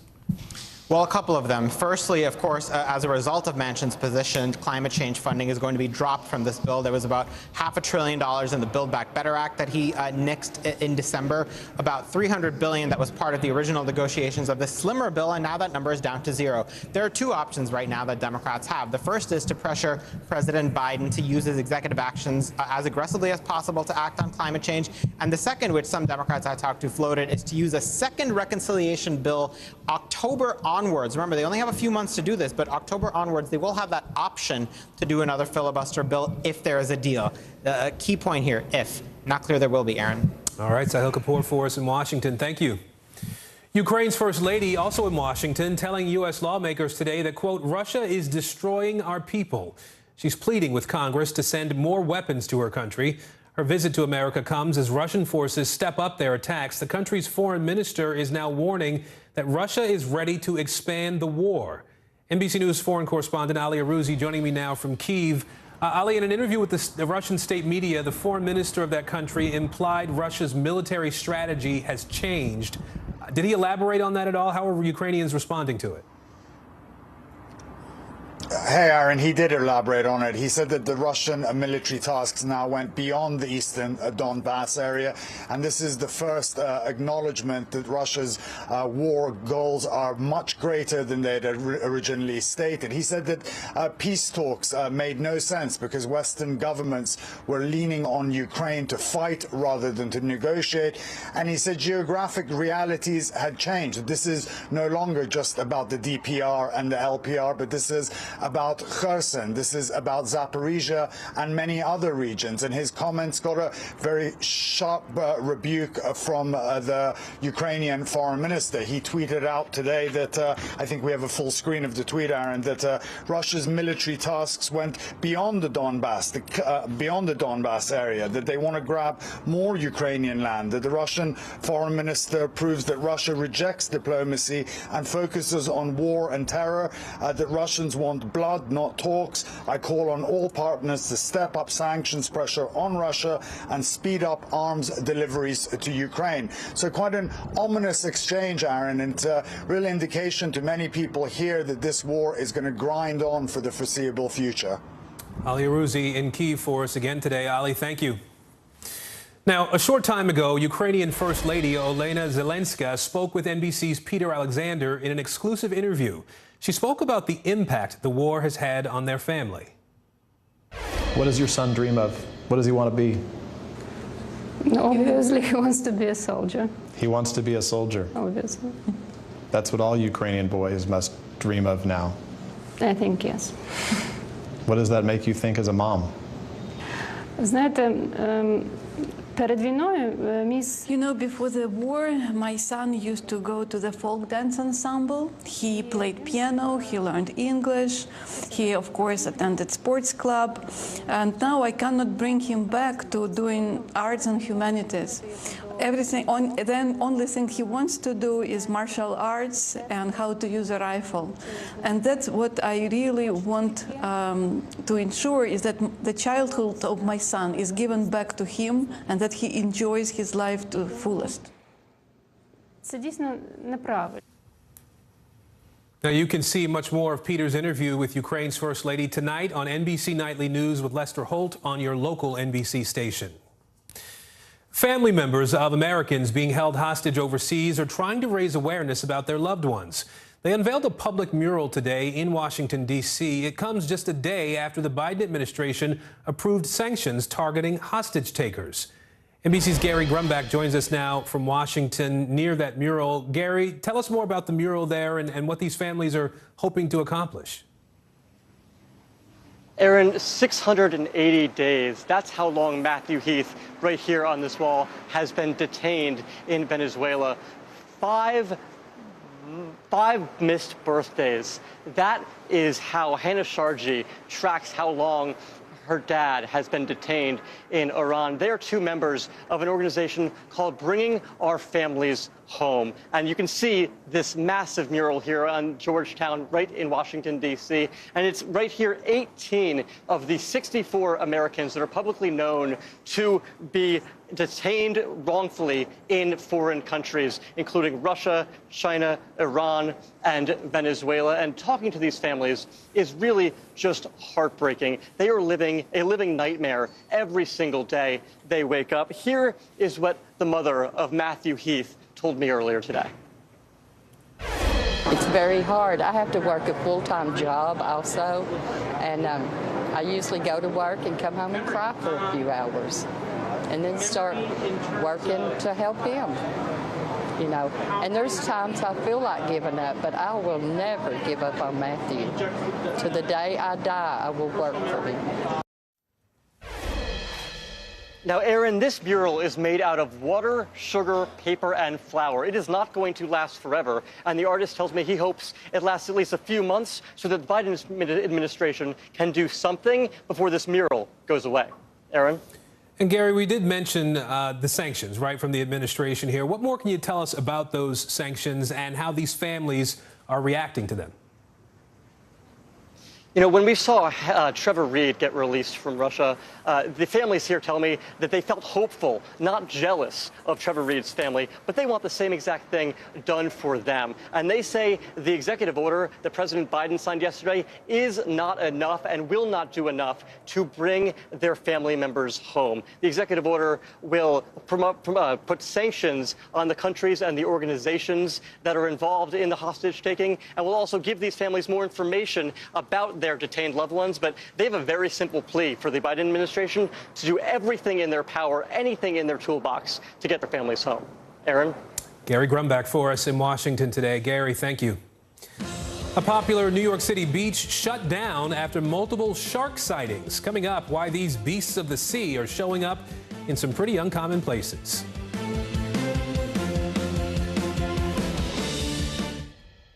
Sometimes the news can be difficult and overwhelming for kids to understand, so we've created a newscast just for them. We hope your family will watch Nightly News Kids Edition. The fire has grown leaps and bounds. What you see behind me is typical. How you doing? Pretty bad.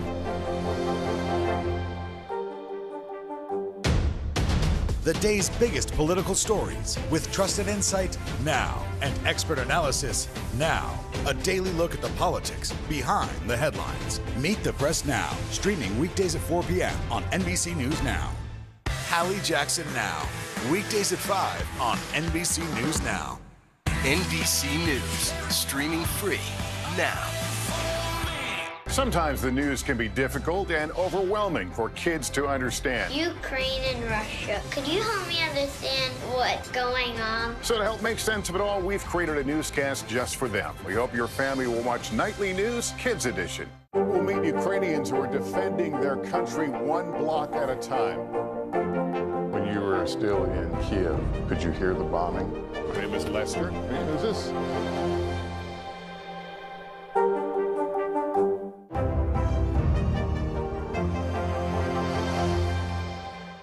At 73, Prince Charles is still waiting for the job that is his birthright. Do we want Charles? Do we want a monarchy? I'm Keir Simmons, and we'll take on these questions and more in our new podcast, Born to Rule. Listen now. Here's what's happening in your neck of the woods.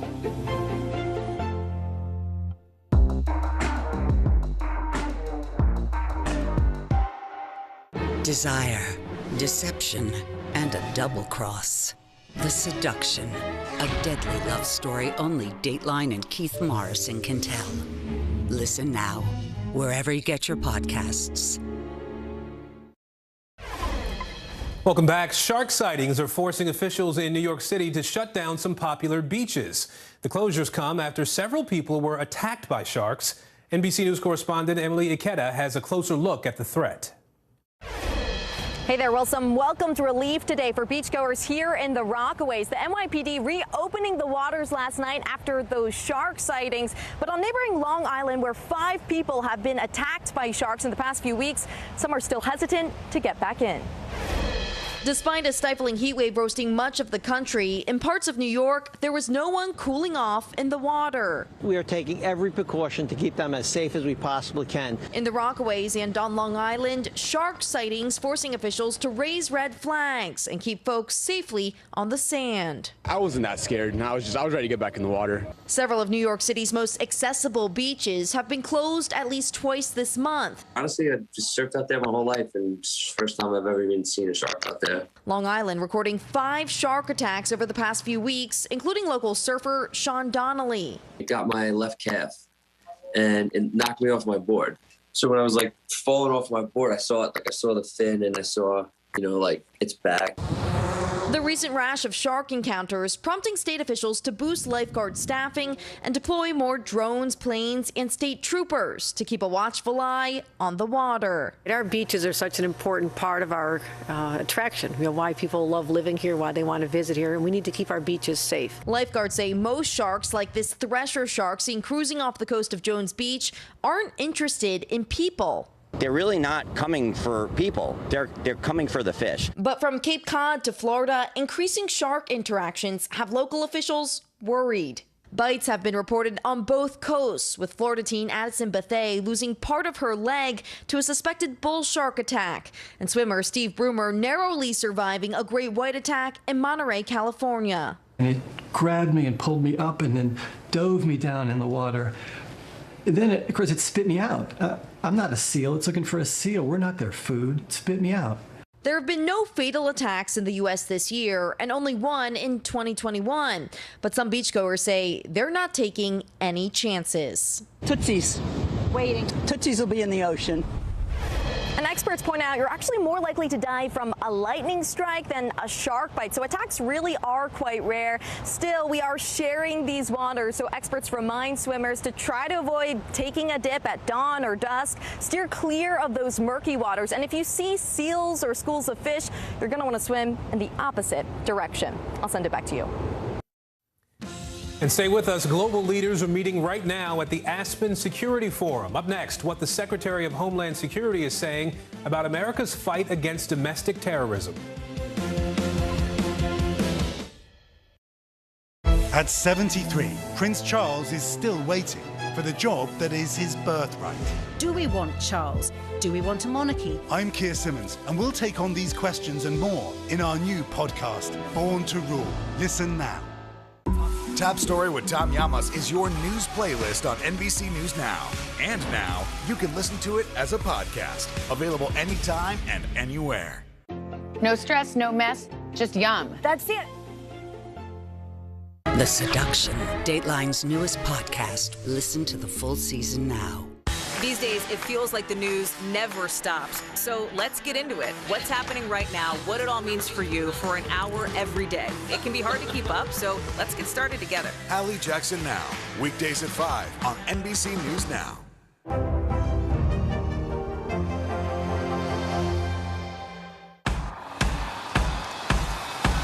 News is happening now. Look at what's making headlines around the world. Right now on Morning News Now. We're coming on the air with breaking news. And this is a significant moment. Whenever it happens, wherever you are, NBC News, streaming free now. You don't know when your moment's coming, but when it does, you take it. The Seduction, Dateline's newest podcast. Listen now. Fire has grown leaps and bounds. What you see behind me is typical. How you doing? Pretty bad. No stress, no mess, just yum. That's it. News is happening now. Look at what's making headlines around the world. Whenever it happens, wherever you are, it's here now. Bottom of the hour now. Here's a look at what's trending on NBCNews.com. 8 people, including a 1-year-old, have died, and 26 others were hurt by shelling in Iraq. Bombs fell on a resort in the northern city of Zakho. That was while people were vacationing there. The Iraqi prime minister blames Turkey for the attack. A woman in California has been arrested after she allegedly dressed as a nurse and tried to steal a newborn from a hospital. Staff at Riverside University Health System alerted police about a person, quote, impersonating a nurse on campus. She's now being held on $1 million bail. And the Mega Millions jackpot has risen to an estimated $630 million. That's for Friday's drawing. Nobody won the jackpot. Nobody's won it since April 15th. That's leading the amount to balloon over the last 3 months. Now, if the prize tops $648 million by the next drawing, it would be the 4th largest in Mega Millions history. And that's what's trending right now on NBCNews.com. National security and foreign policy are front and center right now at the Aspen Security Forum in Colorado. We're hearing from several key leaders from Washington and around the world. NBC News national security correspondent Ken Delanian is there for us. Ken, for those who aren't familiar with it, what is the Aspen Forum and what have been some of your big takeaways so far?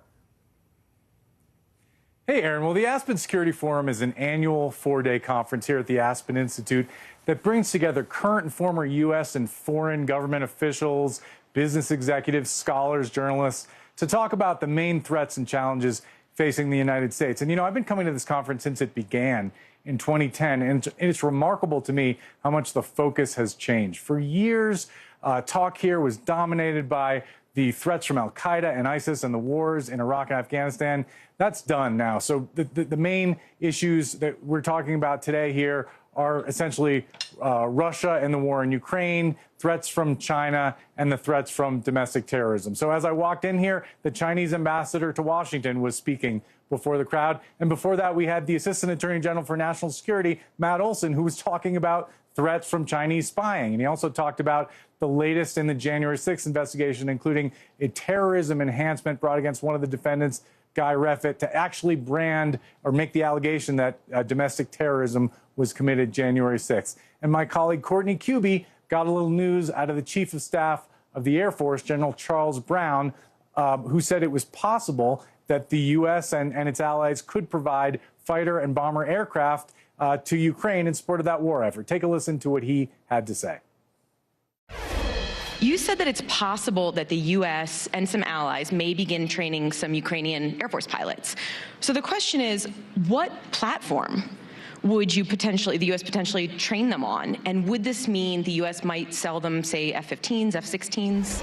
What I would offer to you is the aspect that for the past 25 plus years, the U.S. military, particularly with our state partnership program, has been working with the Ukrainians, which is actually why they're fairly successful in the things they're doing in their conflict against Russia. I can't speculate what aircraft that they may go to, but I do believe that we have an aspect and a responsibility, like we do with all our allies and partners, to be prepared to train them in various capabilities and capacities. So nothing definitive there, Aaron, but an important signal that the Ukrainians are no doubt paying attention to. Indeed. I want to talk about some issues at home here as well, Ken. We heard from the Homeland Security Secretary, Alejandro Mayorkas, yesterday. He talked with NBC's Tremaine Lee. They really had a wide-ranging conversation. What did we learn from that?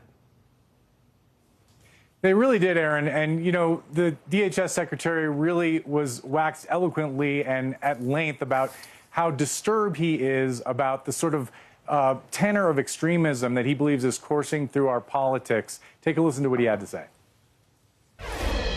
How much of the rise in domestic terrorism that we've seen in recent years, how much do you place squarely on the backs of politicians who are stirring kind of this toxic environment?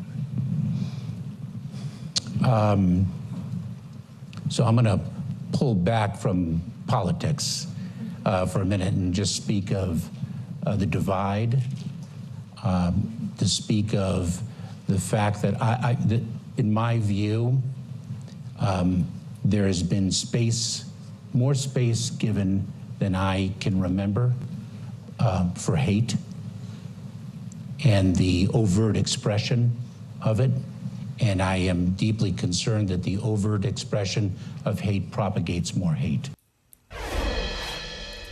And Aaron, Mayorkas also said, though, that DHS is not tracking only just expression, but it's tracking when expression sort of morphs into violence. That's what they care about, Aaron.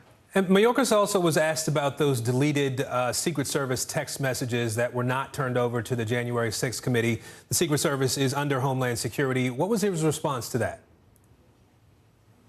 You know, he wasn't very definitive, but he did say that the migration, the data migration that seems to have caused the disappearance of these texts was planned long before January 6th. Here's what else he had to say. And in investigating what happened on January 6th, the January 6th committee requested a trove of documentation, right, from the Secret Service. Reports indicate that dozens and dozens and dozens of text messages have disappeared. And I wonder what you know about the nature of those text messages being deleted, when you found out. And it's incredibly troubling. The implications are troubling for a lot of people. Yeah, so you know, already much has been reported about it, and correctly so, and importantly the Secret Service had commenced a migration of systems.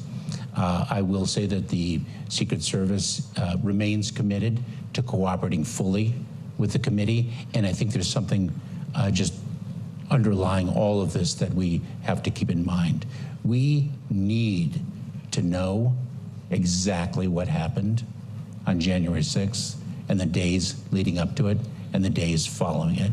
And that is the commitment of the Secret Service, and that is also the direction they have received. And they will continue to cooperate and communicate with the committee. So the big unanswered question there, Aaron, obviously, is whether there was any relevant evidence on those texts and whether we'll ever see it. Obviously, this is a story that's not going to go away, Aaron. All right, Ken Delaney for us in Aspen today. Ken, thank you. Now, President Biden's approval rating has hit an all-time low. That's according to a new Quinnipiac poll. It shows just 31% of Americans approve of the job he's doing as president. The midterms are quickly approaching, and Gen Z and young millennials appear to be paying attention. But new indicators show they still may not vote in November's elections. And now we're learning those elections could be hit hard by supply chain issues, too. Election officials are warning that everything from ballots to I voted stickers could be in short supply. We're covering both of these stories for you now. Let's start with the supply chain crunch, if we can. NBC News senior political editor Mark Murray is joining us now. So, Mark, election officials are bracing for paper shortages, computer shortages in some cases. How widespread of an issue is this expected to be? Yeah, Aaron, we've seen the coronavirus pandemic and its aftermath affect both supply chains as well as just kind of labor supply over the last 2 years. And when it comes to the administration of elections, it's not anything any different when it comes to being able to have the supplies. And while, you know, the I voted stickers probably aren't as important to the administration of elections as the paper ballots and computers, those are things that are worth paying a lot of attention to. And right now you are having elections officials starting to spread the word that this could end up being an issue. So, Mark, what are those officials then going to do about it? What are they being urged to do to make sure the midterms actually run smoothly in November? Yeah, Aaron, it comes down to being prepared. And sometimes it's better to have this kind of news and these alerts happen now in the summer before an election season, as we're having primaries across the country, than have it actually in November or even after the elections. And so it's probably a healthy thing right now that you are having people starting to sound the alarm, so that makes sure that they have the paper in place to have enough paper ballots. One other thing that's probably a little bit beneficial this cycle, as opposed to a presidential cycle, if we were having another presidential election, is that turnout in midterm elections are usually lower than you end up seeing in a presidential contest. And of course, that's not to kind of put any type of, you know, to dismiss what could end up being a big issue. But the potential silver lining here is that you're not going to see these some 60 or 70% of Americans participating in a midterm season. The participation level is usually a little bit lower.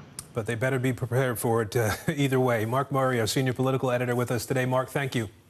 So let's shift the conversation now to young voters and why some may sit out the midterms. Noah Pransky is the national political editor for our sister network, LX News. Noah, the messaging to young people has always been, you know, make your voices heard, right? Why aren't they more enthusiastic about voting right now? There is a ton of disappointment out there, largely related to expectations that have gone unfulfilled for adults in the Gen Z, younger millennial audience.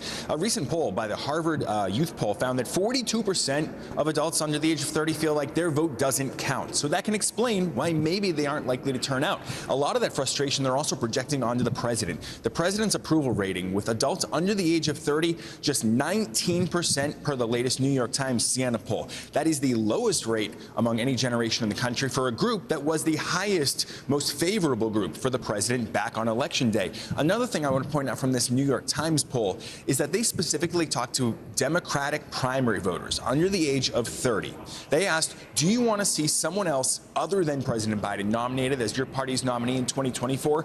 94% said yes. Granted, this is a small sample size and the margin of error is rather high, but still, this is a very disconcerting figure if you're a Democratic leader trying to engage young people, not just in 2024, but now in 2022. Yeah, it's the kind of snapshot you don't want to see. Noah, there was also a recent poll that suggests the changes around abortion rights may also be keeping young people from going to the polls. Talk us through that. So we should talk that this is an issue that is engaging young people. One poll from CBS and YouGov found that 41% of young people said they would be more likely to vote this fall because of the decision from the Supreme Court. But that same poll found that 21% of people under the age of 30 are going to be less likely to vote this fall. What does this mean? This is the disillusionment. This is the disenfranchisement that young people are feeling from the political system. Way more than any other age group, young people feel that their vote doesn't matter. Now, it is unclear, though, if we'll see any sort of a wave from this Roe decision this fall. We're still 3.5 months away. A lot's going to change. But Democrats want to keep it in the news. Why? Because young people in particular, especially young progressive people, they feel like this is an issue that they want to see passed. And 60% of people under the age of 30 said that they believe there should be a national right to an abortion passed by Congress. You know, Noah, I know that 2024 is a long ways away, but there are some young voters who suggested they may sit that election out too. What does that message mean at this point? Yeah, young voters still prefer hypothetical Joe Biden against a hypothetical Donald Trump in 2024. But the number of people under the age of 30 who responded in this poll saying that they might sit out the election altogether if that were the case, if that were the matchup, or the number of people who said that they might prefer a third-party candidate or a protest vote is way higher than any other age group. Right now, 22% of people under the age of 30 said that they would vote, they would actually sit this election out in 2024 if those are the two choices they're given. It's 7 times the rate of people over the age of 30. And on top of that, 7% of voters under the age of 30 said that they would prefer a third-party candidate or a protest vote, something that we know can have a very big impact in very close elections. Something we'll be watching very closely in the months ahead and at the midterms, too. NBC LX's Noah Pransky on the Hill today. Noah, thanks. Well, despite losing 1 million subscribers, Netflix stock is soaring. Up next, why the streaming company is planning to do to get more people to sign up. You don't know when your moment's coming, but when it does, you take it.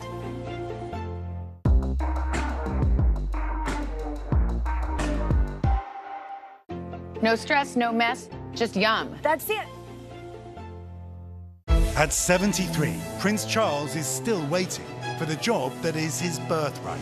Do we want Charles? Do we want a monarchy? I'm Keir Simmons, and we'll take on these questions and more in our new podcast, Born to Rule. Listen now. The Seduction, Dateline's newest podcast. Listen to the full season now. Top Story with Tom Llamas is your news playlist on NBC News Now. And now, you can listen to it as a podcast. Available anytime and anywhere. No stress, no mess, just yum. That's it.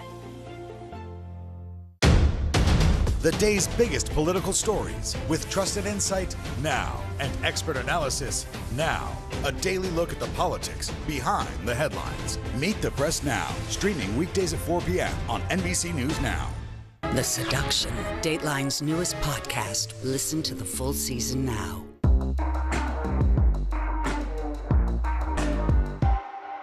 The Seduction, Dateline's newest podcast. Listen to the full season now.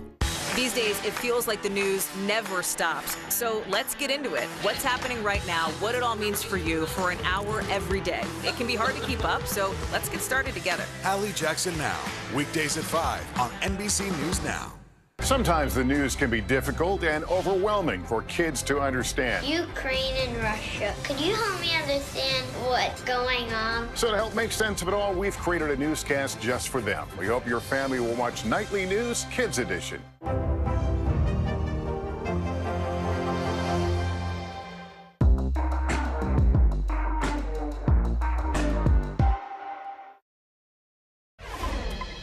On the money this hour, demand for mortgages has fallen to a 22-year low. That's a sign the housing market is cooling off. CNBC reporter Christina Partsinevelos joins us now to break down today's business headlines. So, Christina, is this all being driven by high interest rates, or is there something else that's also factoring in here?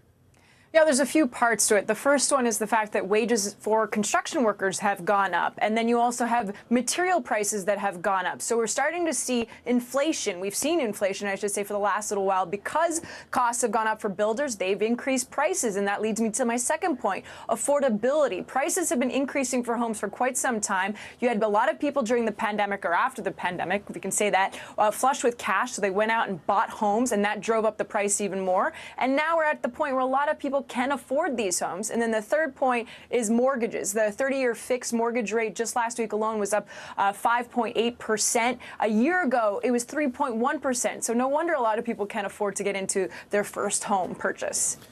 Christina, we've talked a lot, too, about cryptocurrency companies that are struggling right now. But the stock for Coinbase, the trading platform, is surging today. Why is that? Yeah. It's up about 14%, and that's because Coinbase wrote in a blog post that it doesn't have financial exposure to those other crypto companies that aren't doing so well, that have actually filed for bankruptcy protection. That would be Celsius, 3 Hours Capital, as well as Voyager Digital. All those three companies aren't doing well because of their risky lending strategies that they've had over the last little while. Coinbase says, hey, no, we didn't do that. We didn't engage in risky behavior like that. We're good. And that's why the stock's surging. So I want to end with retail if we can, Christina. Macy's is speeding up its plans to open up some stores. Talk to us about that. Why is Macy's making that move now? Oh, yeah, Macy's realized that during the pandemic, our behavior shifted in the sense that we wanted stores that were closer to us. We didn't care about the big box stores. We wanted smaller stores that were within proximity, that maybe we could just go pick up an item we ordered online or return something really quickly. So Macy's said that they're going to tap into this. They're going to be launching Market by Macy's, which is a smaller store. It wouldn't be necessarily attached to a giant shopping mall area. They're going to launch 3 in the fall. Location examples, Georgia, as well as Chicago as an example, but this is something we're seeing across the board. Bloomingdale's did it, Nordstrom has done it. Everybody's making these smaller stores that are out in the suburbs. Yeah, makes a lot of sense. We'll see how it shakes out for Macy's. Christina Partsinevelos for us today from CNBC. Thank you. Well, earnings for streaming giant Netflix are in, and they weren't as bad as investors had feared. NBC News technology correspondent Jake Ward is joining us now. He's been tracking that for us. So, Jake, walk us through the highlights from Netflix earnings report. Why wasn't it as bad as they thought it was going to be? Well, as you know, Aaron, Netflix had been reeling, and of course, Wall Street had been reeling from the news that it had a whole bunch of people that were either borrowing passwords or in some other way getting the service for free. At that time, it meant that their subscriber numbers were far lower than anybody had expected. This time, the forecast had been that they were going to lose about 2 million subscribers, but it looks like we're in a much lower place than that. They're actually down only about 970,000 subscribers. That's good news for Netflix, I guess, if you can call it good news. But, you know, the thing to keep in mind here, Aaron, is just how dominant Netflix has been all this time. I mean, it is the world's leading streaming service. It has, you know, north of 270 million people as subscribers and is pulling in just shy of $8 billion in revenue. So this company seems to be pretty good. What we worried, of course, about was this revelation that Netflix had all these people basically freeloading, borrowing a password from a grandmother, an aunt, and as a result, not really bringing any money into the service. That is what Netflix was most worried about, and so they're announcing some new strategies to try and deal with that. You know, and we also learned that some big changes are coming for Netflix in 2023. Kind of take us what's going to be through what's going to be different and what it could mean for the company's profitability.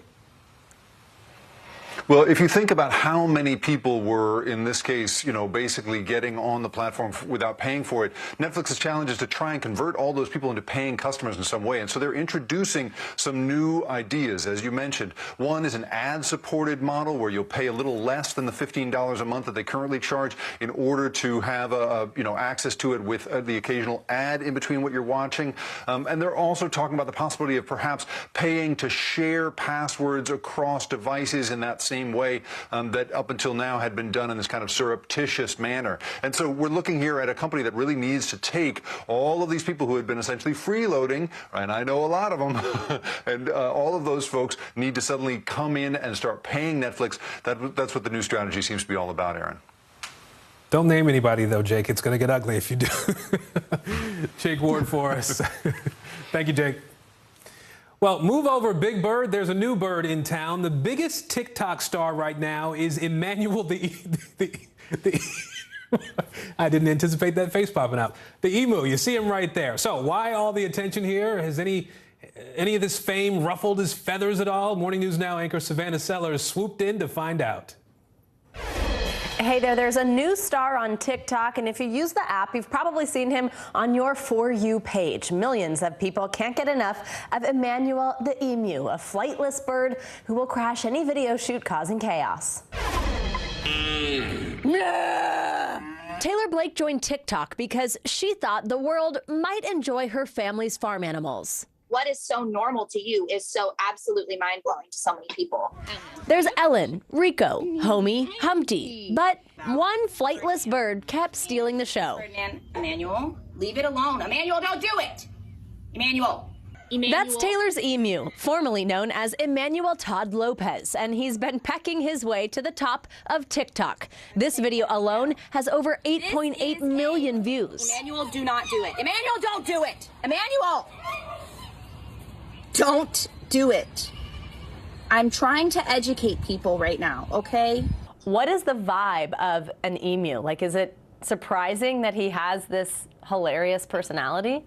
The vibe is anxiety. You just never really know. Emmanuel. Why? Why do you gotta be such a menace, dude? Huh? The cause of Emmanuel's anxiety? These days, it seems to mostly be iPhone cameras. Emmanuel. You know what? Do it. But it's those iPhone videos and Taylor's endless exasperation that have given this emu a worldwide audience. I remember when I was filming, I was so annoyed. I'm like, Emmanuel, seriously, now is not the time. This isn't about you right now. Well, boy, was I wrong, because it's actually it's not about me at all. This has never been about me. This has always been about Emmanuel. This is his world, and we're all just living in it. So what's next for this famous fowl? Maybe an appearance in an NBC studio? We asked for an exclusive. Emmanuel, this is huge, dude. We've got to talk. Listen. Hey, listen to me. NBC just called. NBC News? No, I'm not kidding. They want to give you your very own show. And they want to know when you can fly to New York. I didn't even think about that. He can't fly. He's a flightless bird. We should have thought this through. Despite the fame, this is one big bird with a big heart. Can I have a hug? Can I have a little hug? Thank you, buddy. Now, the love those two have for each other is part of what keeps bringing people back. If you check out her profile, you can see videos of them walking hand in little wing. Taylor says all this is a dream come true, and soon, Emmanuel the Emu merch will even be available. Aaron, back to you. All right, our thanks to Savannah. Stay with us. The war in Ukraine entering its 6th month now, and hundreds of soldiers are already dealing with PTSD. After the break, one soldier's story on the road to recovery. At 73, Prince Charles is still waiting for the job that is his birthright. Do we want Charles? Do we want a monarchy? I'm Keir Simmons, and we'll take on these questions and more in our new podcast, Born to Rule. Listen now. Harry Styles! The Seduction, Dateline's newest podcast. Listen to the full season now.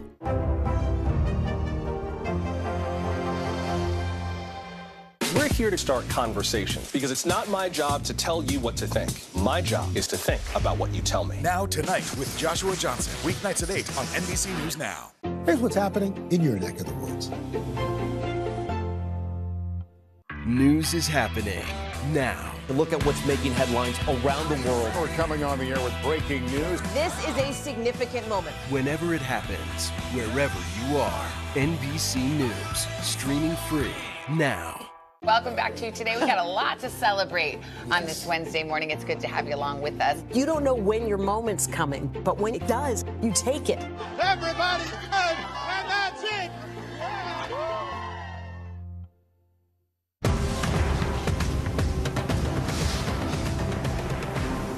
You don't know when your moment's coming, but when it does, you take it.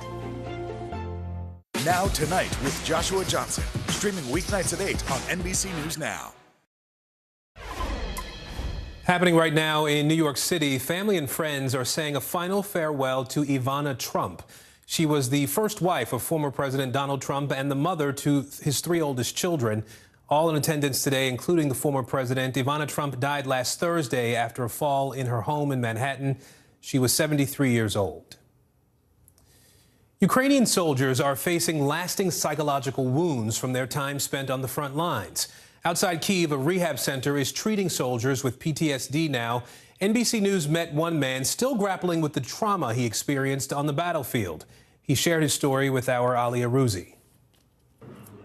Sasha Krzyzewski came off the battlefield in April, but the unseen wounds of war live inside him. I have more flashback. It's very, very difficult when I was AK and I saw the tanks.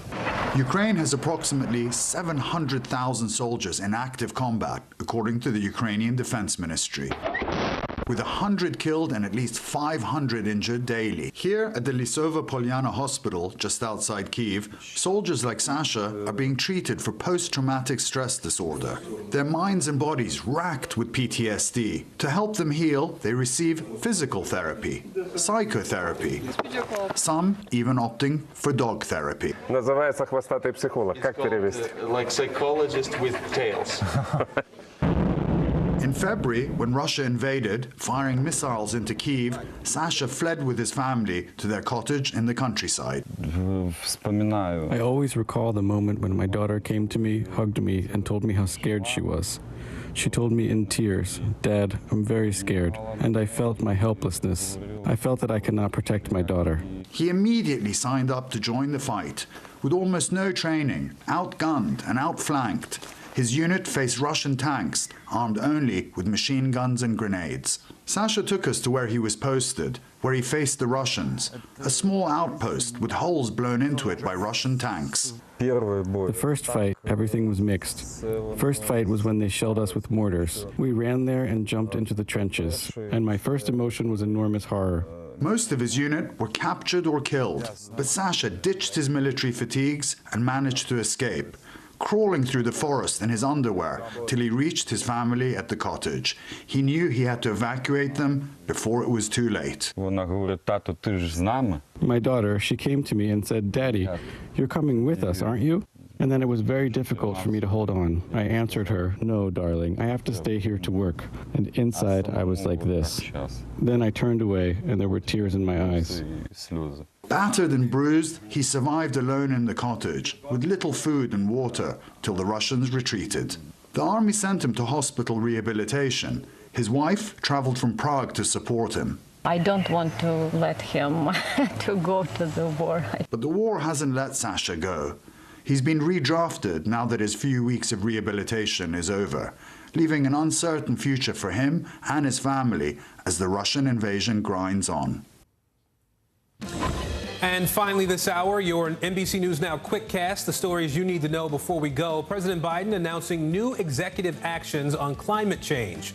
His administration will direct billions of dollars in funding to FEMA for so-called resilient infrastructure. 100 million people are under heat alerts across the U.S. right now. Forecasters say for many, the extreme temperatures will continue through the weekend.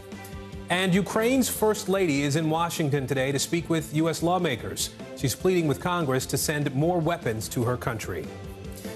I'm Aaron Gilchrist. Thank you for making us a part of your day. Meet the Press Now is up next.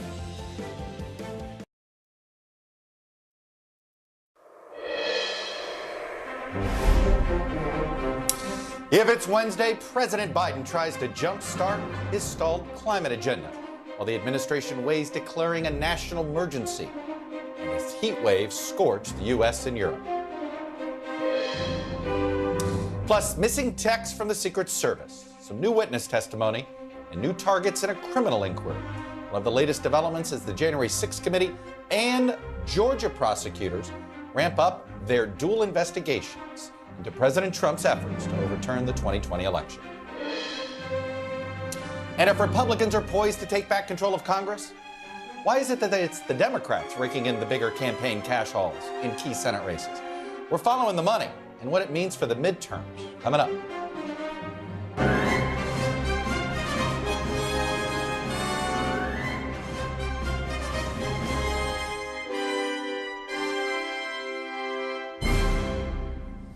Welcome to Meet the Press Now. I am Chuck Todd. It is good to be back after a little rest. Today, President Biden delivered a speech on climate change. It's an issue he calls one of the administration's top priorities, and Democrats call one of the country's greatest concerns.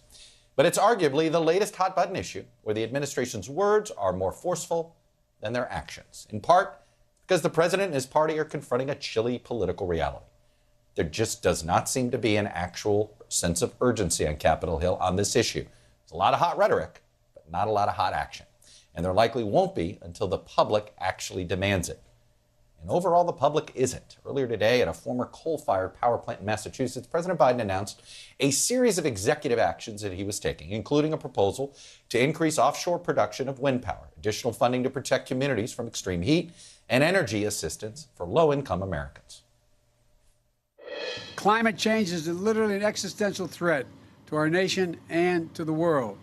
So my message today is this: since Congress is not acting as it should, and these guys here are, but we're not getting many Republican votes, this is an emergency, and I will look at it that way. I said last week, and I'll say it again loud and clear. As president, I'll use my executive powers to combat the climate crisis in the absence of congressional action. Well, the president did not actually declare a national climate emergency, which some environmental groups had hoped for and some progressives had been lobbying for, although the White House says that move is still under consideration. Now, what that actually means, if they did do it, is a whole other story. Today's announcement comes less than a week after Senator Joe Manchin appeared to reject the fellow Democratic Party's plans to include climate provisions in the president's stalled domestic agenda, although some Senate Democrats do remain hopeful that Manchin will eventually get behind something on this issue. And it really depends which senator you talk to decide whether this is totally dead in the water right now. Meanwhile, the public is watching images like these. This is parts of Texas on fire amid the current heat wave. And this morning, the White House's National Climate Advisor, Gina McCarthy, says the president is moving ahead with environmental initiatives regardless of congressional action or inaction. I mean, Congress will do what Congress does. And so hopefully, if they get around and they can manage to do it, more actions on Congress would be helpful. But the president is no longer sitting around waiting for that. This is his time to act, and he's going to take that time. So we are going to take strong action. The president is going to announce those actions, and you'll see them rolling out over the next few weeks. Another hurdle facing the administration, convincing the American public that climate issues demand their full attention.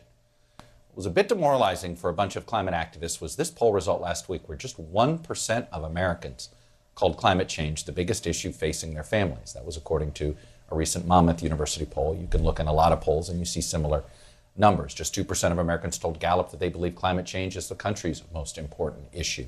And even among younger voters, voters under the age of 30, just 3% say it's the biggest issue facing this country. That was according to a New York Times Siena College poll. So unless those numbers go a lot higher, and unless people lose a race for Congress, sounds familiar, right, on the gun movement, when you lose on this issue, it is hard to see Congress moving anytime soon to take significant and lasting action on this issue. And obviously, we have one more giant problem with tackling this problem. When only one political party sees it as an urgent issue and the other one doesn't, nothing gets done. It is how the system works, at least the way it works these days. I'm joined now by Mike Memoli. He's at the White House. NBC News senior national political reporter Sahil Kapoor is on Capitol Hill for us. So, Mike, boy, you know, there was a lot of repetition about this speech today. Yes, although the subject was different, you could have replaced the words climate with abortion, and we've seen this speech, I think it was a couple weeks ago, right? You could replace, you know, we could go down the line here on other issues, replace the issue. It's sort of like, well, here's what the administration's going to do. Think about voting rights, I think is another one to throw into that category. Is that the way to look at this speech and these actions today?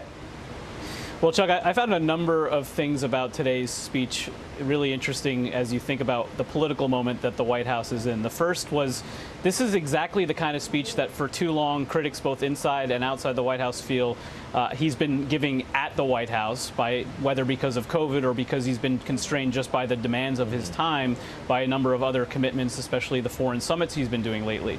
So this was a show, don't tell kind of speech for the White House.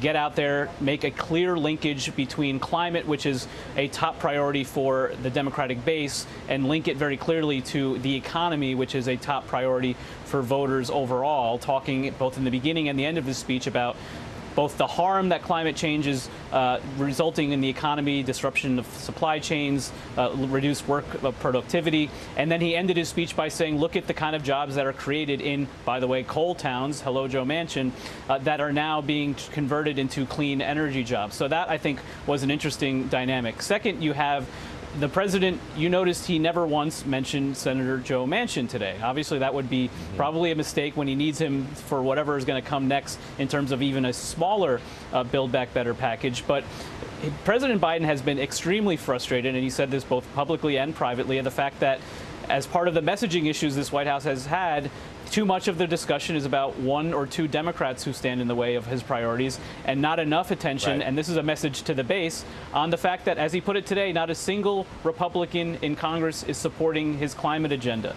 This is something that President Biden and a lot of White House officials I talk to, as they hear taking a lot of incoming fire from activists in the base, they feel has wasted time, wasted energy. This should be directed at Republicans now in the midterm elections, especially on climate, but especially on abortion, an issue they think could give Democrats a real advantage this November, and instead has become part of a circular firing squad within the party.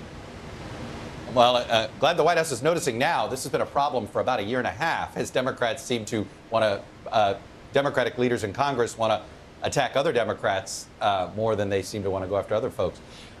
Mike, one other question on this national climate emergency. It would essentially allow him to use money the way he wants to use it on a few things, on renewables, maybe some investments, maybe on some oil and gas leases. Is that worth? Is that something?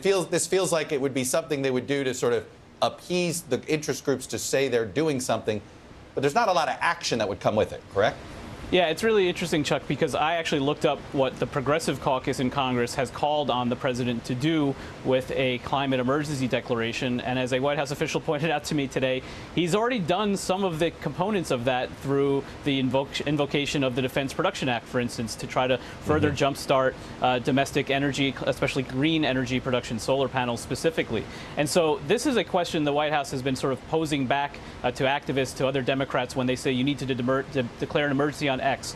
What do we use that emergency power for? And in many cases, the White House feels like they've already done things with short of declaring an emergency. And then, Chuck, you get into this larger concern that this president specifically has, which is after Donald Trump used so-called executive, emergency power as a workaround of Congress, he does not want to be doing the same. He does not want to be laying the pretext for other Republican presidents down the road to do the same. So they want to use this emergency power very targeted ways, very careful ways, whether it's climate or abortion, which there's some reporting about as well. Well, you could end up with a problem of sort of emergency fatigue. If you start to declare everything an emergency, then what is the real priority? Mike Memoli getting us started at the White House. Mike, thank you. Sahil, Capitol Hill. Climate's dead. No, it's not dead. Manchin's, we're not working with him. Yes, we are. Clear it up for us, buddy. Where are we right now? Well, Chuck, I would say climate funding is in purgatory right now. It is not going to be a part of a near-term reconciliation bill. Excuse me. That is only going to have two components, because the only two components that Joe Manchin is willing to support at this moment are drug pricing, empowering Medicare to negotiate prices, a $2,000 cap, on out-of-pocket costs for Medicare, 2-year funding of ACA, enhanced subsidies so premiums don't go up this fall just before the election. That is all Manchin is willing to support. And in terms of climate, what my sources have told me is that Manchin has conveyed to Chuck Schumer, the majority leader, that he wants to wait until at least August 10th, when the next inflation report comes out. And if those numbers are improved, then he might be willing to do climate again. Now, there's a lot of ifs in there.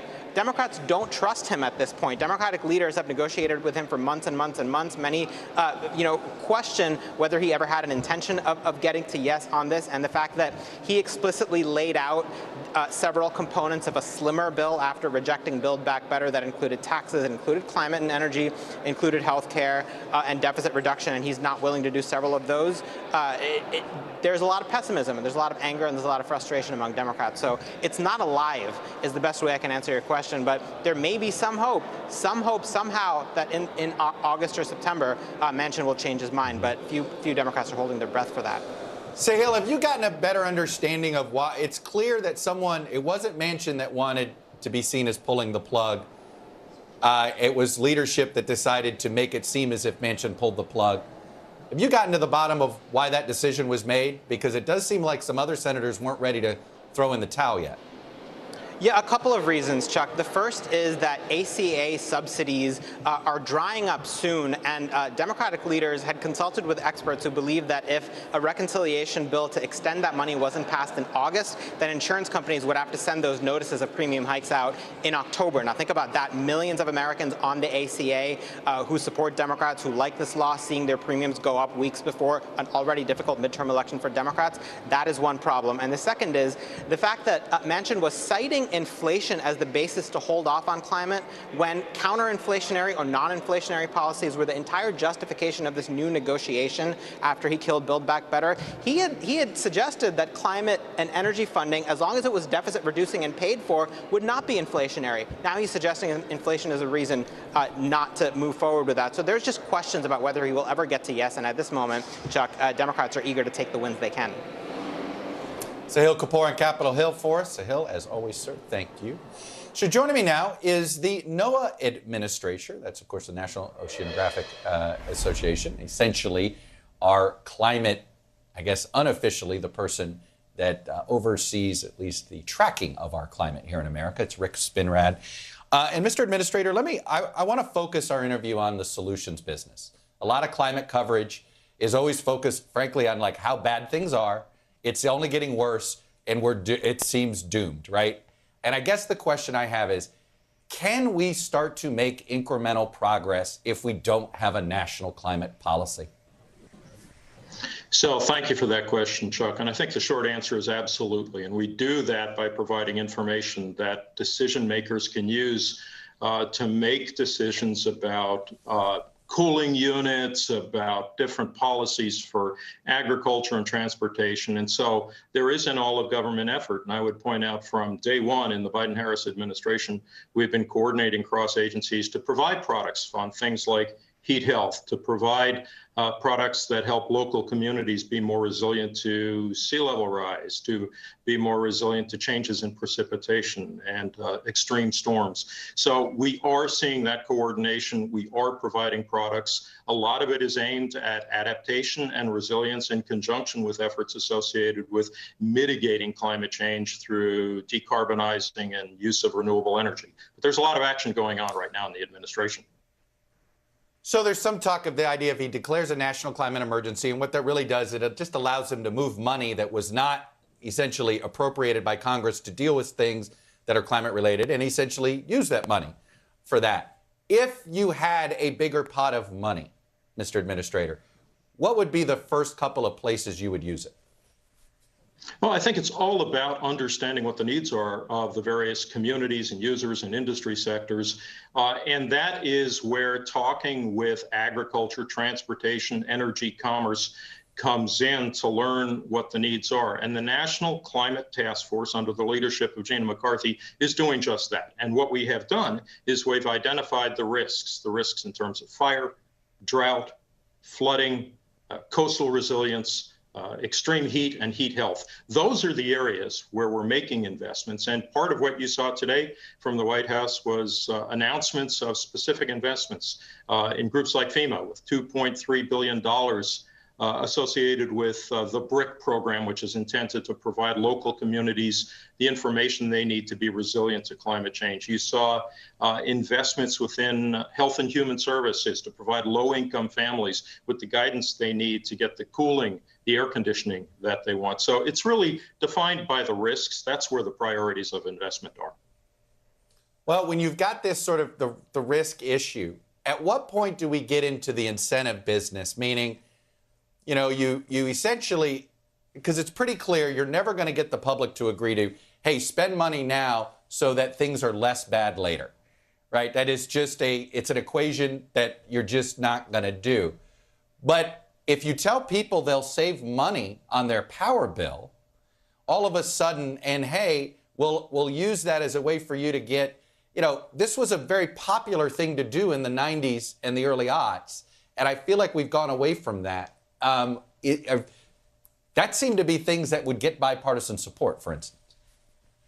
I don't disagree that the economic incentive is an important one. And I think when you start talking about property values and how informing people of the consequences of climate change on property values, that's the sort of thing that gets attention. But I would argue, look at what's going on right now.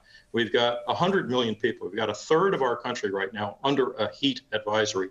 200 million Americans are going to see temperatures over 90 degrees between now and Friday. In the I-95 corridor, the whole corridor will probably experience temperatures over 100 degrees in the next several days. People do care about these things. They're concerned for their own health, for their own livelihood. People care about the elderly and their children and how these kinds of impacts will affect them. So I wouldn't undersell the role that the administration is playing with respect to addressing the heat impacts as well as the economic impacts. I'm sorry, I mean the health impacts in addition to the economic. No, and in fact, you know, I'm glad you brought this up. 1,000 people are estimated might die this week in Portugal due to extreme heat. This is direct deaths to climate change. Now, unfortunately, we thought the fear of death would get people to do the right thing during a pandemic. Is it alarming to you that we are literally seeing what many people warned about 20 years ago, that essentially climate change is going to kill people? And we're going to see it near term. And we're seeing it this week in 2 continents. Is it alarming that this is not sort of sobering up policymakers and the electorates? Of course, any loss of life is alarming. And I think the point here is that the tools that we are developing have already had beneficial consequences. If you look at the result of improved forecast, improved skill in forecast in terms of people taking shelter from severe storms. And we know we're going to be seeing more severe storms. And in fact, we're about to enter the heart of the hurricane season for our population in the Southeast and the Gulf states. And so I think we ought to look and see that we have made progress. This administration has made these kinds of investments. I can assure you the kinds of investments I just alluded to will result in lives saved and protection of people and their property. So I'm quite confident this administration has the protection of our population and the property that we own foremost in our minds. Rick Spinrad, the administrator of NOAA, which is housed within the Commerce Department. Administrator Spinrad, thanks for coming on and sharing your views and perspective with us. Thank you. Up next, Democrats face the limits of their power in Washington on the issue of climate change as they test the limits of their patience. With Joe Manchin, we'll speak with a Democratic senator in the thick of the debate about what happens next on this issue. Plus, we'll have the latest on the saga over the missing text messages from January 6th. Somehow magically were deleted by the Secret Service as federal officials and the January 6th committee try to get to the bottom of what happened, why it happened, and whether it was nefarious. You're watching Meet the Press Now. And what do you love about fatherhood? The chaos, the learning. Is climate change one of your top priorities? What's your message to girls who want to make a difference in their own communities? Believe in yourself. Our show is about sparking conversations around today's biggest issues. The Fed raises interest rates. That controls inflation. Explain how that works. Is part of this that everyone's rethinking their jobs and their relationship to their employers? Could you just remind us why there are 9 justices on the Supreme Court instead of 3 or 20 or 2? It's not my job to tell you what to think. My job is to think about what you tell me. Now Tonight with Joshua Johnson, streaming weeknights at 8 on NBC News Now. News is happening now. Look at what's making headlines around the world. Whenever it happens, wherever you are, it's here now. We're here to start conversations because it's not my job to tell you what to think. My job is to think about what you tell me. Now Tonight with Joshua Johnson, weeknights at 8 on NBC News Now. Still to come on the Channel 2 News. Well, the waters are certainly receding now. Still too close to call. Lester Holt reporting from Ground Zero, as it's being referred to. It is, in fact, a taste of freedom. The Haitian people know a little something about resiliency. What's the biggest risk right now? Some of the troops who have been proud. I want to welcome you to the first presidential debate. In fact, we've been told we can't go any farther. You are some resilient folks. Let me get in.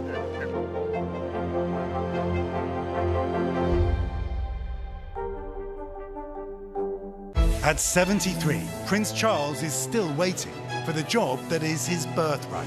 Do we want Charles? Do we want a monarchy? I'm Keir Simmons, and we'll take on these questions and more in our new podcast, Born to Rule. Listen now. Hallie Jackson Now, weekdays at 5 on NBC News Now. We're here to start conversations about the big things happening in our world, because it's not my job to tell you what to think.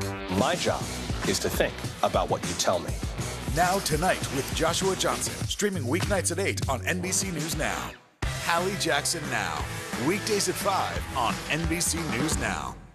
At 73, Prince Charles is still waiting for the job that is his birthright. Do we want Charles? Do we want a monarchy? I'm Keir Simmons, and we'll take on these questions and more in our new podcast, Born to Rule. Listen now. Uvalde, Texas, a small town that has become yet another landmark. How long do you think it took for all this damage to occur? Can you tell us what it was like? With our NBC News exclusive. It was Lester.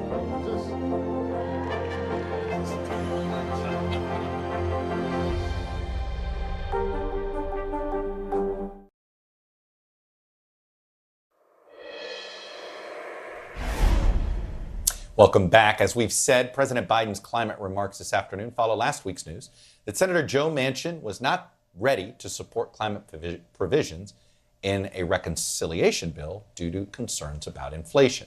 It's, of course, just the latest time that Manchin's slimmed down what he is willing to accept in a reconciliation bill. And the latest time the West Virginia senator has angered many of his fellow Democrats. Obviously, he's Democrat vote number 50, so he holds a lot of sway. Other senators don't like it. Senator Bernie Sanders went as far as to say that Manchin has, quote, sabotaged the president's agenda. Others publicly, again, have been voicing their frustration as well. But Manchin says the door is still open for future climate negotiations, and some Democrats have backed off last week's criticisms, saying they believe they can still work with the West Virginia senator. I just think we have to take Senator Manchin at his word. He says it's not off the table. I am disappointed in his attitude toward the need to address climate change, but he seems to be going back on that, so we shall see. I think we can still get a climate peace done at some point in time, which is just as essential, and I don't think Chairman Manchin has said he's given up on that. Do you think he should have been clearer on his positions earlier? This is not about the past, it's about what we're going to do going forward. What matters is not casting blame. What that sounds like is they had a some sort of come to you know what meeting, lunch meeting or breakfast meeting that morning when they came back to the Senate this week. Democratic leaders now say they will accept Manchin's slimmed down offer on drug pricing and health insurance funding and leaving climate for another day. Joining me now is Democratic Senator from New Mexico, Martin Heinrich. Senator Heinrich, it is good to see you. And let me start there. There was a lot of anger last week.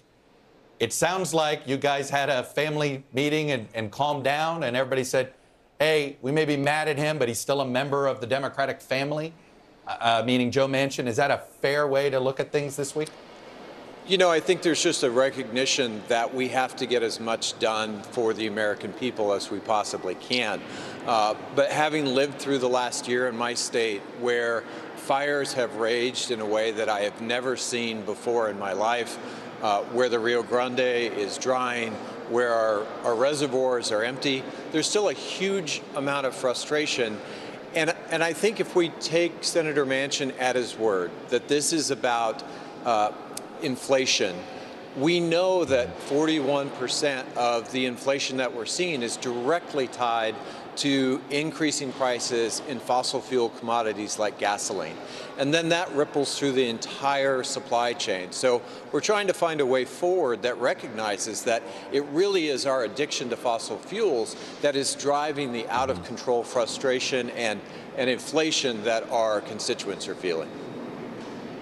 Let me ask you this. Do you think that there should have been a separate climate bill? I understand for procedural purposes it was eventually going to have to be lumped in together because of this 50-vote necessity that the Senate, the way the Senate works these days, and we're not going to debate whether that's a good idea. I think a lot of us know that this is also difficult. But what's hard to sort of grasp here, Senator, is what is the climate bill? It's always been part of this other bill.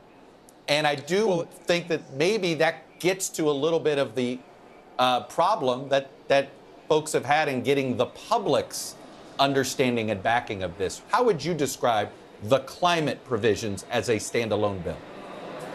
So the heart of this are really the tax incentives that will drive forward industries like wind and solar, industries around clean hydrogen, lots of other technologies like storage that we already know how to do, that are here and ready, but need to have their costs driven down so that they really take over the market in a way that that really squeezes carbon out of our entire economy. And honestly, I think that every bill we do, whether it's an appropriations bill or whether it's a policy bill, we need to be doing climate all the time now, because as you've seen from not only Texas, the Southwest, Europe, we've reached a point where our climate is truly at a tipping point. We're losing this battle and losing control of the weather, and we need to be acting with every single opportunity, whether that's the administration, whether that's Congress, Right. whether that's state and local leadership.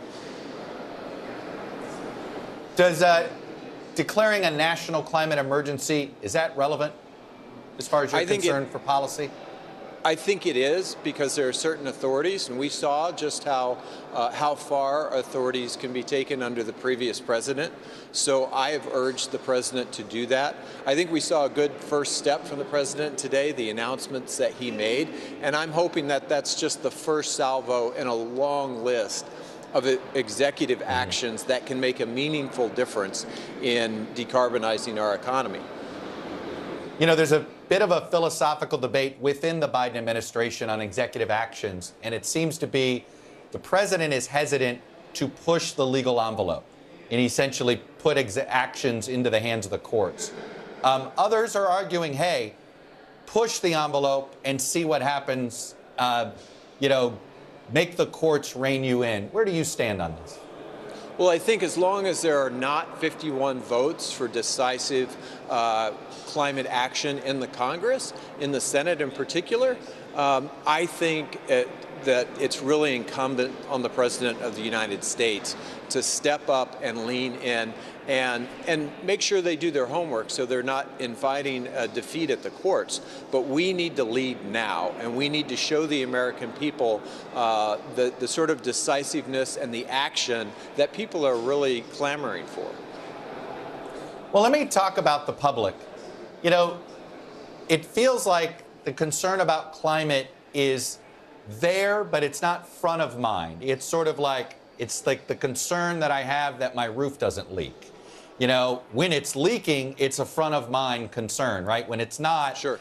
You know, hey, I always got it. It does seem as if the electorate isn't there yet as seeing this as a front of mind. Maybe that's due to inflation right now, and until that's tamed, we're not going to get other issues. What's your sense? Well, and I think, once again, it's really important to realize that the reason we're under these inflationary pressures is the incredible dependence on fossil fuels and the wild commodity price swings that we see with things like gasoline.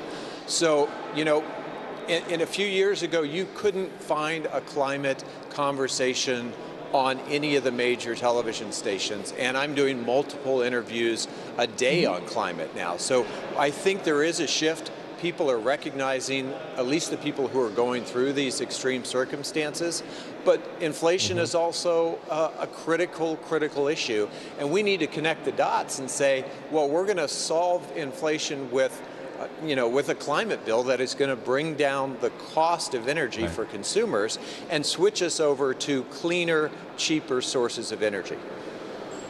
And it seems as if it's that first part that you just said, that if you're going to incentivize that at the end of the day, the public doesn't want to spend more money for progress down the road. They've got to feel it in the short term. That's tough to deliver both, Senator. Honestly, I think we have a package that we put together that is going to save people money and is going to buffer them from these fossil fuel price spikes. And so I think what's missing is the recognition that the solution to many of our inflationary issues really is some of the policies that are in that climate bill.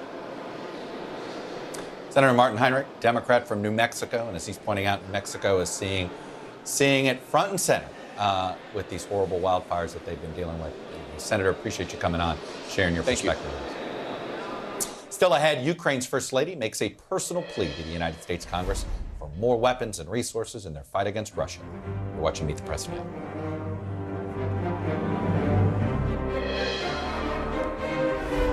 Mystery in Paradise. There's my sweet little sister on the news.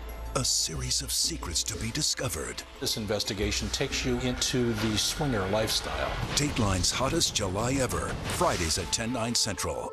Uvalde, Texas, a small town that has become yet another landmark.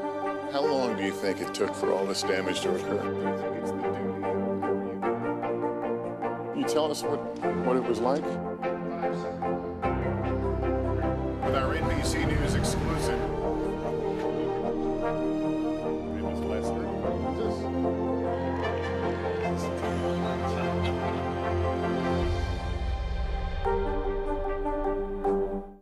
No stress, no mess, just yum. That's it. Uvalde, Texas, a small town that has become yet another landmark. How long do you think it took for all this damage to occur? Can you tell us what it was like? With our NBC News exclusive.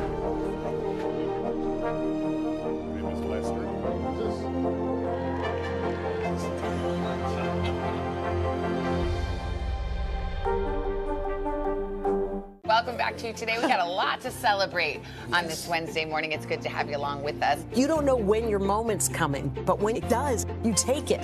Everybody's good, and that's it.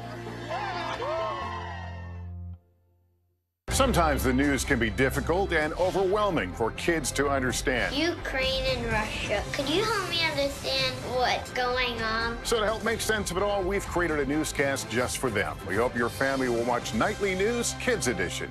Now Tonight with Joshua Johnson. Streaming weeknights at 8 on NBC News Now. Top Story with Tom Llamas. Weeknights at 7 on NBC News Now.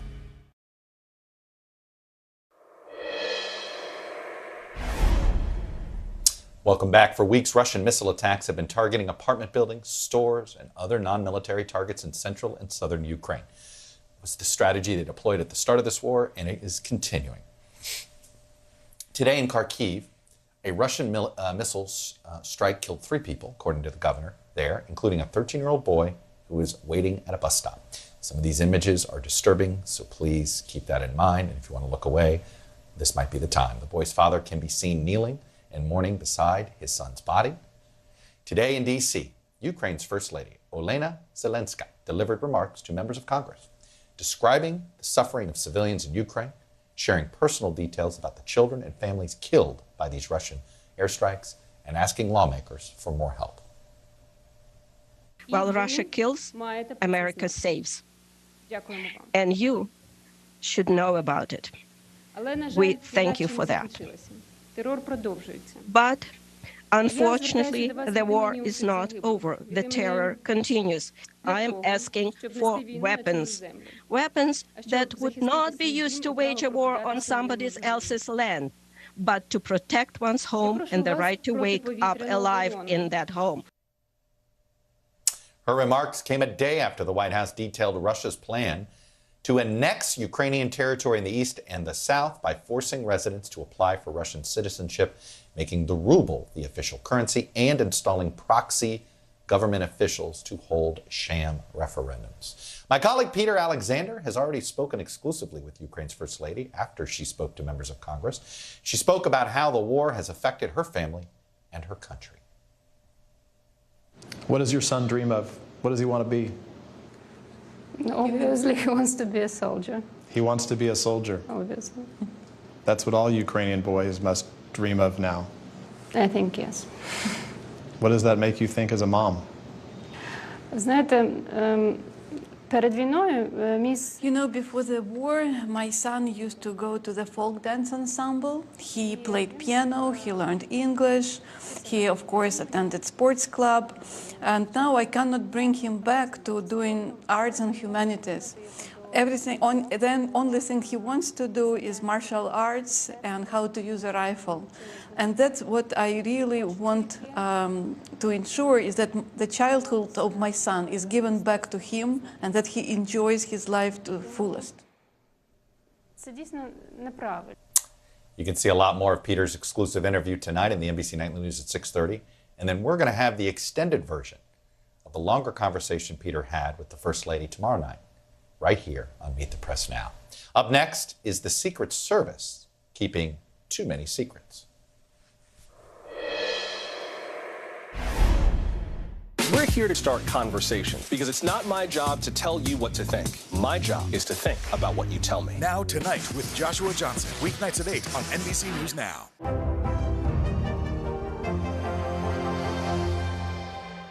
Born to Rule, When Charles is King, a new podcast. Listen now. Now Tonight with Joshua Johnson, streaming weeknights at 8 on NBC News Now.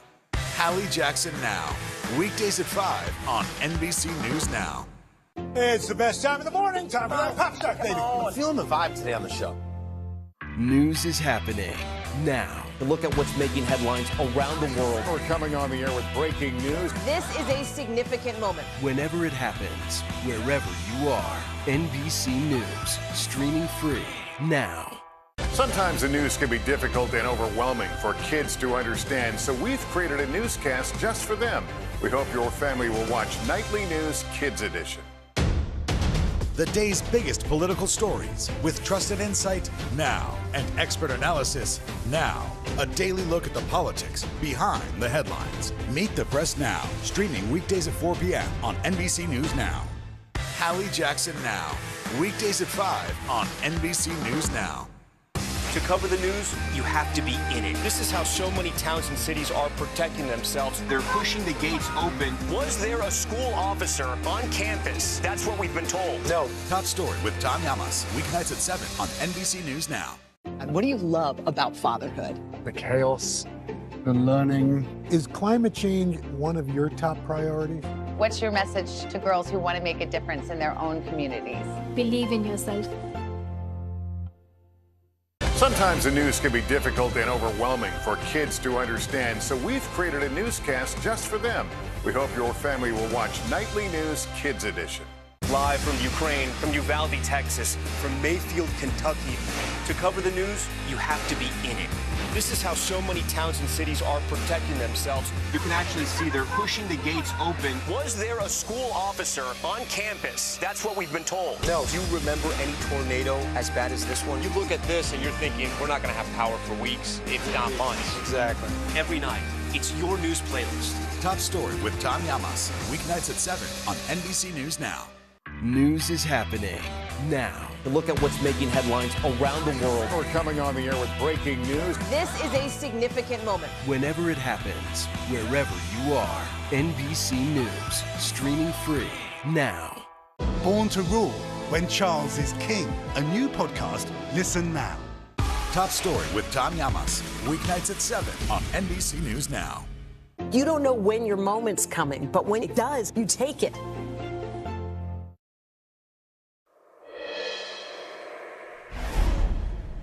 Welcome back. According to a letter sent to the January 6th committee, the Secret Service says it is simply unable to turn over a single relevant text conversation to the committee from that trove of messages that were deleted on January 6th. And moments ago, the committee put out its response, telling the agency that federal laws may have been broken and that every effort must be made to retrieve the lost data. Basically, you better go back and check again. The committee subpoenaed records from the agency after a letter from a DHS watchdog revealed there were deleted texts between agents from January 5th and 6th. Secret Service says the texts were erased as an accidental impact of a pre-planned upgrade to agency devices and maintains it went into action before the data request from the DHS investigation. Today, we here at NBC News have also learned that the agency told employees in 2 emails, including one before January 6th, to back up data from their cell phones before the phones were factory reset in the upgrade, and that it was the responsibility of individual agents to make sure they followed through on that direction. Odd decision to make it agent-specific there. Employees were then sent a third email on February 4th instructing them to save all communications specific to January 6th. Why that email didn't come sooner? Another question. At that point, though, multiple congressional committees had already asked for Secret Service communications from that day. So, what's the real story? We're going to break all this down with the Washington Post reporter Carol Leonnig. But first, I want to get an update on the other investigation into Donald Trump from my colleague Blaine Alexander. She's following the grand jury investigation down in Fulton County, Georgia, where a judge ruled today that former Trump attorney and ally Rudy Giuliani will have to testify as part of that probe. So, Blaine, this is the criminal investigation where the former president may have the most current exposure, although we don't know whether DOJ is investigating him under any criminal intent yet. But what do we know today about this news, and where do things stand right now in the Fulton County investigation?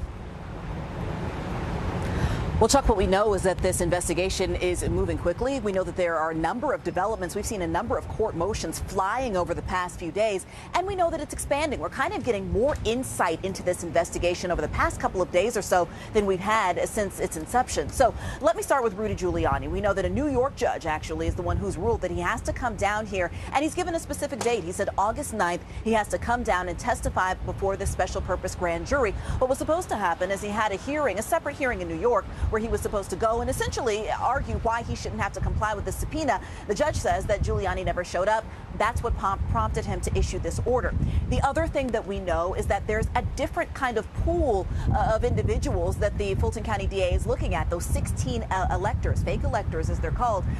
They have also been informed that they are now targets of this investigation. What's notable, though, is the shift in their status. Before, according to their attorneys, they were just witnesses. They just believed that they were just witnesses, but now they're targets. That kind of shows that the DA is essentially, Chuck, doing exactly what she told me in an interview not too long ago, making sure that she hears from, in her words, every person who has insight into the president's, not just his actions, but she says his knowledge, his mindset, any sort of information around how he was thinking or acting regarding the alleged election interference here in the state of Georgia. She says she wants to do a robust investigation, and this latest bit of filings shows that she's doing just that, Chuck. Mm-hmm. Yeah, it sounds like what you're describing is the outside-in approach. Ultimately, we're trying to figure out what did Donald Trump know and do, so she's starting with the widest possible scope of people to talk to. Let me ask you this. Lindsey Graham apparently is now going to testify. What else do we know about that? We know that he's accepted this. He's going to accept the subpoena, but it doesn't mean that he's not still going to fight it. In fact, earlier this morning, he was supposed to have a hearing in South Carolina. He had, filed a motion to quash the subpoena in South Carolina. If he decides to fight it here, it's now going to be before a Georgia judge. But at the heart of it is what the Fulton County DA hopes to hear from him, which is essentially learning more about the 2 phone calls that he made to Raffensperger, asking about absentee ballots, and according to his subpoena, whether those could be altered to essentially move the election in President Trump's favor. That's something that she says she wants to hone in on, along with the other Trump associates. And it really just kind of establishes this pattern of wanting to talk to people who were doing any sort of activity around or in regards to or on behalf of the president after the election back in 2020, Chuck. And really quickly, Blaine, one other thing. Is there, I've not heard a lot about Mark Meadows. I assume he's been subpoenaed. What is the status of his, relationship with this investigation? And I think that's a great question. We know so far the people who have been subpoenaed, but that's not to say that there aren't more to come, right? When I spoke with her, she made it clear that there are a number of additional subpoenas to come. She's not ruling anybody out, including former White House officials, including members of the president's family, and including the president himself. We do know that there's a long runway, though, before she has to wrap up this investigation. It can be impaneled for about a year. So she has until May of next year before she has to kind of wrap all of this up. So certainly a lot to look for still, Chuck. Boy, some important context there, Blaine. She has until May of next year with this grand jury. That is an important piece of calendar news, if you will. Blaine Alexander in Fulton County for us. Blaine, as always, thank you.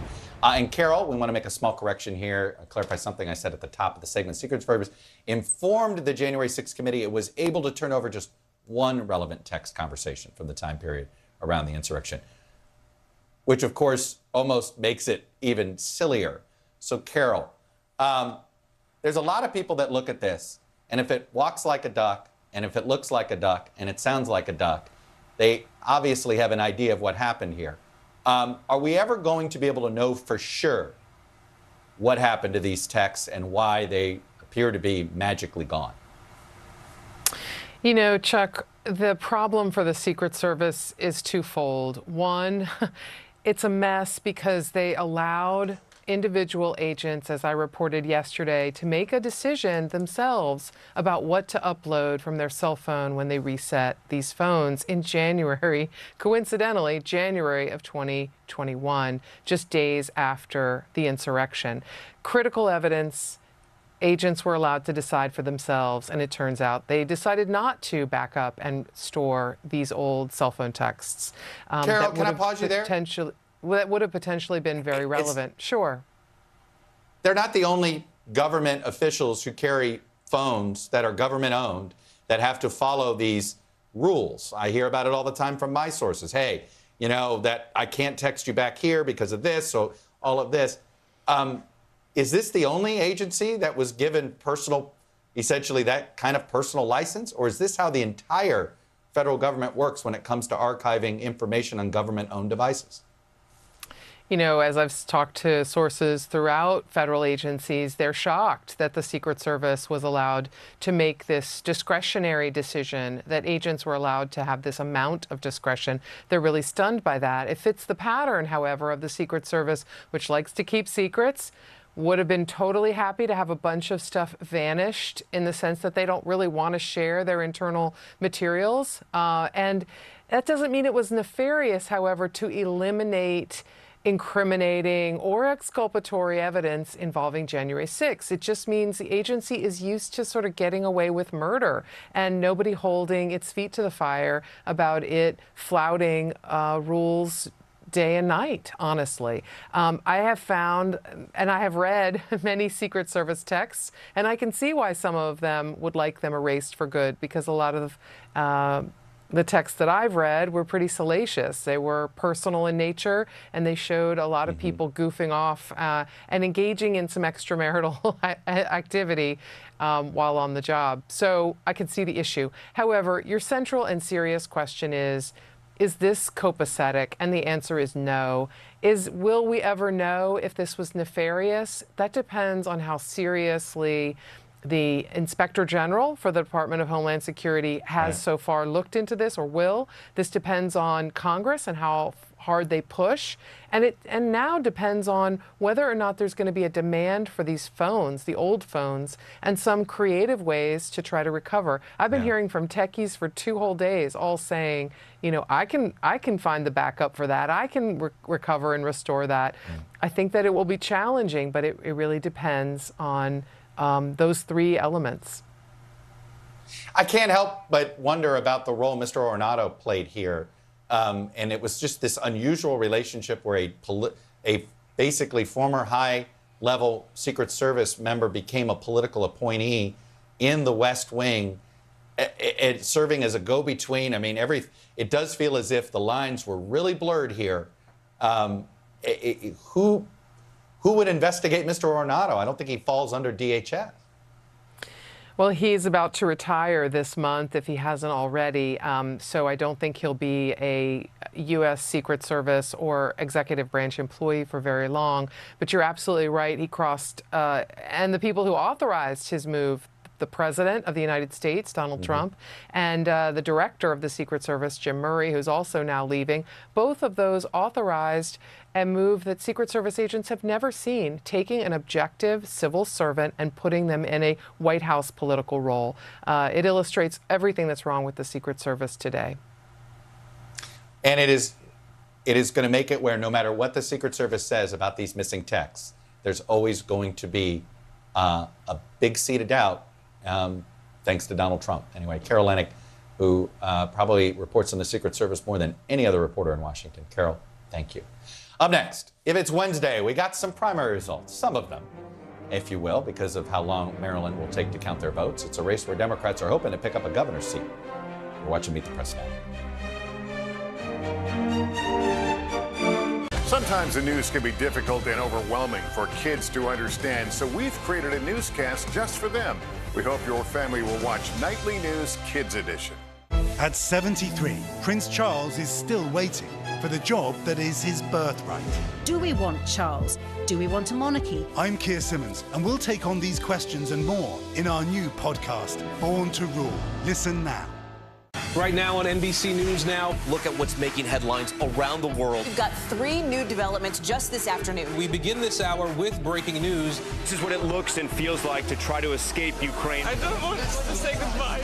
This factory has gone from making kitchen pots to lethal items. There's an intense artillery battle underway. Breaking news this morning. The heartbreak, the grief, and the tears that we have seen here are all tragically familiar. Was there a school officer on campus? Because that's what we've been told. No. The shooting is once again reigniting the debate over gun laws. If it's Tuesday, it is primary night. The highest profile races yet this year. The official confirmation of Judge Ketanji Brown Jackson. Let's zoom out a bit to our changing climate. What do we think that the new normal is going to be? The rollout of COVID vaccines for children under 5. Inflation is cutting into almost everything. Another honest conversation about what it means to be Asian American. We're coming on the air with the news NBC Scoop. Bringing the news to you is not only a job, it's an honor. Top Story with Tom Llamas is your news playlist on NBC News Now. And now, you can listen to it as a podcast. Available anytime and anywhere. We'll meet Ukrainians who are defending their country one block at a time. When you were still in Kiev, could you hear the bombing? My name is Lester. Who's this?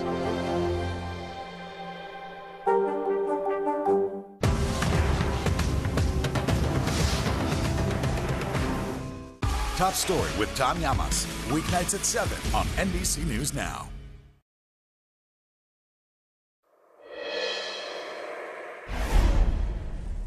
Welcome back. Let's turn to the midterm elections. Votes are still being tallied in Maryland, but NBC News can project some of the results, particularly on the Republican side, since Republicans don't use as many mail-in ballots. The Trump-backed candidate, Dan Cox, we project will win the Republican gubernatorial nomination when all the votes are counted. Cox appears to have topped Kelly Schultz. She was the candidate that term-limited Governor Larry Hogan, who Cox once tried to impeach, by the way, was supporting. We're still waiting for the mail-in votes to be counted, so we don't know the Democratic nominee will be just yet. But with Republicans nominating a Trump acolyte who chartered buses to Trump's January 6th rally in Washington, our friends at the Cook Political Report have already moved their characterization of November's race to solid Democrat. In a tweet, Hogan blamed Trump for losing the governor's mansion in Maryland, writing this: Trump lost Republicans, the White House, the House, and the Senate. He's selfishly colluded with national Democrats to cost us a governor's seat in Maryland, where I ran 45 points ahead of him.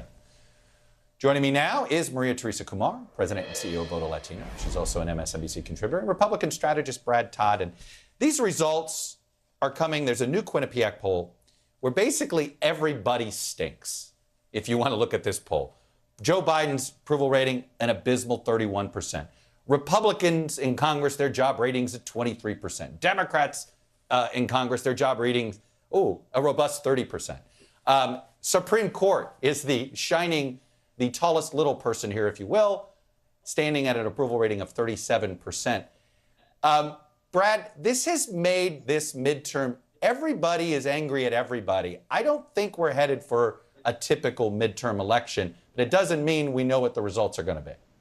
Well, and of course, that survey did also, you left out the media on there too, Chuck, who wouldn't ring in at a very high number either on approval. We never do, buddy. You're looking at a brake pedal election here where Democrats have full control of government, and the voters are going to correct that. Whenever you have the trifecta, the House, the Senate, and the presidency, there's always a pretty big brake pedal on that, and Joe Biden's failed on the inflation front with the economy, and so you'll even get a larger brake pedal than normal, I think. But Maria Teresa, the one thing that normally happens in a midterm for the out party is they have a new car smell. They let you know, hey, we're not what we used to be. That is not what we're seeing this time. The Republicans are offering they've not remodeled or remade themselves, which to me it looks like we're going to have a referendum on both parties. I think you nailed it. I mean, it's not even that they're a new car smell. They don't even want to acknowledge that Americans across the board want to do electric vehicles. I don't know if you saw the exchange yesterday, but it was brilliant between Buttigieg and the Texan.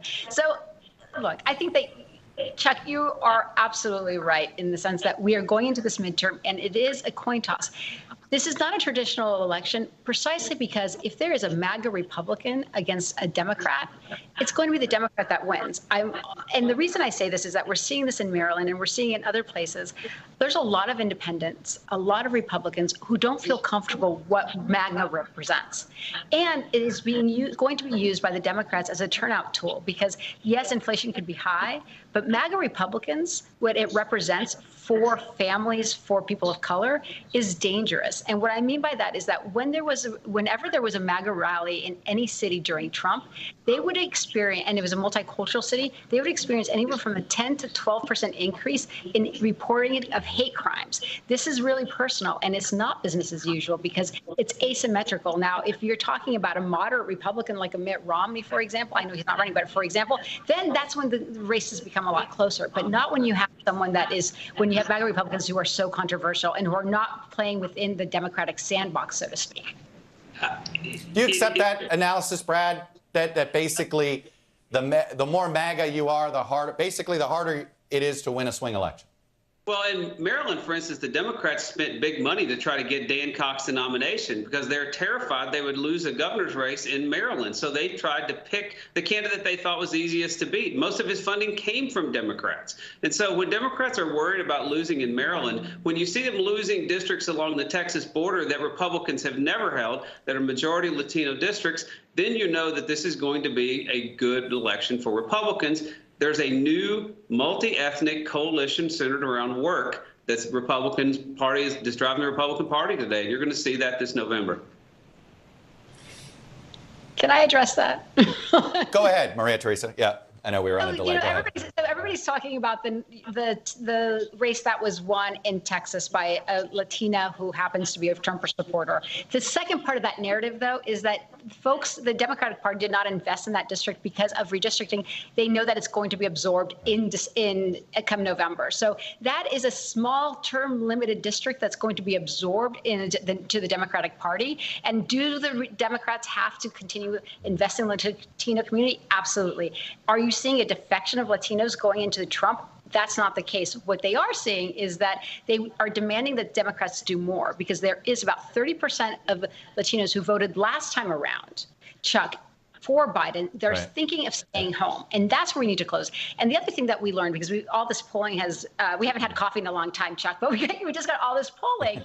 And one of the things that we also learned is that the number one reason that Latinos did vote for Trump last time around was because they thought that the COVID relief checks that he signed were literally from him. So the gimmick actually worked. Brad, I want to ask you, what do you make of the Republican Party's small donor problem, particularly in these Senate races? Look, I'm not surprised that Warnock's outraising Walker, but when you see it across the board, it's anemic with a J.D. Vance. Chuck Grassley got outraised, not by a little, by a lot, but it seems across the board. Is this an economic? I mean, the Democrats are getting plenty of small donors and it's a tough economy, but the Republicans aren't. What's your thesis?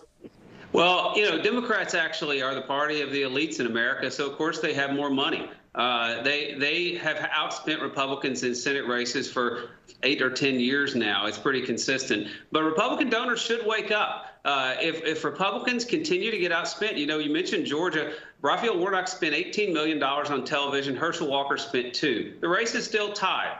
But it won't stay tied if Herschel continues to get outspent. So Republican donors should wake up and start contributing to their campaigns. Well, it is one of those things, and I got to cut you both off here. I'm out of time, but it's why I find this midterm cycle is unlike any other we've seen. I think there's so many cross currents to the historical trends that, guess what? We actually have to wait till the voters vote. Brad Todd, Maria Teresa Kumar, thank you both. And thank you all for being with us this hour. NBC News Now coverage will continue, actually right this second, with my friend Hallie Jackson.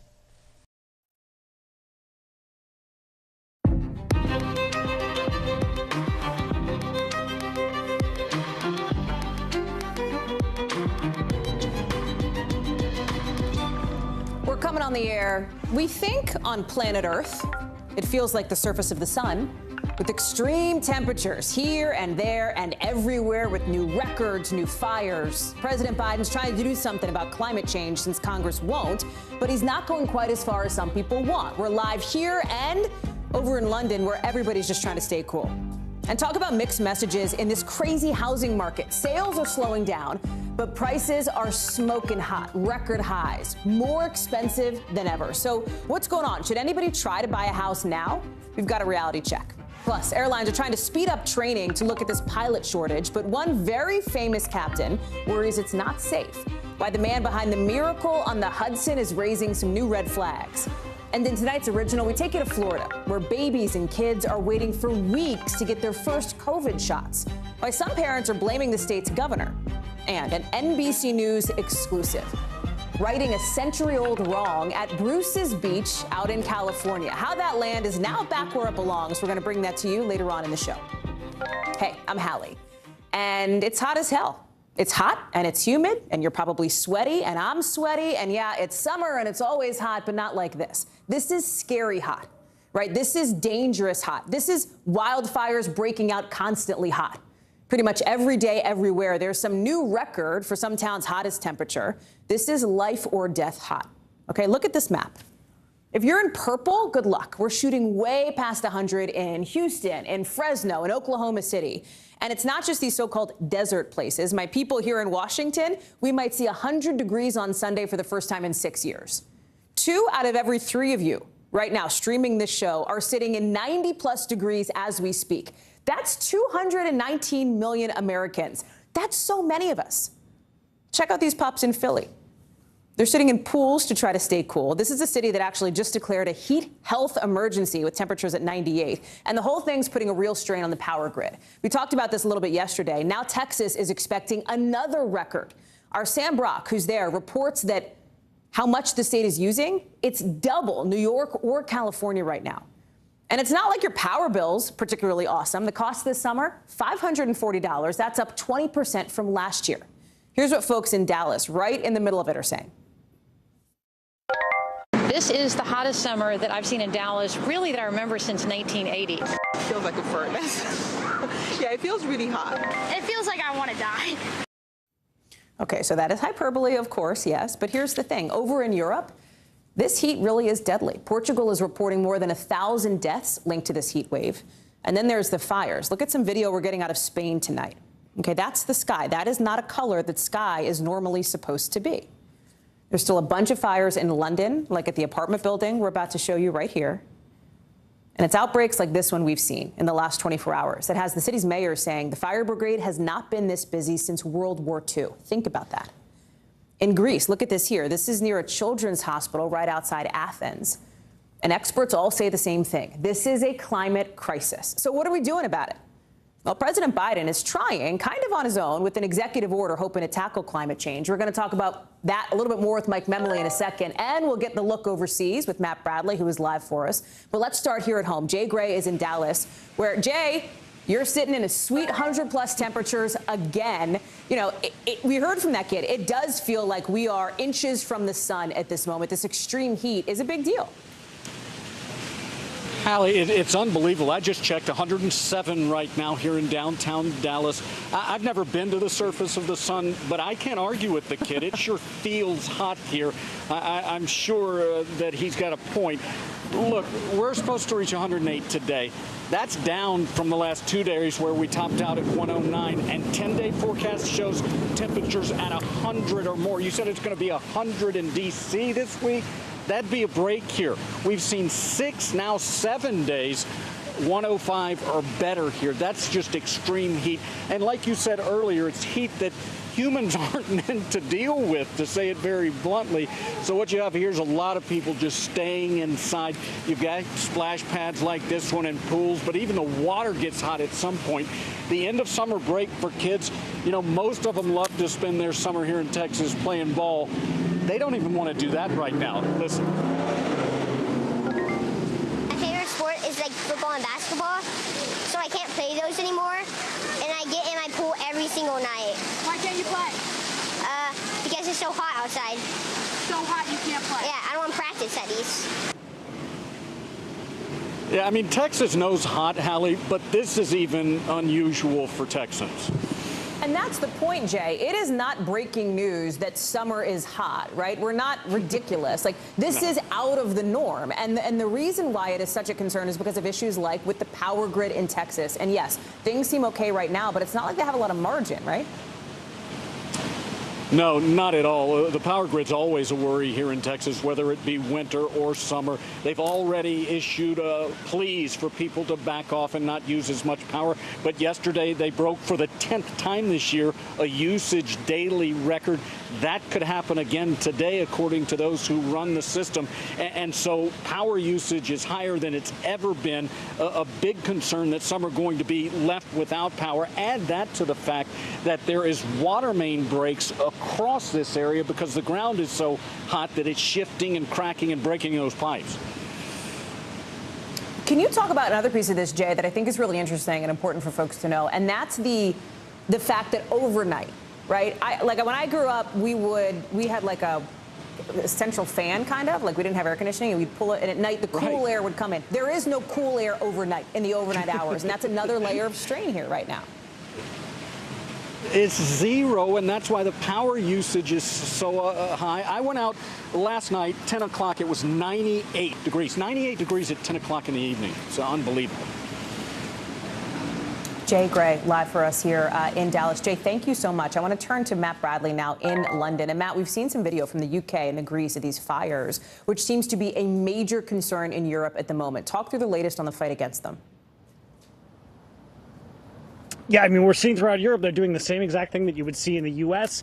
They're creating fire breaks. They're dumping water onto these fires, using helicopters, and they're fighting them in the conventional way. That's all in southern Europe, where actually they are used to fighting wildfires and forest fires like they are in the States. But here in Britain, they're not used to that at all. You know, Miami and Florida, they're not used to fighting snowstorms. And here in Britain, this is new. It's that freaky of an event. And so we're starting to hear, just today, we heard from some of the firemen's unions saying, we need some of this equipment. Things are changing here. This is the new reality. We need those helicopters that dump water. This is like California, or like the fires we see in the movies. Sadiq Khan, the mayor of London, said, we need to take this seriously. He actually said, it's like California. It's like what you see in the movies.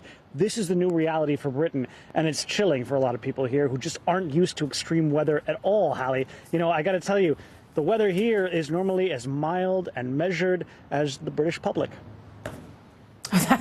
I love the way that you phrase that, Matt Bradley. There's also this economic piece of the puzzle, too, right? So it's not just how people feel and the discomfort and the fires. It's also this slowdown from a financial perspective. In Italy, you have farmers that say each fire costs like $25,000 an acre. Okay, wheat production. This stuff that, like, some people don't think about where they get the things that are on the grocery store shelves. This is going to have an impact. Yeah, and there's also another really interesting confluence of events that's going on here, Hallie, which is that we're talking about at the same time as, especially with Germany, talking about all of these forest fires and this extreme heat. All of these European capitals are also worried about the winter, about the extreme cold that's about to happen, and the knock-on effects from the fighting in Ukraine and the efforts by the Europeans in order to block off their reliance of energy on Russia. So a lot of people on the left, a lot of environmentalists are saying, look, we've got two things going on here that we can actually work together. We have an increase in temperatures, a clear environmental effects throughout the European continent on the one hand, and then we have a restraining and a constraining of resources for fossil fuels from Russia and the political imperative to cut that off. On the other hand, why not do this hand in hand? Why not finally wean ourselves off of fossil fuels, bring ourselves to a cleaner fuel, and try to fight climate change now that there's some political impetus behind it? Well, we might see, but the fact is that they're doing some of the same stuff here, a lot of the same talking that we're hearing from the Biden administration. They need to bring down prices for oil and other fossil fuels because they're sky high right now, even as they're fighting climate change and even as the need to fight climate change becomes so incredibly clear. Hallie? Matt Bradley, thank you, because you're teeing us up so nicely for the next discussion with one of our colleagues. Matt, thank you. And that's Mike Memoli, because with everything we've talked about with this heat, what Matt just talked about as it relates to the fight on the climate crisis over in the UK, well, guess what? Happening here in the U.S. President Biden showing up at a former coal power plant in Massachusetts, by the way, where it was like 91 degrees today. And he's talking about how urgent this climate crisis is. Listen. climate change is literally an existential threat to our nation and to the world. So my message today is this. Since Congress is not acting as it should, and these guys here are, but we're not getting many Republican votes, this is an emergency. Mike Memoli is posted up for us at the White House. Okay, Mem, so here's what this executive order does that President Biden was rolling out today. It's going to boost the offshore wind industry. It's going to help low-income folks with energy at home. It's going to give a bunch of money to communities that are facing really extreme heat.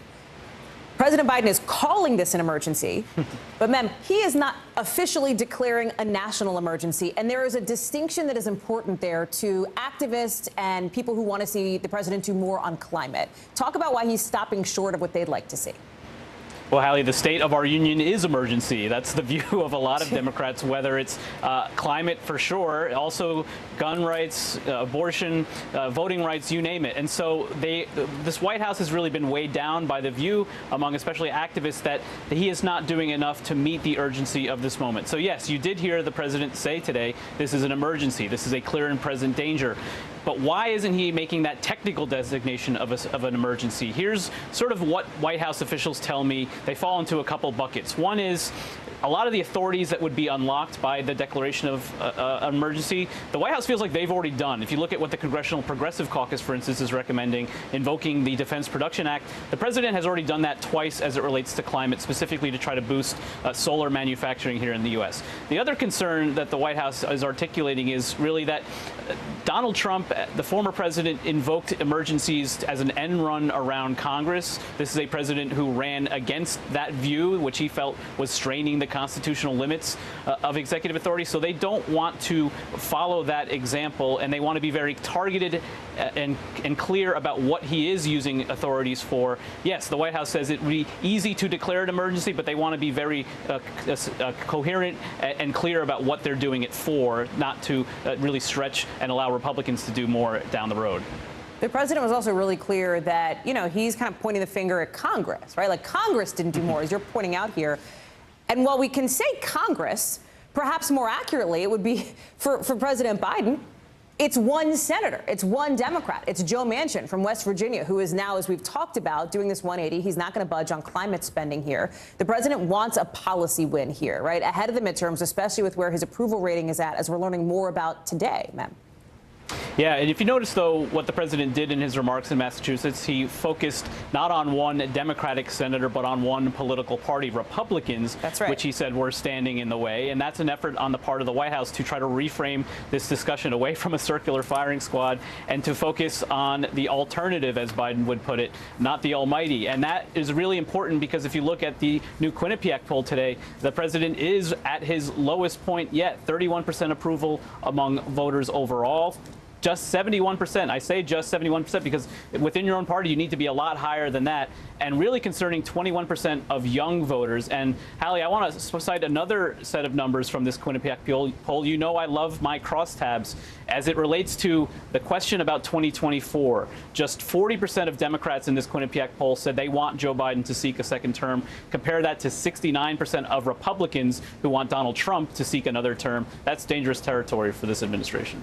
Mike Memoli, lover of the crosstab, our chief polling correspondent, live for us there on the North Lawn. Mem, thank you. Good to see you. Got it. Let's talk about what else is going down in Washington, because in just the last hour or so, right as we were getting ready for the show, we found out from sources telling NBC News more about this discussion over Secret Service text messages related to the attack at the Capitol, right? Messages from January 5th, January 6th, that the January 6th Select Committee wants to see. They want to know, what was the Secret Service talking about at the time that this happened? Well, it turns out sources are telling us that the Secret Service got a third email, right? They got not one, not two, but 3 email reminders, at least one of them before January 6th, right, to save records on their phones, including text messages.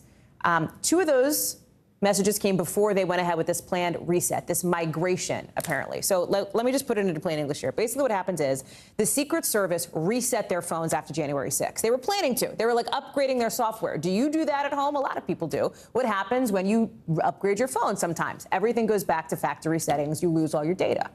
That's a problem now for the January 6th Select Committee. They want to see those documents, those text messages that are apparently now gone.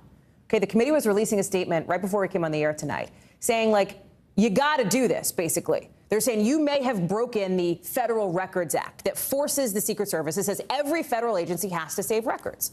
The committee's like, hey, Secret Service, you didn't do that. The Secret Service is like, it was an accident. We didn't mean to. We reset these documents. We reset our phones. We're trying to figure this out now. They're trying to go back and see if they can re-access some of this information. But right now, they don't exist. Okay? Let me bring in Ali Rafa. So, Ali, that is the landscape for the Secret Service discussion that we're happening. The committee thinks this may have broken a law. Tell us why this matters, big picture, and more about what we're hearing from both the Secret Service and the committee here. Yeah, Hallie, well, all of these points that you raised in your intro there bring up huge questions that are swirling here on Capitol Hill. Was this intentional? Was this malicious? Was this some sort of really poorly timed technology error? And so this is something that, as you mentioned in that statement that the committee put out, the committee is extremely determined to find the answers to. They even added, quote, that every effort must be made to retrieve the lost data as well. A couple of points make this sweep really even more confusing. Not only, as you mentioned, were those employees reminded 3 separate times to back up their data, there were also 4 separate congressional committees that requested the preservation of data between December 8th and January 7th by the Secret Service. That was more than a week before that pre-planned sweep took effect. So there was time in place to be able to prevent anything from happening. That's another thing committee members are asking. Why wasn't agency leadership really alarmed and pushed the brakes on this, possibly postponed this pre-planned sweep? Also, why were agency officials really left in charge of having the discretion to preserve these historical records from such an important day in the country's history, Hallie? We're also getting a lot of new information here on looking ahead to what we expect to hear in this primetime hearing tomorrow night. We will be obviously having coverage here on NBC News Now. We'll be covering it. I'll see you over on the network side. We'll play it here. 187 minutes, that's what they're calling it, right? The focus on exactly what went down as the Capitol attack was unfolding. We're learning now a couple of pieces of information, how long it is expected to be, the fact that they do not think this is going to be the final public hearing, which is interesting, and then this discussion about what might we hear not just about Donald Trump, right, but about former Chief of Staff Mark Meadows, too. Yeah, we had a briefing earlier with committee members and committee staffers, and they said that there's a possibility we could hear more about former White House Chief of Staff Mark Meadows' role before, during, and after January 6th, what he knew in the days leading up to the violence at the Capitol, what he was telling the president at the time about the violence at the Capitol. That's when we're expecting to hear more of that pre-recorded testimony from former White House counsel Pat Cipollone that we heard from Cassidy Hutchinson in her testimony, really how vocal of an opponent Cipollone was to really Meadows' inaction in what was going on in and around the White House before, during, and after January 6th. So there's a lot the committee has on its to-do list. We know that there's 2 witnesses, the former deputy press secretary, former deputy national security advisor, who were very personally impacted by the events on January 6th, both saying that the events that day were the reason that they resigned from their position. So a lot that the committee is going to cover in this hearing during primetime tomorrow. But again, the committee wrapping this all up, tying this connective tissue together with what happened at the Capitol, the attack on the Capitol, with the president's inaction during those 187 minutes inside the White House, Hallie. Ali Rafa, live for us on Capitol Hill. Ali, I'm sure we're going to be talking to you again tomorrow. I know you'll be ready to go on what is going to be a big day. Appreciate it. As we mentioned, special coverage of the hearing tomorrow night starts at 7:30 Eastern right here on NBC News Now. As we talk about January 6th, let's also keep our eyes on what's happening at a courtroom down in Fulton County, Georgia. That's because that is where former President Trump's personal lawyer, Rudy Giuliani, has been ordered to testify. They're saying, hey, you got to show up in front of our grand jury in Georgia that's looking into this push to try to overturn the legitimate results of the 2020 election. A New York judge put this order in place after Giuliani skipped a hearing last week to challenge a subpoena for his testimony in this whole investigation.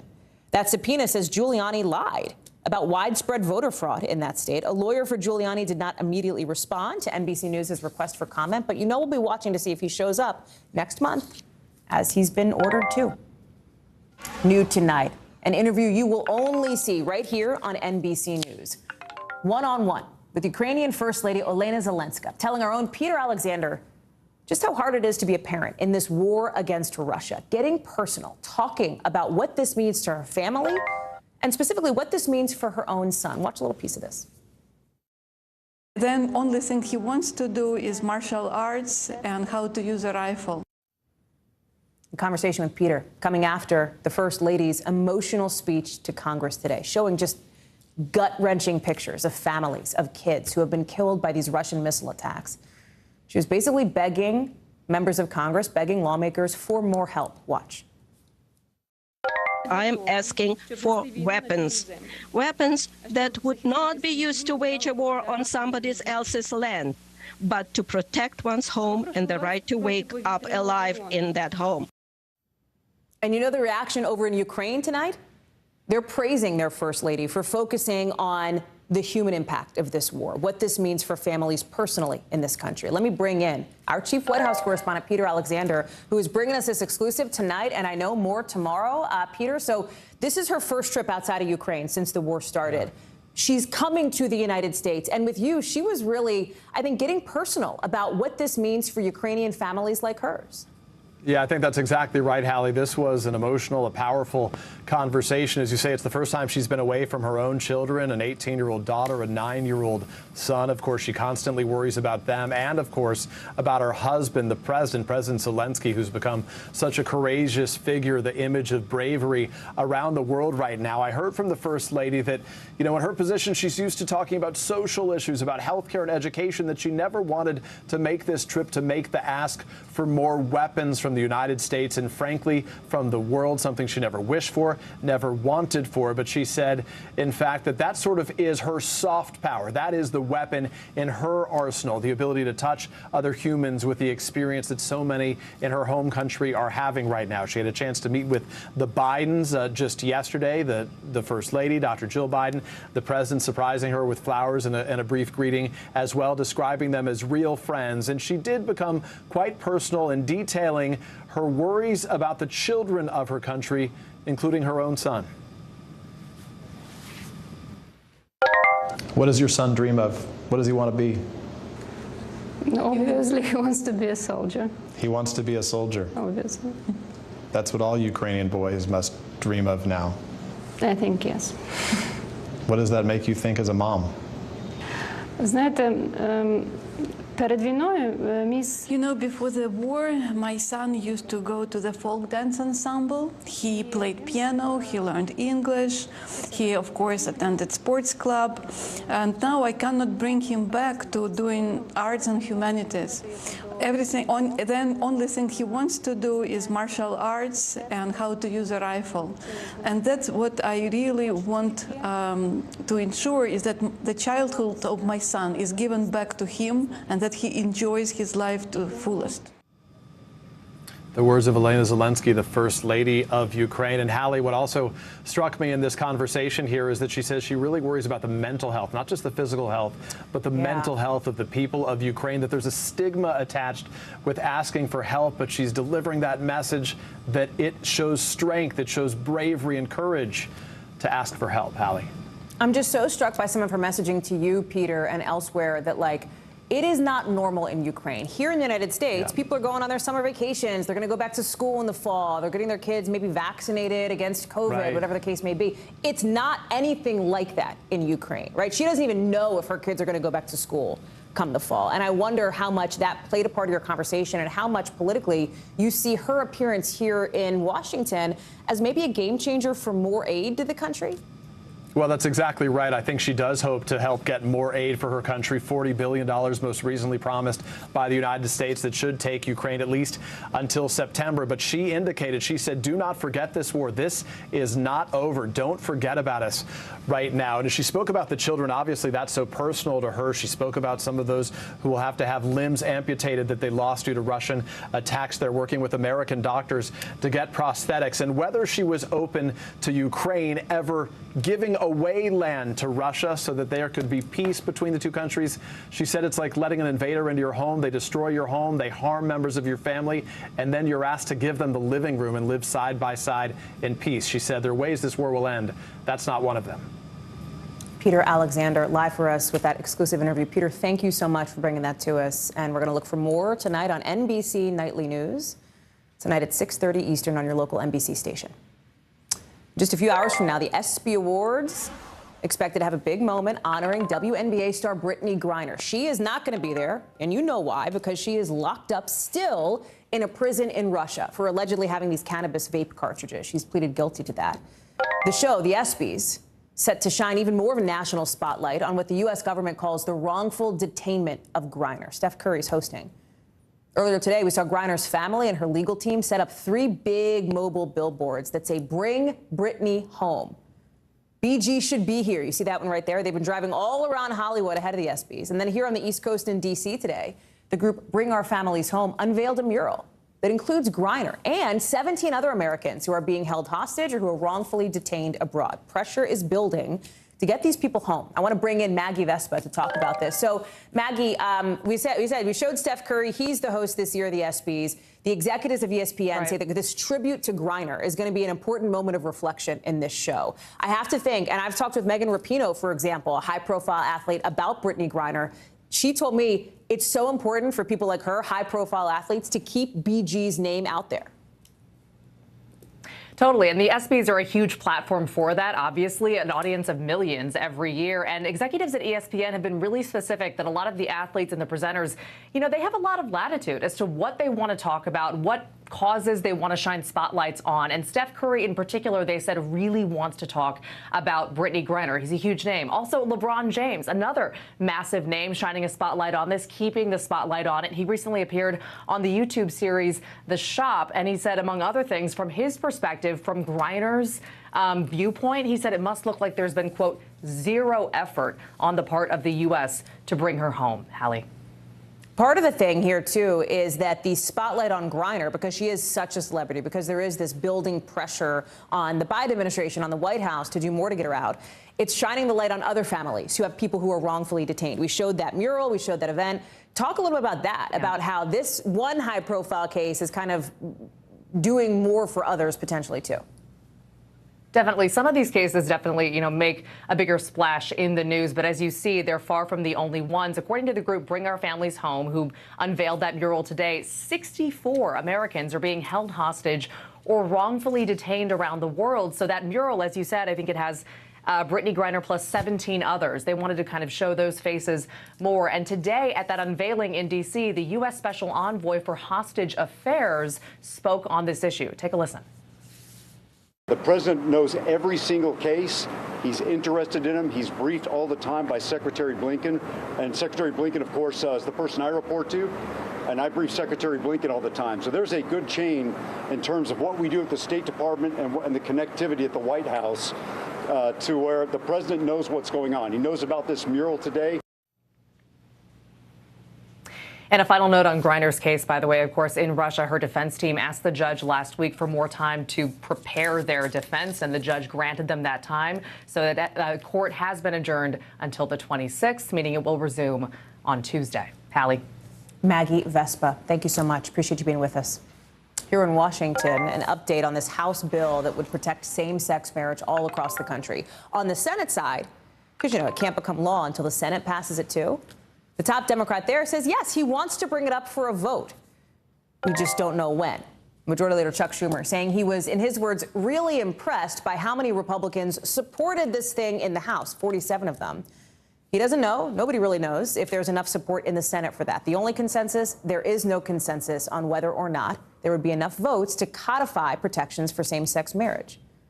Just within the last couple hours, I spoke with Jim Obergefell, the lead plaintiff in that Supreme Court case that legalized same-sex marriage in 2015. He had a message for some of those Senate Republicans who are either non-committal or sounding skeptical of this. Watch. Do you believe that same-sex marriage and the Supreme Court decision that has your name on it is settled law, or is it under threat? It is absolutely under threat. To the Senate Republicans, you claim to be a pro-family party. This is your chance to prove that. Prove that you are pro-family. Prove that all families matter, whether or not those families look like yours. It's not just same-sex marriage. We know the House is planning to take up a similar bill planning to vote tomorrow on something that would codify the right to birth control, to contraceptive access across the country. House Speaker Nancy Pelosi calling it critical for the next generation. We'll watch that. Got a lot more coming up for you here on the show, including an update on Daily Harvest, saying it's figured out what caused hundreds of customers to get sick, what they're saying about this one specific ingredient. Plus, there may be a vacation rental offer that movie fans just can't refuse. But there's a catch. We've got details on a famous, soon-to-be-listed mansion coming up in the local.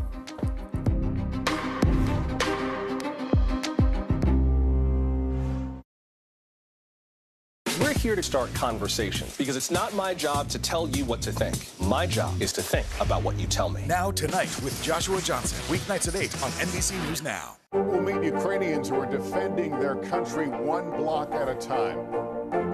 When you were still in Kiev, could you hear the bombing? My name is Lester. Who's this? Here's what's happening in your neck of the woods. Sometimes the news can be difficult and overwhelming for kids to understand, so we've created a newscast just for them. We hope your family will watch Nightly News Kids Edition. Welcome back to Today. We got a lot to celebrate on this Wednesday morning. It's good to have you along with us. You don't know when your moment's coming, but when it does, you take it. Everybody good, and that's it. The Seduction, Dateline's newest podcast. Listen to the full season now. These days, it feels like the news never stops. So let's get into it. What's happening right now, what it all means for you for an hour every day. It can be hard to keep up, so let's get started together. Allie Jackson Now, weekdays at 5 on NBC News Now. We'll meet Ukrainians who are defending their country one block at a time. When you were still in Kiev, could you hear the bombing? My name is Lester. Who's this?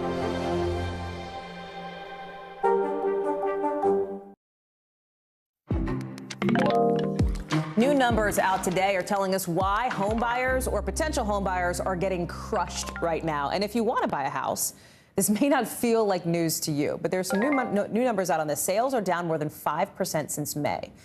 And not as many people are asking for mortgages. In fact, the demand for mortgages, it's the lowest it's been in more than 2 decades because interest rates are going up. Okay, so fewer people are looking to buy a house, but prices are still bananas high, record high. The median price, $416,000. One realtor is telling our Emily Aketa that people aren't even showing up to look at houses. I went into the weekend with 12 active listings, and I had 0 showings between 12 active listings, priced from $325,000 to $3.2 million. I mean, that's wild to think about when you think about where the real estate market has been. So let me bring in CNBC's real estate correspondent, Diana Olick, to break this all down. So help us understand this, Diana. This, sales are slowing down, mortgage rates are up, but prices are still really expensive. How should we be understanding, the housing bubble right now? I know it sounds like a head scratcher, right, Hallie? You would think that prices would be coming down faster, but it's still that same supply and demand issue in the market. You are seeing prices start to ease. That is, you're not going to see these crazy 20% gains that we've been seeing in the last year or so. You're seeing them come back to 13%, soon maybe 10%, soon maybe 5 or 4. I don't expect them to really drop nationally, and that's simply because there is a lot of demand in the market. You have millennials aging into their home buying years, and you still have a very, very short supply of homes for sale, and the builders aren't building much more either. So supply and demand, it actually still works in this market. I think about my friend group, though, Diana, like my peers, right? People around my age, mid to late 30s, who, if you don't have a house, it feels impossible to buy a house, right? It feels like such a huge hurdle to get to someplace where you can even enter the housing market. So what are people supposed to do right now if they do want to get a house with the mortgage rates where they are and the prices where they are? Well, first of all, they have to look at their finances really clearly and see, number one, if they can afford it. And if they can at a certain price point, they should also know that it's not as competitive as it was even 6 weeks ago. I'll say that again. Even 6 weeks ago. I spoke to a seller this morning who listed his house 6 weeks ago, thought that it would sell in a nanosecond because everything else around him had been selling a couple of months before, and he's still waiting for an offer. And you know what he said to me? He said, I want buyers to know that I won't be offended if you offer me little more than 5% less or something. He said, just somebody make me an offer. He didn't say that he was going to fire sale the place. It's a nice house in a nice area, but he did say he's willing to take less, and buyers should know that. That's interesting. Talk about then how the Fed plays into this, because they're expected to raise interest rates next week. How does that play into stabilizing where the housing market is right now? Well, so as you know, Fed rates do not mean mortgage rates. So a lot of people think that mortgage rates follow the Fed. They actually follow something very complicated that I won't get into. But what the Fed does by raising interest rates is it tries to stabilize the economy. It tries to lower inflation. And that, in turn, could help the overall market because it could help consumers get more cash back in, be able to afford a little more. Mortgage rates, though, I don't think they're going down anytime soon. They could move a little bit higher. Historically speaking, they're not that high right now. I was going to say, when we look at how high prices are, I know, not you talk about your age group, my age group, which I was buying houses a long time ago. My first mortgage rate was 9.5%. My dad helped me get it. He negotiated. He thought it was great. He thought it was great at 9%. But given where prices are, we will see the market stabilize. And hopefully, if prices cool off a bit, the Fed could help in that, not so much in the actual mortgage rate. It's hugely important and helpful context. Dan Olick, always great to see you and to have your expertise here on the show. Thank you. Let's get you over to the 5 things our team thinks you should know about tonight. Number 1, lawmakers in Sri Lanka voted in a new president today, a former prime minister. But the protesters who forced out the previous government, they're not too thrilled about this new guy either. They see him as an ally of the people who were just in charge. The country's been in this crisis, dealing with major food, fuel, medicine shortages. We're keeping an eye on that. Number 2, new data from the CDC found that overdose deaths jumped 30% in 2020, the biggest increase ever. The rate was most dramatic among Black and Indigenous people, up 44% and 39% respectively. The CDC found people in those communities reported significant barriers to substance abuse treatment. In other words, they found it a lot harder to try to get help for their issue. Number 3, a federal appeals court in Georgia says the state's law banning most abortion after 6 weeks should be allowed to go into effect. Lawmakers there passed this in 2019, but a federal judge eventually blocked it, saying the law was unconstitutional. The appeals court, unsurprisingly, cited the Supreme Court's decision to overturn Roe v. Wade in its ruling, so now that's expected to go into effect in Georgia sometime this summer. And number 4, remember when we told you about the hundreds of people who said they were getting sick from the Daily Harvest French lentil and leek crumble? Well, now we know why. The company says terra flour was the problem, and that it only used terra flour, this one ingredient, in this one very specific type of meal. The company recalled all of these crumbles after customers complained and says it's working with the FDA to investigate. It's not clear what about this ingredient made people sick. Some of people got so sick they had to have their gallbladders removed. This was a big deal. Number 5. Elsewhere in our 5 things, Ivana Trump laid to rest in New York City today. Her ex-husband, former President Donald Trump, and their kids were all in attendance, Eric, Ivanka, and Don Jr. Ivana Trump died suddenly last week at the age of 73. Her death has been ruled an accident. When we come back, one airline says its pilot academy is so good that graduates should be able to fly planes sooner, but some of aviation's biggest names are not on board. We're getting into it with Tom Costello next.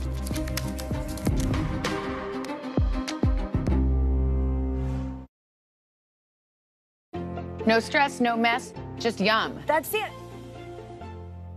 NBC News, streaming free now.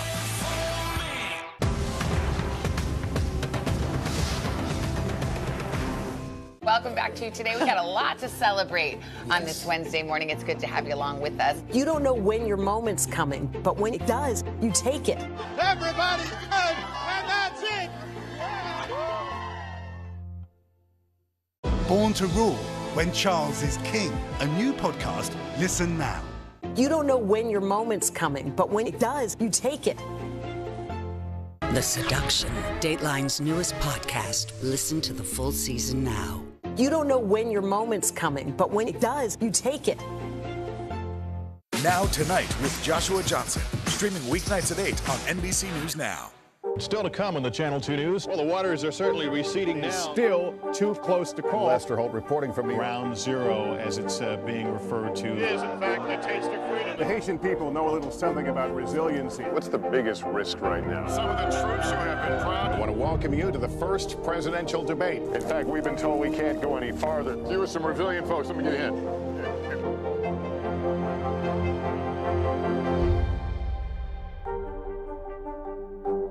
Hallie Jackson Now, weekdays at 5 on NBC News Now. One airline's plan to speed up pilot training to help with these big staffing shortages seems to be running into some buzzsaws. And one big name who's not a fan? Captain Sully Sullenberger, the hero of the Miracle on the Hudson. He says this plan tries to, in his words, water down the standards for pilots. So why is he so bothered by this? We're talking about Republic Airways. It's kind of like a regional shuttle, right? They want their graduates to qualify for a commercial license with only 750 flight hours. Okay, this is a pilot academy, 750 flight hours. That's half the hours required now for non-military pilots.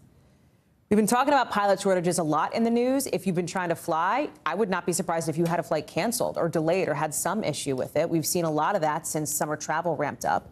The U.S. is going to need more than 14,000 new pilots every year for the next 10 years. That's a lot of people to get trained up and ready to go. I want to bring in Tom Costello, who's joining us now. So Republic is petitioning the FAA for this pretty big change. Talk about the case they're making for why their pilots should get a license faster. So Republic Airways may not be a household name to you, but chances are you flew them because they fly the regional flights for American and Delta as well as United, mostly on the East Coast. They are a big operation, the second biggest regional airline in the country. And they are making the case that their pilot training academy, where they take people with no experience, put them all the way through the program, and then graduate them, that they are, and with a little more training, they would be as well trained as the military's pilots. And as a result, they are making the argument that they should be allowed to fly on to go into a commercial cockpit with just 750 hours. And as you detailed, the FAA requires 1,500 hours. Now, you may say, wait a minute, how is a possible Republic, the small commercial, or rather regional airline, would offer training as good as the military's?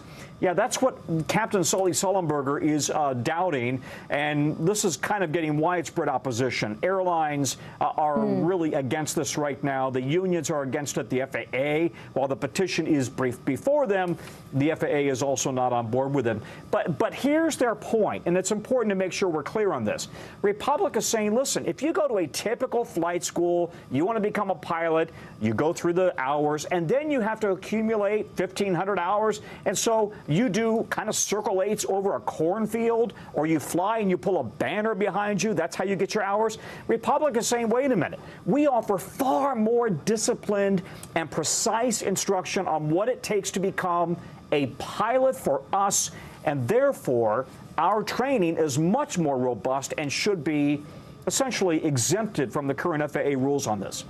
So, Tom, as you're laying out, this is a fairly controversial idea in the world of aviation, right? What are the chances that the FAA goes along with what Republic wants, especially after, people might remember that crash in Buffalo in 2009, Congress actually boosted the requirements for pilots then? Yeah, and let's make it clear that Colgan Air crash in Buffalo in 2009, both of the pilots had more than 1,500 hours, but most of the investigation found that they were simply not up to the standards of what we need in pilots. Anyway, the FAA right now is apparently not on board. Here's the Secretary of Transportation, Pete Buttigieg. Oh.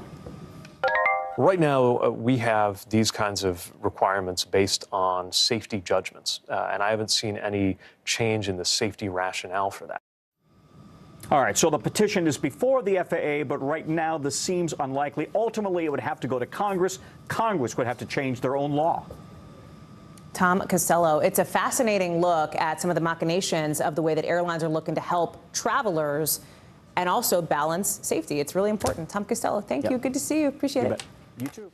Coming up here on the show, one Florida mom says she felt rage, fury, waiting weeks to get her kids vaccinated when other kids across the country were able to get COVID shots, why the vaccine was so hard to find specifically in her state, and why this guy, she says, played a part. Plus, Alec Murdaugh pleading not guilty to killing his wife and son today. He says he thinks their killer or killers are still out there. That's next in The Local.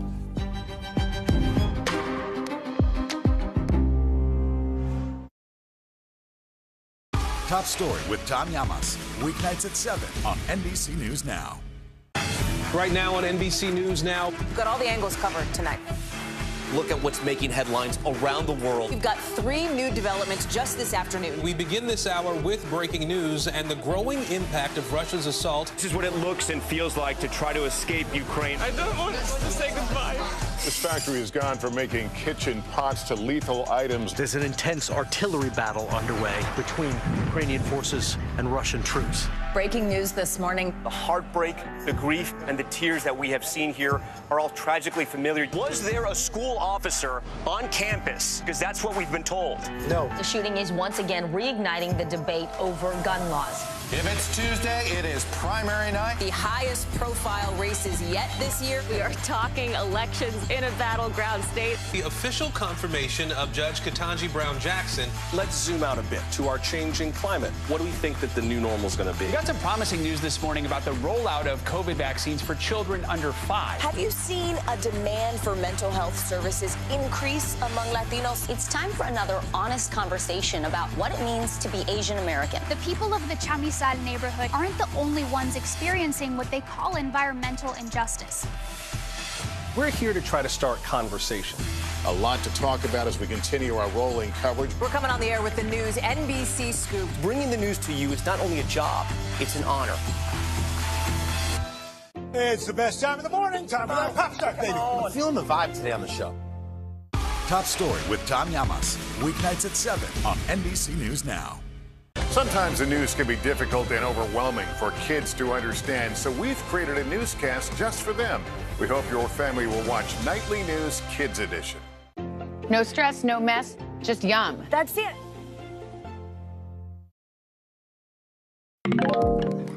NBC News covers hundreds of stories every day. And because you couldn't possibly read or watch or listen to them all, our bureau teams have done it for you. This is what they tell us is going down in their regions in a segment we call The Local. From our Southeast Bureau, former South Carolina attorney Alec Murdaugh pleaded not guilty to killing his wife and son today. Murdaugh's defense asked the judge to deny him bond. He can't post it anyway, and he wants to get on with this trial. He wants to do it fast because he apparently thinks that the killer or killers of his family are still out there. The prosecution says all the evidence points to Murdaugh's guilt in their deaths. Murdaugh also faces like 80 other charges, including stealing money from clients and running a money laundering and drug ring. From our West Coast Bureau, California officials say a man's border collie acted like a true lassie, leading rescue teams right to its owner, who fell 70 feet out in Tahoe in like a pretty remote area. This guy's 53. He says he thought he broke his hip and his ribs when he fell. He managed to get to cell phone service and call for help, but the people looking for him couldn't find him until here comes new Lassie running up to them, bringing them to the owner. Incredible story. The man's at a hospital now for treatment, but it's amazing what our pets do for us, huh? From our New York Bureau, in celebration of The Godfathers, the movie 50th anniversary, a Staten Island mansion used in the movie is going to be on Airbnb.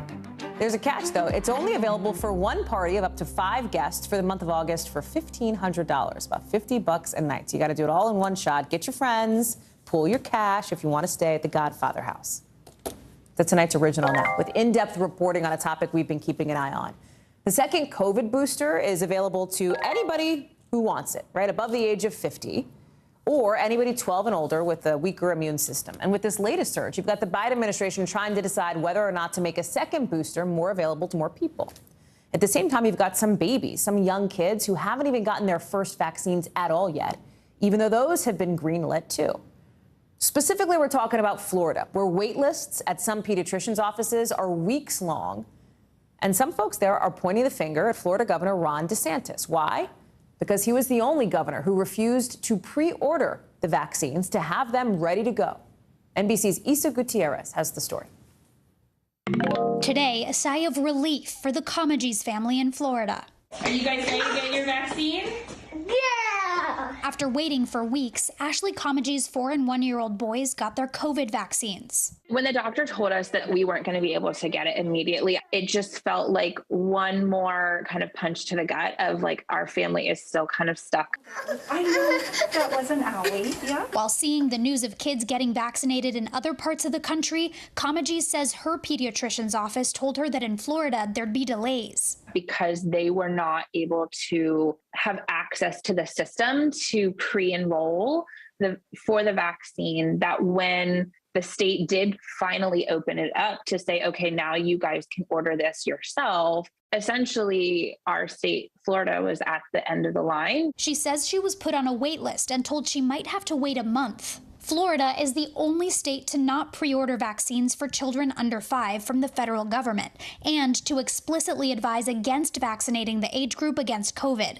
Their stance has been no secret from the beginning. The risks outweigh the benefits, and we recommend against. We are not going to have any programs where we're trying to jab 6-month-old babies with mRNA. We reached out to DeSantis for comment on delays in access to the shots. His office did not comment and referred us to the Florida Department of Health. Per state guidance, state and county health personnel in Florida will not administer COVID-19 vaccines to children under the age of 5. This created a big problem, especially in underserved communities where many families who don't have a medical home, they seek their vaccinations at health departments. It created just this level of rage for me internally. A spokesperson for the Florida Department of Health told NBC News in part that, quote, pre-ordering does not mean anyone gets the vaccine any faster, and that providers, quote, can order vaccines and they've been able to do so once the vaccine is authorized, adding the demand for children's COVID vaccines is low in Florida and the rest of the country. We have to order through the state. Dr. Lisa Gwynn in Miami says the state's approach has caused confusion for pediatricians like her. There are some people that felt it would be illegal to receive the vaccine. I actually had to sit down with my nurses and say, this is okay to give. As of July 14th, the Florida Department of Health reported that only 1% of children ages 6 months to 4 years old received COVID shots. But the numbers have been increasing since the vaccine became available. Comegye says she worries for other parents who might not be as lucky as her. What if you don't have either the funds or the transportation to drive somewhere, even if it's within the state? And so to know that state clinics aren't going to have that is just heartbreaking. Issa is joining us now. And Issa, you spoke with Dr. Gwynn in that piece. You said she was pulled off the state's Healthy Kids boards. She thinks it was kind of retaliation, she seems to think, because she's talked about vaccine access for kids. What else is there to that? Yeah, that's right, Hallie. She says that she believes this was a political move and that it was punishment for her bringing concerns to the Department of Health about local health departments not providing these vaccines for young kids. Now, we did reach out to the Department of Health about her removal from that board. They directed us to the CFO's office, which is a separate office, and they gave us a statement